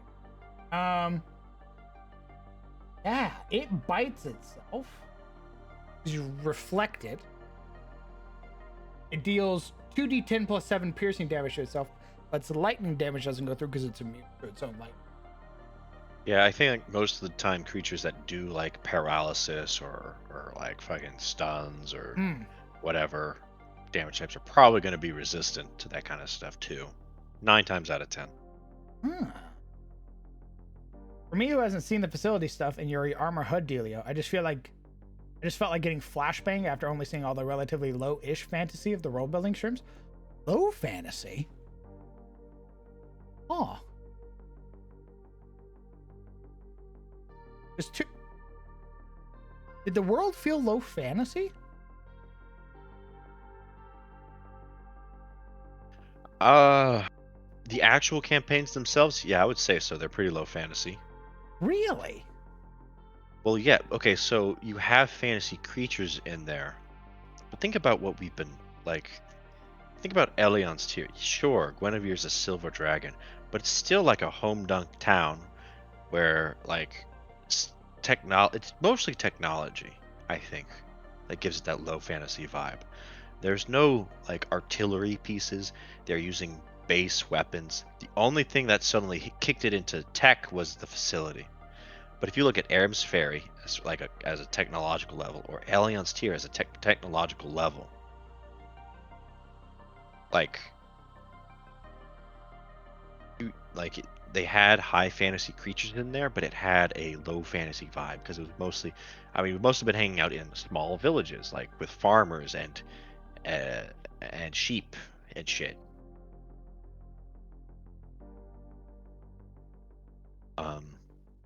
I think there have been moments of high fantasy with like the Basilisk Demon, but those are usually reserved for like bosses or dungeons. God, I thought that was all high fantasy. It's sort of a mix. I mean, it's sort of a spectrum. It's not like high or low fantasy. I would say it's sort of mid fantasy. I mean, look at Warhammer. That's not considered high fantasy necessarily. Well, it depends. If you're in the old world, it's mostly low fantasy. If you're in the new world, it's mostly high fantasy, especially if you're looking at like elves and shit. Yeah, it's got a little bit of both here and there. Huh.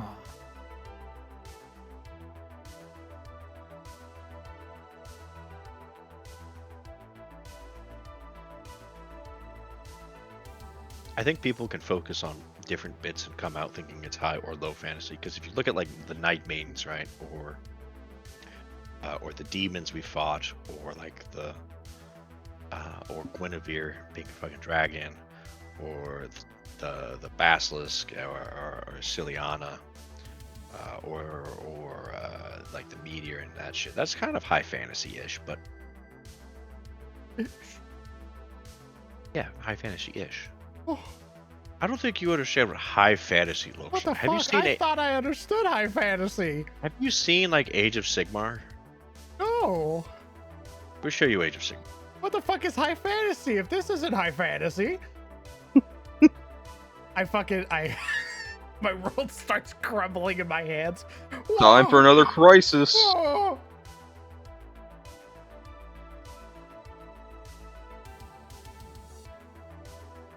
Dude, I thought low fantasy was like nobody can cast magic aside from like one guy. That's super low fantasy. Like this is high fantasy. Age of Sigmar is as high fantasy as you get.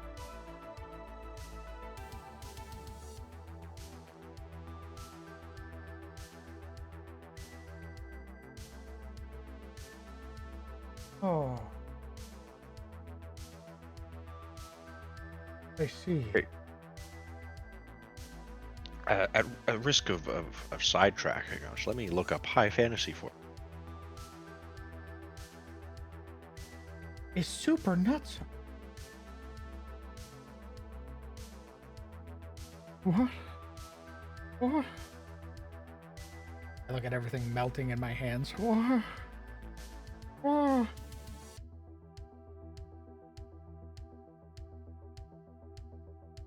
I thought like the abundance of magic items meant.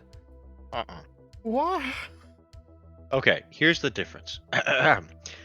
Difference between high fantasy stories and low fantasy is simply the setting, whereby all fantasy fiction includes characters that are doing the unbelievable things, from talking to goblins and flying to fighting dragons and performing magic.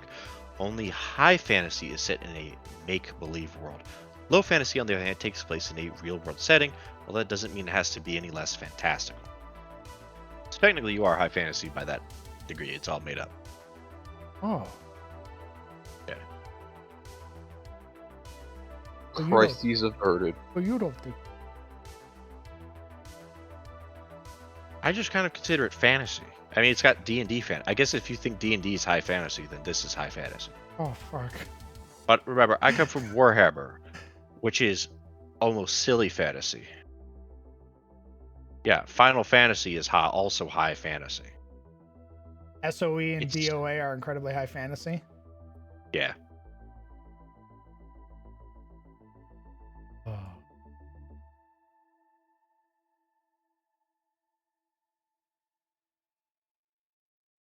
Okay. Have to reconsider my life and how the world works together. Oh. You're probably high fantasy. If we ask the average person what is fantasy, they would probably start describing high fantasy. High fantasy, sometimes called traditional fantasy or epic fantasy. These books are quite long, deeply thought out magical worlds. Low fantasy books can be blah blah blah. Low fantasy brings the magic straight to them. Low fantasy is more closely related to urban fantasy, magical realism, and paranormal literature.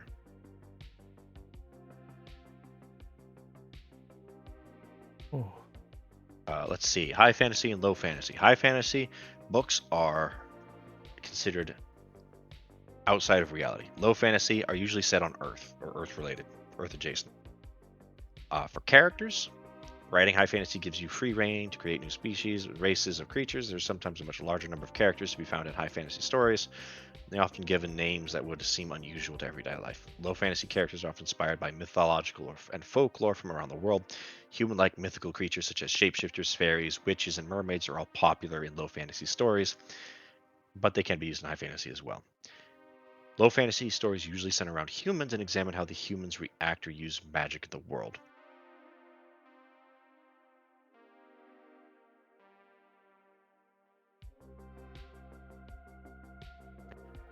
High fantasy novels are usually epic in more than just length and world building. They're epic in their themes. Think high stake plots of good versus evil and saving the world. Low fantasy, on the other hand, has more intimate story arc. It tends to be more character driven and focused on coming of age stories, moral dilemmas, and personal journeys. In essence, it's magic through the lens of humanity. There you go. I see. Thumbs up.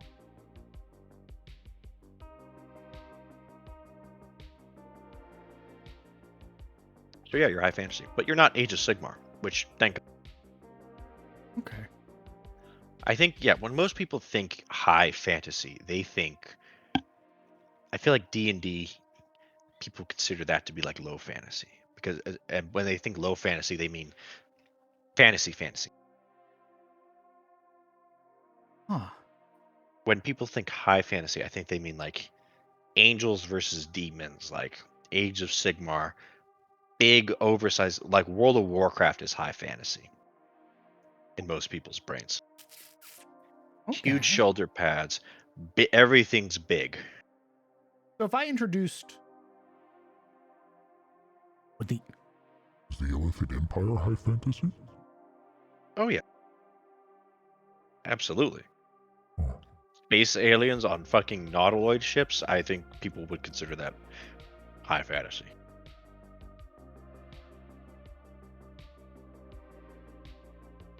Are you? Okay. But an abundance of magic doesn't make it high fantasy. Technically, all fantasy that you and I think about as fantasy is high fantasy. What the fuck? Low fantasy would be like Arthurian legend. Hmm. Yeah. Lord of the Rings, high fantasy. King Arthur, low fantasy.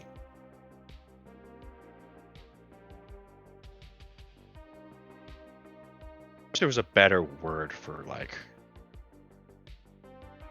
Because my that kind of perception of low fantasy has always been like no magic, or like if there's magic, it's incredibly rare. Like no, man. a cleric comes out and they cast cure wounds in a low magic setting or a low fantasy setting, and suddenly that's a miracle. I don't know if it has to be necessarily a small amount of magic, but I think low fantasy's sort of core is that it's fantasy seen through the lens of humans, of human people. Hmm. Dude.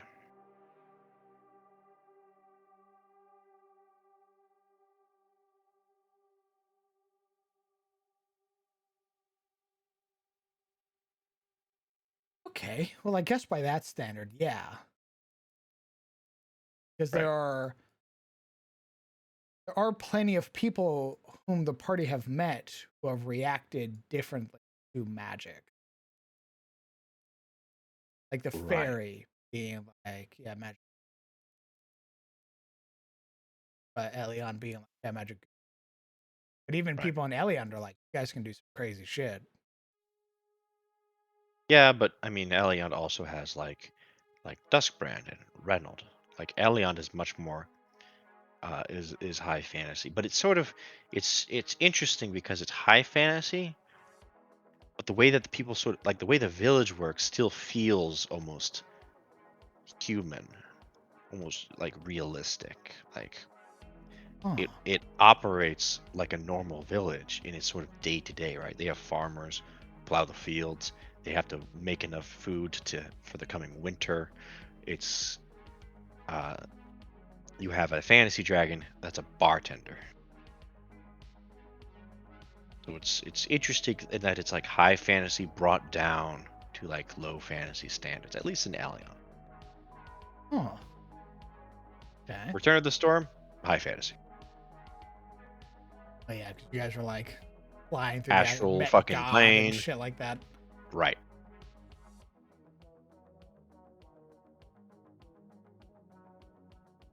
Do you like CTF or Return of the Storm?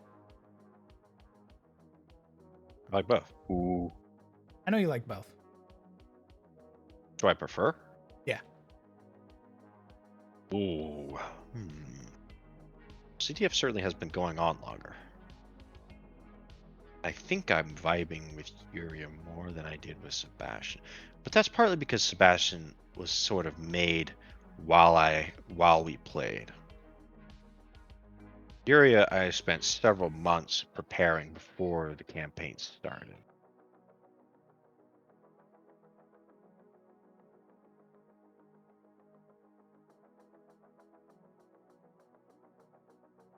The stakes are lower. In what? I think they're talking about it in reference to fantasies. I don't know if it's really about the stakes, because I mean, King Arthur had pretty high fucking stakes, and it was still low fantasy. Literally his entire kingdom. A whole ton of people died.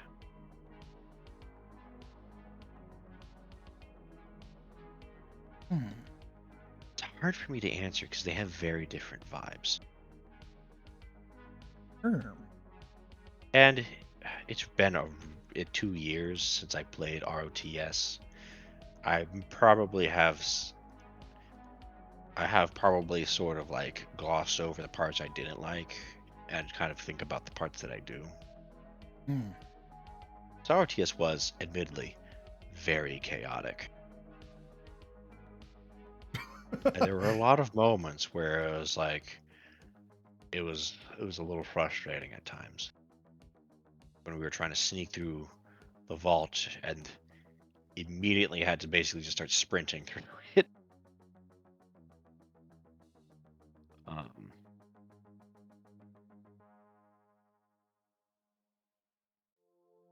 Try to sneak. Remember, it's the hall Right. Well, that's fucking that up. exactly. We needed to sneak, and it very quickly got destroyed by one character.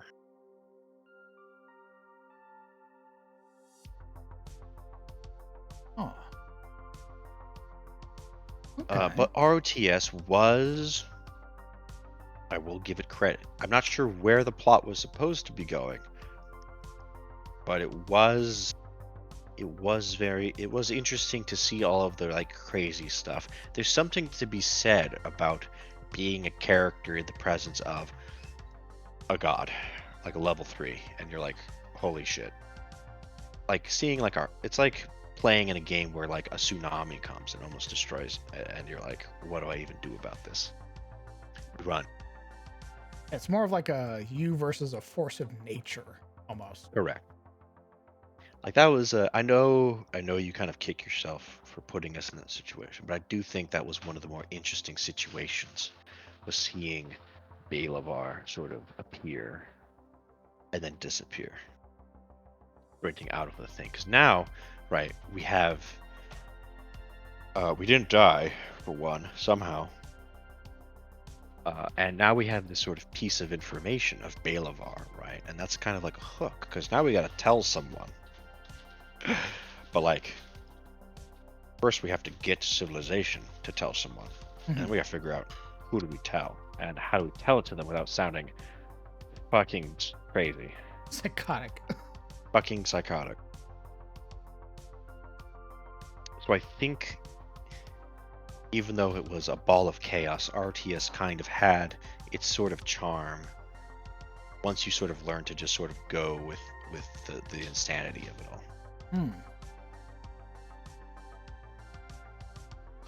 Age of Woe stuff, the Wizard Kings versus the Gods, that reads as high fantasy. Okay.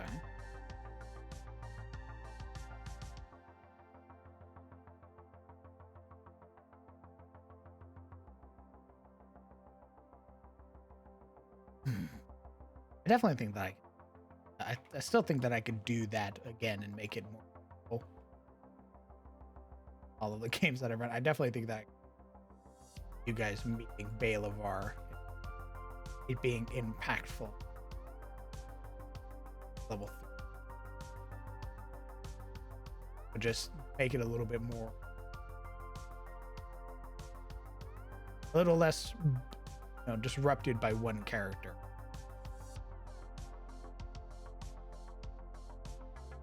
I think I could do.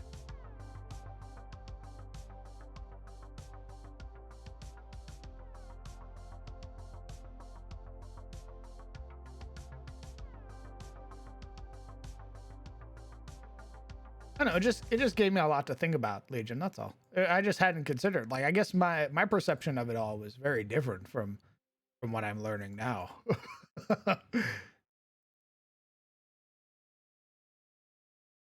Like Sizzle died. Oh dear.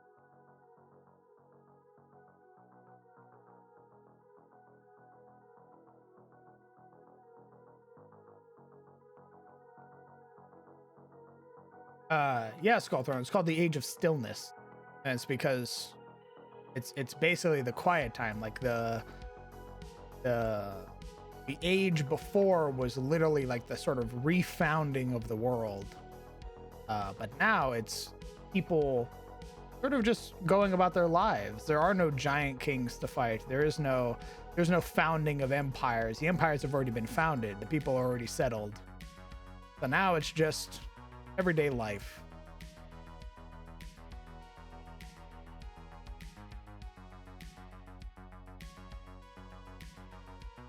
I think I like CTF more because at the end of RTS it did kind of fall apart.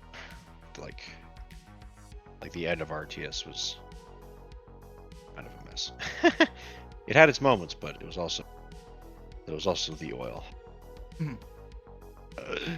The oil, I say, as my eyes darken. And the stress system was bare Brutal. bones. Yeah, Evil. it was.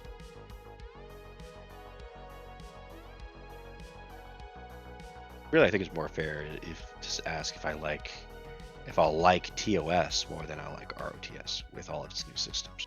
Hmm.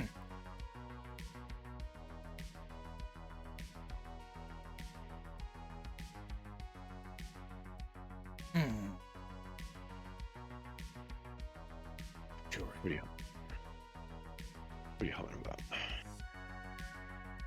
Just thinking, it's just been very enlightening. As? Yeah. What as? This whole conversation. High fantasy versus low fantasy? Yeah, like what I perceived my world to be versus what you perceived, and versus what the viewers have perceived the world to be.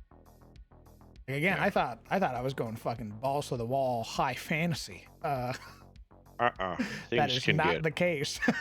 things can get hella more silly. Yeah, because I was Adjacent to like, wherever. magic out the ass, unicorn, Pegasus, dragons, like just going like sicko mode.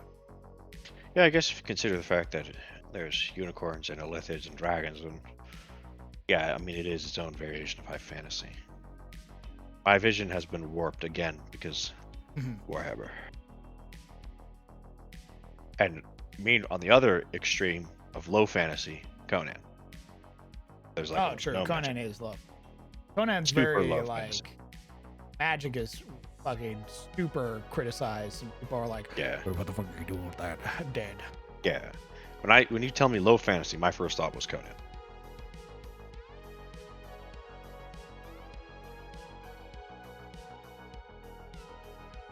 Oh, okay. Right. I mean, I still really like the way that the world is, where there are places that you can go, like the Aram's Ferry, where you're sort of reminded of humanity. Yeah, I think that's important to have. I think there's a problem with like Age of Sigmar. Detached itself from that.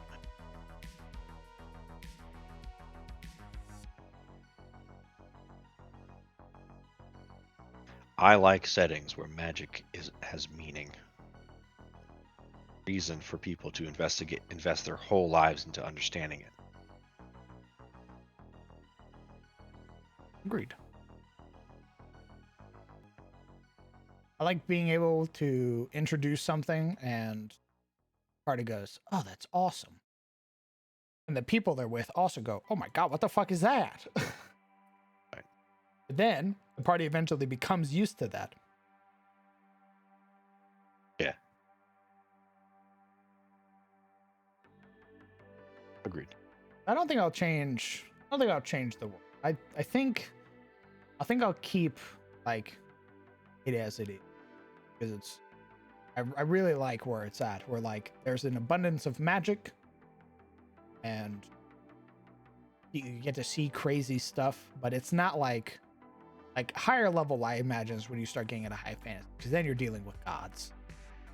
Then you're plane traveling. You're traveling to Pandemonium and hell and shit. But at low levels, you're still here in the world. Right. I agree.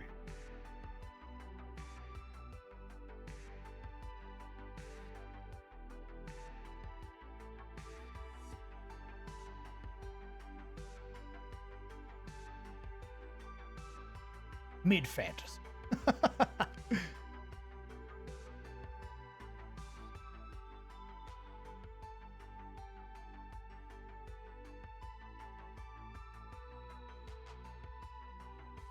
Is a plane of fire or a Avernus Earth? Ooh, that's a tough question. Having lived in Arizona for 18 years, Ooh. Uh.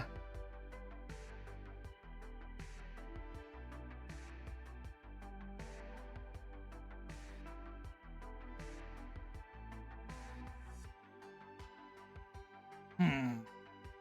I'm gonna say.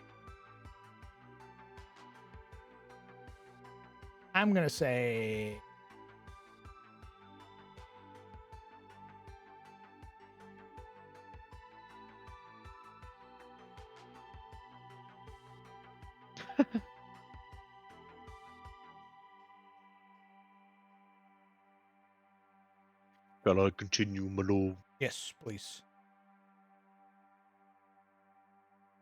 Right, whenever reflective armor. Finally, level 14, Mind Wings. The might of your mind allows you to move yourself and your allies with ease. Oh, you gain a flying speed of 60 feet. In addition, as a bonus action, you can move a willing creature you can see within 60 feet of you, up to 15 feet in any direction, including up. A creature moved up begins to fall as soon as that movement ends.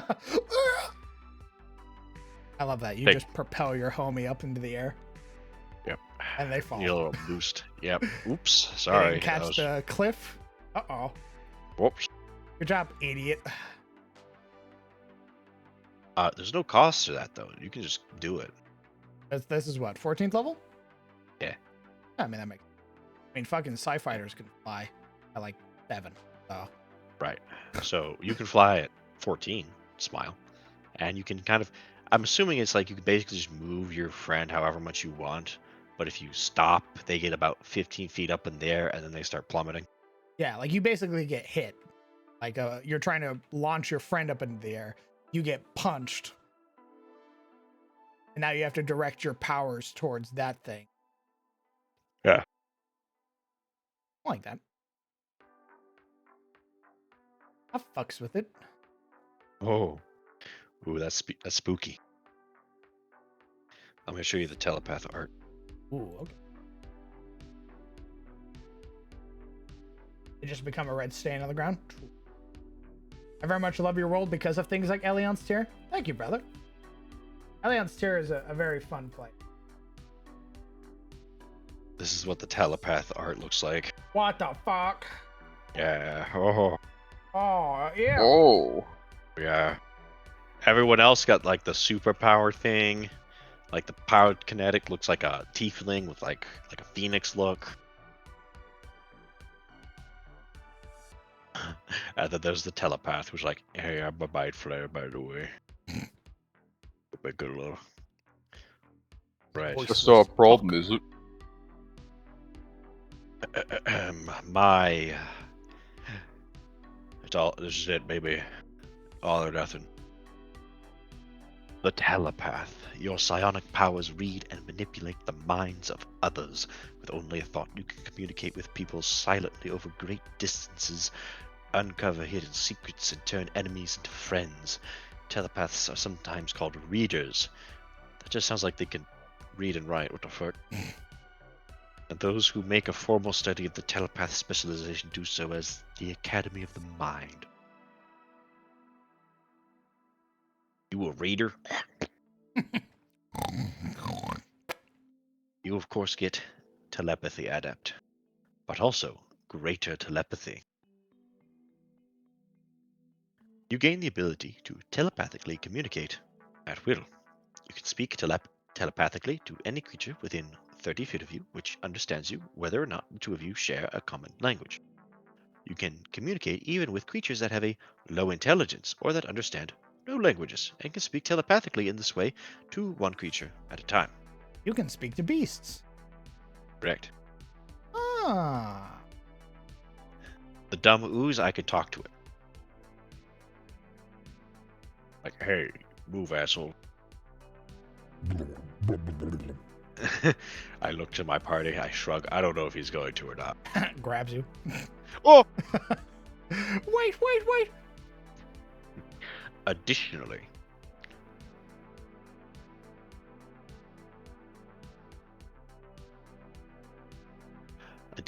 as an action, you can forge a telepathic link with one other willing creature of your choice within 30 feet of you. up to a total number of creatures equal to your intelligence modifier. This link lasts for 1 hour. You and any of the targets can communicate telepathically with each other through the bond, whether or not you share a common tongue. Once this telepathic link is established, communication is possible over any distance, though it can't extend to other planes of existence. If you are incapacitated or die, your telepathic link ends. You can use this feature a number of times equals to your int modifier, regaining all uses when you finish a long rest. If you create a telepathic link with this feature when an existing link exists, the first link ends. Can or cannot cross planes of Cannot. Ah. Okay.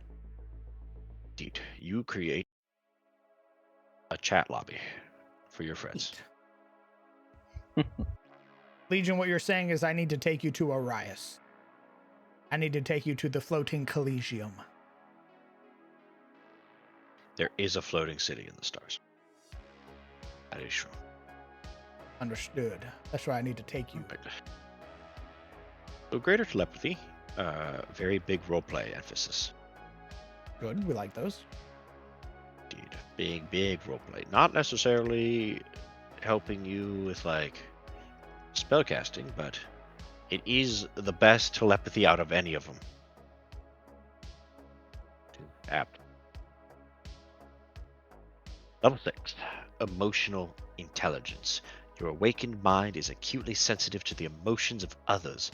Whenever you make an ability check that makes use of the deception, insight, intimidation, or persuasion skills, you gain a bonus to the check equal to your int modifier. All right, this is sounding very Yuri. Yeah. You're a talker. Yes. I hate talk.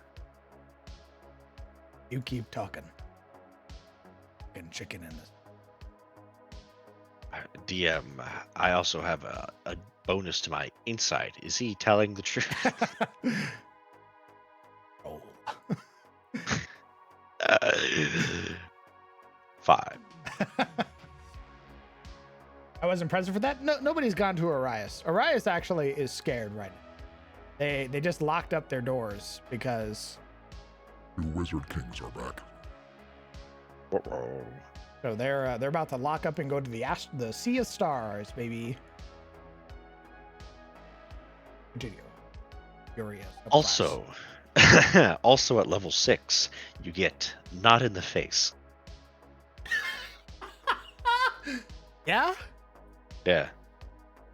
Yeah. Your foes develop an overwhelming sympathy for you thanks to your telepathic powers.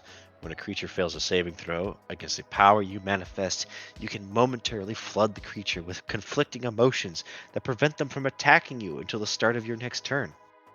Creatures Ooh, can't be I'm charmed an or empath. Yep.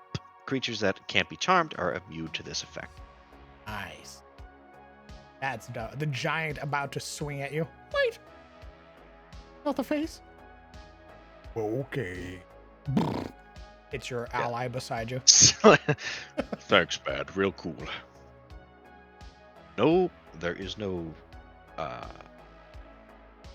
There's no cost to that either. It's just whenever something fails a reaction, saving right? throw. No. No. Read it again. When a creature fails a saving throw against a power you manifest, you can momentarily flood the creature with conflicting emotions that prevent them from attacking you until the start of your next turn. Oh. A little redirect. Correct. So when you cast a power and it works, you can also be like, hey, no take backsies. Don't hit me. Please. I know I just set your hair on fire, but please don't hit me. Okay. Beating the shit out of the fighter. Level... Hey. Don't. Smile. Level 10. Shared connection. You can facilitate an incredible psychic connection between yourself and other creatures. When you forge a telepathic link with your greater telepathy feature, each linked creature gains the following benefits. The creature can choose to hear, smell, and see what any other linked creature experiences. Jesus. Oh. Wait, it gets better. Each creature can take the help action as a bonus action to aid another linked creature. A creature can use the Ooh. help action to grant advantage to another linked creature's attack roll, even if the creature taking the help action isn't within 5 feet of the target of the attack. Hmm. Smile. Ooh.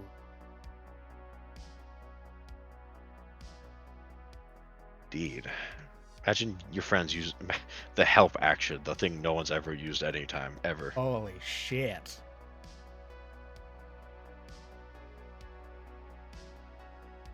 So not only do you establish this connection where you talk to them and sort of communicate across vast distance, at this level, you eventually are able to assist them from like the back line. Like Yep. you use that on the fighter, and now the fighter's getting the help action every turn. Yep. That's really good. hmm A very a very hidden buff to your allies. Hmm.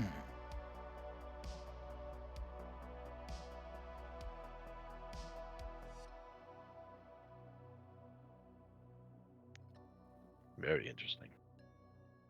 Level 14, Truth Hurts. As you open up the minds of your enemies, you cause their secrets to spill forth. Whenever a creature fails a saving throw against telepathy power you manifest, you can choose one of the following options. You gain any amount of strain, then deal psychic damage to the creature equal to 2d8 for each strain you gain this way. You gain 2 strain to telepathically ask the creature one question, which they answer telepathically, honestly, and fully to the best of their ability. Creature that can't be charmed is immune to this effect.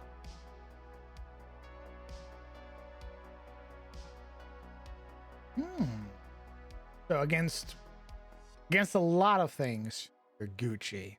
Against aberrations and like undead and shit.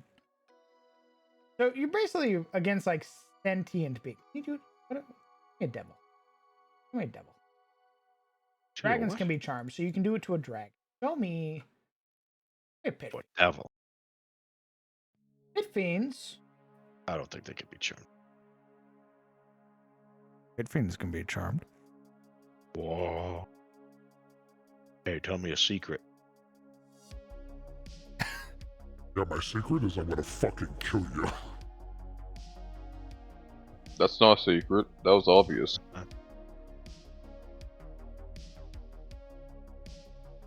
I guess it would be demons. Most demons and undead can't be charmed. It looks like you can charm devils.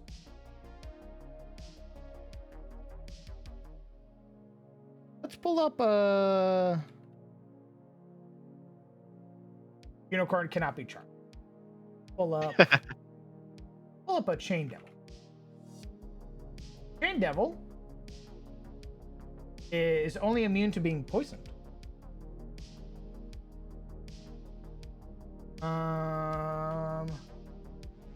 Vampire.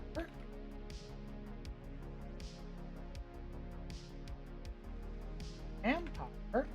Jesus.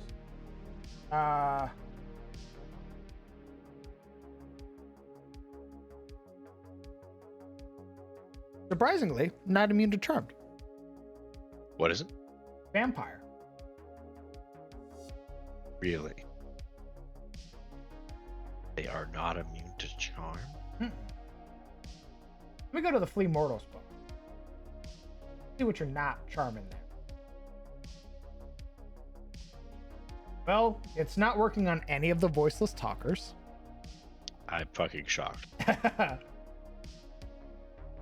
Oh, well. It's not working on the really strong voices. It does work on regular voice talker. Oh. They can be charmed. However, I'm pretty sure. Oh no! This is interesting.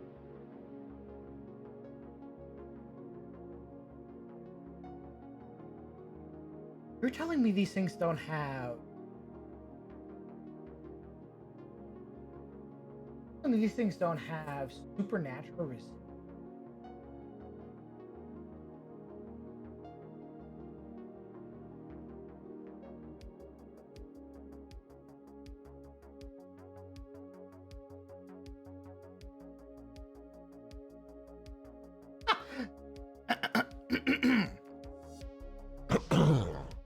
Brain overload. Once a day. Sixth order power. Lord Sheol creates a sudden surge of energy in the mind of a creature he can see within 120. The target must succeed on a DC 19 con saving throw, taking 14 D10 psychic damage, or half as much on success. If the target has a brain and is reduced to 0 hit points, the brain explodes. If they can't survive without their brain, they die. That is a unique psionic power just for Lord Seul, not something a talent can get. What? You mean I can just make someone's brain explode? Uh-uh. I'm shocked. He just surprisingly doesn't have supernatural existence. It's exactly what I was expecting him. But he doesn't, which I think is pretty wild. Let me look at the Olafek. Obviously, the constructs can't be charmed. How about, oh, Count Rodar von Glauer cannot be charmed. What?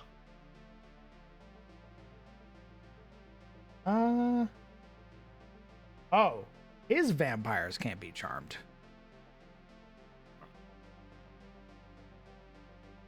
So here's the thing. You can either do the telepathic thing at level 14, let me remind you, or you can deal psychic damage to them. So even if they can't be charmed, you can still use this.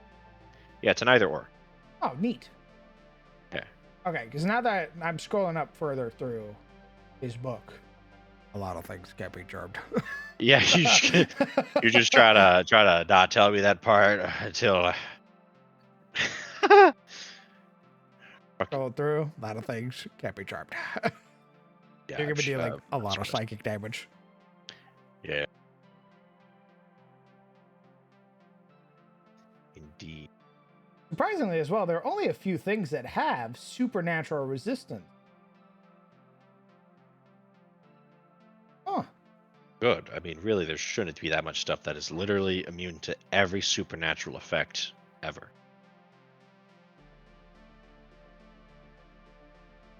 I do feel like that should be saved for the Giga Chads of the Giga Chads.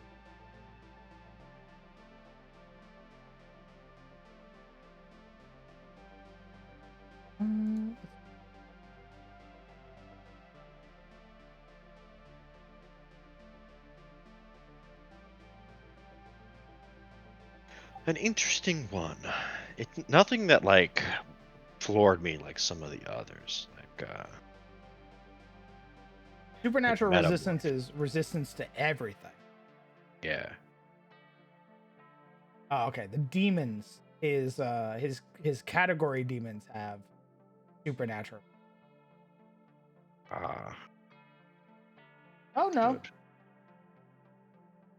Soul weapons, Leth, abyssal resistance. Oh no, never mind. They just get they are resistant to psychic damage. But if they have some of them, if they possess 2 or more souls, it's supernatural. Right. Yeah, I mean that should probably vary. Demons are supposed to be like all over the place. Hellish resistance. Okay, so the Devil Legate has supernatural. That's a CR8. Yeah. Infernal Chancellor Lazavos CR16 leader has supernatural resistance. He's a devil. Oh no. And obviously, the CR30 creatures have supernatural. Oh no. Bastards. Oh my god. Oh, interesting. So that one Pyro Scion class that you were the talent, Yeah, the the pirate Fire kinetic. Giant has an ability called Healing Heat that if you hit it with a supernatural fire ability, you heal it Whoa. instead of dealing damage to it. Oopsie daisy. That's really continue. That's it for the telepath. A lot of roleplay stuff in here. Not a which is roleplay, interesting. but which is to be expected for a telepath. True. Big on like social stuff. Indeed. I like that it's a lot. I like there's an inclusion to like buffs.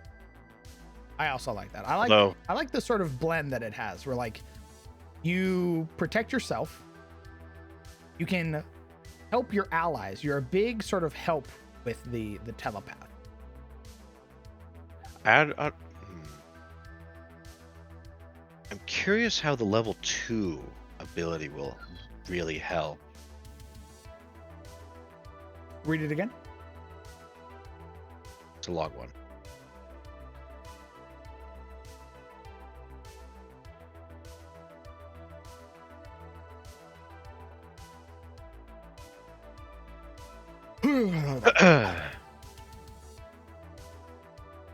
You gain the ability to telepathically communicate at will. You can speak telepathically to any creature within 30 feet of you, which understands you whether or not the two of you share a common language. You can communicate even with creatures that have low intelligence or that understand no languages and can speak telepathically in this way to one creature at a time. Brother, that's literally you talking to. Yeah, that's talking to beasts. That's talking to the Sahagin, dog. Yeah. No, I agree. That's really good roleplay, like opportunity. A lot of like ability to like bypass fighting altogether. Yeah, like, yeah, we don't have to fight. Like, hey, whatever you're doing, stop. We can settle this. Indeed. And Yuri is negating combat for some fights, making allies instead of enemies. Her Tarosian allies fuming because they didn't want to get to flex their muscles. I mean, there will be things that I don't know, man. I think that's dope as hell. It is very interesting. It's definitely the most powerful of all of the telepathies. The ability not only to talk to people who don't share your common language, which I think only the Great Old One gets, but to be able to talk to creatures that don't have any language or have low int. That's massive. Very interesting. Like being able to, because I think that usually the cutoff is like 6 int or lower, or like 3 at most. But you can talk to 1 int beat. Can they talk back? I don't think. It says you can speak telepathically to any creature within 30 feet of you, which understands you whether or not the two of you share a common language. You can communicate even with creatures that have a low int or that understands no language. And can speak telepathically in this way to one creature at a time. I don't know if they can talk back to you. You don't need it to talk back. You tell it, it understands you. Yeah. Hey, we don't mean you any harm. Oh, well, I guess, okay, actually, I take that back. So you can talk to it at will, just willy-nilly, no cost. And then the other half is, as an action, you can forge a telepathic link with other willing creatures. And that's where you can start talking back and forth. Well, there you go. You basically establish connection. Right. And then you tell it, hey, man, we're not trying to kill you. Let us pass. We're just looking, we're not, we didn't mean to interrupt. Apology. Yeah, forge a telepathic link with other willing creatures of your choice within 30 feet of you, up to a total number of creatures equal to your int. Lasts for 1 hour. You and any of the targets can communicate telepathically with each other through the bond, whether or not you share a common language. Very interesting. Once this telepathic link is established, communication is possible over any distance. Also very interesting, though it can extend to other planes of existence. If you die, it ends. Use this feature a number of times equal to your int modifier, regaining all uses when you finish And long rest. Can't you share your senses eventually? That's a level 10 thing. Is that the creature can choose to hear, smell, or see what other linked creatures experience. That's when the thing really helps in combat with the whole help action shenanigan. How many people can you eventually have linked? Up to 5, because it's your int modifier. That's fucking awesome. Yeah. You basically, everybody connects and you send the rogue ahead. And everybody's looking through the rogue. Yep. Maybe they hear something the rogue doesn't hear. Yep. I'm wondering how it would help in combat at level 2. I don't think it will, but I think it'll prevent combat. Yeah, I think so. That's a big thing, is that it might not be like, yeah, you're not smiting, but Yeah, you're not the pyro yeah, flinging fireballs everywhere. You're the diplomat, dog. You're the one being like, guys, we don't have to fight this. Like, you're the one who calls the ceasefire. Indeed. Very big, like...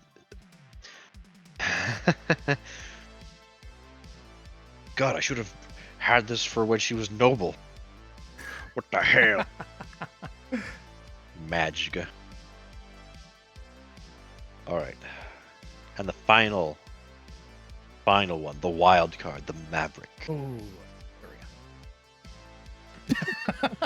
Maybe, we'll see. You don't belong to any talent academy, whether you rejected the offer when it came your way or you don't even know such places exist. You make no special distinction between the powers you wield. By undertaking the Maverick specialization, you hone innate abilities that make any power you manifest more effective. Level 2, Raw Power. You don't get Adept, by the way. Your raw mental power hits your enemies harder. You can add your int modifier to one damage roll of any first order power you manifest. And you get reduced stress. You have trained your mind to take on less stress. When you gain stress as a result of manifesting a power, you can half the strain you gain to a minimum of 1. Once you use this feature, you can't use it again until a short or long rest. Oh. Read that one more time? You have trained your mind to take on less stress. When you gain stress as a result of manifesting a power, you can halve the strain you gain to a minimum of 1. Once you use this feature, you can't use it again until you finish a short or long rest. Interesting. So, like, you can go sicko mode for at least 1 power. Yeah. And if it fucks up, like it's a 6th order spell, you can cut it to 3 strain. Oh. Right. Ooh, very risky.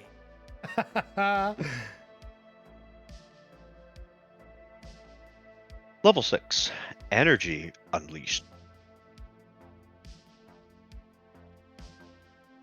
When your powers tax you, you release some of that debilitating energy out into the world.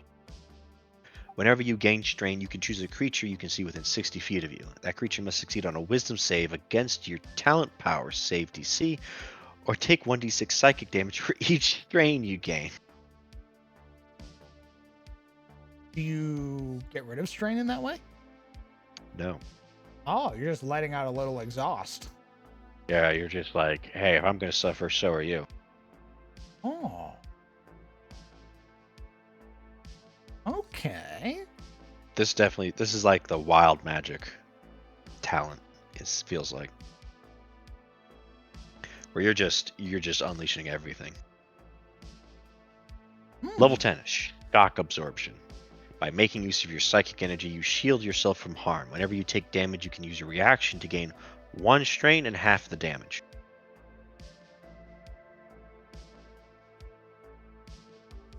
So, read it one more time. Level 10. Level 10. Shield yourself from harm. Whenever you take damage, you can use your reaction to gain 1 strain and half the damage. That's really cheap for halving potentially a shitload of damage. Yeah. You half power word kill. Yes. Hey, you make fun of that, but that could be the difference between just death and going down. That's interesting. Oh my. This definitely seems like the one of the simplest ones to do because it's pretty straightforward. You do a lot of damage. You just throw everything out, and then you're tired and you go to eat. 14th level, full force. With intense focus, you pour all of your might into a manifested power. When you deal damage with a power, you can deal maximum damage instead of rolling damage dice.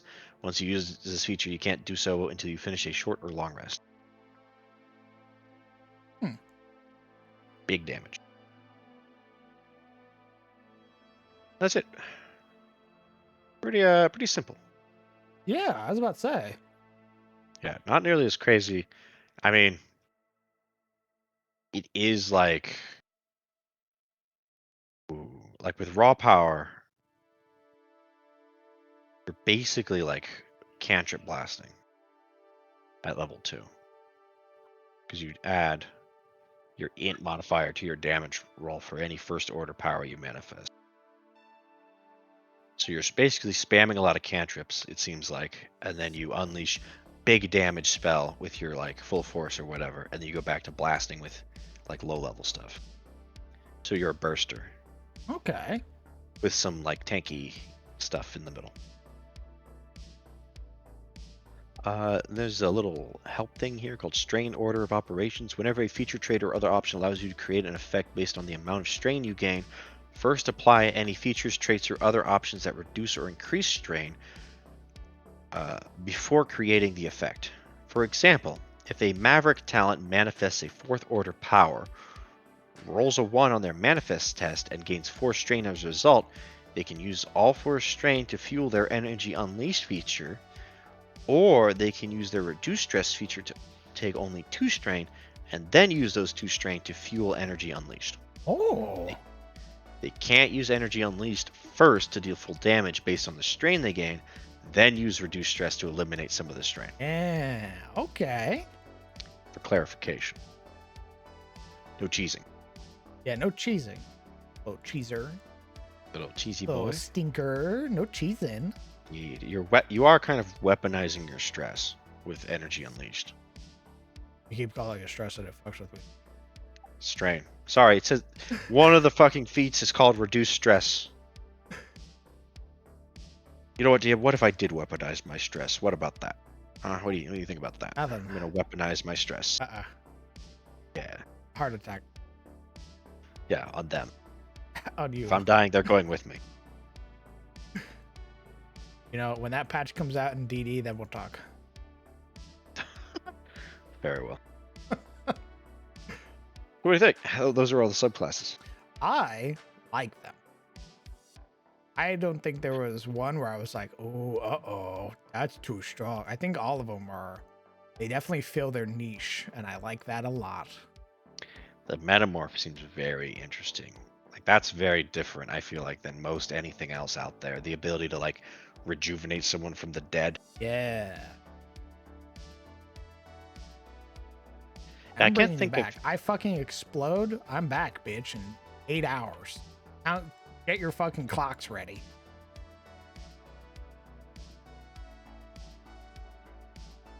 Indeed. I think the chrono path is really good. The time pocket is the rapid manifestation where you can ramp up your powers. The decay is interesting. The metamorph is very interesting. The pyrokinetic, huge. You just want to do DPS, that seems really good for that. The resopath seems really good for people who want to get a little creative with the world around them. That imagination creation, very interesting. Hmm. Telekinetic is like your abjurationist. You get a shield that you can give to other people, and you can switch out your like saves. I really do like that they put a lot of. They did put a bigger emphasis on like teamwork. Indeed. Like, yeah, don't really like Maverick. You can go it alone. You're just blasting down. Everything Yeah, else. Maverick is pyrokinetic and Maverick. I feel like are your just blasters. Hmm. With Maverick being like a sort of cantrip sorcerer blaster, and pyrokinetic being like your evocation wizard. But yeah, the others are all very big on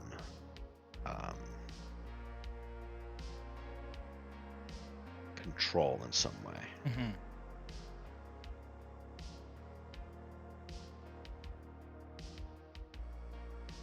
Like that.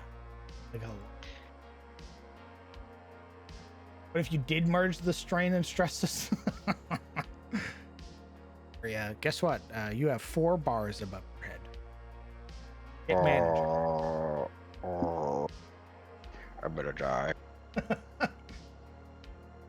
I think Chronopath is probably the strongest combat one with its haste shit, as well as the ability to switch around initiatives and the basically super banish.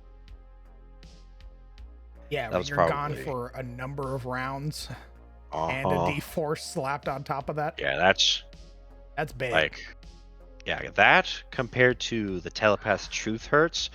I mean, there's no comparison. Like, that's crazy.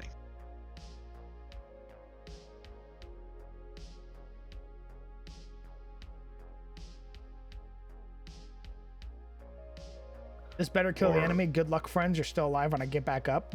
Yeah, exactly. I'm gonna nuke the shit out of that guy, or I'm gonna heal the barbarian with everything I've got, explode, and then come back. Ooh, except you wouldn't.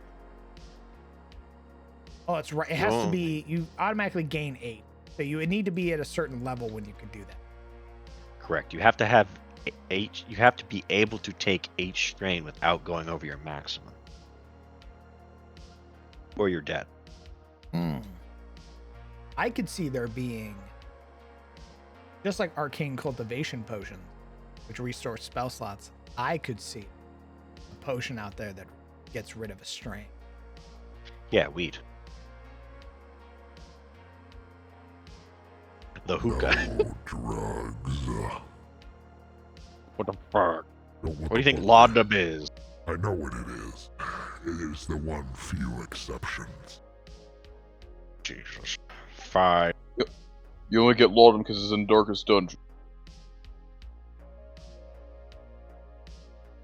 Fine. Mint tea. All right. I saw a question. I had to scroll up. Sorry. How much would this map cost if the players wanted to purchase it in game? Like if they wanted to reference this map, I have no clue. I think a cartographer would sell them this because it's not complete. There's still plenty of stuff that isn't explored. It's just sort of like an overview of. So I don't have an exact price, sadly. I also want to see them in.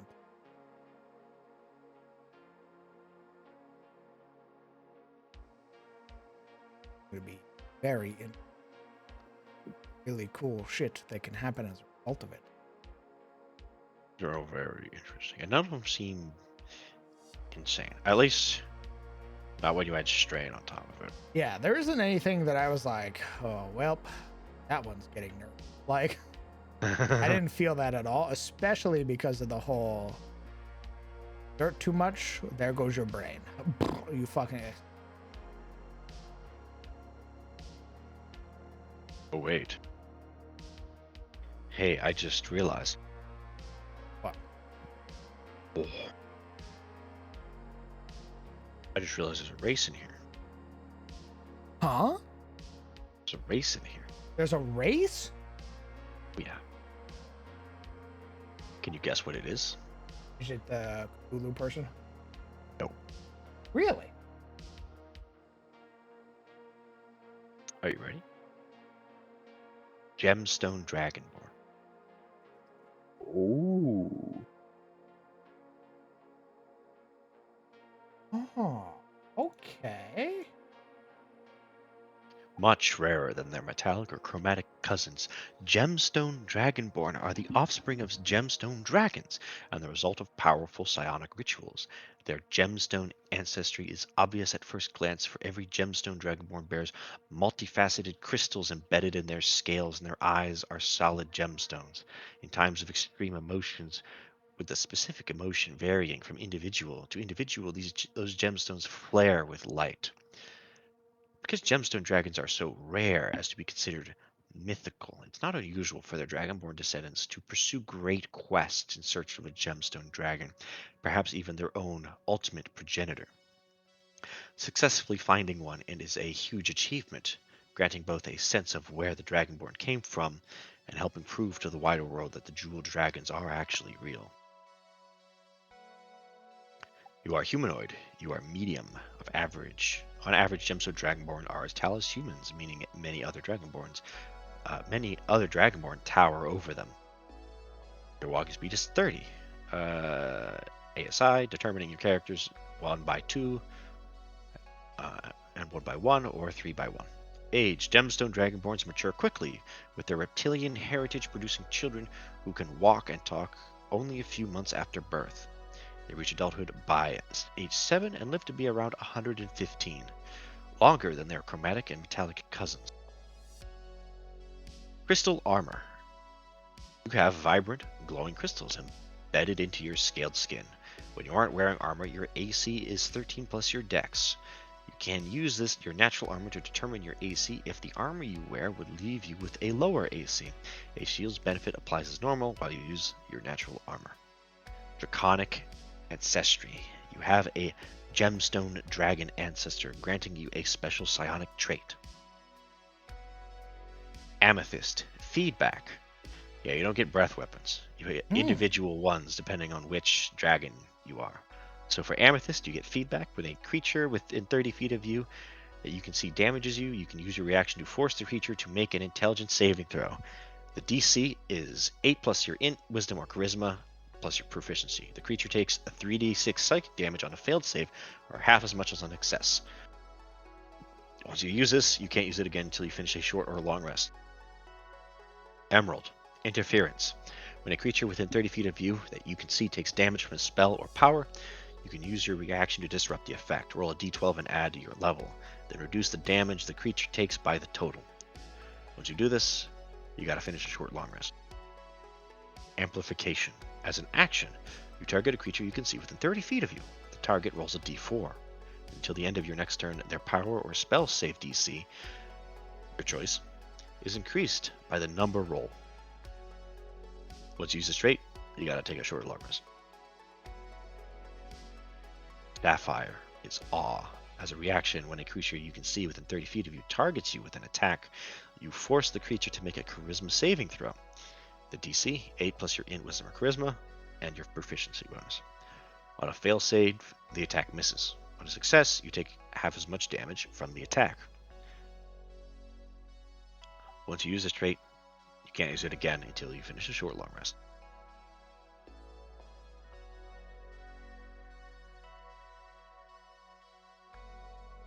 And then finally, Topaz Uplift. As an action, you target a creature you can see within 30 feet of you. For 1 minute, whenever the target makes an int, wisdom, or charisma check or saving throw, they can roll a d4 and add the number rolled to the d20. Use this once per long rest. They also get natural psionics. You learn one first order psionic power of your choice from the following list. None of these. Oh. I don't know what any of these do, so we'll just skip them. Your manifestation ability for this is Intuition or Charisma, which you choose when you select this ancestry. Telepathy. You can communicate telepathically with any creature you can see within 30 feet of you. You don't need to share a language with the creature for them to understand these messages.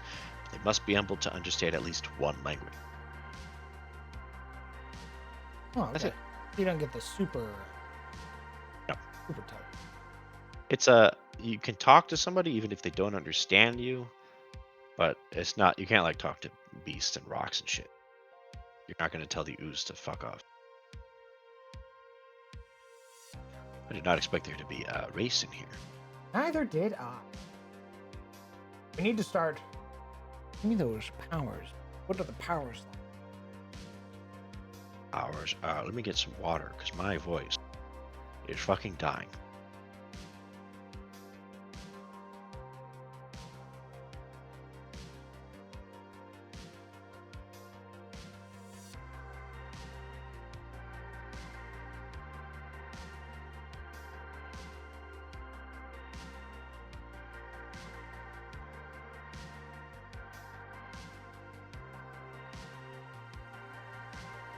Rest well, Anubis. Thanks for hanging out, brother.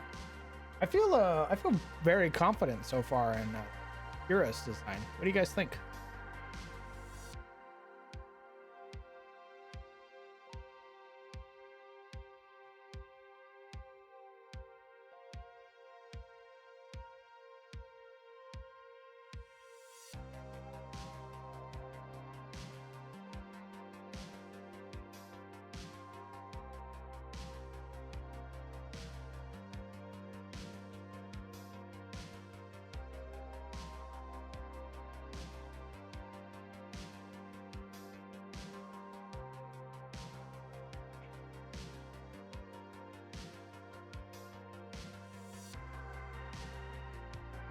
Nice, looking good, boss man. I like it. Very good.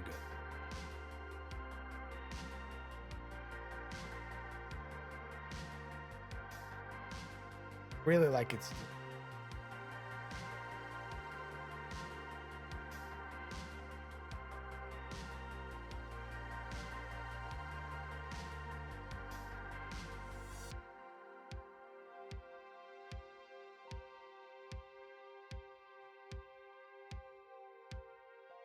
I also really like the designs for Stymore and Katarina. I think they look very good.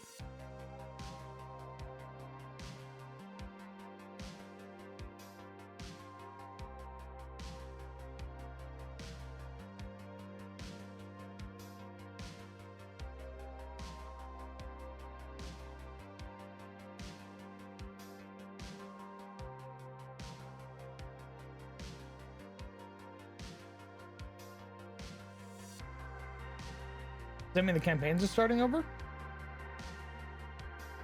I won't say the campaigns are starting over. DTF will still go.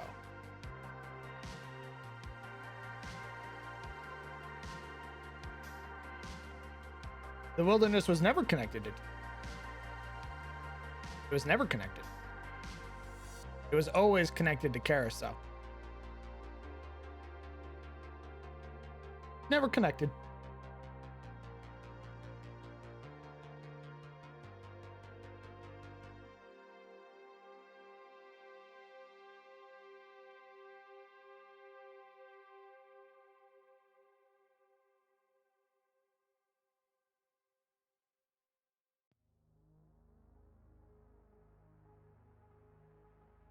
You would need a vessel to cross that. You need a vessel to be able to cross at least the sort of deeper portions here. So that's a big distance. Oh. I return. Yoshi. Thank you very much for the raid. Welcome, welcome. Hopefully you enjoyed. I assume you were doing Minecraft. I think I shot my voice. Yeah. I have been reading for 10 hours now. All right, brother. You don't gotta raid. I want to, because we haven't actually gotten to the powers. Yeah, but if you shoot your voice, it's gonna suck because you're here for 3 weeks. True. I can feel like the gravel in the back of my throat. We've gone through like the core mechanics. Yeah, all the the details of the powers, the talent itself. Level by level. Mm-hmm. You've done a lot, my man. Yeah. Another Minecraft stream, very good. Thank you again for the raid, homie, and hopefully you had fun. We're still working on the world map. We've made considerable progress, I would say. Really like how Tyros looks right now with its sort of its rather mountainous appearance. Still keeps the energy of the first, and we've also reshaped it real nice. Really sort of driven home the points that I want.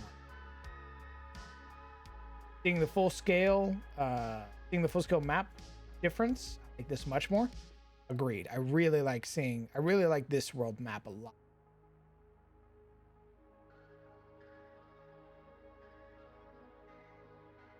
It's looking good. Much appreciated, homie. That's fine. We can also just read more about the powers tomorrow. Very good. Or we get Zebus to do it. What?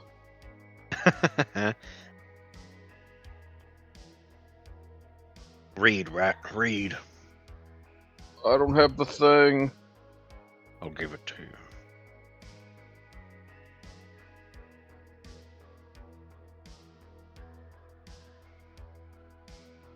Although streaming for 10 hours. Think about really gonna wrap up. Just so I can also vibe. I mean, we got a lot done. I got the whole continent reshaped.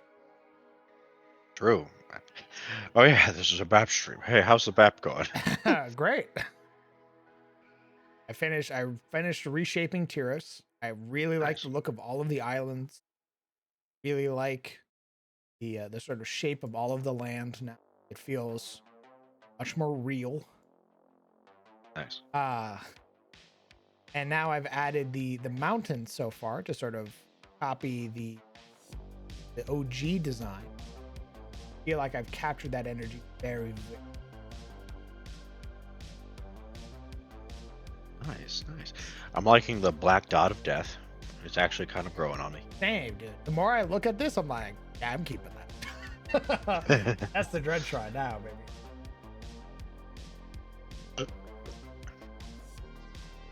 Lobster Isle suggest when we get there, Legion. When we get there, we need to finish the land. Once I finish the land, and I put all the mountains and everything like that, then we can work on the kingdom.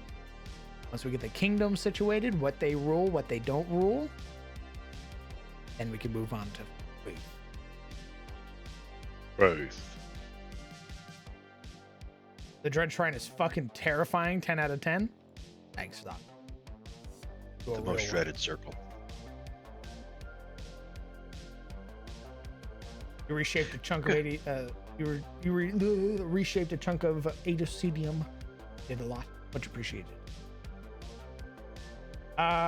Is there an underwater ancient city? Yeah, absolutely. Of course there is. I fucking love the whole mythos of Atlantis. I think that's cool as shit. More worlds should have one. There's a big underground, moving Sahagin city.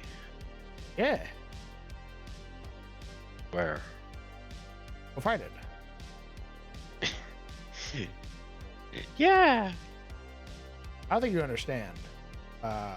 Depending on how TOS goes, because I only have some stuff planned. Once you guys defeat, once you defeat the Unblinking Eye, sort of all right, is the game over, or is there shit you guys are trying to do? The party wants to go. We're going to Carousel. All right.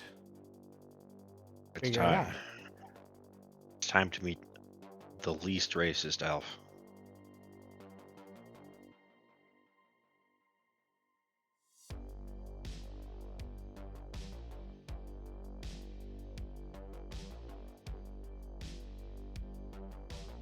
The water expanse there, it looks like a person's silhouette. Huh? Which water?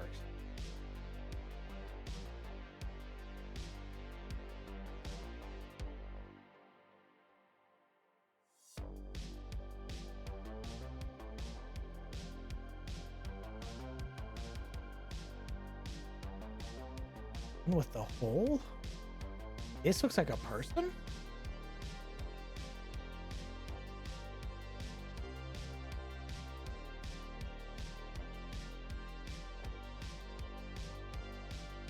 What Cthulhian fucking person are you looking at, Logan? What? A person? Please take a picture of this. Please take a picture of this and show me how this is a person.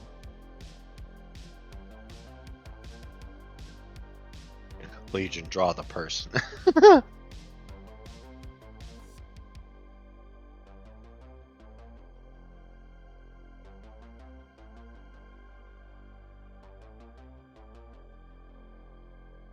I will wait to let me know when you've taken a screenshot.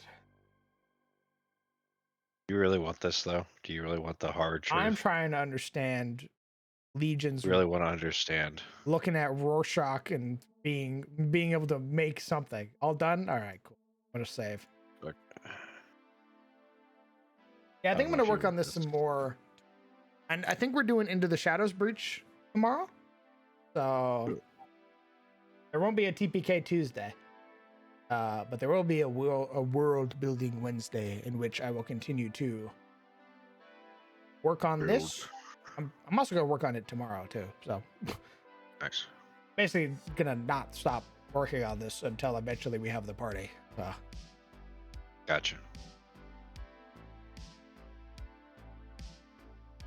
At least I assume it moved to be. Hey, didn't he announce that already?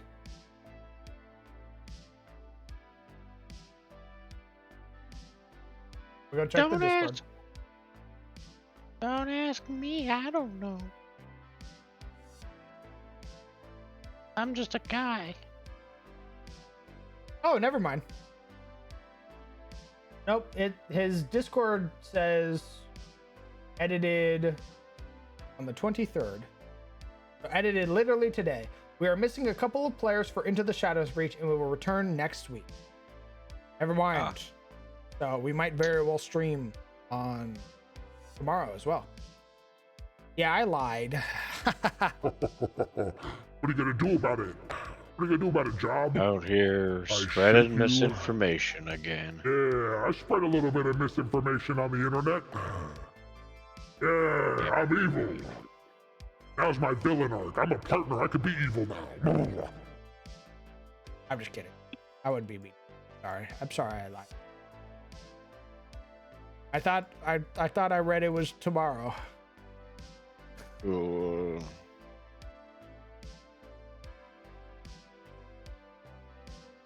That's all right. We'll just stream tomorrow as well. We'll do TPK Tuesday. Obviously we won't have a Friday game because I'll be doing Lords of the Fallen.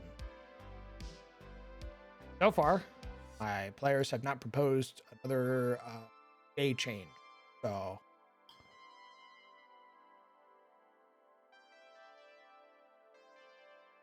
What? What? We're saying? Saying we're not going to have a game on Friday. I cry. Because players haven't suggested a change. Damn it. Because of that, I'm going to go do all in stream. God damn it. Probably won't have a game for Thursday. Wow. Thursday I have a meetup to discuss game. Well, see, now who's got the... You didn't mention that part. What the fuck? What do you want from me? Communication. Yeah, Smile. I would love that too, motherfucker. Hey man, you know where I am. I'm about to beat the shit out of you. That's what I know. Good luck, asshole. You're tangible, bitch. I can grab you. I'm gonna beat the crap out of you and Magic the Gathering. Oh, what the? You wouldn't Right. dare. I'm not gonna give you my intellect devour. No. I need it for my deck. Nope. You know what? Larkin's Deep is a fucking volcano now. Okay. How is that supposed to affect me? Idiot. What? You did this to yourself. What did I do? What is? How does that? Behold, What? doom. What? I don't know. I fail to see how this affects me at all. Oh, your fault. I mean, there's still dwarfs there, right? You killed all those people. Oh, I know what you well, did last summer. I don't even remember what I did last summer, so good for you. Let me know.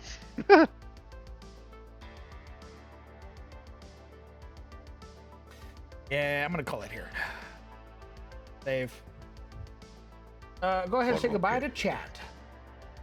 Goodbye, chat Hey, room. chat. It's been a long ass time. It's like I spent all day with you fucks.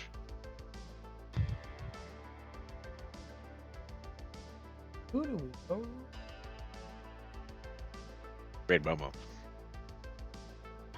Yeah, she's doing Baldur's. Do I want folks to Baldur's? Yeah, we'll go raid Momo.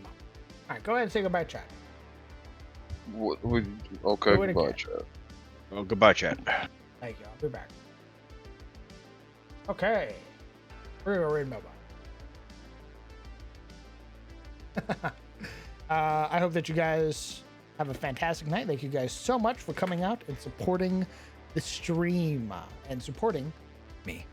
I wouldn't be able to do this without you lovely people. And because of that, thank you guys so much. I am very blessed. For all the new folks who tuned in tonight who don't know who I am, hello, welcome. I'm the Crown DM. I am a 5th edition Dungeon Master who runs games in his own homebrew setting, the world of Adis. What you just saw was Map Making Monday.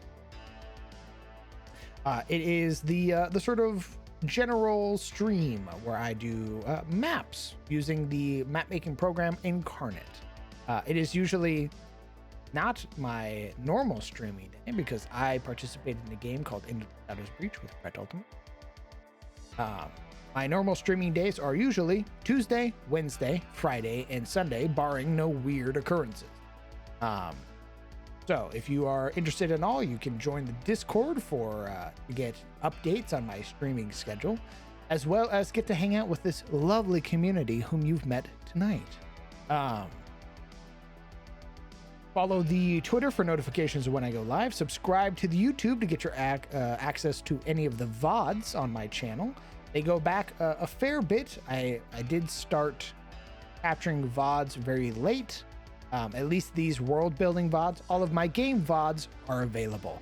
So if you would like to watch Come at the Fall, which is about 76 episodes deep right now, or if you would like to watch our Tales of Sunfall game, you can also watch those over there on the YouTube.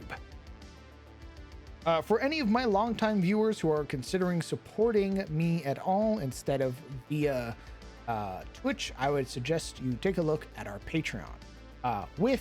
I might add, I will be shaking the Patreon around. I will be adding some maps to the $5 tier. I'll be adding 4K quality maps. I believe they will be just gridded.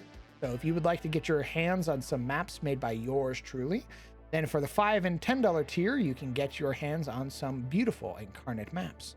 If you would like to get your hands on some custom-made 5e supplements or homebrew stuff, you can subscribe to the $20 tier to get access to a plethora of weird things. I don't know what I'm going to put out this month, but something. Smile. And that's it. That's not all the plugs. Use !Rogue and use code CROWN to get 20% off on checkout for your Rogue hydration and their recent tasty flavors that they just put out. All right, we're gonna go raid Momo. Momo's a homie, obviously. We know her. We're gonna go raid her. She's playing Baldur's Gate right now. So, as always, my friends, we pass the crown to you. I hope you guys have a fantastic night. I hope you take care of yourselves. Hug your loved ones. Tell them that you love them. If you haven't called them in a while, call them. I'm sure they'd love to hear from you. And I will see you guys later. Bye, chat.